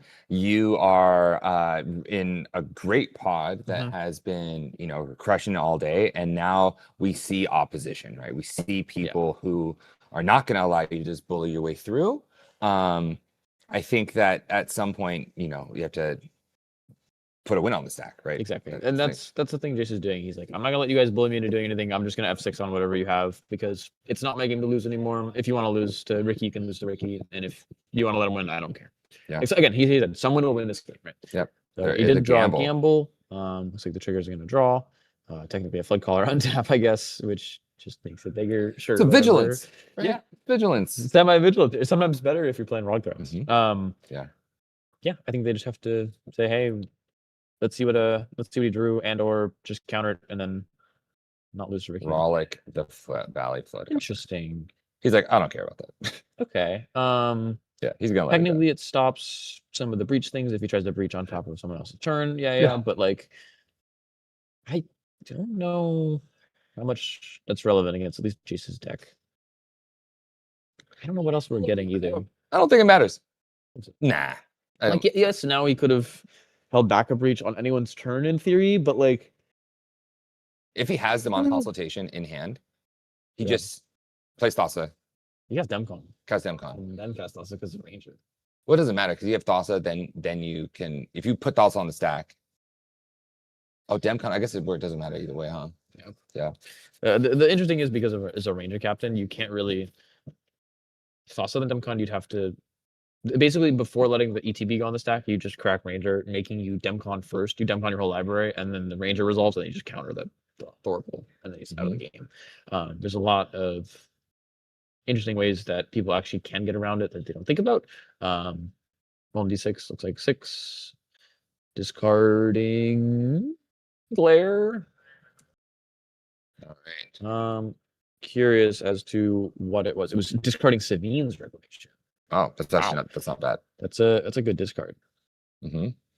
I just couldn't tell because of the glare. Thank you, production. I appreciate you guys, and thank you, judges, as well. Yeah, if you're just tuning in, Castfish. This makes sense. This is a way for him to play the game now, right? If you're just tuning in, this has been a pretty tense one, but hopefully you can come by and see us tomorrow if you're not playing cEDH. Subscribe and thank the lovely people in production and judges for what they do. Absolutely, fantastic. Yeah, we love them over here. We love everybody who's helping us out. Yeah. Thank you guys. All right, we're passing the turn. Yeah. So active players now. Randall. Let's see what Randall's got to say with this Jin Sakai. Randall's in a super good position. Yeah, he's gonna get some attacks in, right? He's gonna be able to make some treasures, make a ton of mana. This is what the Esper deck with the Ristic Study for whole turn cycle wants. They just want all the mana in the world now, and they want to be able to do the things like I don't think Bolas here at 22 life, but like the scary things that they have, right? This would also be a really good spot for them to just drop a Graph Digger's Cage. I think they might just stall the game out to a draw if they can get that down, and then everyone has to fight over it, and then they all counter it because one person would win on top. It's a very interesting little predicament for the Esper control deck. We want to swap the player audio. Let's see what they're doing. Let's see. Yeah, let's see what Randall's got going on over here. 5 goes 7. It's a lot of charges, man. Oh, draw another card. I will play a land for turn that taps for all of my mana colors. Yippee ki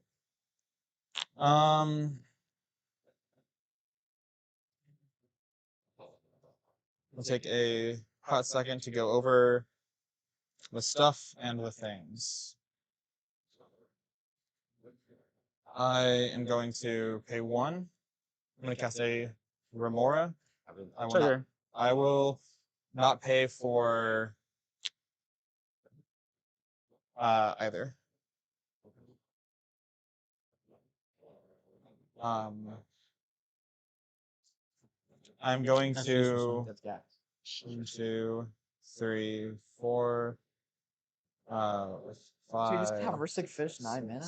Dude, good game, bro. Yeah, I mean, I'd love to have done something with it for sure.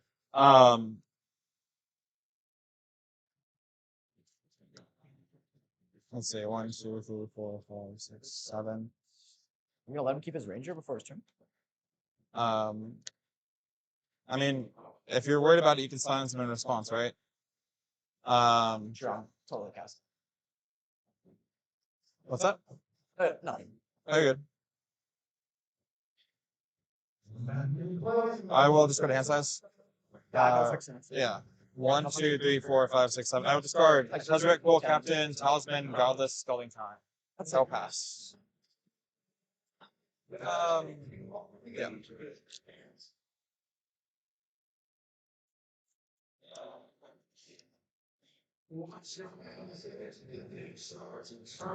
That was not a very eventful turn. We saw axe and fish. I was like, there's gonna be some happening. That was nothing. I mean, he's played the slow game, but like that was the really slow game. Like, oh my gosh. You know what's funny? We're like in turn, I don't know, 9 or whatever. Some ridiculously long. And like, but that was like a turn 3 play, right? That was like a fish pass. Yeah, I was like, like just to say too, he's got 10, or sorry, maybe 9 mana. Or no, it is 10. 10 mana up fish Ristic. Like, yeah, this seems again either unlosable or just drawable every game. It'd have to be like some crazy or Ranger Cap on top of Ranger Cap on top of Born on top of Born on top of Silent on top of Silent. Like there'd have to be like an insane stack where one person just runs out before everyone else. But Randall's playing Esper and has 2 draw engines and basically infinite mana as well. Just like I don't think there's a. Oh, he's got 11 mana, not 10, because he has another land I didn't see. Yeah. Even more, sure. But Randall doesn't look like they have a lot of cards in hand. No. Randall has just that Esper Sentinel and this Timna. There hasn't been anything else besides those 2 for drawing them cards. Technically the Ragavan, but it hasn't gotten in for a few turns. We're seeing a Bowmaster, it looks like on the on Randall's board here. This seems correct. You get to either kill Timna and Bloodcaller or Esper on ETB and then block with the token. Got a lot of options here. Yeah. Lucas has a few more cards in hand than we thought, but definitely not the amount that like a Ristic or a Fish would have drawn, right? Looks like Bowmaster is entered and targeting. Bowmaster's death. Targeting something. Yeah, I think in this board state, I'm just pinging people's face. I think it's the right way to do it too. Again, there's only so many draw engines, but any of the time that they do happen means that just goes on a 5 or whatever.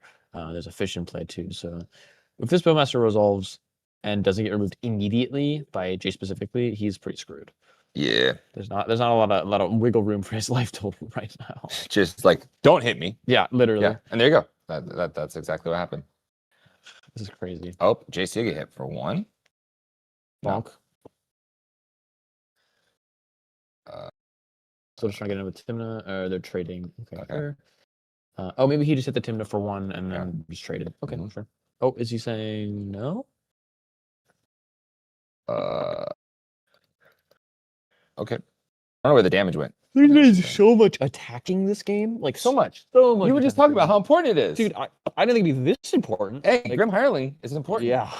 All right, that wasn't on your radar. Oh, maybe he sacrificed the orc Uh-huh. to deal damage to Chase's Timna. Oh. We're in second main, play the land. Mm-hmm. Oh, this is a very interesting board state that I didn't think we'd ever see in this pod with, again, Ricky having Lotho, Vivi, and Ska down turn 2, as well as brain phrasing himself. Like, this is a kind of a silly one. Cast a Mana Vault, sure. Trigger the Ristic Fish, Bowmaster, plethora of interaction. Spells, Flood Caller, untap. We're in trigger hell. We don't have anything to do. What did you call it when like if you lose your first game in a tournament, you go to the swamp? The Swiss swamps. Swiss swamps. This is the trigger swamps. Trigger swamps. Trigger swamps, man. You know, 8 triggers will happen anytime anyone does anything. Anytime you sneeze, anytime the judge looks over at you, trigger. It's like, oh my gosh. And I think it even indicates the how the players were feeling too. Triggers. For sure. This is a very interesting spot, and I don't think any of them are happy about how the game's really played out. Yeah. I don't think one of them. Maybe some grumpy folks after this game. Yeah. Me, because I didn't get a long enough break. Oh, you need some coffee, and I need a break. Yeah, for sure. But it's all good. Oh yeah, not a bad thing. Okay, so while they're trying to talk through whatever this is, I do want to say, if you are in the Texas area, there is a Legacy 1.5K in your area. Tomorrow, right? Tomorrow. Yes. Right? Here in Dallas. Please come on by. You have a great chance at playing in a great event, but if you don't sign up now, you might not get a chance to play. There's only limited spots. So make sure you make it in. Make sure you make it in. We also have the Lauren Eclipse and Avatar: The Last Airbender drafts, $20, and a $40 Chaos draft with some heat in it. Oh man, collector packs. Yes, man. So get a chance to do it. Please, also subscribe, like, comment. MTG Basics. MTG Basics, man. And who else? Oh, please. And Playing with Power. That'd be amazing. Level 7 games. Some of the big shout outs there. Thank you guys so much for sponsoring us, being here for the streams. Really appreciate you guys, and we can't do it without you. Yeah.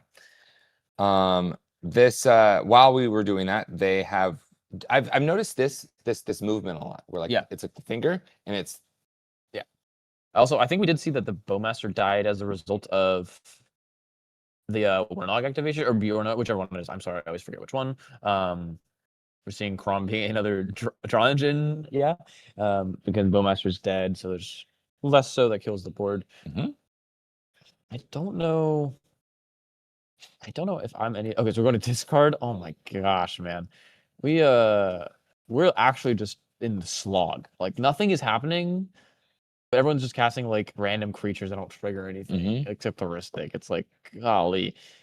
The issue is also, as someone mentioned in chat, Esper just can't win a lot of the time. So even if they have 40 cards, they have to Thorkel Console, and they'd have to have 12 pieces of backup to stop everyone else and all the silences and the Ranger Craft. Like there's just, I think, too much even for the Esper deck to stop everything.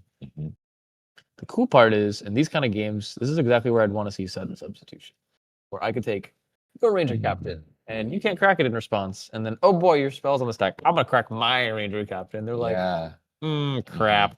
What do I do? Oh no. Yeah.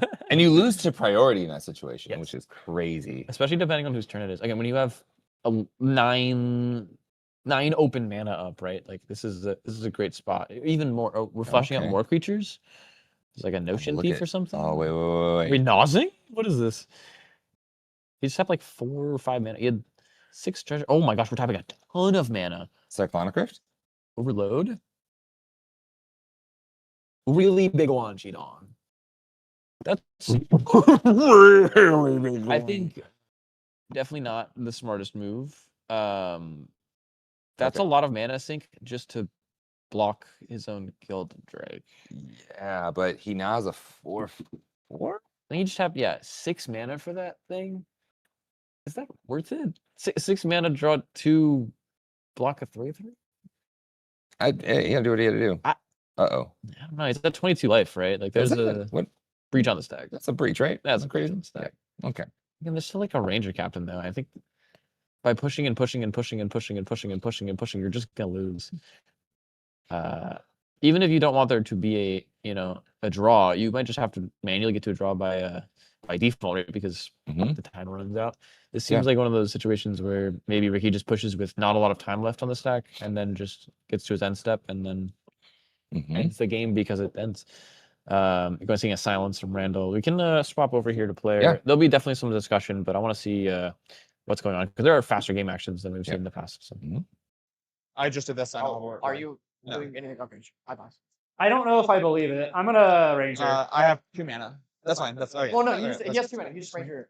If Ranger's fine. Don't, That's good. Don't Ranger. Yeah. Will die. Just save it because Yeah. he has a bunch of cards, and right now I'm Back pushing. plus that stuff, and then be auto wire. Like I'm not worried. Like I'm not doing anything with Ranger anyway. Like Okay, sounds good. Yeah. cool. Yeah. That's where he goes. Born flash. Like I would have rather you had it for his turn as well. Would it be for us? I don't think he's interacting. That's an with end us. step trigger, right? Yes, it's Okay, it goes cool. away. Well, it puts My it into stance the has not trigger, changed right? in a Yeah, long you're time. Okay. You go to end step. Yeah, I'm gonna go to end step. There's a sacrifice trigger. The silence will wear off. Yeah. Oh, that's No. it. Quick, no, going quick. That's why I'm asking. That's why I'm Yeah. asking. No, That's why I was it's asking. trigger you. in it. Yeah. Got you. Yeah, It's the Necro that does it. Yeah, it's There you the- go. Okay. Yeah. But then, Yep. Okay, am I good to go to my Yep. See, I'm so bad at this game, brother. For there. Yeah. Fine. I'll pay for. I should play Kinnan at this Yep. point. Draw for turn. Yep. All right, brother. I can send a win. Can you back me up? Technically, Like, can I even send a win? No. Dude, this is diabolical. Oh, sorry. I can technically send a win if you can back me up. If not, we're like so dead. Because we just died combat now. oh, I agree. I agree. Yeah, but he's just not gonna give you a win, and I'm not hitting him with this. No, he'll give me one, right? I mean, If I, maybe. like, if I win the game, I'll Yeah. draw. I'm not interacting with. No, you're good. I'll orange. Worms champ me. Trigger to draw here. Yep.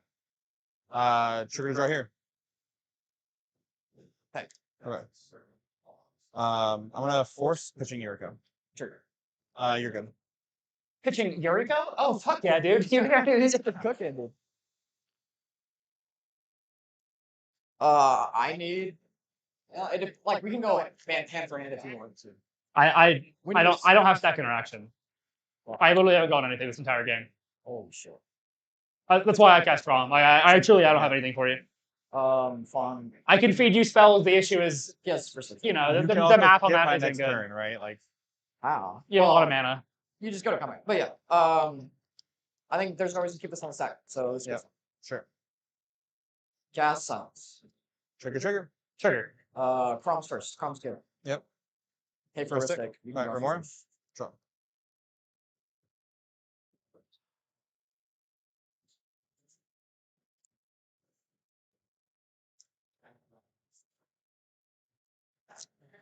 Okay. Sounds. You should be going for win this turn, like right now. Yeah. He said he's gonna go for a win, and he said if he does, he'll. Well, I mean, I- yeah, if he doesn't crack Ranger. Well, Huh? yeah, I can't even beat Ranger. So Yeah, I that's why we're. I will let the silence resolve with the understanding that I mean I have no interaction at Was that that point. was that the so conversation no I had? If he goes for it, he just redraw here. yeah. Because he has a I have a Ranger. Yaguro. I have a shooter. It actually might be a little more burnt than that. Yeah. So silent. I have no response to silence. Right. Yeah, for instance. Are you able to shoot me cards? That's what I. There's a, I can't. Yeah. unless you have like an active way to win, like right now to go to a draw, then yes, we can. I mean, you'd I mean, rather I'm you'd almost taking, destroy the silence on my turn. What? Well, Tommy Silence. Oh yeah, that's fair. Oh yeah. Okay, Not that's on top. resolves then. Yeah. Yeah. Silence resolves. Yeah. All right. I'll cast Dark Ritual. You can draw two. Dark Ritual, okay? Yeah. Make 3 black.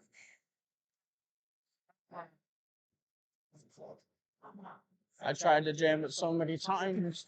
I just wanted to go eat food. I'm trying to eat for a little while.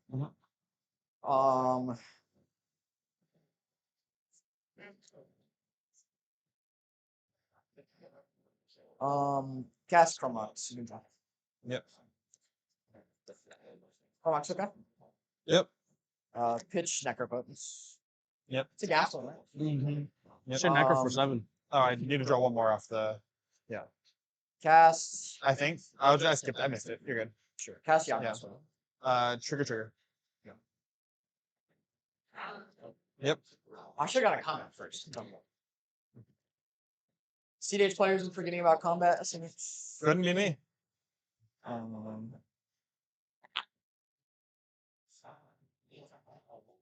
Is that what I'm doing?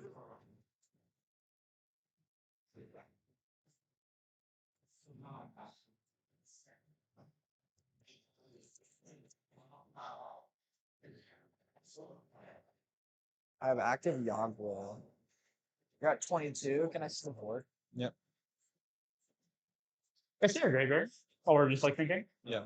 Yeah, I was gonna say I think it's just mean bet. Alright. Okay, I'm gonna So- cast a Dark Patrol.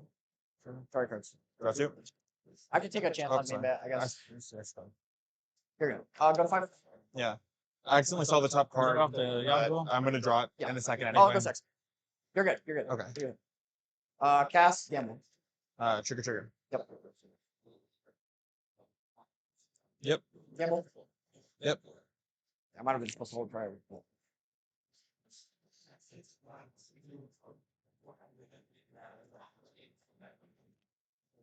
Oh, yeah, maybe that does it. Yeah. Just gotta make sure you don't discard it. He's gonna mirror shell crab me, dude. I'm so sad.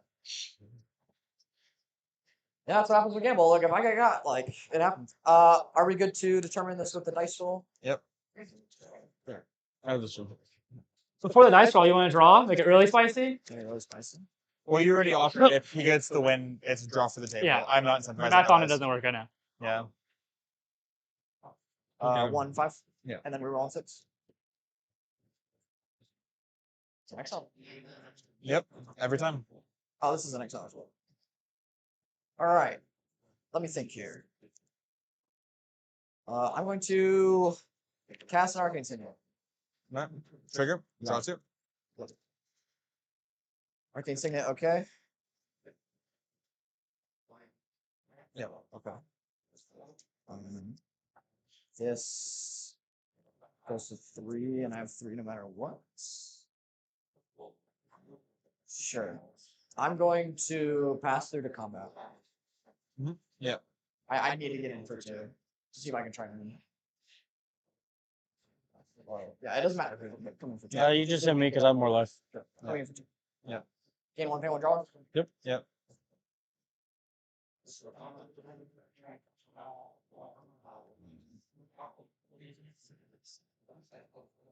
I'm going to swords your Grim Highland. Which one? Your Grim. The Grim? Yeah, that's fine. I'll gain 3. Yep. Excellent. Pass the turn. Let me think. You're good. Yeah, I have to. Yeah, that's fine. I have to Ranger upkeep, right? Because we just get like Yeah. total decon. Well, it's Yeah. horns, Yeah. but yeah. Okay. Okay, I'm gonna Ranger upkeep. In response.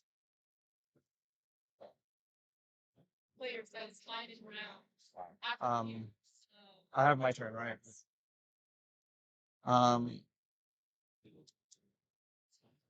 It's crazy you didn't have anything.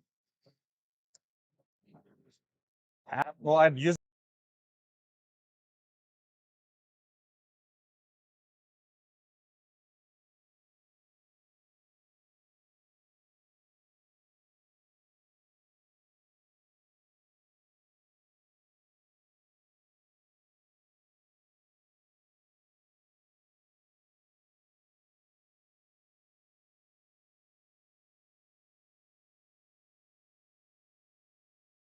Don't have any other option.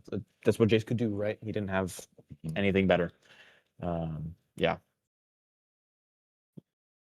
Let's see what Randall does in response to Ranger crack in upkeep. This is now last turn in the game, so nothing else will matter past this turn. If he gets instant, he gets instant. We're dark ritualing. Interesting. Gonna draw a fish. We're Nexus of that does Fate. nothing. We hit time and round. This does absolutely nothing. No, it does because they had time extension for the bathroom break. Judge just said it was time and round. Is it? But they had time. Remember, Longer? Jace went to Jace. Yeah. Maybe. No, I think we're getting from coverage that it's time and round, so this does absolutely nothing. No extra time. Oh, okay. Cool. Nexus of Fate resolves. Okay, let's swap back already. That was fast, but this is gonna be an interesting little discussion. Yeah, I don't know if Like, does it? I said, does this still like does this apply? Not does the. Does it apply to time in the round? Does Like, this like yeah? Like does this? you does can't this- take an extra turn. No. Okay, so this would not apply under the time constrictions. Okay, my bad. Okay, is it okay because I asked in advance if I'm able to? He's casted literally Dark nothing Ritual. else. You went Dark Ritual. I drew a card. Yeah, And then he casted Nexus of Fate on top. because my understanding was asking you for confirmation. I might get my 1 point after all. Like what? What do you mean? Backing up the extra turn call. Yeah, but we can't back up the Dark Ray. That's Yeah. So Dark Ray's been cast. Understood. And you have so this is still upkeep, right? This is after this has died. Yeah. That would be moving to draw instead of priority. You still No, need to so tap it's, for your Dark it's, Crit. it's in your upkeep when you pass priority to move Fate. Okay. Yeah. Okay. You also tapped for a Dark Crit. You need to. Oh yeah, you You were have correct. 3 black floating. You were correct. Here you go. 3 and 1. This has been a stressful game, brother. Yeah. 2. Born upon a Winds. Trigger Crom. Sure. You kind of have to now. No. Snap back your commander. Pitch a blue card. I will not be paying, but you obviously you might respond. That's fine. Off of the just getting the target. Yeah, that's fine. I need to resolve my triggers first, though. My triggers first. Oh yeah, you're finished. My bad. Let's do it. Yeah, you need to tap your mana for it. I thought I used a treasure. My bad. You've had two. Oh, this okay. whole Yeah. time. Sorry, my bad here. I'll pay with this. Yeah. Yeah. Am I gonna draw for 6? No, I will respond to Ristic. Okay. Cast Dark Crit. Trigger here. You may draw up a fish. Yeah. Do I draw the here? I will pay for study with Sitting Spirit Guide. Okay. First study resolves. Dark Crit resolves. I'll pay for the study on this with the Dark With Crit that mana. one. You have 2 black floating. Yeah. That is fine. Time to let snapback resolve. Oh, you got it. Yep. Born upon the wind, on stat. I'm gonna do an Enlightened Tutor. Triggeristic stuff. I'm gonna pay for heuristic. Trigger more is fine. And then I'll have a Ska. A bunch of Ska will go before you'll get your draw before. Yes. All right, and then I'll go up to 2. Enlightened Tutor good. Enlightened Tutor is fine.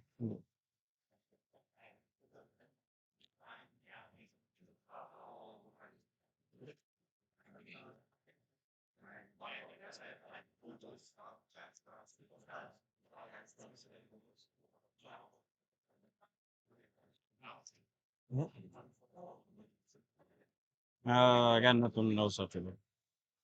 What's that? I said after that I'm putting Grinding Station on top. Sure. And I'm gonna fetch. Yep.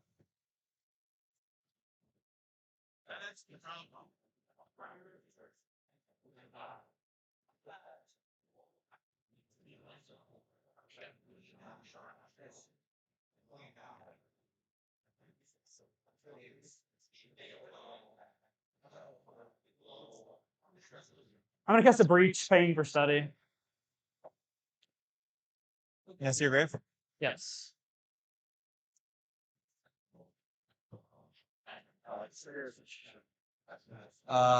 Fish is good. How much mana do you have available? A treasure. We're playing the same boat. A treasure. You Just only at have enough almost. for. You have 1 treasure visible as your only source of mana, correct? Yes. You have a Valley Flood Caller as well.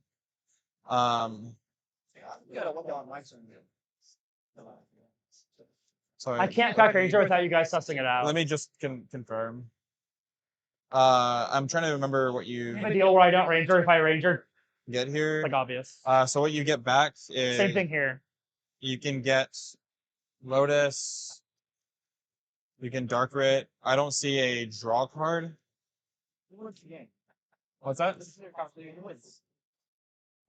He wins if it resolves. Do you mind if you can take? Okay. I didn't see it. I might just be wrong. With he has no. Oh yeah, because the mana. That's fair. Yeah, I'll attempt to mind break the Underworld Breach. Not pains.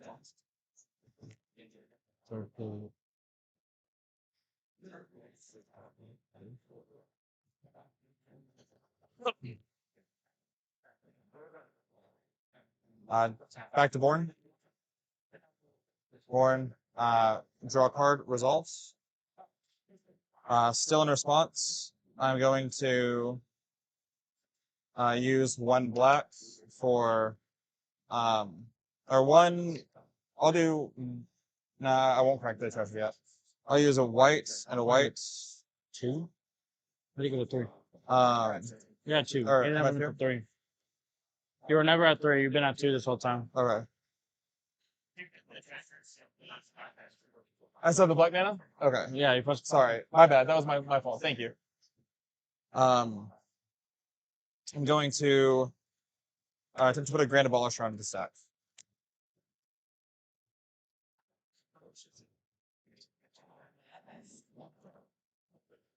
Gamble? Trigger? Yeah. You're good to draw. Am I good to draw? Yes. Draw.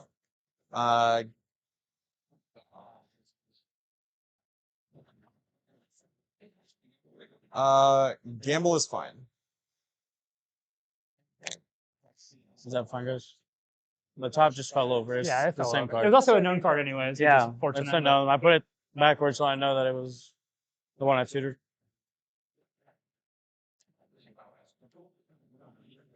Asking if it wins the game when you have a MT in your hand is crazy work. Yeah. Almost mildly disrespectful. I don't think it matters. With the gamble, yeah. Like obviously, if you have the gamble, yeah. So like, why would they tell you the truth though? I mean, I'm not sure.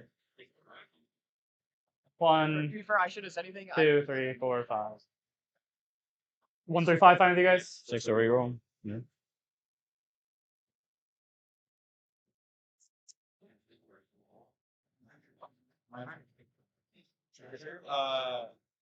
Retrigger on the stack.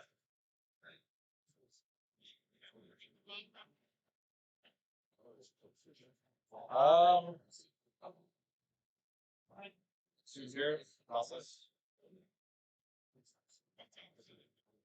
Here. Yeah. All right. GG. All right. We passed. I got a thumbs up. I never gave a thumbs up though. My bad. You don't have an engine in plural? I mean, I have a problem. You Like, can- if you draw me 2, I can draw 1. Like, if you not take out the columns on. That's what I was looking at. So. No, yeah, I didn't think about the ranger mech. Yeah.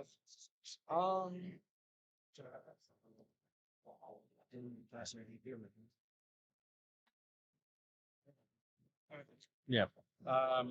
I'm gonna politely request that we no longer politic on my turn. Priority. We're not politicking.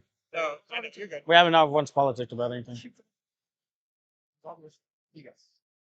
Yeah. You got it. That's better. Cool. I'm gonna protect all my depth figure on this stack. Cool.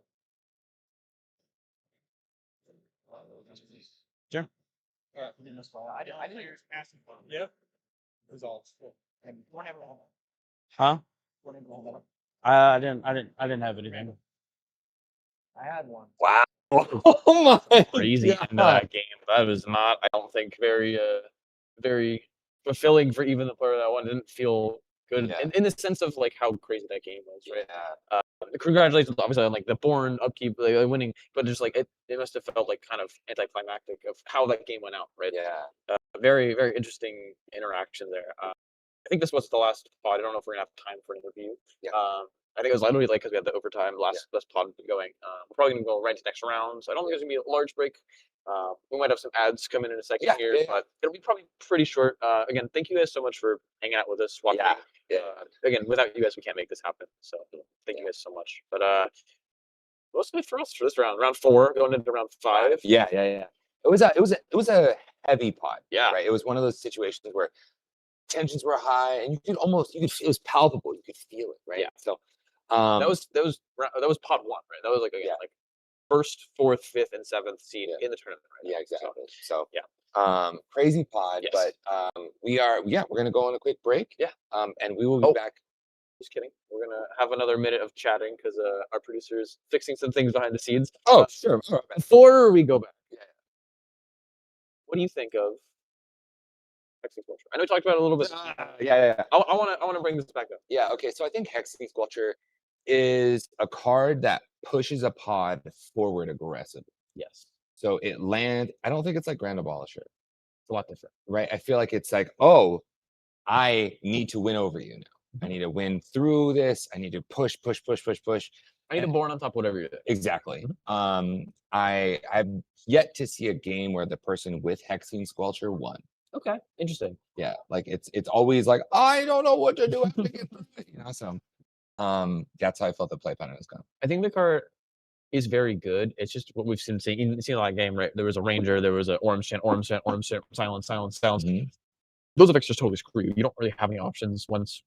Excuse me. Those go on the stack. You can have counter spells for them, which are uncounterable, but like Silence Resolve just screw you. Yeah. Your Breach on stack, Silence Resolve, cool. I guess it goes to my bin pass. Like I don't have any other options. Yeah. I think the card is very good again in certain decks though, specifically like maybe Rogsite, Rog Thras. But yeah, we'll see how it does. We haven't seen it this weekend on stream ever. I want to see it hopefully maybe today or tomorrow. But I think we're good to go on to Brad. I don't think we're gonna have an interview, but see you guys very shortly, very shortly here for the next round. See you soon. See you soon. Gold Sabertooth creates one-of-a-kind art for Magic players who want more from their game. From stunning playmats to beautifully illustrated tokens, every piece is crafted to inspire and stand out. Let your table tell a story. Explore the full collection now at etsy.com/shop/goldsabertooth.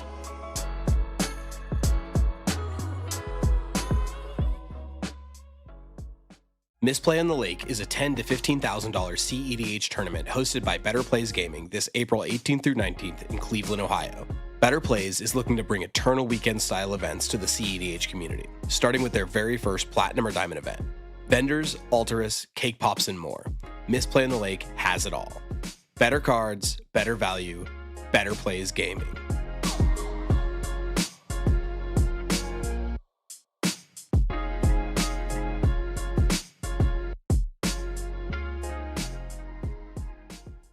Just Jam D-Grid is bringing the heat to the Southwest with this $20,000 cEDH tournament. This 2-day event will take place in Gamers Guild, the largest play space west of the Rocky Mountains. Jam games all weekend with on-site restaurant, bar, and cafe with food delivered straight to your table. When in doubt, just jam. Don't miss it this May 30th through 31st in Phoenix, Arizona.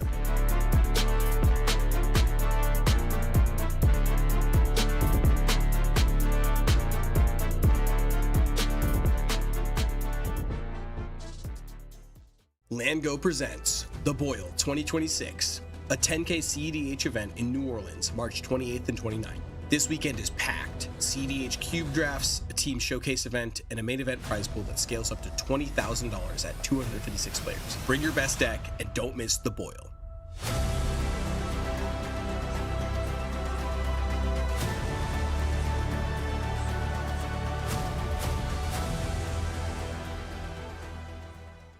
Hey everybody, this is Joseph, also known as Pigeon, and I'm going to be announcing some stuff for the cEDH 10K here in Colorado. Get ready to battle for glory at one of the biggest Magic the Gathering competitive EDH tournaments this June 13th and 14th. Join us at the Castle Doubletree Hotel in Thornton, Colorado for Level 7's The cEDH cEDH 10K. $10,000 in cash prizes up for grabs, $4,000 for first place. Top 4 take each $1,000, and top 16 scores big as well.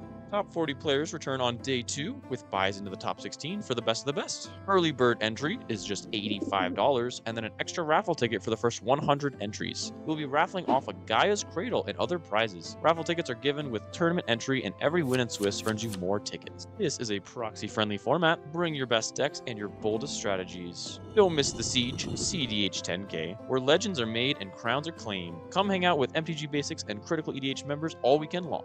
Register at topdeck.gg. We look forward to seeing you there.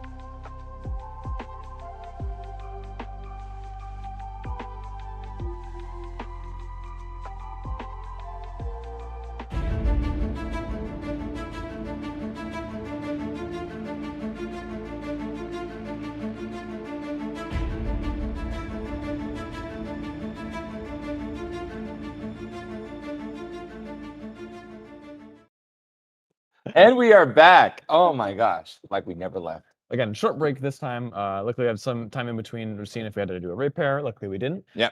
We got a very interesting pod in this game. Wait, One of the players. Who are you? Oh, me? Yeah. My name is Pigeon, also known as Joseph, and I'm joined by who are you? Oh, I'm Higher, also known as Alex. Yeah, so It's a excited. lovely Higher MTG. Yeah, you know.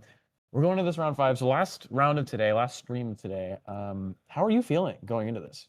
I'm feeling good. I'm feeling good. Yeah. This pod and going into this pod, I'm excited because one of two things will happen. What are those two things? One, Kennen will lose. Okay. Okay. Or Kennen will win. Yep. Either way, Kennen's playing. There's also This is our first Kennen pod. Yeah. There's also a 50-50 that Kennen wins because there's two Kennens. Because there's two Kennens. And right? what are the other two decks, Higher? What are the other one deck? Oh, sorry. What are the other two players playing the same deck playing? Vile Thras. Yes. Exact same 100, might I add. Exact same 100. Yes. Yeah. I think they're from the same area. The 504 is, I believe, New Jersey, I want to say, area. The Jersey folks. Yes. Yeah, they've been cooking on Vile Thras. Yeah, it's been.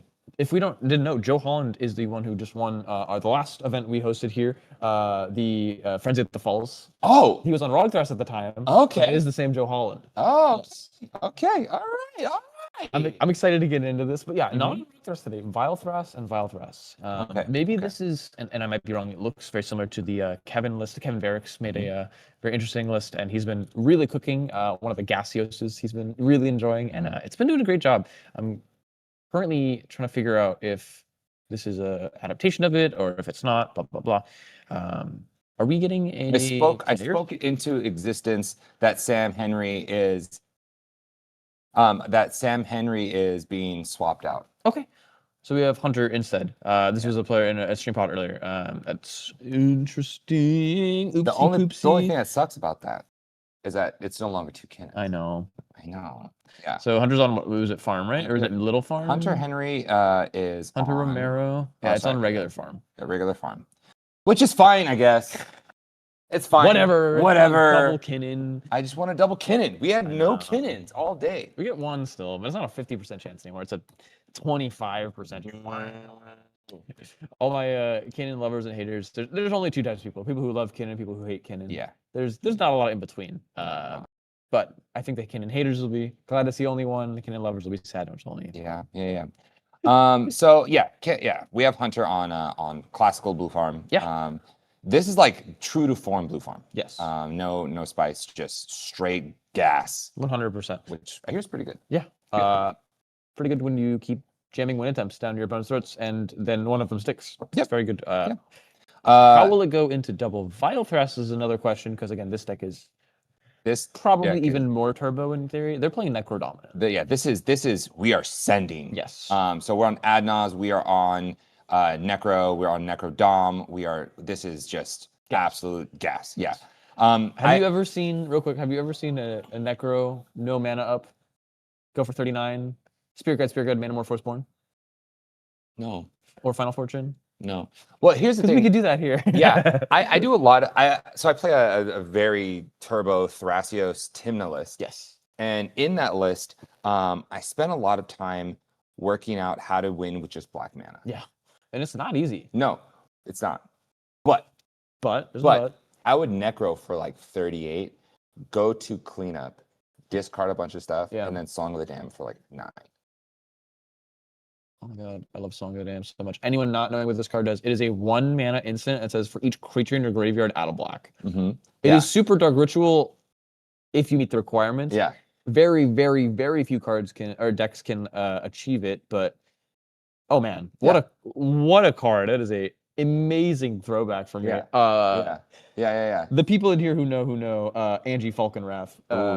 Yeah. Demolishes with Songs of the Damned. Yeah. Oh my gosh. Yeah. You gave me like a mental block of like, Yeah. whoa. Yeah. Let me go back a little bit. Yeah. That was the idea. It was like, oh, you Song of the Damned for 9, and then you cast Necromancy, get back your Thoracle, cast them on a Constellation. Yeah. Like Only black. Yeah, only black. Yeah. Crazy throwback. Thank you for giving me that. Yeah. But this deck is doing all of the things that TNT wants to do, but it has Hexing Squelcher, it has Stormkill Artist, it has Vexing Bauble. Yeah. It has Culling Ritual. Oh my gosh, the Culling Ritual. You can Vexing Bauble into Culling Ritual. Yeah. Oh, is everyone checked out? Vexing Bauble, Calling Ritual. No counters, Good luck. cool. 20 mana. Yeah, here you go. Dosin, Dosin, right? Like, oh my gosh. Yeah. You there's could a- there's a you lot could of Vexing Bauble into Dosin, into Calling Ritual, still have protection. Like- This game is cooked. Ritual. I don't know if it'll win. Yeah. Calling Ritual. Yeah. It is a ritual. Yeah. Wow. I think the players are gonna have to make a choice early on am I going to push sorry, do I care about you? Yeah. No, just go for the win. If you can win. And if not, I'm gonna win. Yeah. Yeah. Yeah. Again, these decks are even playing things like Necro Dominance, not just Necro Yeah. Necropredominance. Yeah, no, that's right. And not just Necropotence. I almost said Necromancy. Necromancy. No, but they're playing both. Like again, this is a very sended deck. This is a Nas deck. As early as possible. This is a defense grid pass kind of deck. We don't see too often. I don't think they're playing defense grid, but they are playing Dosin, so similar thing, right? Factory Sculpture was a great addition to this deck as well. I think one of the few that really utilizes it the same. Again, we saw Hunter's deck earlier. It's a pretty standard turbo farm. We see some Bergie, we see some Jessica's Will, we see some Beseech the Mirror, Flare of Duplication, things like that. We're not fully in on it, but we're pretty hard in on it. And then last but not least, the Kinnan deck. This is more of a traditionalist. We see things like both Hullbreaker and Tidespout. See Seedborn Muse, Wandering Archaic. We're not on the flash photography. We are on things like Commandeer, though, to still get those effects. Are we on Treasure Vault? That's one of my favorite things. We are on Treasure Vault, so we're a little more old school. Yeah. I know a lot of the decks nowadays don't like it as much, but I still think it's a decently good win condition if you've got, infinite mana, player land drop. Infinite mana, we did it. You know. Yeah, Pretty cool. Pretty cool, yeah. And we mentioned Hunter earlier. He is going into this pod, going into this round, round 5. 1, 0, and 3. Yeah. Right. A lot of draws. 8 points. Draws. Right. This is a great time to get a win here. Yeah. In his situation, all players I think are fighting for their win, even though they would benefit from a draw. It's 10 points, 8 points, 8 points, 10 points. That win means so much more to them than just a draw. Yeah, exactly. For Joe, again, 2 and 2. Yeah. Right. Great Good standing. spot. Yeah. Really, really good spot going into this. Joe is a very good player. I'm trying to pull up this, but it's not clicking. Oh no, don't click. But I already had it. 62% win rate overall. 62% conversion rate, 48% win rate, 17 tournaments. Really, really good. He has 7 wins and 3 finals. Never does a bronze. He just a winner top 4. That's it. Yeah, winner top 4. That's all I do. And again, he did win the last Excalibur event, Frenzy at the Falls on Rogdrass. Great player. Good atmosphere too. Nice fella. We got everybody's talking out. It looks like what's happening with mulligans and stream etiquette, things like that. Maybe a judge question here. I think some of the players have their hands ready. Maybe we're just taking photos of the mulligans. Thank you, production. Again, judges, thank you guys for supporting us, for subscribing, being here. We really do appreciate you and everything you guys do for us, and we couldn't be here without you. So I just want to always give you guys a shout out. But with some technicalities out of the way, do you think Vile Thras is going to pull it out with that 50% chance? For sure. You think so? Vile Thras is really strong. I've been working on a list with Jorman. Yes. And Sigbuda. Shout out Jordan. The GOAT. Such a strong list, dude. The deck it feels really, really good. Yeah. You get all the things that you want to see out of the turbo, right? Plus you get the added benefit of being able to utilize Calling Ritual, one of the most powerful green spells right now. Yes.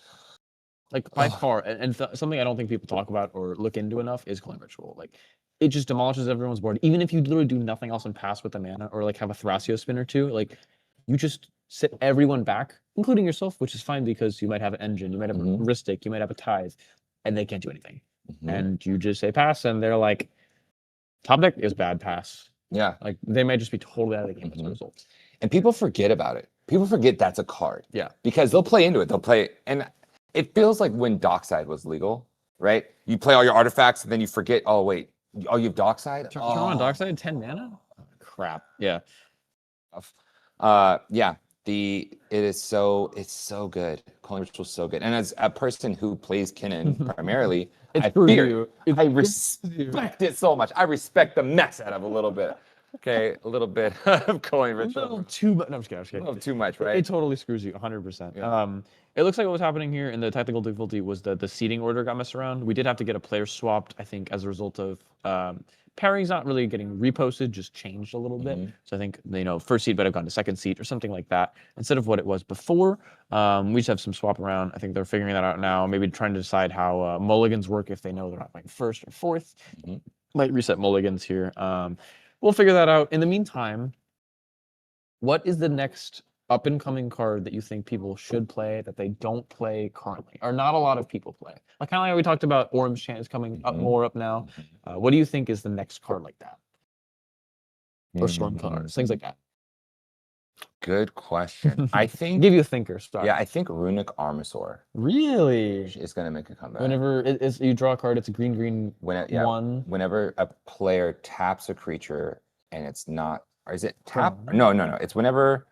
Now that I'm like talking about Is it, it artifact leads? No, that's it's like Compass or something. Armasaur, Runic Armasaur. This is why we're here. Yeah. Look at Magic. No. right? Yeah, it's whenever an opponent activates an ability of a creature or a land that isn't a mana ability, you may draw a card. I think Runic Armasaur is really good. I also think Verity Circle is also very good.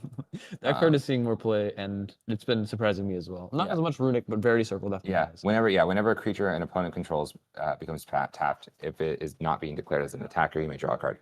See that those type of effects, Verity Circle specifically, and the fact that you can tap a creature, which is also really good. I like that. Yes. I really, really, really like that. It feels like, oh, you want all your dork stuff? Sure. That's fine. That's fine. I'm going to draw a card, though, whenever time you do something. Yeah.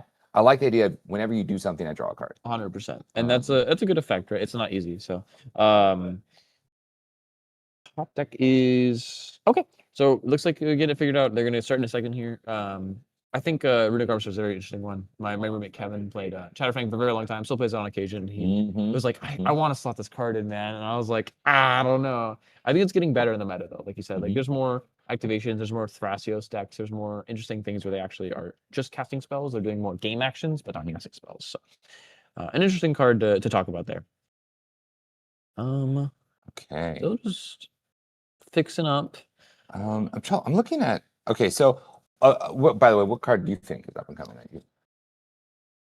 I think Bolas of Citadel needs to see more play, and I've been advocating for this one for a little bit of a while now. Shout out Rami, he convinced me to play it in Rogsai, and I've been a believer ever since. And this card is diabolically good. Everyone understands how good the card is. It's more of, will you get there after it resolves, or will you just hit 2 lands in a row or whatever? Again, we saw Gwenum exist as a deck strictly because of how good Bolas's effect is. Even if you remove Gwenum, it's still there. You just get it for the end of turn. I play things like Sensei's Top, Go Infinite, right? I'm not quite playing Sensei's Top and all the decks with it, but I think it's underexplored. It's one of those cards that obviously has been tested in the past, not that as great, but I think in the meta right now, because it's so hard to counter, it is very good. You can't, miscast it or dispel it like an Adnaz, or Necromancy is a little easier because it can be Swan Song, but it being an artifact means it's much harder to deal with. Yeah, I think you're right. I think Bolas Citadel is really good. I play Bolas Citadel in a deck that no one should ever play. It's okay. Listen, it's Tim Dargo, first of all. Okay, the reason why no one should ever play my version. Oh, okay. Right. I was like, what? Tim Dargo's Tim Dargo's a fantastic deck. I took it and said, here is my Frankenstein idea, and in it, I run some real interesting cards. Okay. I run Ice-Crown Scepter. Whoa. Yeah. I like to put Final Fortune on the Ice-Crown Scepter. And then I take a Gideon of the Trials, I put it on the battlefield, and then I zero it, and I can never lose the game. And I shake What the heck is Gideon? It's a Planeswalker. 3-mana Planeswalker. And it says you just can't lose the game? Yeah, as long as you control Gideon Planeswalker. It's the zero ability? Let's look this card up. Look this card up. Hold on. Sorry. Excuse me. Sir, I'd like to... Sir? Mulligan? This card, please. Well, we're figuring out Mulligan's Trials. Excuse me? Yeah, that's it's zero ability. Yeah, it was released on kit. Yeah. Zero, you get an emblem. As long as you control a Gideon Planeswalker, you can't lose the game and your opponents can't win the game. This is 3 mana? Yeah. You just have to protect it. Yeah. And it. Yeah. You can never lose. You never lose. Yeah. They can never win. They can never win. No one could have cards in deck. Yeah. So if okay. So you can Everyone has a Gideon. No one has cards in deck. Everyone just keeps draw passing and not killing them because they can't lose. Yeah. I'm dumbfounded right now. Yeah. You astonished me with this. He even pulled it up for the stream. I'm dumbfounded. I didn't know this card existed. You go Gideon. You also can Oh do my Gideon. In that deck, I go Gideon and there's Nas my whole deck. Yeah, because you can't die. Yeah, can't die. Yeah. What? Yeah. I've seen the light. You've seen the light, right? What is happening right now? Yeah. The deck was really fun. Oh You my should play it. goodness. But that is an interesting and very cool interaction. Right? Would have never thought of. Yeah. extra turn. Yeah. Yeah. Can't die. Yeah. Wow. Yeah. I got laughed out of the Team Dark with Discord though when I presented them this deck. They're cooking you, I'm sure. And Yeah, they're like cooking in a different way. They're like, bruh, what's happening now? All right, so we get some opening hands here. There's finally a Hexen Sculpture. Finally. Fire. I'm so excited to see it. It's turn 1 Hexen Sculpture. Yeah, too. it's land, Mox Diamond, Chain of Vapor, Rite of Flame, Hexen Sculpture, Mystical Tutor. What this could also be is it's either turn 1 Hexen Sculpture or turn 2 Value Engine / Wheel, or turn 1 Sculpture, hold up Mystical Tutor on end step into turn 2 something good. I think it really depends on their top deck here, but there's a lot going on. This hand is very, very interesting, right? Seat 2, it looks like they're Kinnan. They've kept an Ancient Tomb, an Arcane Signet, 2 other lands, Endurance, Wan Chitong, and a Mindbreak Trap. There's a lot of mana going on, but not necessarily Kinnan plus other mana. It's just kind of like land, Arcane Signet, pass into lands later until maybe Wan Chitong on 2. There's a Mindbreak Trap for something spicy, but nothing else crazy. Looks like Joe kept a land fish hand mostly. There's 2 dorks, a fish, red elemental blast, a beseech the mirror, and a mana confluence. You can cast all of them. That might be land dork turn 1 into fish dork turn 2. And then seat 4 kept a land, Cormox, Tainted Pact, Mystical Tutor, Demonic Tutor. That is an interestingly good hand. Essentially 3 tutors, because I'm counting Tainted Pact as one here. But you have to pitch 1 to Chromox, and then you either go turn 1 Demonic Tutor, turn 1 Mystical Tutor end step, turn 1 Tainted Pact. Depending on your top deck here, you can get a pretty easy turn 2 Ristic. Or even something crazy with the Mystical. I think it would probably just like, what do you draw? And you go turn 1 Demonic Tutor or turn 1 Tainted Pact end step or whatever it is. Even a Lotho here would be great into second tutor. This is a very interesting hand that I think can do so many different things, but because he's 4th here, curious how it's going to go. That's turn 1 Demonic Tutor. Okay, so sorry, we are a little behind. We had the turn 1 Sculpture from first Vile Thras. We had turn 1, like I said, Ancient Tomb, Arcane Signet, turn 1 Fish out of Joe, and then looks like we pitched the Mystical Tutor to the Chromox, and we're casting a Demonic Tutor. This might either just be a land or a Ristic. If you drew a land, it's a very easy turn 2 Ristic hand, or can't Necro again because he pitched a blue source, but very good consistency. Or maybe something just like, I don't know, a Lotho if he drew it. A lot of options. He also has Tainted Pact in hand, so he could just go for a Thoracle. It could even be reverse, on Joe's end step. He goes Tainted Pact and then casts Thoracle and just wins.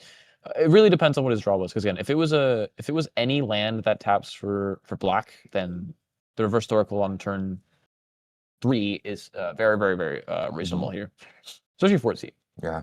What does Mystical Tutor like?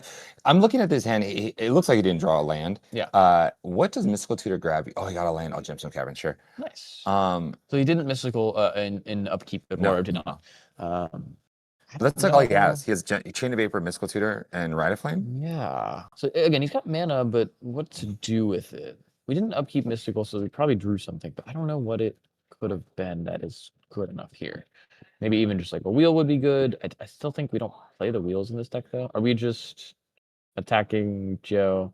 We're attacking our fellow Vile Thras comrade and probably passing? Yeah, we're just passing. Yeah, the threat assessment is real. It's like, nope, every life for you matters.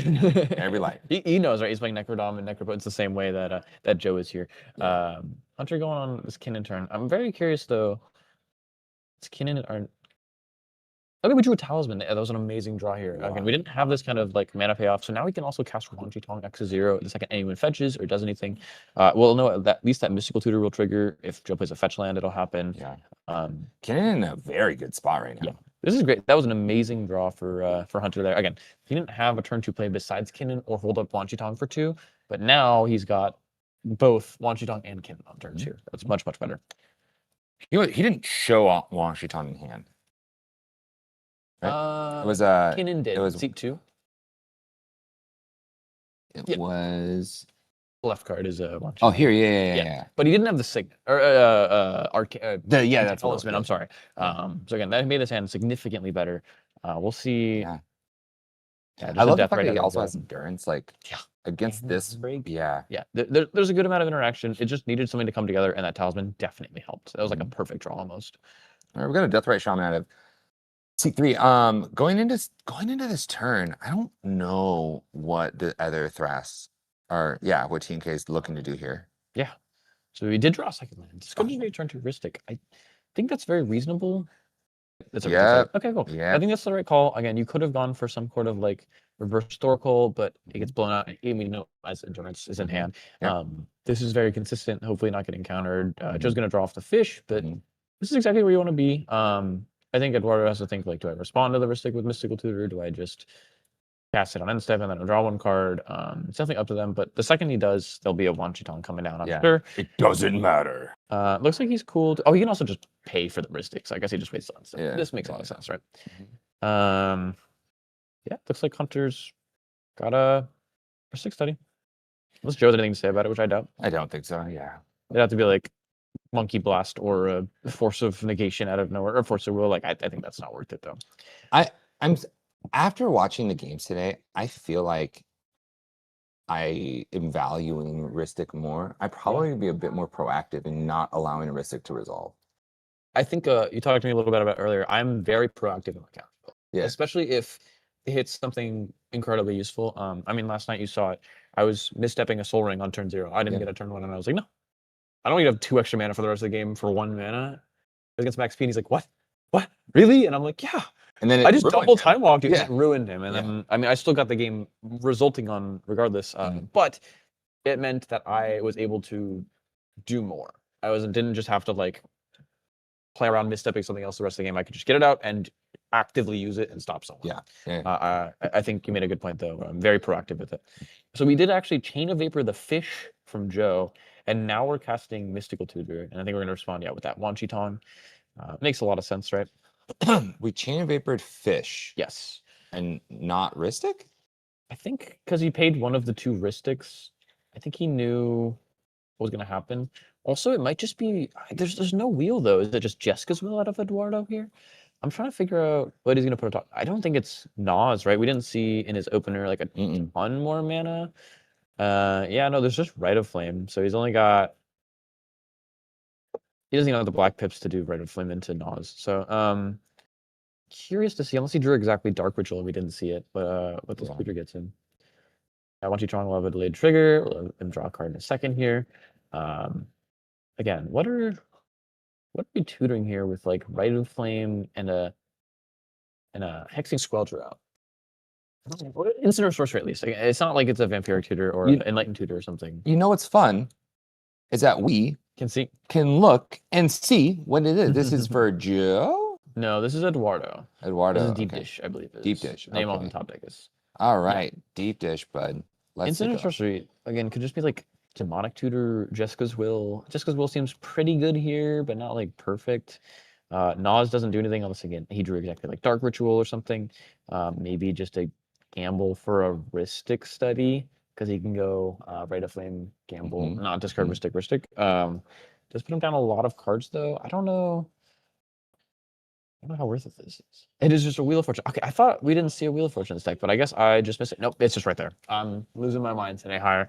No, this makes a lot of sense. Again, we Ritual into it. We'll hopefully hit a land drop. We'll reset the fish out of Joe's hand. Yep. Might give him gas, but at least we won't have the fish out. This totally resets Hunter's hand, which is like fine by him. Actually, he loves this. Mind Break Trap, but like he'll draw an interaction. He's got now 2 rocks, an Ancient Tomb, and a land. He'll draw into probably another land drop and some rocks. Like this is great for Kinnan. This is exactly where he has 7 mana. Yeah. Kinnan has 7 mana. Yeah. And now everyone's tapped out. With hands they weren't prepared to have. Yeah. You know what I mean? And again, Joe's fish is gone. Joe's fish is gone. I think this makes a lot more sense in the terms of now bouncing the fish instead of the Ristic. Yes, Hunter plays probably, I would say, a little more interaction than Joe does, but he knows letting Joe have a fish and wheeling him into gas in Vilethras is a bad idea. Yeah. Like you can't just feed him new cards and let him draw more off of whatever you cast, right? This is a bad thing for the table. I think Eduardo's in a good spot here, especially with, again, Hexing Squelcher out. What are they going to do? It's just Mind Break, and we know the Hunter's going to discard his Mind Break, so one of them is gone. Yep. Okay, so that's a Mystical Tutor. Yep. Now we're going into Eduardo's turn. Yes, sir. Oh, draw wheel. Here we go. Show me a Rite of Flame, Steve. Ba-dum-bum-bum. Ba-dum-bum-bum-bum. There's Cast a Rite of Flame. There it Trigger is. Mystic Study. You have to sing the rest. No, not the rest of the game. No. No, this is, again, a good spot for him. It can be countered. It's going to be second, hopefully, second spell, not Mind Breakable. Yeah. Wheel of Fortune. We know one of them's going to be gone. The Ristic will draw. I don't think there's any real reason not to draw. So be it. Loses Tainted Pact still. Whatever. Only downside is if he drew like exactly Breach or something. Looks like Wheel of Resolving. Discarding a Noxious Revival from his hand. And then Swat, Mox Diamond. Oh my god. Oh yeah, look at Joe's hand of gas. There's that Beseech we saw, the Red Blast, Chain of Vapor, a bunch of other stuff. City Traders. Yeah, there's a lot of gas. Is a Deathrite Shaman Summoning 6. 76? Yes. Mm. There's a few opportunities. What is this? Storm Trigger, a Storm Crow for Storm Trigger. Sure. He now also sees that Hunter discarded a Mind Break Trap, so he's even more in the clear if he's able to push this turn. Not necessarily saying he is, he only gets 7 cards, right? But it could just be Dark Red Necro, land, Dark Red Cabal Red. No, like there's a lot of options. There's a lot of options. And it has to be basically Mind Break or Bust, or I don't know if he goes Historical Console. He also knows an Endurance is gone, which is good for him. There's not a lot of hope for the table if Eduardo's hand is good enough. Turn 3, also playing Starting Town untapped. That feels good. On exactly turn 3. On the turn 3. Good night. Good night. Losing a life. What are we doing? Birds of Paradise. Okay. Very reasonable. Let's see if he pays for the Ristic. Let's see. Paging Spirit Guide. He's gonna let him draw 1 card. He said, I think he just yeah, pays. I'm gonna pay. Yeah, sure. Yeah. The Okay. scary part is if he does have interaction, it's uncounterable, and he's now topping out of it probably, which also means that because we filled everyone's hands, it could be very bad for the table. But if he's got, again, Simeon, Yeah, there it is. Okay, there I it think is. he's thinking what I was thinking. Yeah. Like, again, you just gave everyone new hands. Oh, no, he's going to cast a spell. Okay. Are we Culling Ritualing? Oh my gosh. No, it's Deathrite Shaman. Yeah. So, yeah, makes sense. Now he's going to pay with a Simeon. Sure. He's just setting up mana. Again, this is now a next turn, like, representing Naws or Necro with a bunch of extra mana. Yeah. There's a lot of options here, and it's still uncounterable if the Squelcher is still in play. Dude, Hunter is a good spot. Hunter's in a great spot. Your opponents are tapped out. Yep. Oh my gosh, he got a land. He has 8 mana available to him. He also just saw Eduardo pitch Spirit Guide, so he knows he can't have Spirit Guide, at least Simeon Spirit Guide, like Red Blast or Pyroblast. This is a good spot, and unless someone has exactly free counter magic like Forces, he's pretty in the clear if his hand is good enough to just push. He drew 8 cards, right? He had 7 and then draw for turn. Yep. So it could just be, oh, here's a Basalt Monolith. Anybody got anything? Here's a He's gonna yeah. push. Because it was specifically Hunter is still in the spot. We do see, or I'm sorry, there's 2 Hunters. I'm losing it. Other Hunter has some options. I think I closed out the wrong deck list. And Thomas we have was a, on some other is that a stuff. timed? Oh, no. Copy enchantment. Copy enchantment, okay. Study. Someone's a Ristic. It's a Ristic Study. He's gonna let him draw. This is also just really good for Hunter. Again, he's got mana up. He's got 2 draw engines now. Even if he does nothing else here and passes, he's in a great spot. He can hold up interaction. He does know that he probably has to deal with Eduardo on his next turn because he's got a ton of mana and a Squelcher. But also, what does Joe have on his new 7, right? And again, these are the same deck. They're both turbo-y. So what are we going to get away with, and who's going to do it first? And if so, will it resolve? I know, right? Here we go. This is... Gracias. Okay. Curious. That always worries me. This Thrasios puts, Patio. this puts my hackles on because why would you cast Thrasios? Like Maybe we're attacking again. Oh, we have Vigilance flying, so yeah, seems good. Yeah, no. Maybe he doesn't need as much mana up and wants to get it down for a worries me. assault later instead of having to cast Thrasios after. Maybe just first spell up assault and it's pretty much unstoppable. Very curious though. Yeah. So we're clearing attackers. I assume it's just at Joe, but maybe it's Eduardo. Mm-hmm. Yeah, we'll see. Take We some will damage see. pass. It also could be a thing where like he wants to keep his stuff around. Maybe he has a I think I did see a flare. Yes. Right. So I think that there is a world where he just keeps it so he can have a blue creature to sack to it. 100%. Yeah. Especially in that deck, like it seems very smart to do so. Yeah. We need to fix the names. Thank you, production. Yeah, it's Thomas on Kinnan. My bad with the name swapsies there. Yeah, there's a lot of really good cards in this deck. The Kinnan deck that can stop everyone. It just really is important. It can stop Squelcher. Yeah. Let me check if there's a subtlety. I'm very curious if there's a. No subtlety in this list, but we're on things like Drift of Phantasms. Okay, very interesting. Yeah, and Joe just cast something. Let's see what he cast. We just zoom out of Thomas's board real quick. Thank you, production. We're gonna what did Joe do? And why is Demonic Tutor? It's a pretty good card, I would say. What would you say, Higher? Absolutely. Absolutely. Apparently not good enough for Tyam, but good enough for every other deck in the format. I love making fun of the Tyam players for not playing Demonic Tutor. It is very silly to me that you don't. Same with Vamp. There was no Vamp or MCL. I'm not saying MCL is right, but at least Demonic Tutor. I think face up getting Ristic. That makes a lot of sense. Yeah. Maybe pitch a Spirit Guide, cast a Ristic. That would also make a lot of sense. Let's see what we get to them. All right. Also, is fetching, so there's gonna be another Wan Shi Tong trigger.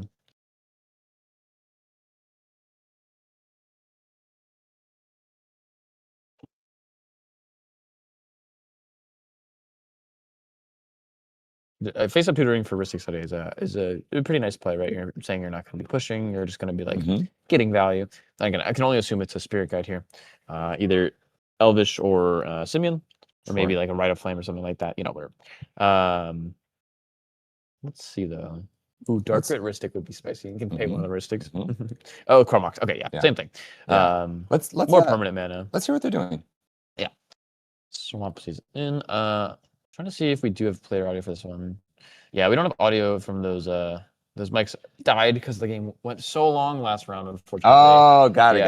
No worries. There actually was a Simeon Spirit Guide, but each wanted the permanent mana for Chromox. This makes a lot of sense.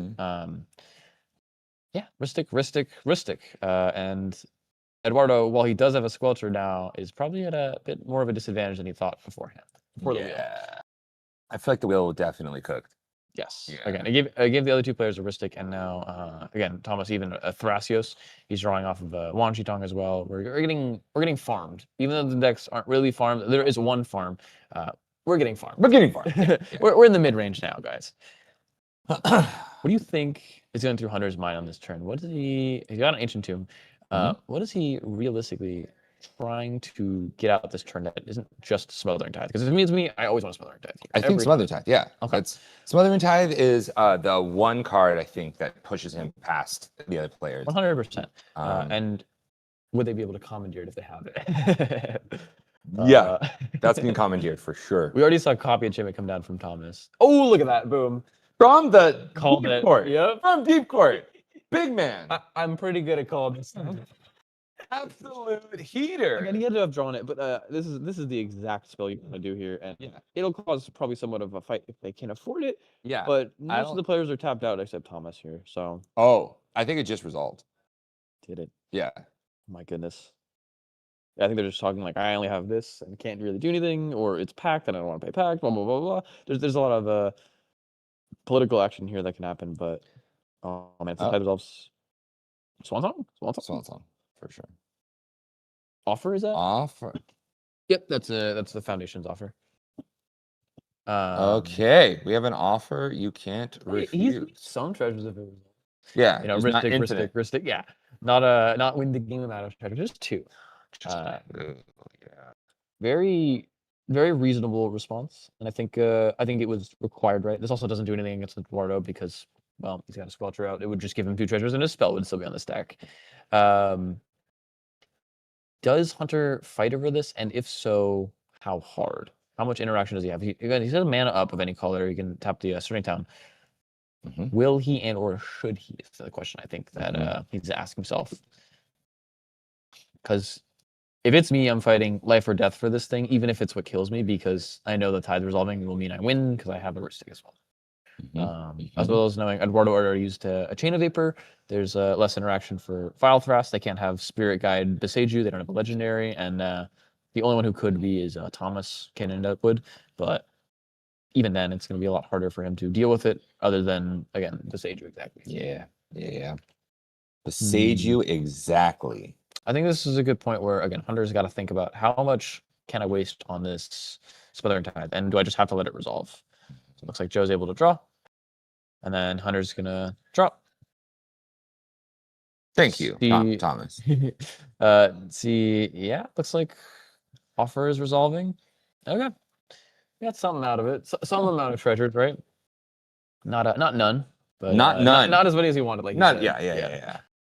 Okay, so in this situation, are you casting Tymna? No, unless I've got every commander counter in my hand and deal with it, like Rollick and Fierce. No, but a lot of the time people aren't playing Rollick anymore, so I think I might just hold up the mana unless it's like a Lotho or Taru. Sure. Those kind of mana engines would be perfect here. Even maybe like a Bergie. I know the deck is playing Bergie right now. DRC, that's pretty reasonable. You'll get some extra card advantage when you're casting counter spells, right? You have 2 mana up. I don't think anybody's worried about DRC, just heuristic triggers here. It's a good spot for this. Again, you get free card advantage when you're countering things, when you're dealing with things. Yeah, I'm not sure how worried anybody is about this, especially going into Eduardo's turn with the Hexing Squelcher still in play, right? Yeah, Hexing Squelcher is still a thing. This is pretty scary for him. Yeah. Again, Hunter might just have to hold up a silence or something if he only has a 3 cards in Necro hand. goes on the stack or whatever it may be. Dude, Doesn't have a Necro. lot of cards, just a lot of mana. And in that deck, that is pretty good. A Necro here or Nas would just be like, demolish the pod. Demolish. Yeah. We're going to end step here for Hunter. Maybe one more spell. Very curious to see. And an Esper. Okay. Draw engine. Okay. Hey, very reasonable. engines are good. Good. Yeah. Esper Ristic DRC again. As much card advantage you could possibly want. That doesn't include having a Smothering Tide as well. Because imagine how good this would have been with Smothering Tide. Cool. Esper, you want to draw? Oh, I'm making more mana. Cool. DRC, oh, you want to draw? Oh, you want mana? Yeah. I'll keep churning my wheels. Yeah. It looks like we're moving to discard now. How messed up can we get on Eduardo's turn? Is it another wheel? Is it something scary? Again, for Nas. The silly part is if it is a Nas, even a silence, what does that do, right? Yeah. It'll still be Nasing because it's uncounterable, and we know one of the mind breaks is gone. It's going to be first spell, almost guaranteed. So what could go wrong if he's got it? It's really just, are his 3 cards good enough? And there's the only question that people have to ask themselves. Or do we see Fam Tutor and Upkeep? We'll see. That's fair. I really want very to good. push. I stop playing scared, bro. Yeah. Like just Win the game. Yeah, win the game. Draw But for turn. we're not tired. He looked at it like he needed it to be good, so I don't think he necessarily had Necro or Nas here. Maybe a Vile Smasher angle. Hey, Vile Smasher could be good. Or Thras pay for 3 Ristic Study. He is checking graveyards. Ooh, a Mnemonic Betrayal. That could super help push him over the edge here. Even through the Ristics. Again, the only thing that really blows him out here is a kind of Silence from Hunter. No one else has mana up or a Mind Break Trap exactly. No one. Yeah, Hunter is the only person who can cast Silence, right? If it's exactly Mind Break Trap, once the Mnemonic Betrayal resolves, it's pretty much too late because he's got a ton of different counterspells for it. Oh, this is a very interesting spot. If it is a Mnemonic Betrayal, it's not the best thing in the world, but there is like Hunter's showing him. There's a Mox Diamond, there's a Tainted Pact, there's a Smothering Tithe, even Rain of Filth. A lot of rituals that aren't necessarily immediate, but we'll get there. And how much it gets there is really just dependent on the interaction. I'm like trying to give him psychic wave, send it, send it, send it, send it, send it, send it, send it, send it, send it. I am always sending it here every time. Yeah. So long as I know my opponent doesn't show me a silence response. And I'm like, Yeah. okay, maybe I don't push that. Everything else, I'm like, yeah, I'm sending it. Okay. One, that's 2 mana. That's not enough. You need one more. That's 3. That's 3. That's 3. Smells like a mnemonic trail. Looks like Come a mnemonic on. trail. Tastes like a mnemonic trail. It is a Briggy Watch. Oh, Praise Grass. Okay. Still could be for mnemonic trail. I guess that's why you want to like kind of test the waters to see what do you have. Yeah. 100%. Okay. Right now we are looking at land, Deathrite Shaman, or not land, Mox Diamond, Deathrite Shaman. Yes. So there's still a chance that he just goes Thassa, go Decon. win. Yeah, 100%. And again, the only thing that would stop him at that point is Mind Break Drop because it'd be his 3rd spell. Who has one left in their deck? Maybe that is why he checked graveyards and see like, oh, what's in your graveyard? Because again, we saw Tainted Pact and Hunters, or maybe your Thassa's in your hand. I gotta kind of figure out who plays who it. has the ability to interact with Thomas obviously doesn't play Decon or a Tainted Pact, but I guess could play Thoracle. We know they don't. But which of the 2 players should I target here is I think the big question, which is why he looked at graveyards. Let's see, because Eduardo still doesn't play a land too. You could still Tainted Pact Thoracle instead of just Decon Thoracle, or you could have backup with Demcon if he plays a land as well. And Pact seals the deal for everybody. Pact seals the deal for everybody. Silence gets stopped. Mind Break gets stopped. It hits everything that isn't 2 Mind Break traps, basically. Yeah, basically. It's funny. It looks like they're just talking about like what they could do. And I think something that I saw recently was, there are a lot of spells that say, hey, you've got Hexing Sculpture. Cool. I have a deflecting spot. Yeah. I have that stops your Redirect Lightning. Yeah, that stops your, Praetor's Gust or whatever it is. So we are going through Hunter's deck right now. Question of the day is, does he have the, assumingly it is Demonic Consultation or Thoracle or, just the Breach to get himself to win, what is in Hunter's hand? And, they made some kind of deal, I assume. I don't think that was a GG handshake. That looks like a deal handshake, right? Yeah. Like they might actually be playing for draw now, knowing that Eduardo is probably pushing right now. Like I said, send it. Yeah. This is the spot to do so. Yeah. Very curious though of what this tutor actually gets and what's in Eduardo's hand still. This is interesting.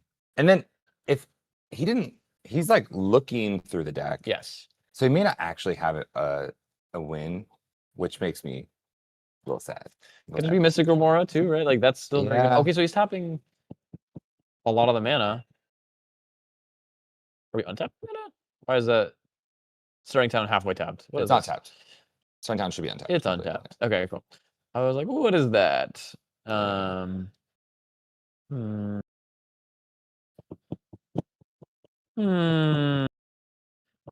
What is this card? They're thinking about it. They're talking about it. Talking about it, man. Just send it. I would be sending it right here. 100 out of 100 times. It does not matter. Nope. It doesn't matter. Like, you have Hexing Sculpture. They have clearly not taken the time to try and remove it. And if something like a Mnemonic Trail resolves, again, he's got tons of free interaction in that graveyard, or at least 1 mana interaction, and things like a Rain of Filth that can filter, get the mana, get to other cards. There's a Mox Diamond as well if he's got a land in his hand. A lot of options, and all he needs to do is resolve it, and then he's got backup so that his Squelcher can't really be stopped. Yep. Okay, so now he's going to activate. Death Rate. Create 2 blue. Exile a land. Yeah, the land doesn't matter. Yeah, create 2 blue, cast Thassa's Oracle. It might be what we see right here, and it might be Hunter's Thassa's Oracle, right? Okay. We got some inside information from our beautiful staff members. It is an Necropotence. Different kind of send it, right? So they didn't have the Thoracle console. They didn't have the I think mana to do a mnemonic trail quite. Oh, Thrasios. Interesting. So we're not sending the Necro. Oh, they got the Necropotence. Yeah, off of the Praetor's Grasp. Interesting. Yeah. Could just send it now, but I think he wants to try again with more mana. Or even as like a sculpt though, it's like quite good, right? You just get to be able to say, I want 8 more cards, discard 2 of them to exile, pass, and then you can kind of sort of keep up with the Ristic studies. Definitely not to the full extent, but you get somewhat. There's a Mox Amber now holding up more mana, so this might just have to be chill piece of interaction in hand, pass kind of game. Definitely not what I expected off of this Praetor's Grasp and Necro. Not happening right now, exactly. Yeah, I don't know. And we Maybe. passed. Yeah. Kenny's Maybe got we're another worried about turn. the silence, right? We're trying to throw people off our trail a little bit. Yeah, I think it was a really good window though, and the fact that now Thomas is getting a turn with a lot of mana and cards. Thomas Pretty has crazy. a lot of mana. You just got another lovely interaction from a judge. Eduardo's hand of 2 cards is Force of Will and Fatal Summon. So yeah, especially if they do draw a blue card and if they get to another turn, again, the hard part's gonna be getting to their turn. They'll have Force of Will protected and Veil protected Necro with mana up, which is basically the nuts. You still have to hit Final Fortune Reborn, but he's at 38 life and he's not having much else for life still anytime soon. He's got a 1/3 and a 2/2. Oh, yep. This looks like a Hexing Squelcher. I think it is. They might have to be talking about it. Is it just an Esper? Is it Hexing Squelcher? Is it Hexing I guess that's Squelcher? really it. Is it a Deathrite Shaman? Which wouldn't matter. No, that's a Hexing Squelcher for sure. Yep, it's a Sculpture. Yeah, they don't have any. I mean, creature Okay. counters. And here comes Basalt. Basalt just Lotus Petal. Sure. Lotus Petal. Sure, you guys. Maybe can- some more backup for his backup, right? Again, the Sure. only thing that really stops him here is silence with no way to counter silence. Sure, Mindbreak Trap works as well, but it's the same as a silence here. Yep. Chromox, Chromox. we're ramping. Are we Homebreaker for him? Maybe. You had the mana before. Yeah. Yeah. Ancient Tomb 2, 3, 4, 5, 6. At least with the pedal. Okay. What do you imprint? I guess is a better question. It doesn't matter too much, but Oh, Downpour is in hand. So we're just upping Storm and board wiping everything. Oh no. This gets rid of the Squelcher on Eduardo's board. It also gets rid of the Thrasios. It still keeps the legendary blue because it'll be a frog that's blue. It won't affect them because No. he has Veil. It's mostly just the Squelcher is the big thing. Yeah. His Squelcher would be safe. Yeah.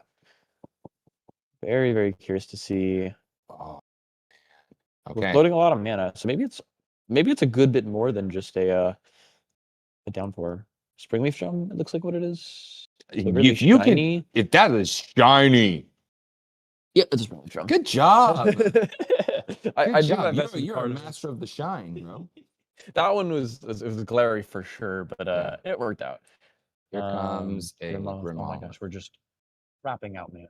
This Downpour is gonna go hard as heck.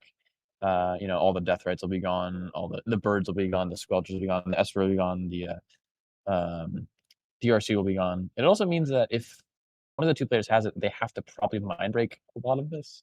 They can't Flusterstorm it. They can't really counter like 6 of the counter spells, right? Wow. So we can Wonder Kick into casting Downpour too. Again, all these spells are uncounterable, by the way. There's a Hexaculture. So if he's still able to push, he'll have Squelcher and Archaic protection. Yeah. We see at least a Force Negation and some other interaction in Hunter's Hand. But again, this is uncounterable, so it has to be Silence / Mindbreak Trap. That's about it. There's no subtlety in this deck. There's nothing quite like that. Okay. This is an interesting spot. Thomas is in a great spot now. Again, Thomas. basically infinity mana, an Archaic on the stack, a Squelcher in Infinity play. Maca. Oh my god. Oh, this is wild. So much mana. Again, Mindbreak Trap or Bust is basically what this is.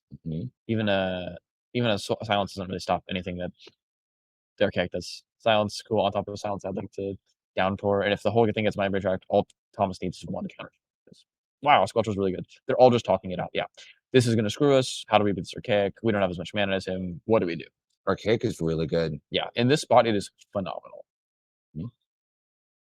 Again, upping that storm count intentionally, just to get the spells out of hand, but also just, again, essentially board wipe everyone here. It's very, very, very good. They're talking about a card. They're pulling the card out. They're showing each other hands. This is a life or death situation for everyone that isn't Thomas here. They're like, we will die if this resolves. What do we do? Yeah.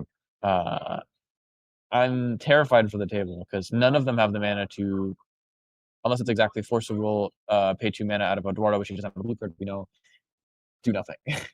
It's very scary. So there's a pause. They're having a judge call or a discussion happening. Yeah, this is maybe bathroom break. I mean, this is tough. they're really trying to think, how can we get around this Wonder Archaic? It feels like a silence is the only thing that's going to help us right here. And it might be too late for that even. Right? Yeah. Because Archaic will likely still resolve after that. Yeah. And then even after that, there might be a Born just waiting. Maybe like An uncounterable Born. Yeah. The fact that he played the Thrasios last turn really makes me feel like he has Basalt in hand. He's waiting. He's waiting. Just waiting. It could also be Archaic into Flood Caller or something, and then just whenever he wants, that's an uncounterable. Yeah. This is a very interesting spot. Looks like we're actually getting some mics put back on the players. Unfortunately, after last round again, it went so long that they actually died. Yeah. We're gonna get some more player audio. 1 second. Looks like we are good to go. Let's see what they're doing. Let's try and swap over now that those mics should be good. If the protection team gets us, I think we are good to go though. Do what we Yeah, I can to guess. fight here. I mean, I understand not liking that situation, but yeah, I hate it. It's part of the format. Yeah.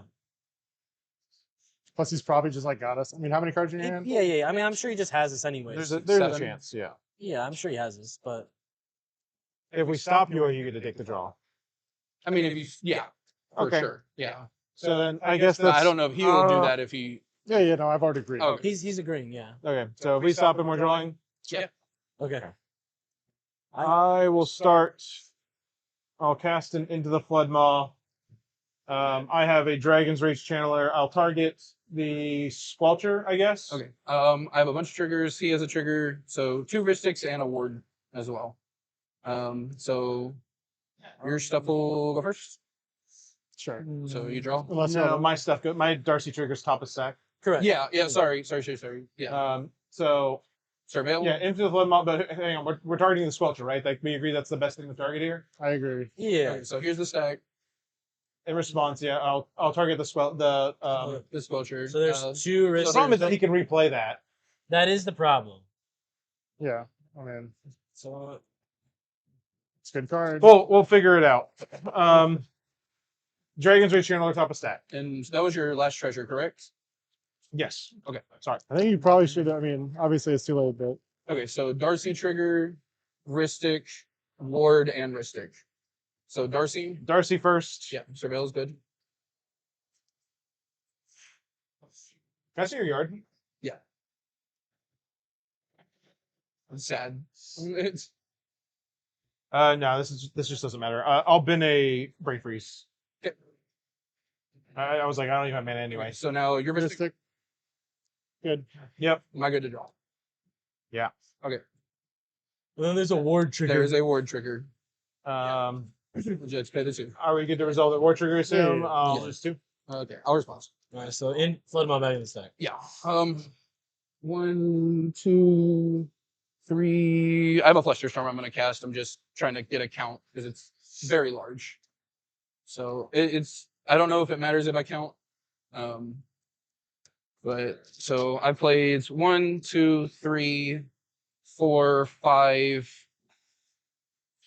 I think 6, that's it. 7, 8. Yeah, 8. Have you cast anything else? No. no. Okay, so storm count is 7 because this isn't counting itself. Yeah. So all targets are going to copy into the Flood Maw. Ristic. Yeah, I'm doing. Well, you don't have to declare what all targets are copying yet. That's but- true. So you cast Fluster Storm. Yeah, You're active sorry. player. So Yeah, Yeah, because Storm Trigger's on the stack. Just Storm Trigger. We on have the Ristic Studies above Yeah, that Storm yeah, Trigger. you're drawing. There's 2 Ristics. Yeah. And you already triggered SP. No, yeah, Summon. I Triggered agree, is John. already So fine, yeah. I'm good to There's only resolve 2. my Ristic Study? Yes. Yeah, okay. Okay. So Joe is Okay. Joe's good. Joe's Ristic. Yeah. And then now there's a Storm Trigger. Do you guys have priority on the Storm Trigger? Yeah, pass on the storm trigger. Yeah. Okay. Trigger. Bunch of things starting at the Flood Maw. In the Pass, Flood Maw. pass on all those. Yeah, nothing for that. No MBT. Well, yeah, the MBT is MBT's definitely my online. graveyard. Huh? It's in the graveyard. Oh, We both pitched sure. ours on the wheel. So Sure I mean, is in the you can graveyard. do this and draw. That's about, and I can feed you guys another card, but it also feeds him a card. Yeah. But it's up to you. And I have one other thing. I mean, we could share hands, obviously. We're playing for the draw. Right. Like I have that. This is all I have. Okay. So Like I have that. The issue is like, what are we I know. really doing here? I mean, the thing is like, even if the obviously this is, we just need to find it anyway. So, Yeah. what do you have? Yeah, again, I think you're all right. He probably does just have us here. Yeah, because even if he stops fighting on it, he still just like probably has win. Yeah, but at least he has to pay through our This is our best chance, right? I think I agree. Sure. So, yeah, I will. Yeah. Guys, Well, what if I put this on the stack, and then you do that? Okay. Right? Is that? I mean, is that helpful? I don't know because you can't. Can you pay for his Ristic? I guess I don't know. I wouldn't because Yeah, I would want to try to draw. Okay. Okay. Then I'm gonna cast this. go ahead. Sure. I'm gonna cast. I'm gonna cast Veil of Summer. There's gonna be 4 triggers. Yeah. So we're gonna have your active player. So My triggers are He'll first. have Esper, Ristic. Yeah. You're good. Yeah. Good to You resolve my Esper, Go to resolve your. and then I'll draw for Ristic. Yep. Joe. Is Ristic. Then I assume we're gonna sit here if y'all had anything else, or do I get to draw? You can draw, right? I think we let him draw. Yeah, sure. Okay, I'm gonna draw. Veil good. Veil. Veil's good. Good. Okay. Spell's gonna have countered. Actually, hang on. Okay. Veil's still on the stack. You say you think that's a better target? Huh. Because like I could do that. That's my thought. Ah, That's what I'm saying. that's what I You think it's a better understand. target? I think it's a fine target. That's not bad. That was my thought process behind putting it in Okay. the stack. Sorry. No, you're fine. Then yes, with Veil still on the stack, I will sacrifice this Dragon's Rage Channeler, and I will attempt to flare the Veil. Trigger. Okay. Ristic. Those are those triggers. Yeah. So Joe you're draws. triggered on my draw. You draw. Do I get a Darcy trigger if I sacrifice it as part of cost? No. I was fine. 2, 4. Sorry, I misunderstood your intention with the. This was a little dangerous doing it this way because we kind of put the ball in his court, but War for 3.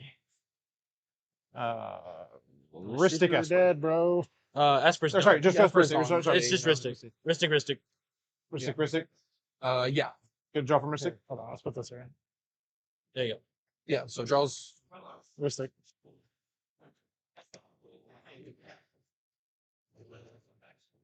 My cards don't do anything. We are digging for my MBT at this point.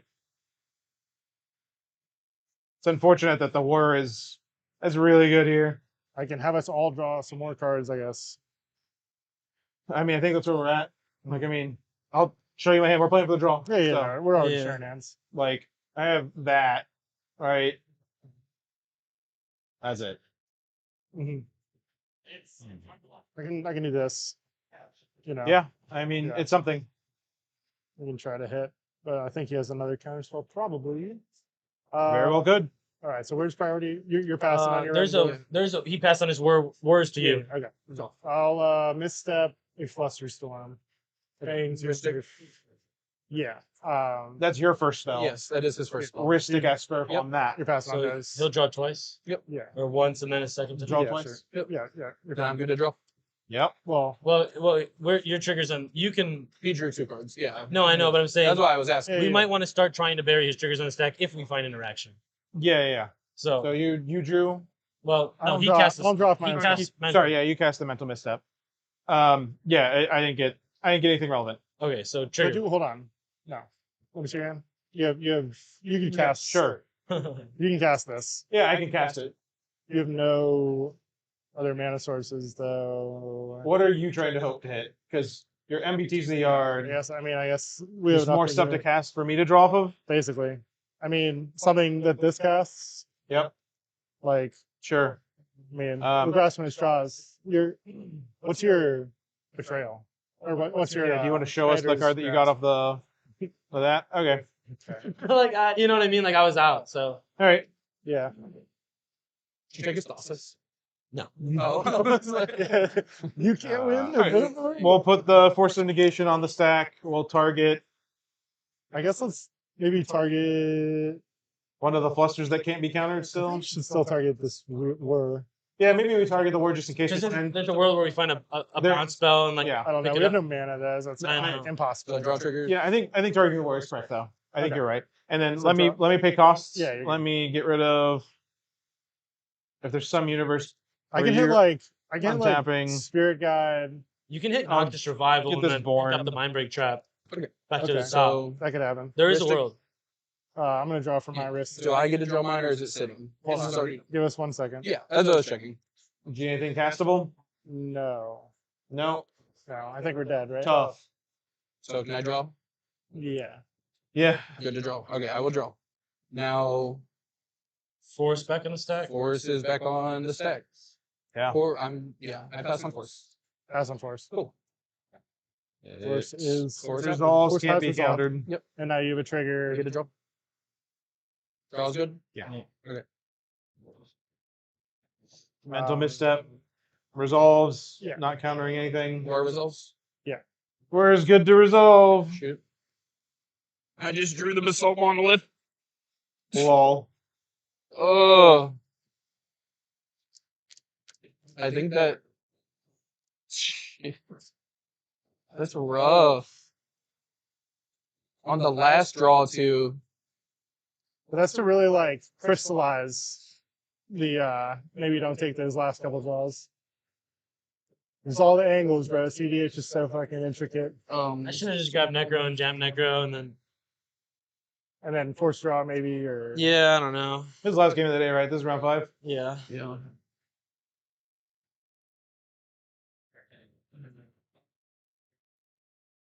that'll do it. Is that no?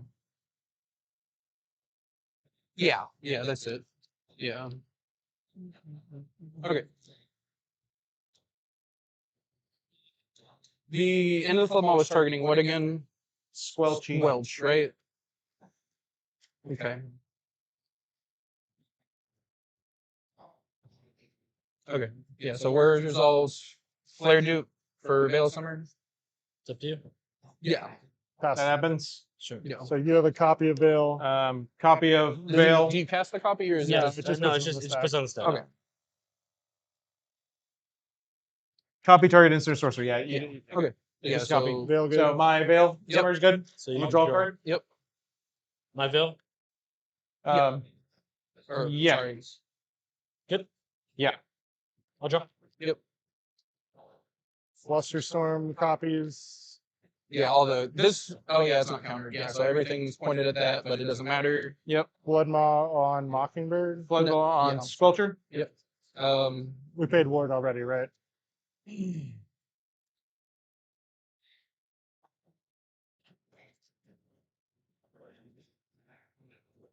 Wasn't the Flood Maw counter?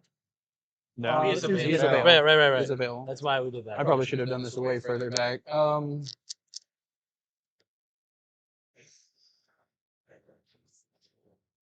It's like, man, maybe we should have chambered that force, but it was the Uh, last straw was 3 colorless. assault. So. 2 blue. Use both blue. Sink into stupor, targeting into the flood maw. Trigger. Ristic. Yeah, draws are good. Draws are good. I'll draw for Ristic. Yep. Into the flood maw. Damn, Sorry, really I'm does so get used to around holding it. Well, yeah. Yeah, I mean, I can.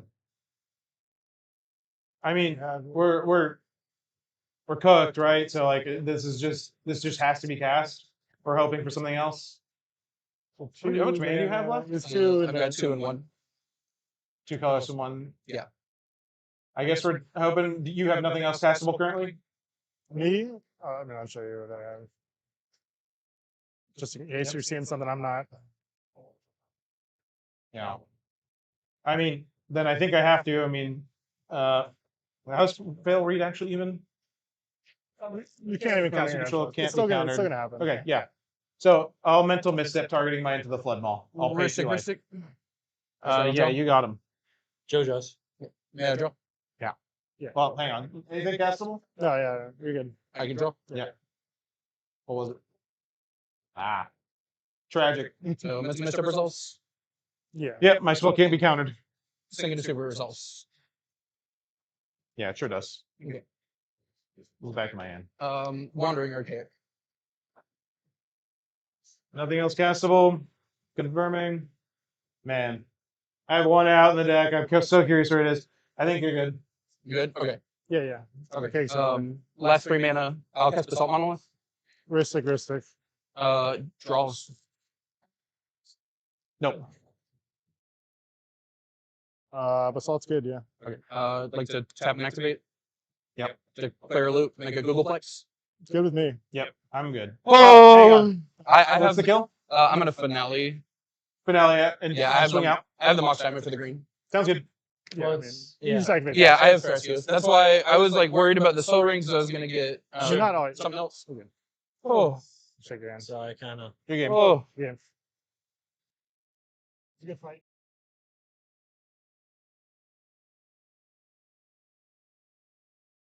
And we're back. yeah. We got to see the end of it there. Kenan, my boy, I did told get you there. just needed one time to be on stream, and we're taking the dub. What a funny way to almost lose, though. Yeah. The last possible Ristic draw with the War on the stack. Yeah. I just did Salt Monolith. That was Mhm. like, I was like, what? No way. You Yeah. even said, you're like, well, what if he draws a Salt? I was like, there's no way. And he's like, I'll do Salt Monolith. I was like, oh. Yeah.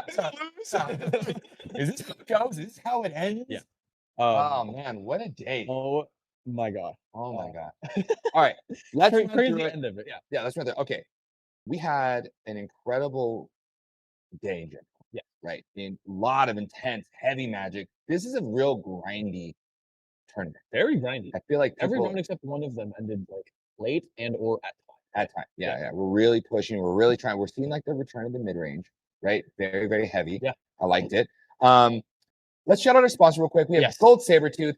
That is your man if you're looking to get anything drawn, painted, sculpted, made into a cool thing. Play matted. Right, play matted, right? Very cool. So happy to have him. Eldrazi.dev, such a great application if you're looking to see how your deck actually performs, if you want to mulligan, if you want to see how your Atali flips go. What happens if I attack with Ragavan into a Kinnan? I want to see the things. What's the card I get? Show me higher. I want to see it, right? This is the guy, the myth, the legend, right? Go check him out. We also have a bunch of events coming up this year. We have Misplay at the Lake. This is going to be one of your cool Cleveland events. I mean, Ohio is like one of those places that just happens to be a cEDH hub. Dude, Ohio's scary. It is. You see the Ohio players? I'm terrified. I know. If I see an Andy Beach coming, I'm shaking in my boots. Right? Like that is the home of playing with power. Yep. Right? That is like the goats. The goats, right? We also have Just Jam. This is a Phoenix event with D-Grid. Such a hyped event. Really, really excited. 20K. 20K. Big event. Big event. Really big. Big event. We have the Boil 3. This is going to be in New Orleans. I'm going to be there. I'm going to be there. It's going to be a good event. I'm really excited. I'm casting that event. Can't wait. I'm playing this. Oh, man, I get to see it. I'm going to get you on stream first for round one. I hope. Just I ready. don't get to go on stream too often because I'm usually the one either streaming Yeah. or helping, so it's pretty funny. Also, real quick, I've never been to a boil.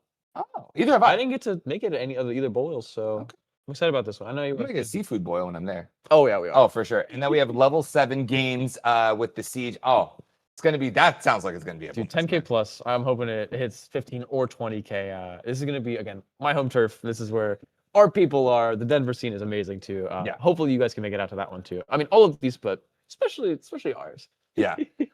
So I really want to thank everybody. I want to thank Excalibur for having us. This event has been amazing. The grind has been real. Oh my gosh. Yes. This is all here for 10K. And it's Dallas. an awesome thing, right? Don't forget, there's more than just this. Spaldi has other goodies for the winner. This is the main, plaque for the winner. Yeah. Thank you again for everyone for watching. Sponsors, people helping us today, other people running the stream like Raul, taking photos with Waffle. We really appreciate you guys, and we couldn't do it without you. So thank you so much. Hopefully you guys like and subscribe. We're gonna go to a short ad break, and then I'm gonna interview the winner. Give me just a few minutes. We'll wrap up here, and then see you soon. Bye. Hey everybody, this is Joseph, also known as Pigeon, and I'm going to be announcing some stuff for the Siege 10K here in Colorado. Get ready to battle for glory at one of the biggest Magic the Gathering competitive EDH tournaments this June 13th and 14th. Join us at the Castle Doubletree Hotel in Thornton, Colorado for Level 7's The Siege cEDH 10K. $10,000 in cash prizes up for grabs, $4,000 for first place. Top 4 take each $1,000, and top 16 scores big as well. Top 40 players return on day 2 with buys into the top 16 for the best of the best. Early bird entry is just $85, and then an extra raffle ticket for the first 100 entries. We'll be raffling off a Gaia's Cradle and other prizes. Raffle tickets are given with tournament entry, and every win in Swiss earns you more tickets. This is a proxy-friendly format. Bring your best decks and your boldest strategies. Don't miss the Siege cEDH 10K, where legends are made and crowns are claimed. Come hang out with MTG Basics and Critical EDH members all weekend long. Register at topdeck.gg. We look forward to seeing you there. LandGo presents The Boil 2026, a 10K cEDH event in New Orleans, March 28th and 29th. This weekend is packed. cEDH cube drafts, a team showcase event, and a main event prize pool that scales up to $20,000 at 256 players. Bring your best deck and don't miss The Boil.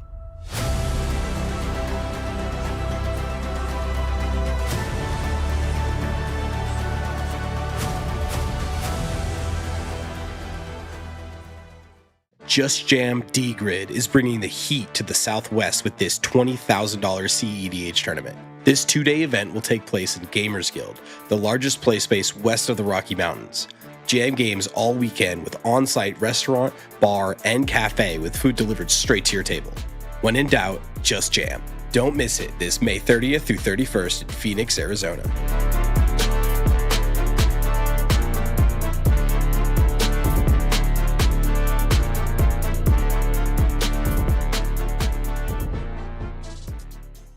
Misplay on the Lake is a $10,000 to $15,000 cEDH tournament hosted by Better Plays Gaming this April 18th through 19th in Cleveland, Ohio. Better Plays is looking to bring eternal weekend-style events to the cEDH community, starting with their very first Platinum or Diamond event. Vendors, Alterus, cake pops, and more. Misplay on the Lake has it all. Better cards, better value, Better Plays Gaming.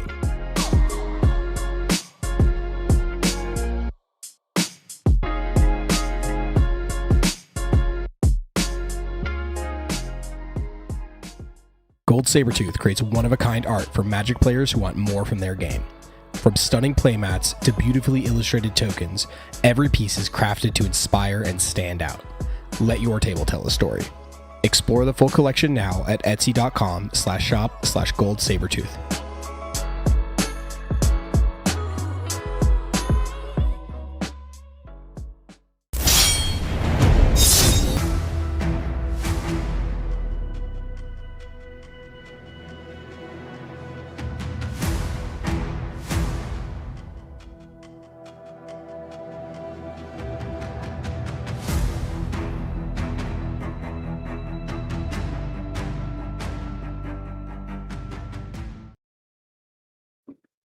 We are live. My name is Pigeon, if you guys aren't watching, and I'm joined by Thomas, who just won round 5. How did it feel? How are you doing?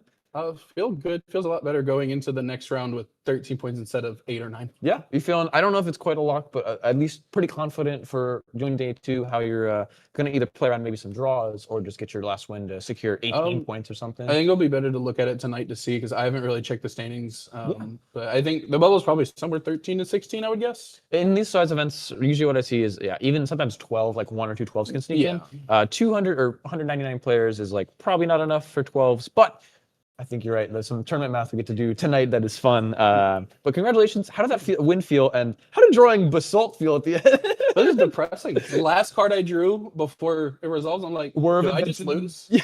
Did I just lose? And I just jammed everything. And because I kept drawing because I was like, I need something if he gets Mind Break Trap. And kept just drawing not things. Not helpful things, yeah. It ended up working out fine. Again, you got Soul Ring, and we talked about it a second ago. Could have gotten Mana Vault for a little extra mana, but no, totally worked out. You still had, Squelcher in play and a Wandering Archaic. Yeah, that was what, as soon as I drew the Mockingbird, I was like, this is pointing that direction. Yes, and that's why I was like, is he pushing and are they saying he's not going to push? Or do they just not have Force Will for it? And it resolved like, oh yeah, that's a Squelcher. They're cooked. Very, very good win. Very methodical win. You did it correct. Again, that one draw at the end was unfortunate, but not much you could do about it. Congratulations again. Hopefully you feel good in going into day 2. Again, 13 points is a great spot to be in with 2 rounds left. Oh yeah. So see you guys tomorrow. And we don't have any more ad breaks. We got a little ending sequence, but We'll see you tomorrow. Stay tuned, like, subscribe, and have a good night. Thanks for lending the deck, Tyler.